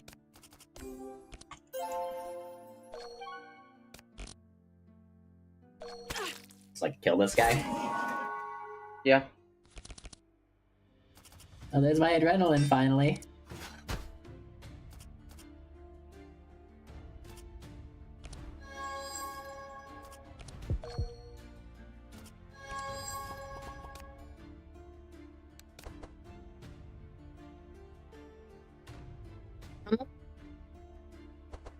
Just give me another card drop. Get something better. God damn it! And he's dead.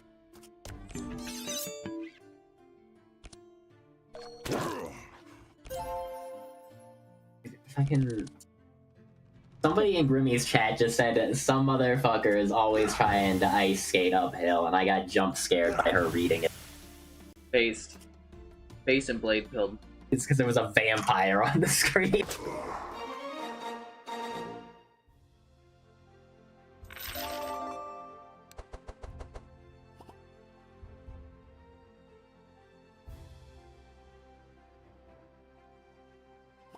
Gosh, why do they want to give me poison so bad? Poison and melee attacks. Stop it! It's always a poison, a melee attack, and a song card. They need to be stopped.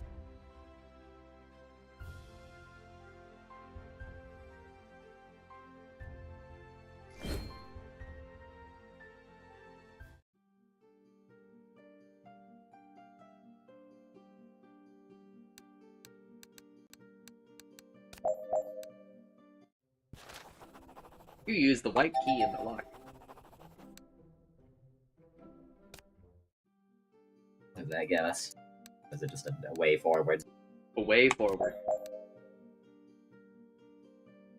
Disintegrate card.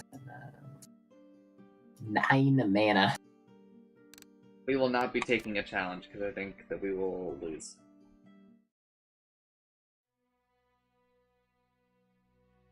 Are these the guys with silence?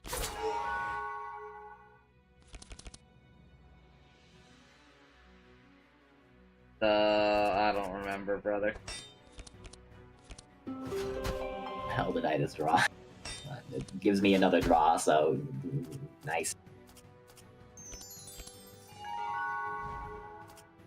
Well, I'm going for the guy in the back because I don't like him. He sucks. Gonna give you speed. Maybe you can fucking heal us fast. Doesn't look like that's happening though.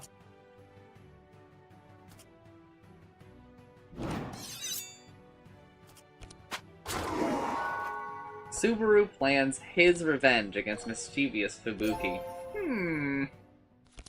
It's like maybe a bit of a mistranslation. But maybe Subaru is a boy now.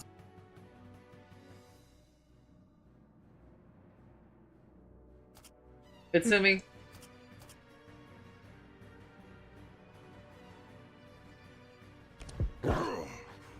Play the whirlwind. We can't. You gotta have a little joy. A little. No, well, actually, hold up.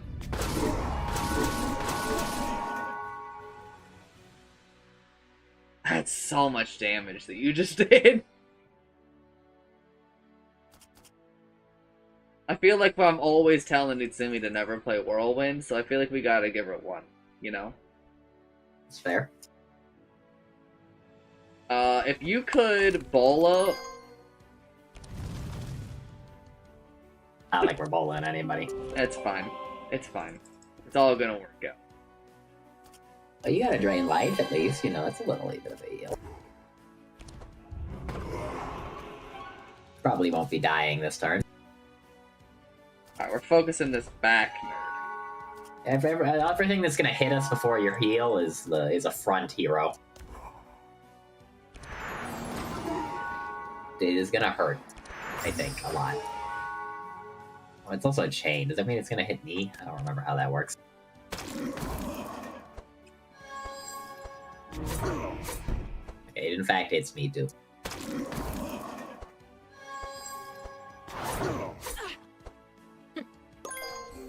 So just so you know, chain can hit any of us. Oh, but it just hit me 2 times in a row. Correct. Yes. Next time.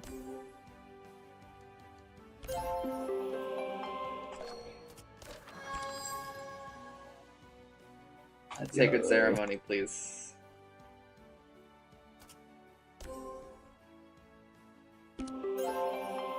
Okay. Alright, well that We're solves so a lot of bad. our problems. Gross. Shouldn't you have hit that guy? I think he'd have died. Yeah. I value the 1 energy. And I know that sounds insane. But... That's just insane. I don't know if I'm buying that, but I guess he's gonna die soon anyways, from me probably, but everybody liked to be invisible. Yes, but I would have liked you to draw a single card that does damage. I mean, I can get a card draw, possibly. Let's find out what it is. It's a card that does damage, a single card that does damage. That's all Did I of kill your the guy in the energy, back? bro. I never have any fucking energy. Yeah, Who you am I also hitting? added an unupgraded adrenaline to your deck, which is... Well, I didn't have enough fucking money to upgrade it. Listen. Then tell us. Yeah, we Still could. more energy than if I didn't have the adrenaline. Actually, that's... Yeah, but I have 4,000. It gives 2 energy and you lose 1 on the next turn. Okay. He's right. It is a net gain, but... Who am I hitting? Back or third? Honestly, any of them. They're all problems.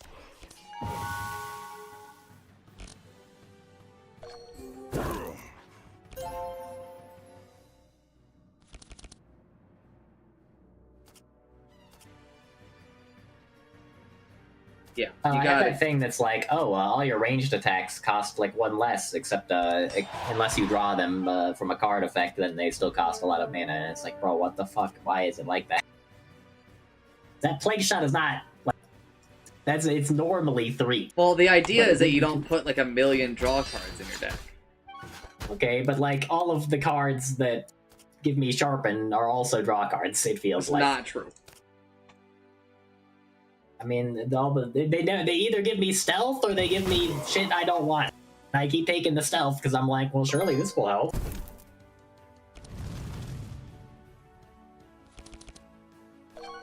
I mean, if they're not gonna give me any cards that deal damage, like I gotta make damage somehow. They've offered me like 1 card that does damage, like in the past like 2 runs. Like runs, but like 2 times we played. One of them was like the cannon shot, which is like 5, but it doesn't really do that much damage. I have no card in my deck that costs more than 4 mana, and I still have the mana problems. Okay, 4 mana is a lot. Yeah, I know, but like the majority of my deck is 1 cost cards.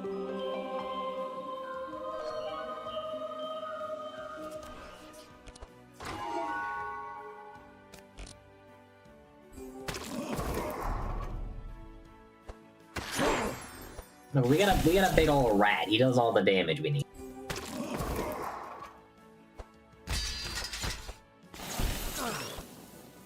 The guy is no longer dead. That sucks. What the hell did he just do to me? Ah!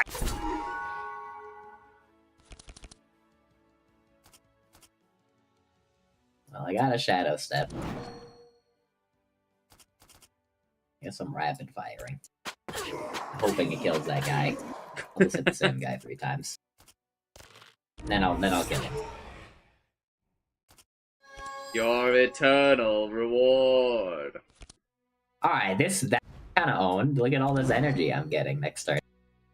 You're not getting a next turn, I don't think. Pretty mean of you to say, honest.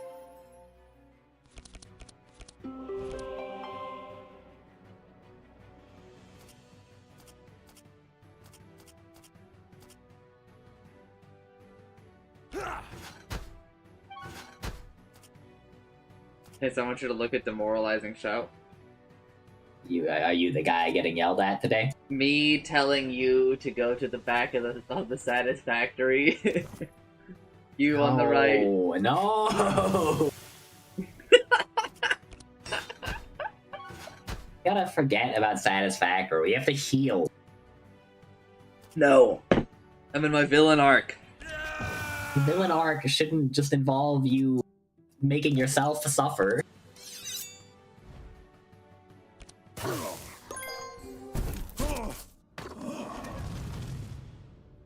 I don't know why all those effects just happened, but okay.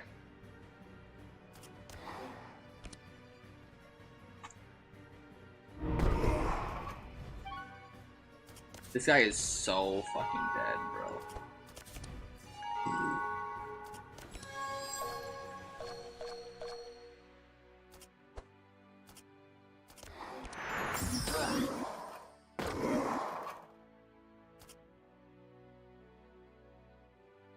I don't want him to die.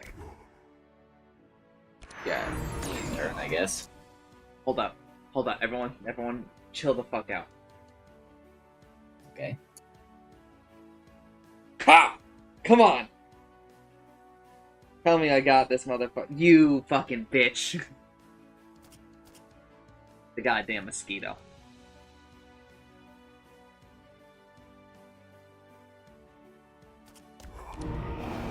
No! What did you think would happen? I didn't think it was gonna do 80 damage. They're giving me poison and songs again! They can't stop themselves! Something does feel like it's a little fucked up on your end. Should I take a parry? Am I just No, another no, you blocker? can't take a second parry. Going crazy, dude. Every card from Ord is just not giving me a ranged attack.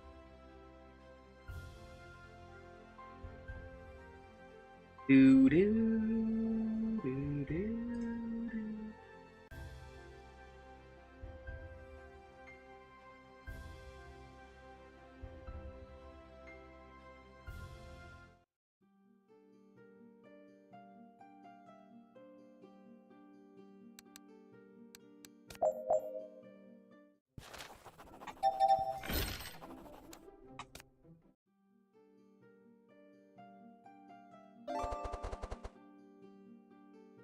Turbo!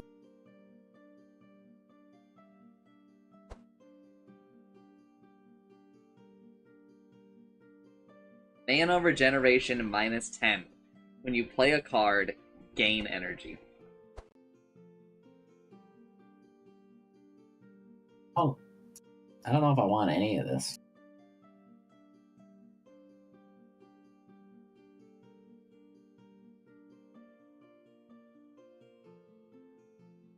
I don't think you want any of this.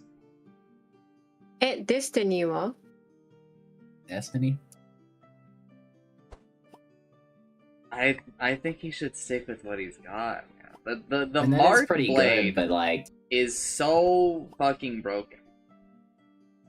If I had like a better deck with more expensive cards, like maybe, but like I think I'm relegated to the marking role because I just keep getting no cards.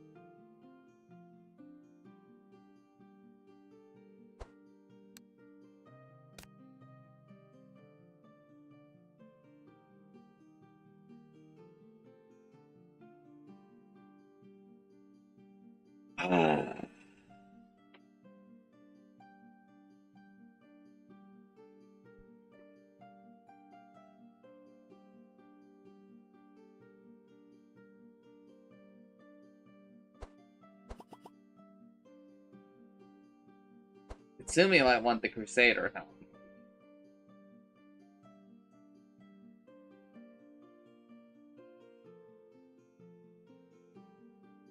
Now, our healer might want the goddamn Destiny.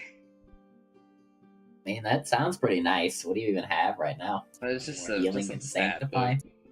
I think healer's taking Destiny. I don't really see why not, honestly. I think Zek You is got some pretty expensive cards. Like you could turn an 8-cost card into a 4-cost card. I think that That 4-cost Zek is card just like good. full heals us.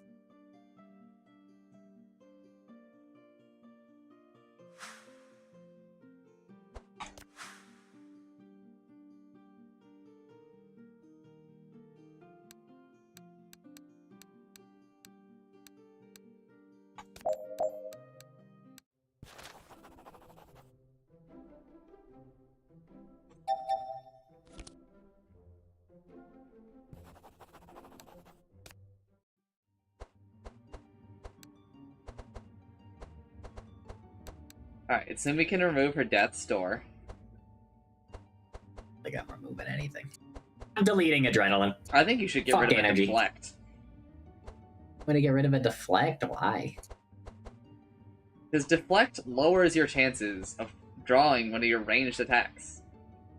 But it draws an attack. Yes, It but draws a when you card. draw it from Deflect, you lose an energy. And then I also kind of like having a little block for myself. Right. You are the master of your It's own like destiny. evasion. The deflects are not the problem. The problem is that my deck has no attacks in it. Okay, but that means that Deflect is part of your problem. It's not. Listen, Dark Outbreak is a cool card, but do I really need it? I'm getting rid of a damn Foresight. For sure.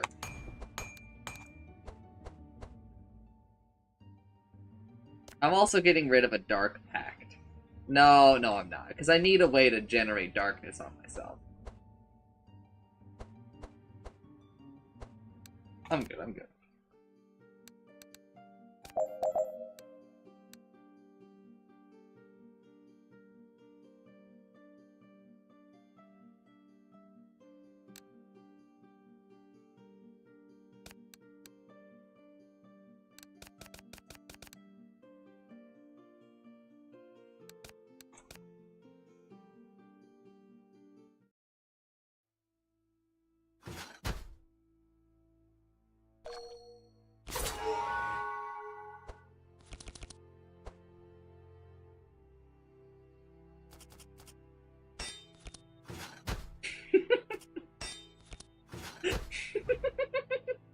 Shut up.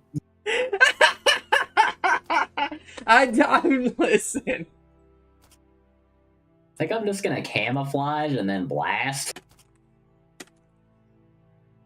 I thought that was great for a moment, and I don't know why I thought that was great. Do you think I Plague Shot or do I do one of these other things? I don't think you Plague Shot. How fast are these guys? Get it a little quick. No, it's almost Mika Dono Wednesday. Ooh, nobody tell him.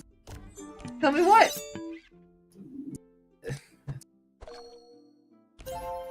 They're gone. Your sisters, they've left.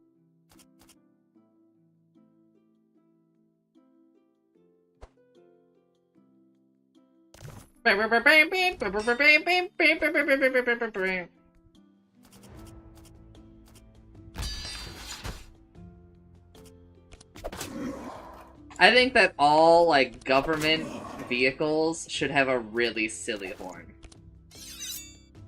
Why is that? Just because you think it'd be fun? I just think that the world needs a little whimsy. Government mandated whimsy? That doesn't sound very whimsical to me.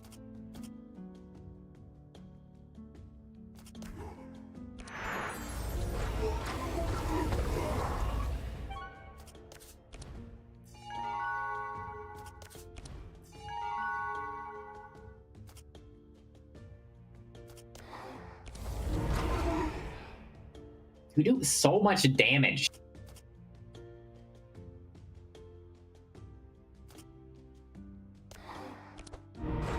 When you see you suffer darkness. Mmm, yummy!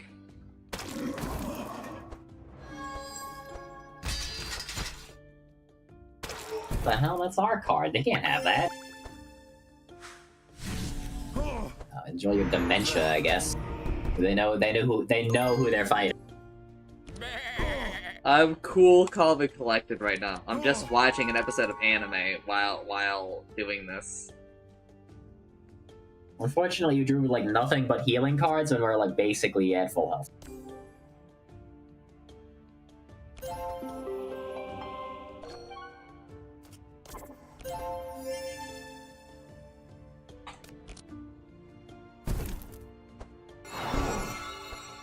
I wish that barrier was considered a healing card. It's so annoying that it isn't. Isn't it heal though, and it just isn't considered one? It's because it's an upgrade that makes it a heal, so it isn't normally a healing card. Kind of seems like maybe it should do that then. Well, no card changes its type based on an upgrade.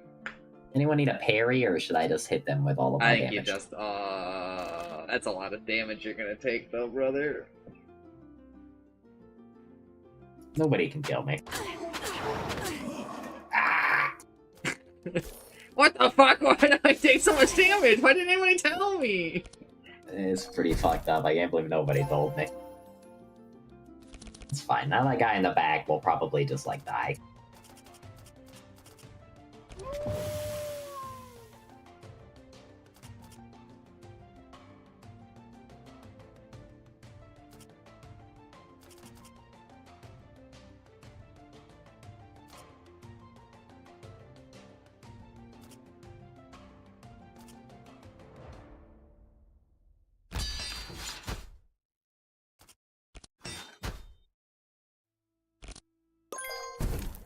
Sumi has 236 block.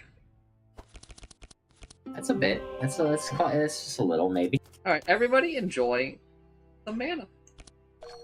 Let's go!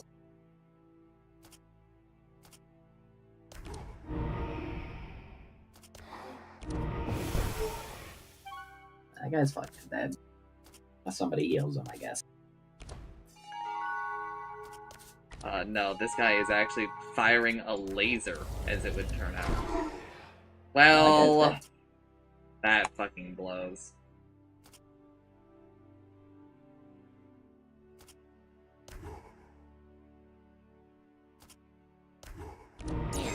Take some more energy, Chancer. Can't wait to draw nothing but one mana cost cards.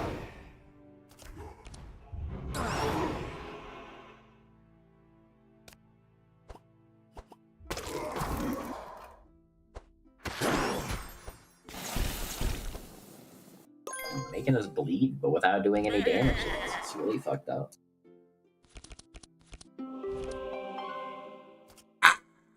The 4 mana cost, a Heavenly Blessing.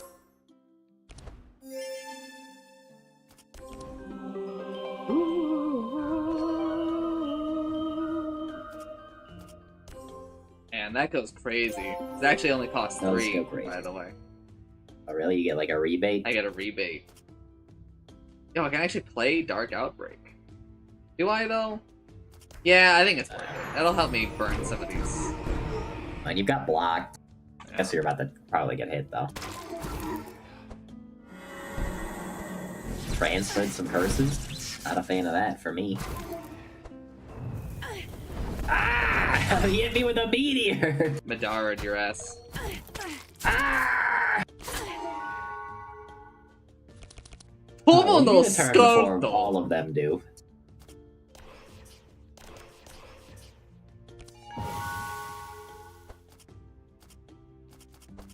Let's see. I guess you get a turn, and surely you'll draw some healing.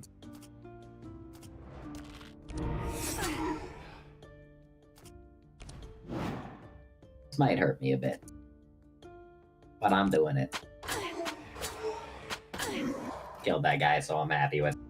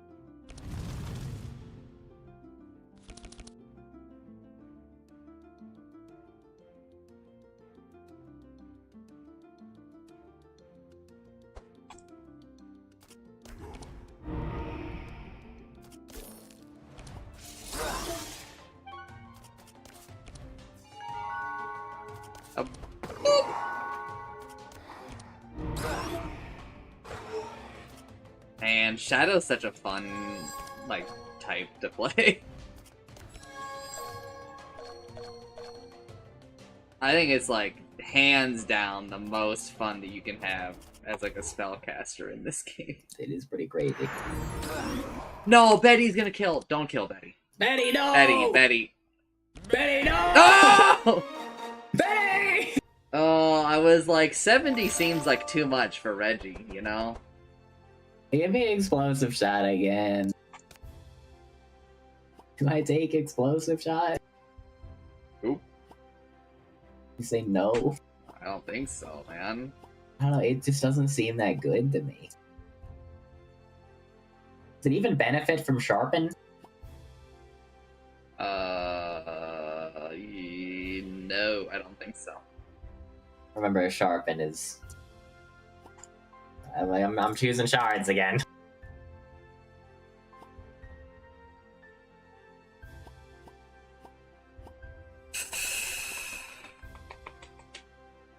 I think that his deck is just so good. I don't think I want to fuck with it, man.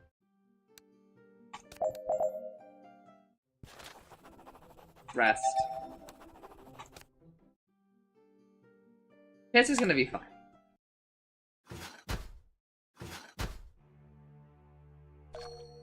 How do these guys work again? We have to like trade off which ones we're hitting at each time. Yeah, but not yet. Alright, now I just blast them.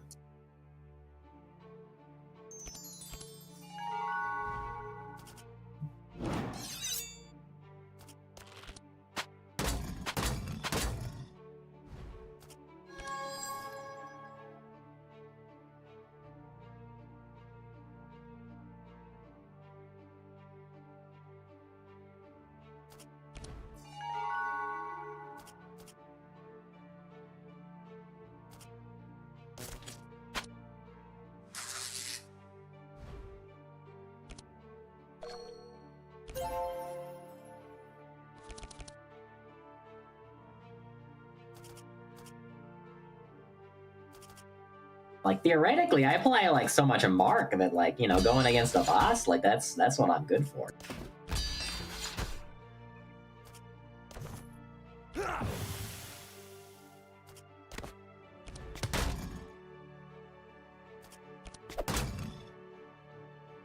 We'll fix you before the final boss. Not if we die here. It's true, I suppose.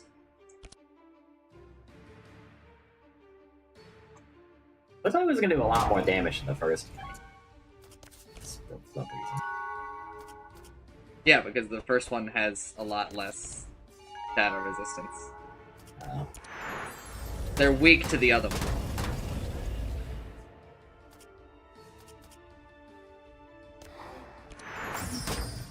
So you're absolutely right. I should just be blasting this nerd. I should not have spent down to 0 the way that I just did, though. In fact, I might have to restart. Sure, we'll manage somehow.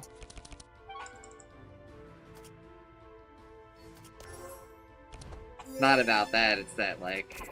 He plays, like, a whole mana economy for, like, our whole squad.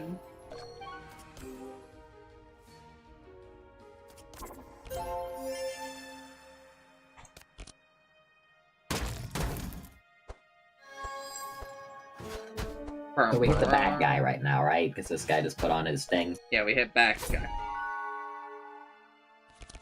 You are allowed to hit... I see that I have drawn all of my AoE cards. You are allowed to hit their block. And we will face no consequences. So I'm gonna, like, hit their block and apply a little bleed.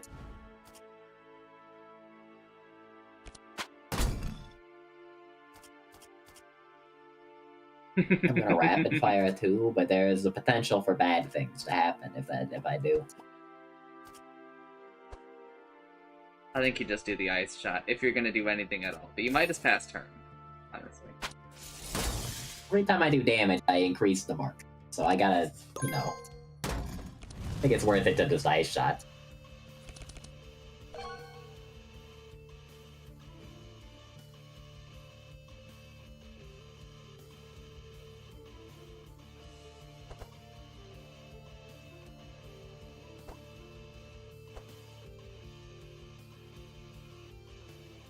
Well, we play our free icicle.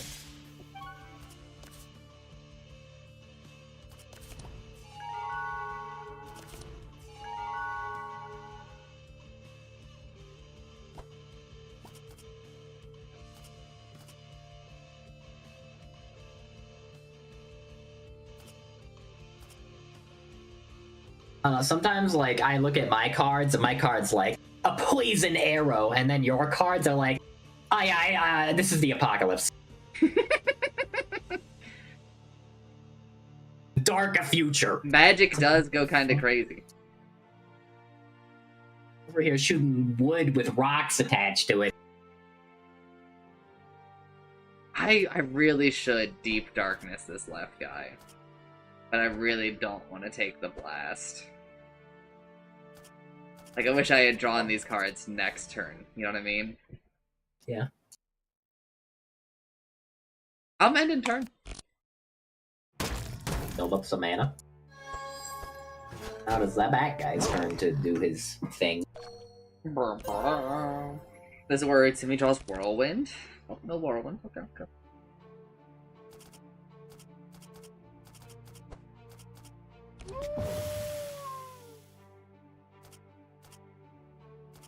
They're both doing this thing now. I guess they're also blocking.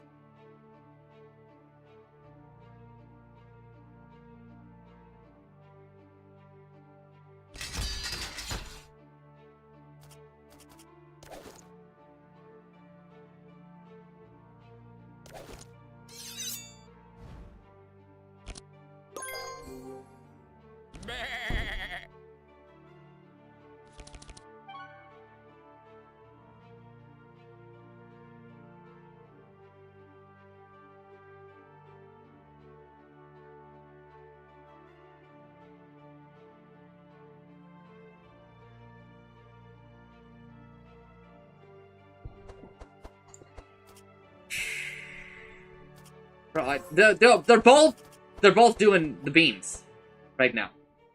Yeah. Yeah. I can't even use Dark Outbreak. Oh, you motherfucker! You fucking motherfucker! You think you're fucking intellectual? You think you're an intellectual? Yeah, I think I'm an intellectual.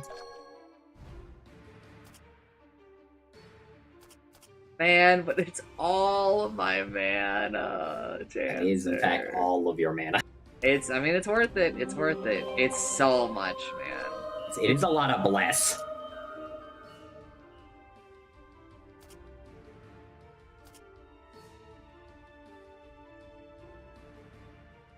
Just end the turn. Just end the turn, brother.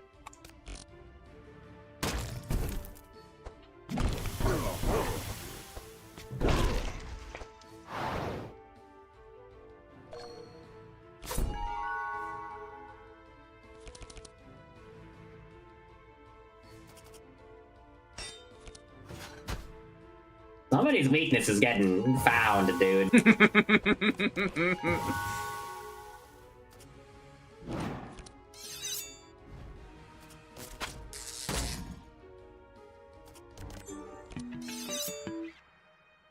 I don't. Yeah, that's good enough.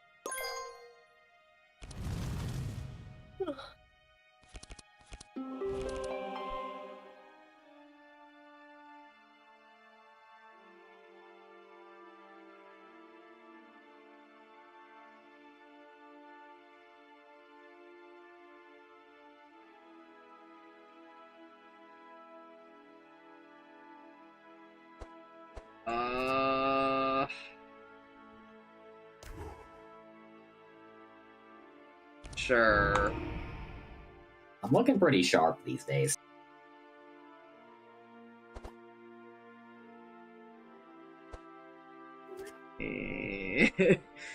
I'm in a rough spot, gamers.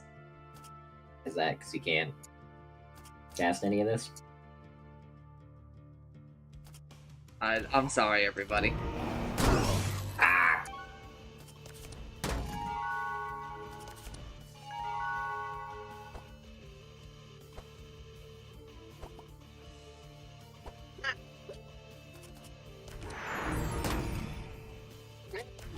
Nani? You've done so much damage to that guy. Why does he keep healing, though? Read the I'm a heavenly thing above your health bar. Oh. Let's see.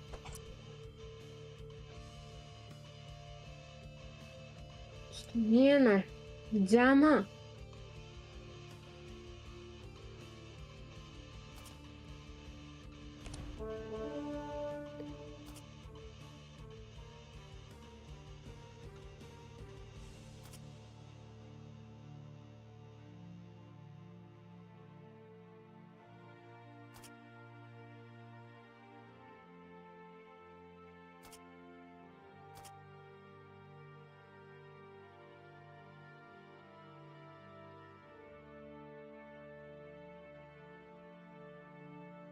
Mm.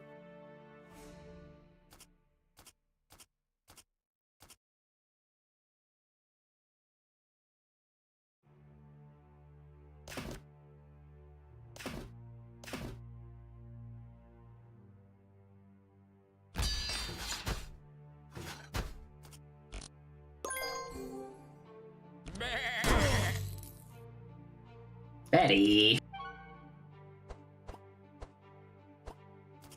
We can't stay mad at Betty, though. Like, let's be real.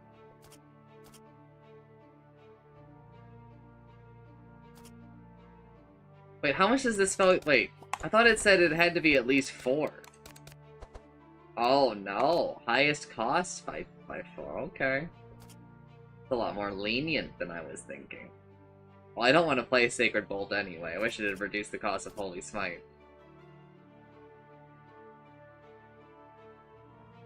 Why not just play Sacred Bolt?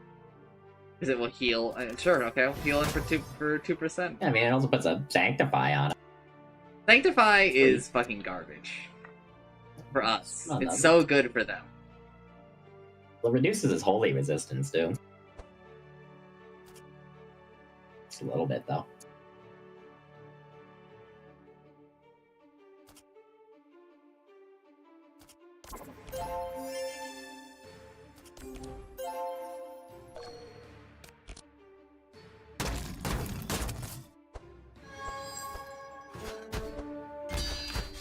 And it was 228 fucking block. Also 6 mitigate. He's in the mode where we don't really want to hit him anyways, so... You don't have to worry about hitting him on the block. So if you have like a ricochet or whatever, rapid fire, you're fine to just play it. Got a lot of things going on in my hand right now.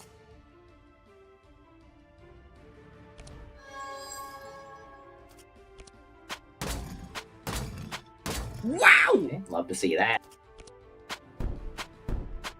Okay, well, equivalent exchange, I guess. That's pretty cinema. Pretty fucked up, honestly.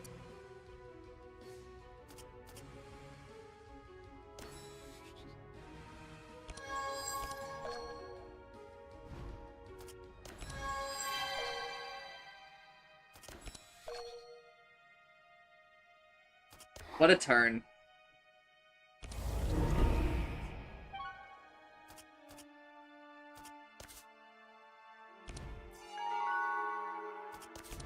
Alright, I've got a 1 in 3 chance. Come on, come on, come on.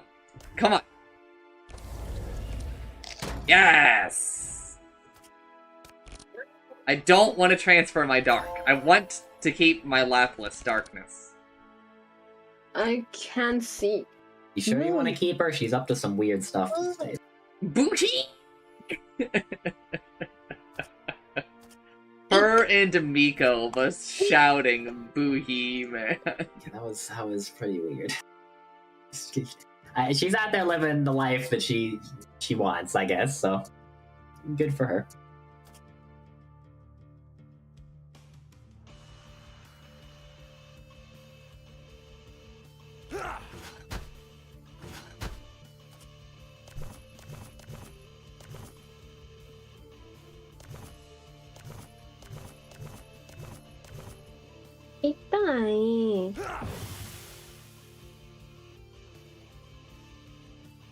Move.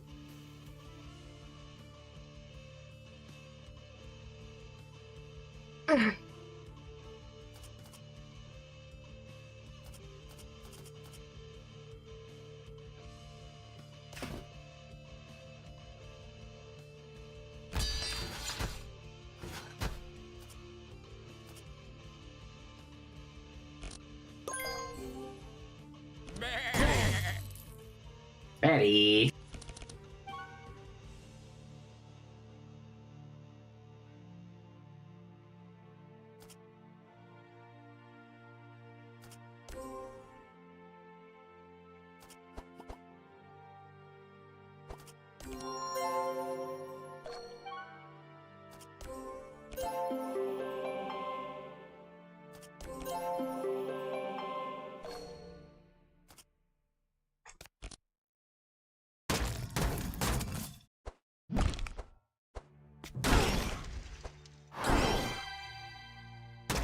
This motherfucker's back to 1,000 health.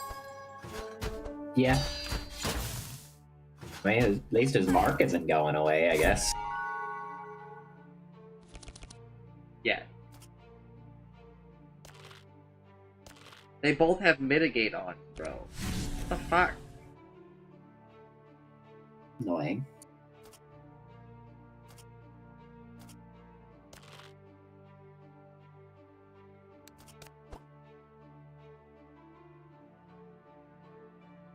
Yeah.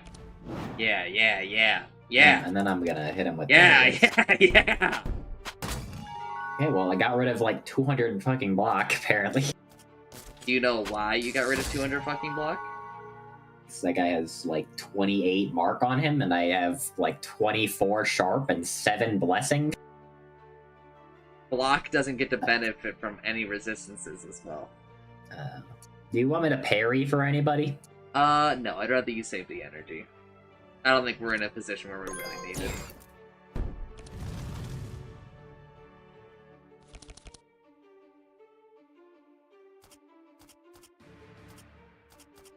I have... Oh man, I am tearing this guy the fuck up. And he untears himself as he play a guard and he gains like 50 health. What the fuck? Healer goes next. I guess Healer you goes slowed next. him, so now you get a turn before he does.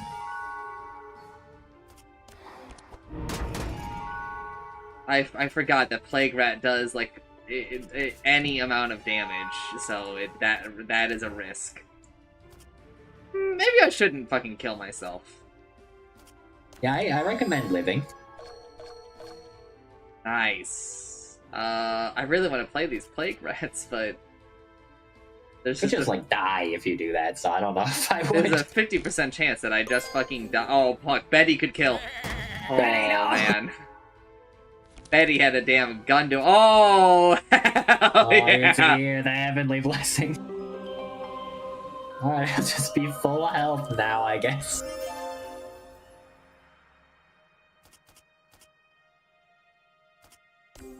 Here you go, Timmy. Alright, 17 regen. And I got rid of all of her fucking shadow, which is like the real benefit of what I just did. And here you go, Chancer.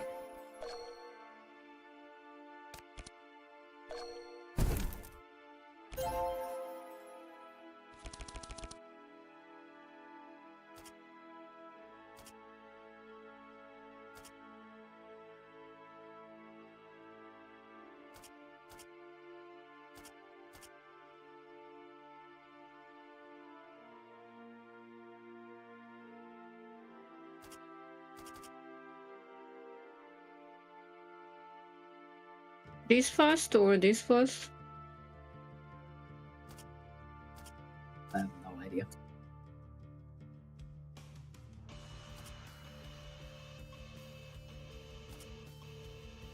I mean, why do you have so many cards? Can't you just like do both? Cause I did use my card and like. Alright, hover over this so I can read it. I can't. Hover over this. Do that one.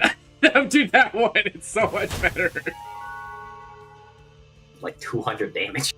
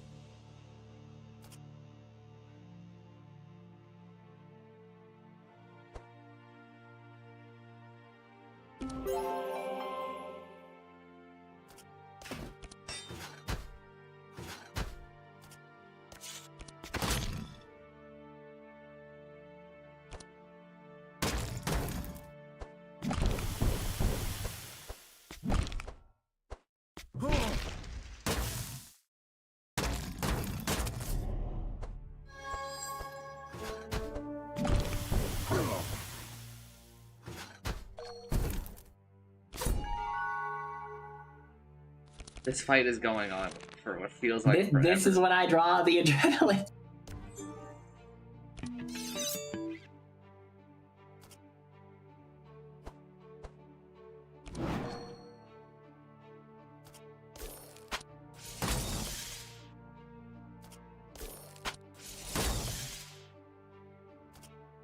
Your eternal reward.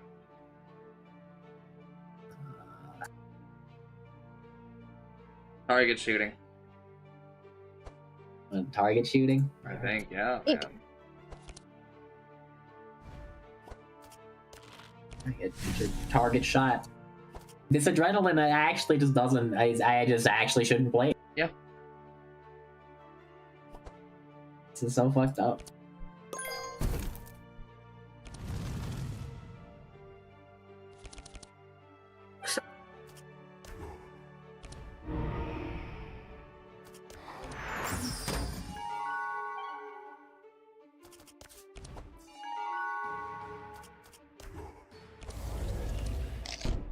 Damn, that's not what I wanted to have happen. I need...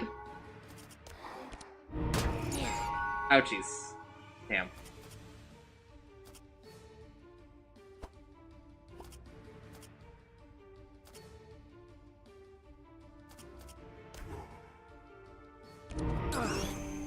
worth it.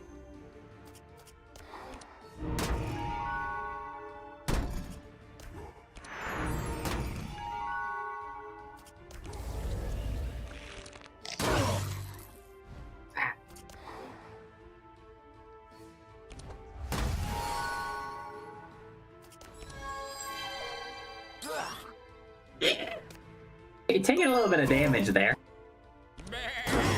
Benny, no!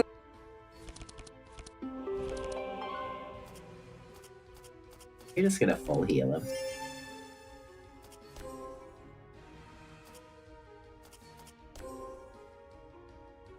Drop this, King.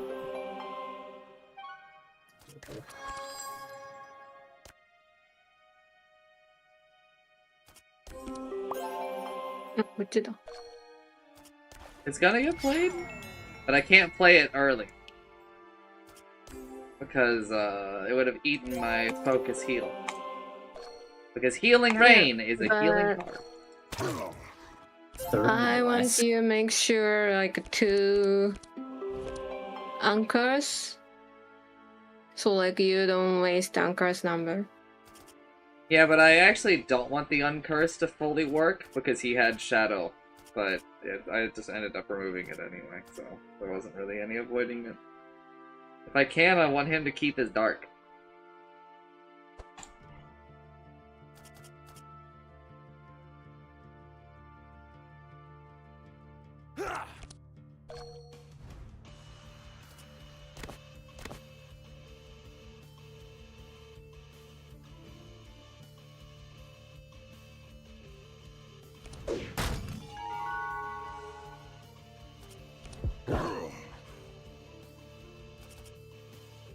Oh, it's not working. The defender?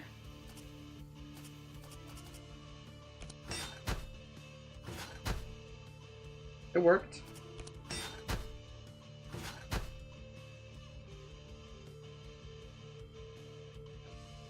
Cold, the air and water flowing. Tomboy mines. Tomboy mine. Alright, we should be killing them, at least one of them this turn. Oh, they got a lot of health left still.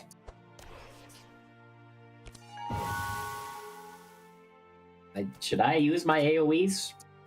Yes. I'm becoming less concerned. You want me to just blast? Maybe one more. You can also parry. You can also parry. This, I think, is a much better parry Reggie.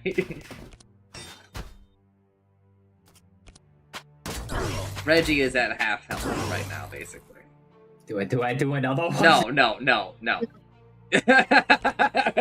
Sumi and I begging. Oh, okay, yeah, he doesn't do damage. He just sets him on fire. That will deal 60 damage to me? And you do have Dark on you. Oh, that will pop it. I would die if I cast this. Then don't cast it. I'm gonna cast it. Oh.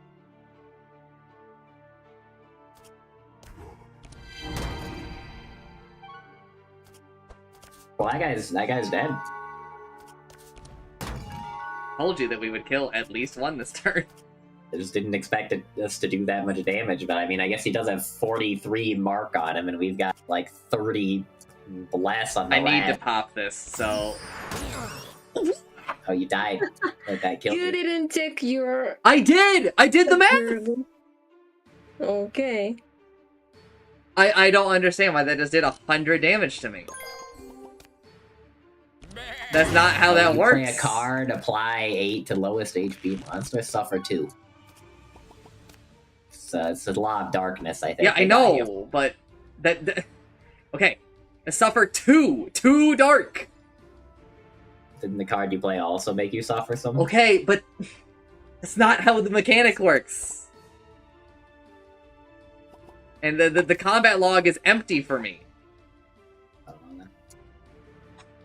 The shit is frustrating. I just don't understand why that just murdered me.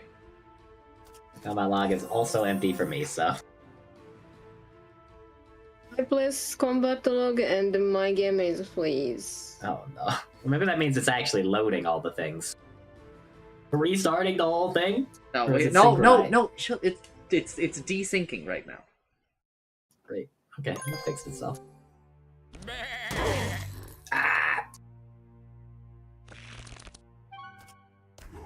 Could you have maybe gotten some healing?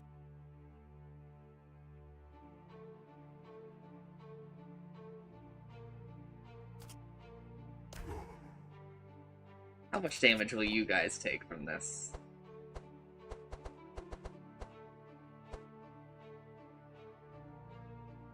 Everything he is doing is the front hero, except for 17 mind damage at the end there. So Sumi might die. Oh no, she'll get a turn. She should be fine. He ain't gonna blast us after he dies. Oh yeah, thank God he doesn't blast us after he dies.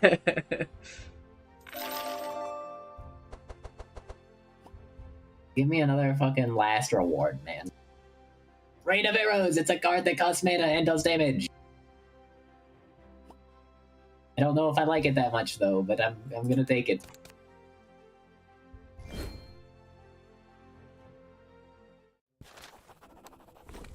You are allowed to take your last, your max level. I'm just now. gonna take the bird one, right? Do I take the one that makes my ranged attacks ignore block? One moment, I gotta look at my shit, bro.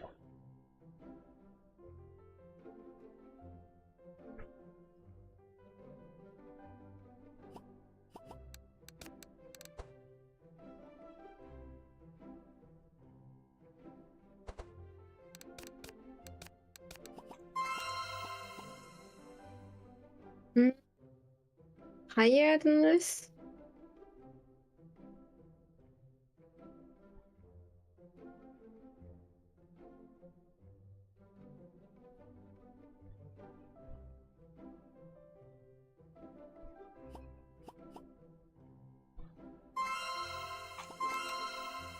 I taking the immortal bird or the ignore blocks? I would Oh, take the terrible. immortal bird. The immortal Iron Fist.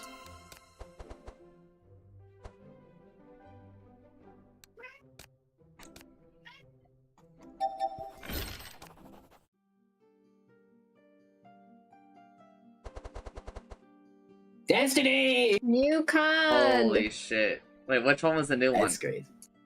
Golden Laurel. The top left second. The Defiler. The Defiler. Oh, that's pretty good.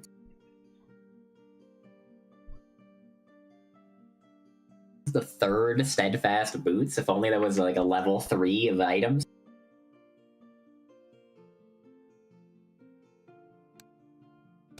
Wow, the Holy Laurel is, or the Golden Laurel is definitely going to Reggie. I know that there's a Destiny that I could upgrade, but like, oh shit. Never mind, he's definitely upgrading Destiny. Upgrading the Destiny is pretty crazy. That's It's so actually fucked insane. up, bro. Two highest cost cards by 5? Man, but the That's Golden so much. Laurel!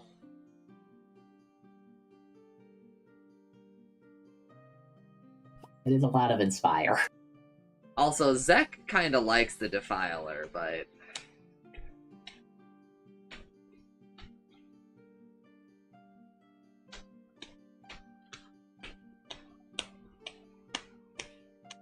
Hello, Jensen. Should I take? Do I take the Endless Bag?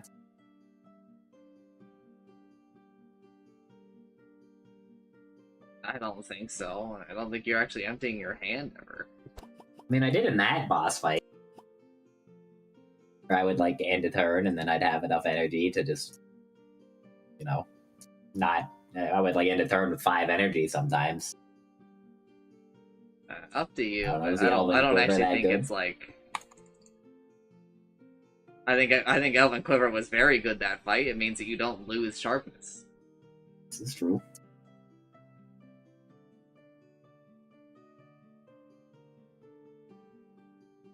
I mean, also, if I just draw more cards, I can get more sharpness by playing more cards. If you want to draw more cards, you should take the Golden Laurel. Yeah, I guess I should just take the golden laurel. Right? Like. I'll take the golden laurel then, I guess. It doesn't really, like, benefits all of us no matter who takes it, so.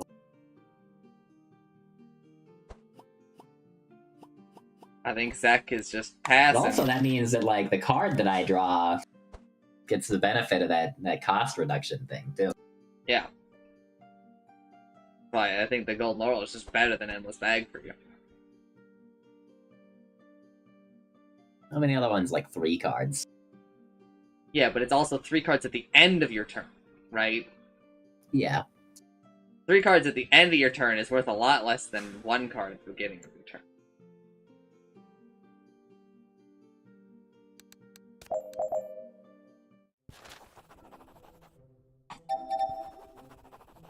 Alright, we That can just, like, fully heals us? Yeah. Which is why I did what I did.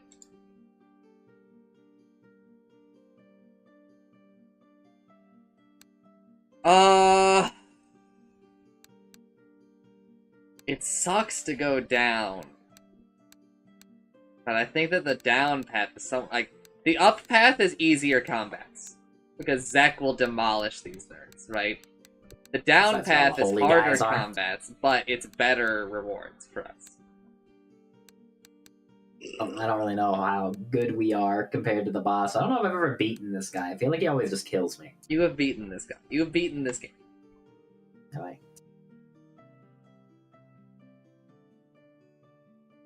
I don't know. I'm thinking. I can't really tell if I'm like strong enough or not. You are abnormally weak. That's pretty fucked up. And I mean, I guess we'd kind of want the better rewards, so I could try to get slightly less abnormally weak. Yeah, I think we have to go down. But this is gonna be rough, bro. That's why I'm instantly taking a tier 3 challenge. Oh, yeah, that makes perfect sense.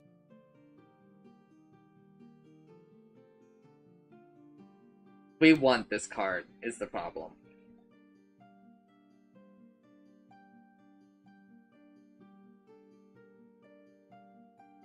No, just skip it, bro. Maybe the extra card draw will save us and fix everything. That's mean, also think gives him about- a better pet. Think about how crazy it's gonna go for... Oh my god. Also, yeah, your pet applies 3 times enemy's mark at the start of the turn. Am I parrying for anybody here? I don't think so, but I don't really know.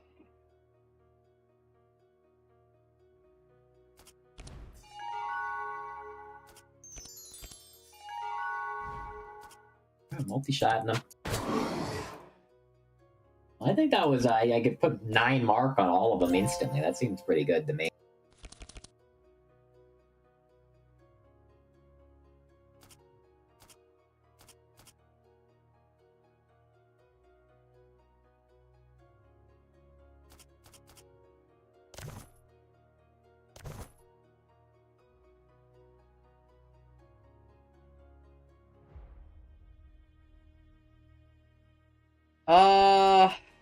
I think back, Utsumi.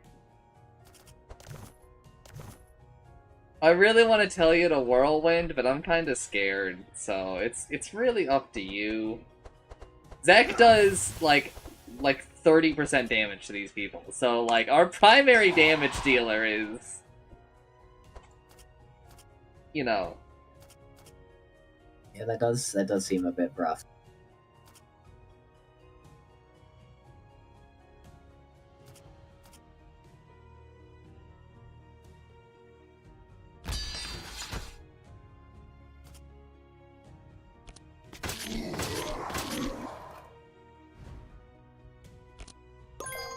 I think my bird being upgraded is gonna make a big difference. Does go pretty crazy. It's like I'm like applying like 4 times as much mark and bleed that it did before. Maybe like even more than that. What is he? It is 3 bleed, 5 sight, and 6 damage to all of them.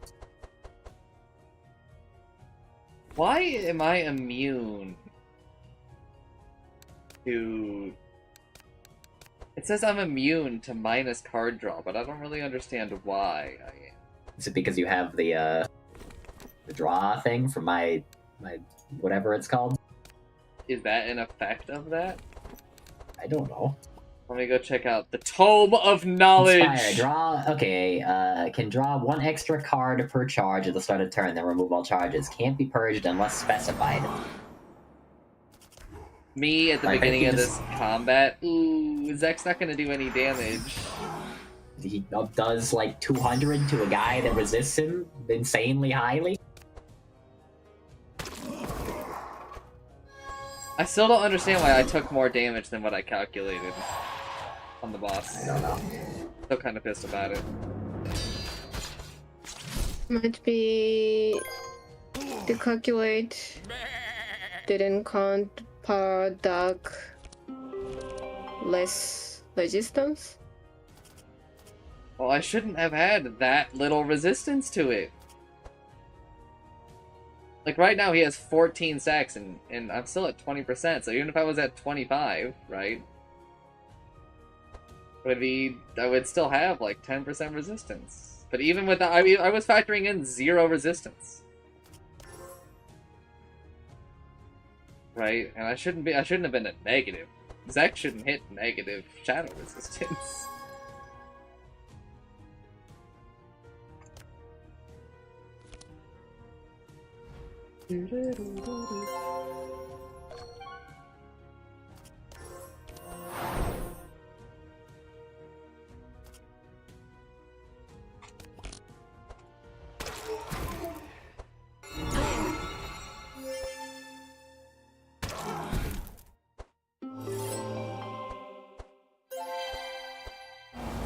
That's healing a whole lot.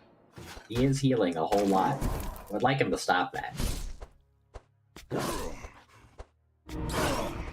I would like them to stop stabbing us too, if I'm being honest.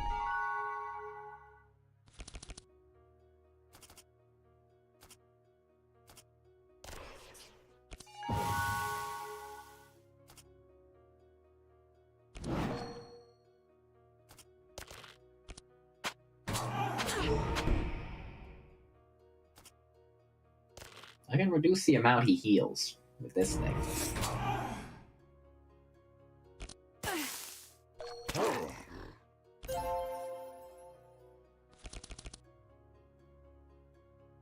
I'll be right back.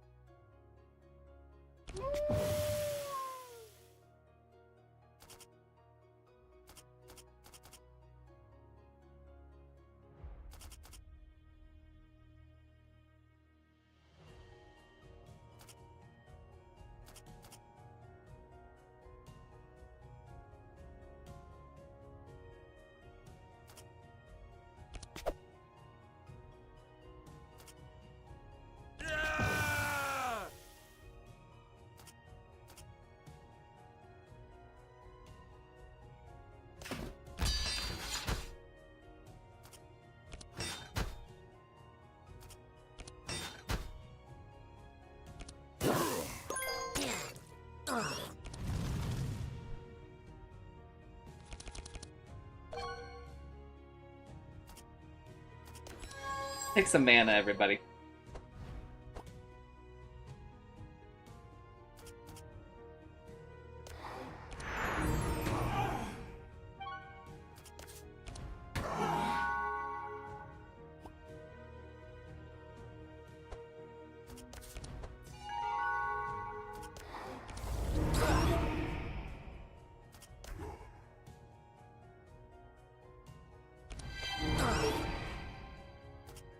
No! No! No, no, no, no, no, no, Chancer. He left.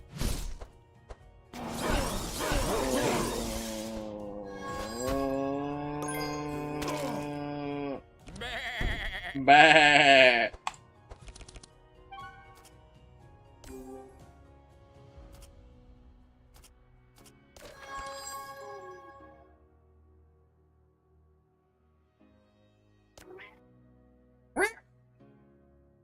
Disarm.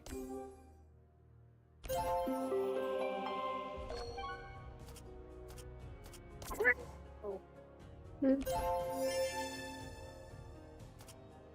Hmm. Right. I am back.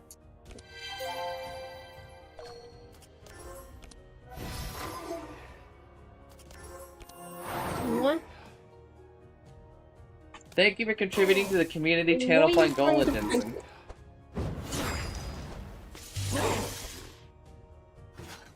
What? Why are you trying to hit my face? Get her. If you attack this second guy, you are already disarmed, Chancer. Get owned. Because of your fucking bird. But I drew a card that does damage, and I have the mana to cost it for once. He said the word wrong. Said the word wrong. Where did I say wrong? He said cost it. You have enough mana to cost it. No, I think I'm just gonna leave. I'm done with the adventure. I'm just gonna jump right off the ledge. Maybe I'll land back in the farmland or something, and I'll have a better life down there. I hope Zek doesn't die. Hopefully we get, like, some block going. Yeah, we can get some block going. She should be fine.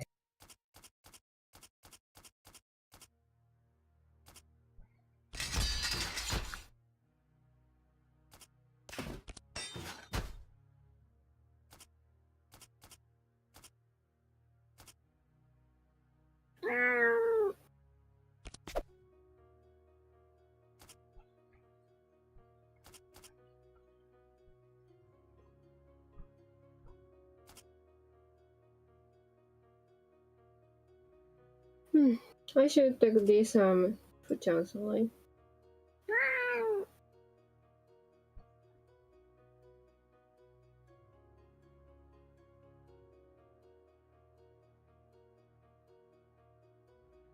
Itta.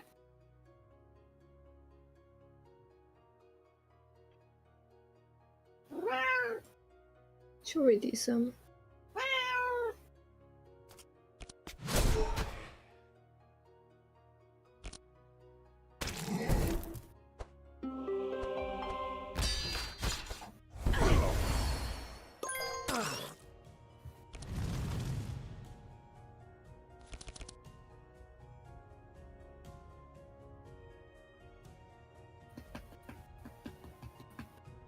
Zek might, like, die.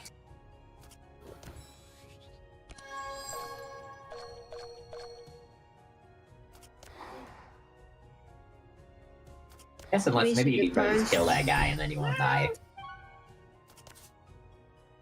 Should be dead. You're not dying. Which was the guy that disarmed me? Was it like the middle Second guy or guy. like a weird? Okay. Don't like that guy.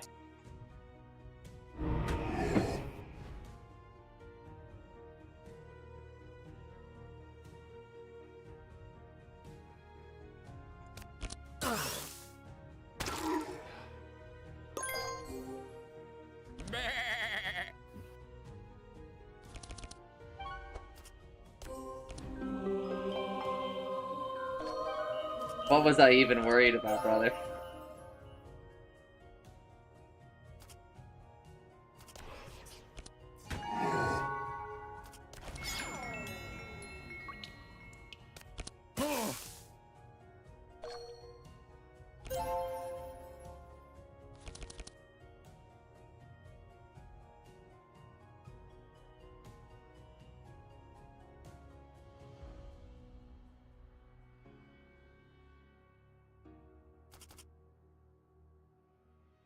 Did you see this thing that Narissa did?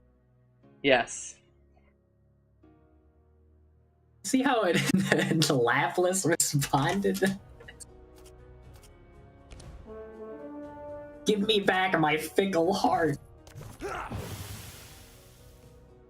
Sobbing, she's crying.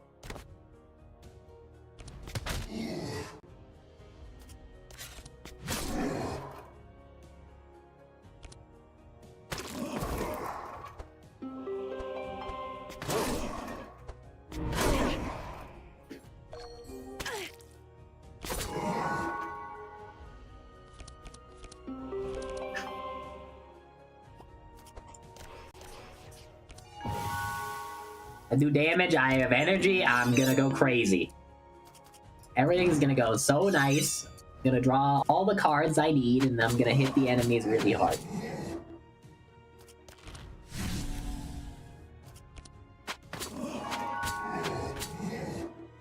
If that went a little differently, I'd have just ended this, but I do not get to just end them.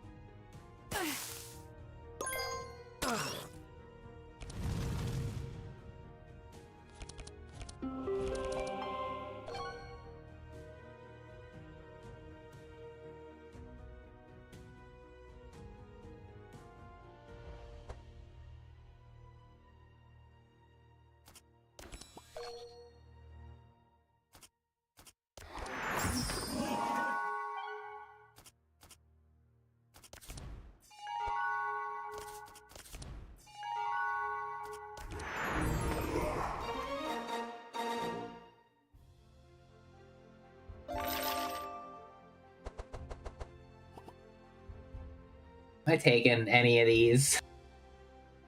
I had 2 poison options and then 1 card that costs too much mana.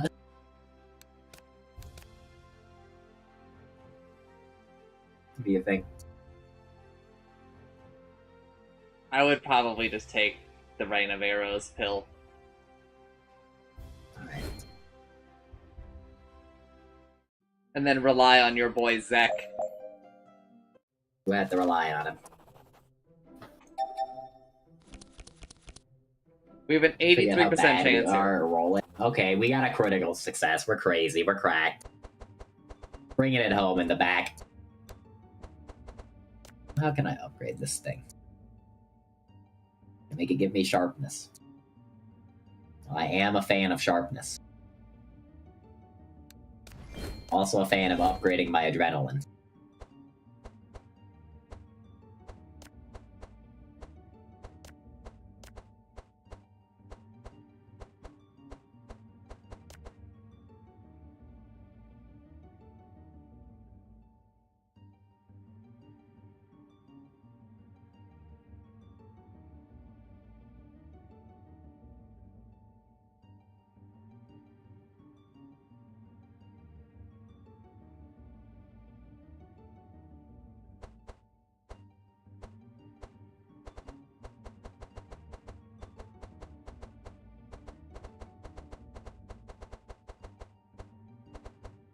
I feel like I'm going crazy.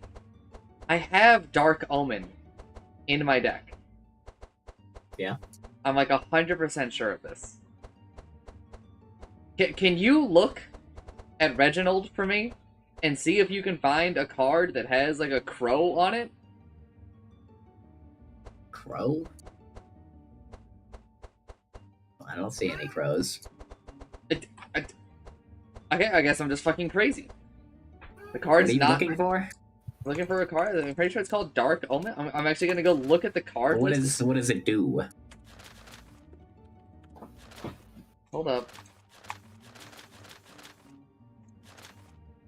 I see Dark Outbreak, and that's a card that has dark in the name, but that's the only Omen card of with Peril. dark. Omen of Peril. I don't think you have that. What the actual... Dude, I feel like I've played it like 80 million times this run. Ugh. But I guess not. I guess I'm just fucking crazy. I guess you are just crazy.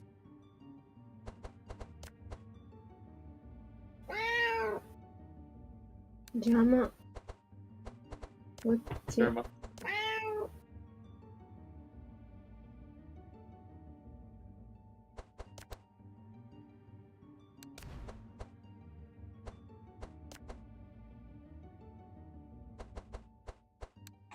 Get me out of here.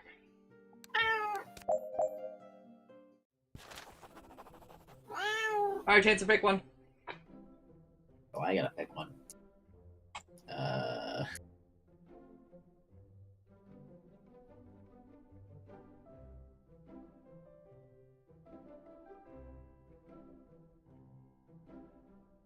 I don't know, pink, red, and orange, I guess. Doesn't seem like it went well You for chose us. the wrong one. Moron, What did idiot. you want me to do? Stupid. What did you want me to do?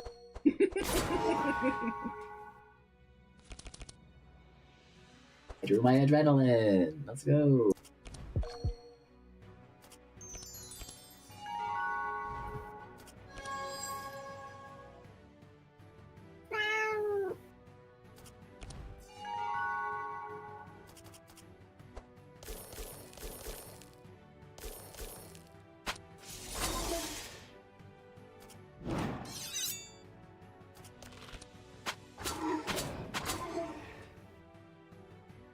Well, pretty nice first turn for me.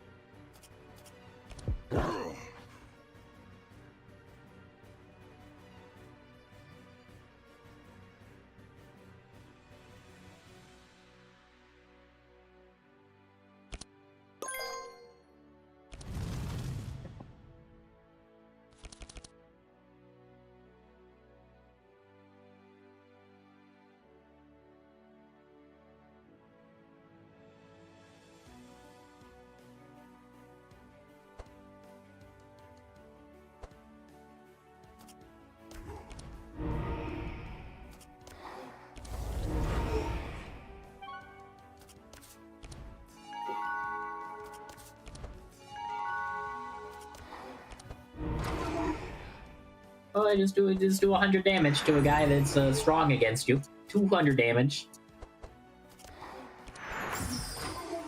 Pretty fucked up. You're just killing that guy that is strong against you. You just killed him. You still have 6 mana left. Listen, the way I build this guy goes crazy, okay? Fuck that. Listen, I won't be doing this much damage to them ever again.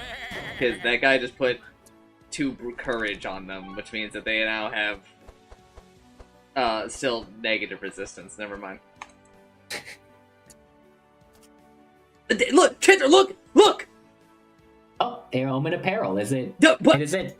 It's probably. Is it not like a card in your deck, but instead like a card you get from leveling up? No, bro, it's a card.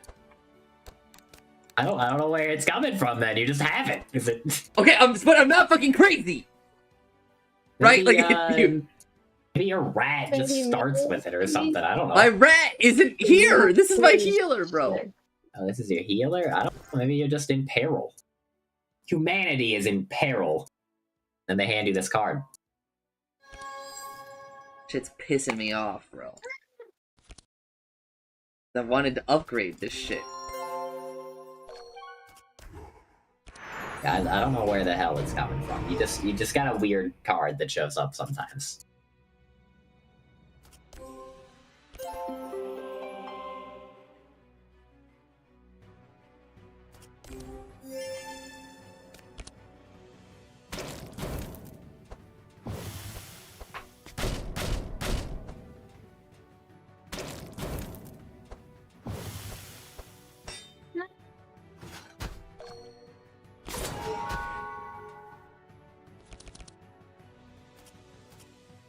What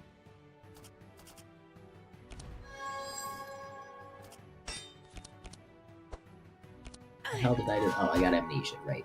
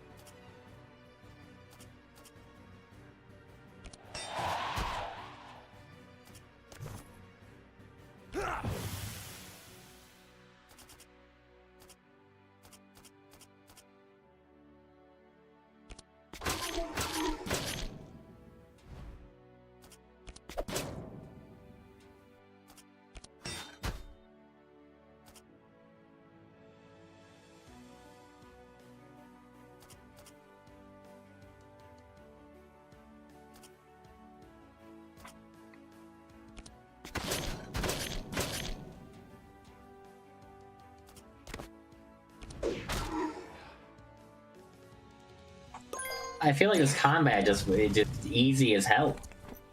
Yeah, it does kind of feel really out of place with, like, how we were getting blasted in the previous area, right? Yeah. I mean, I guess you did, like, kill one of them, like, round one, and they aren't... I guess they don't really have any tanks in this lineup. Like this orb guy. I guess I'm he's sure a shield everybody else can handle this if they all have maximum energy, right? I'm sure somehow something will ruin my life. That's just so crazy. A 2-cost heavenly blessing, bro. So it can apply to the same card twice? No. Okay, no, it was just a different thing that reduced the cost by like another 2? No, we reduced it by 5. 8. Oh, yeah, also, I you upgraded reduced it so by it costs 5. 7, so 7 minus 5 equals It's just a 2-cost card that like gives all of us full health.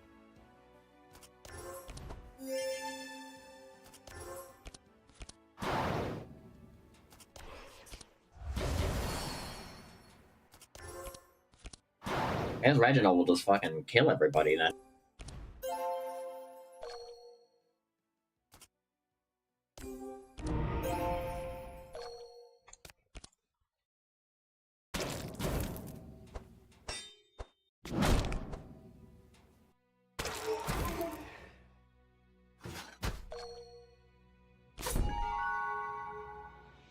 Why didn't they tell me about this? This is the turn. I get my Reign of Eras. I thought they were my best friends. Listen, Chancellor is like one of my closest friends, and it took him like several years to tell me how much he hates women. I don't hate women. Am I taking any of this? Is Sniper Shot any good? I do have a lot of stealth in the deck. Be right back. I think I'm taking Sniper Shot. That seems pretty good for what's going to end up costing like 1 mana most of the time. If you draw it. If I draw it. Instead of one of your 80 deflects. I got 2 deflects! That's 6% of your deck. It's not that many. It's not that much. It is. It is. I think I'm taking Curse Nomicon. Yeah, I'm taking Curse Nomicon.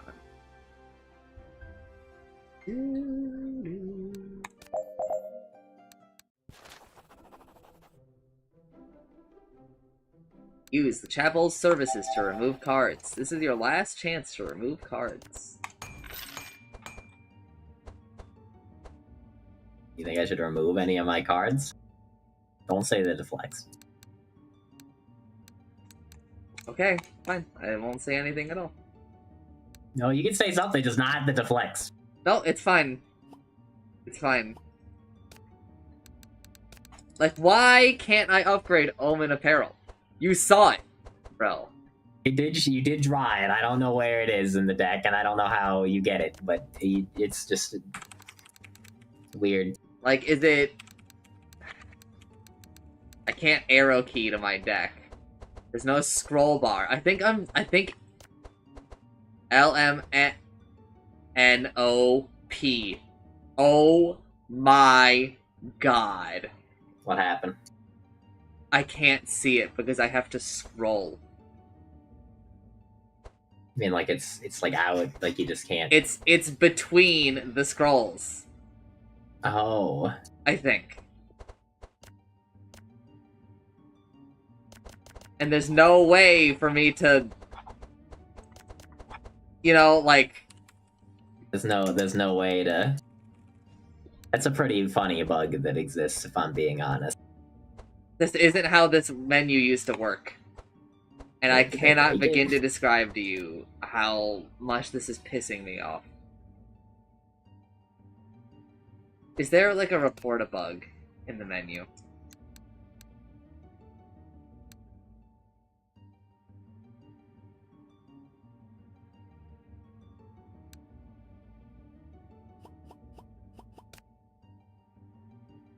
I'm turning on the anime.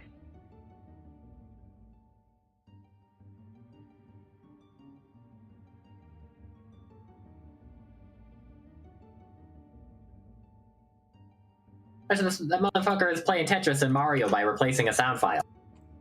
Yeah. What the hell? The longer the video goes on, the less I understand Chancer.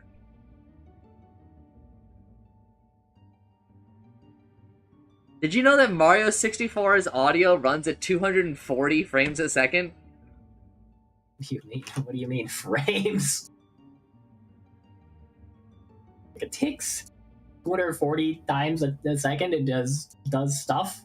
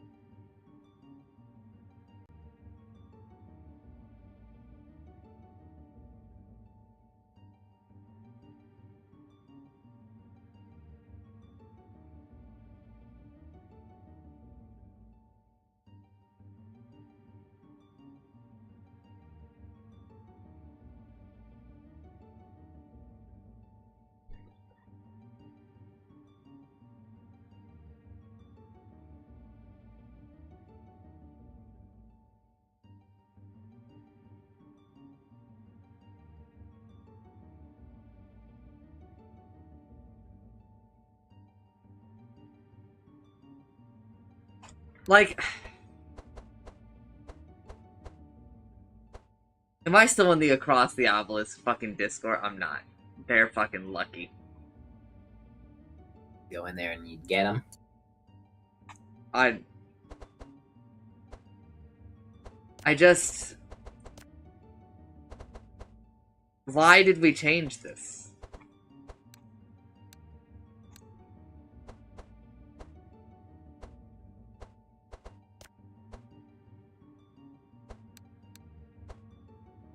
I can't upgrade this card, Chancer. Wait, what if I remove another card? Guess then you'd maybe be able to.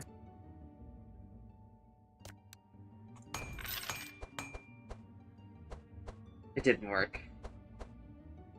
There's another card between it. I would have to remove another card. This is crazy.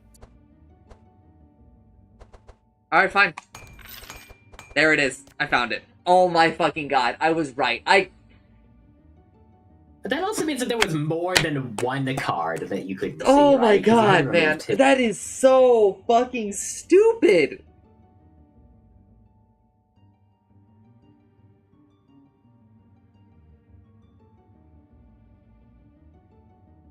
That is so frustrating.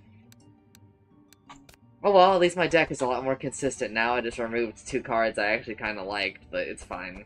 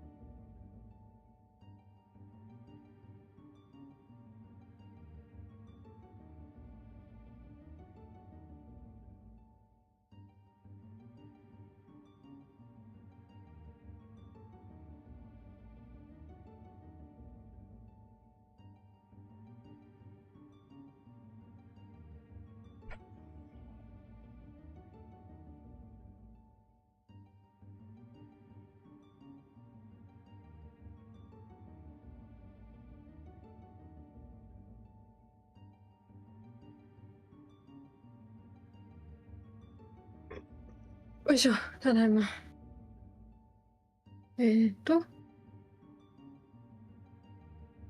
Utsuma, you missed me crashing the fuck out.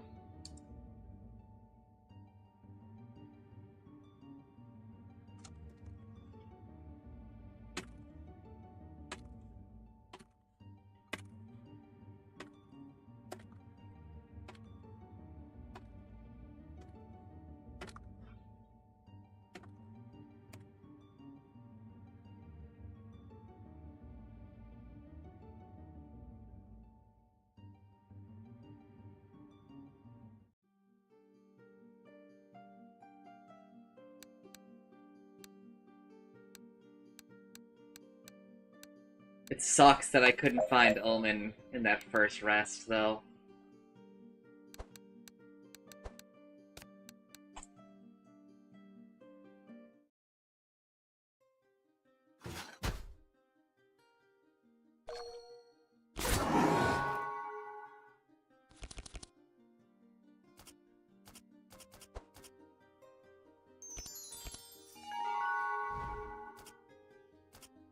Silence guy, third. Honey? Silencing right now. Silence guy, third.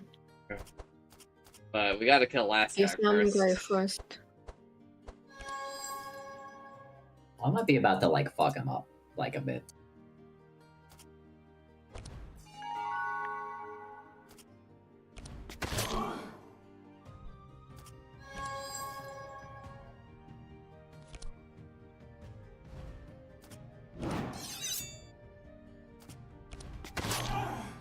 I did like 80 damage.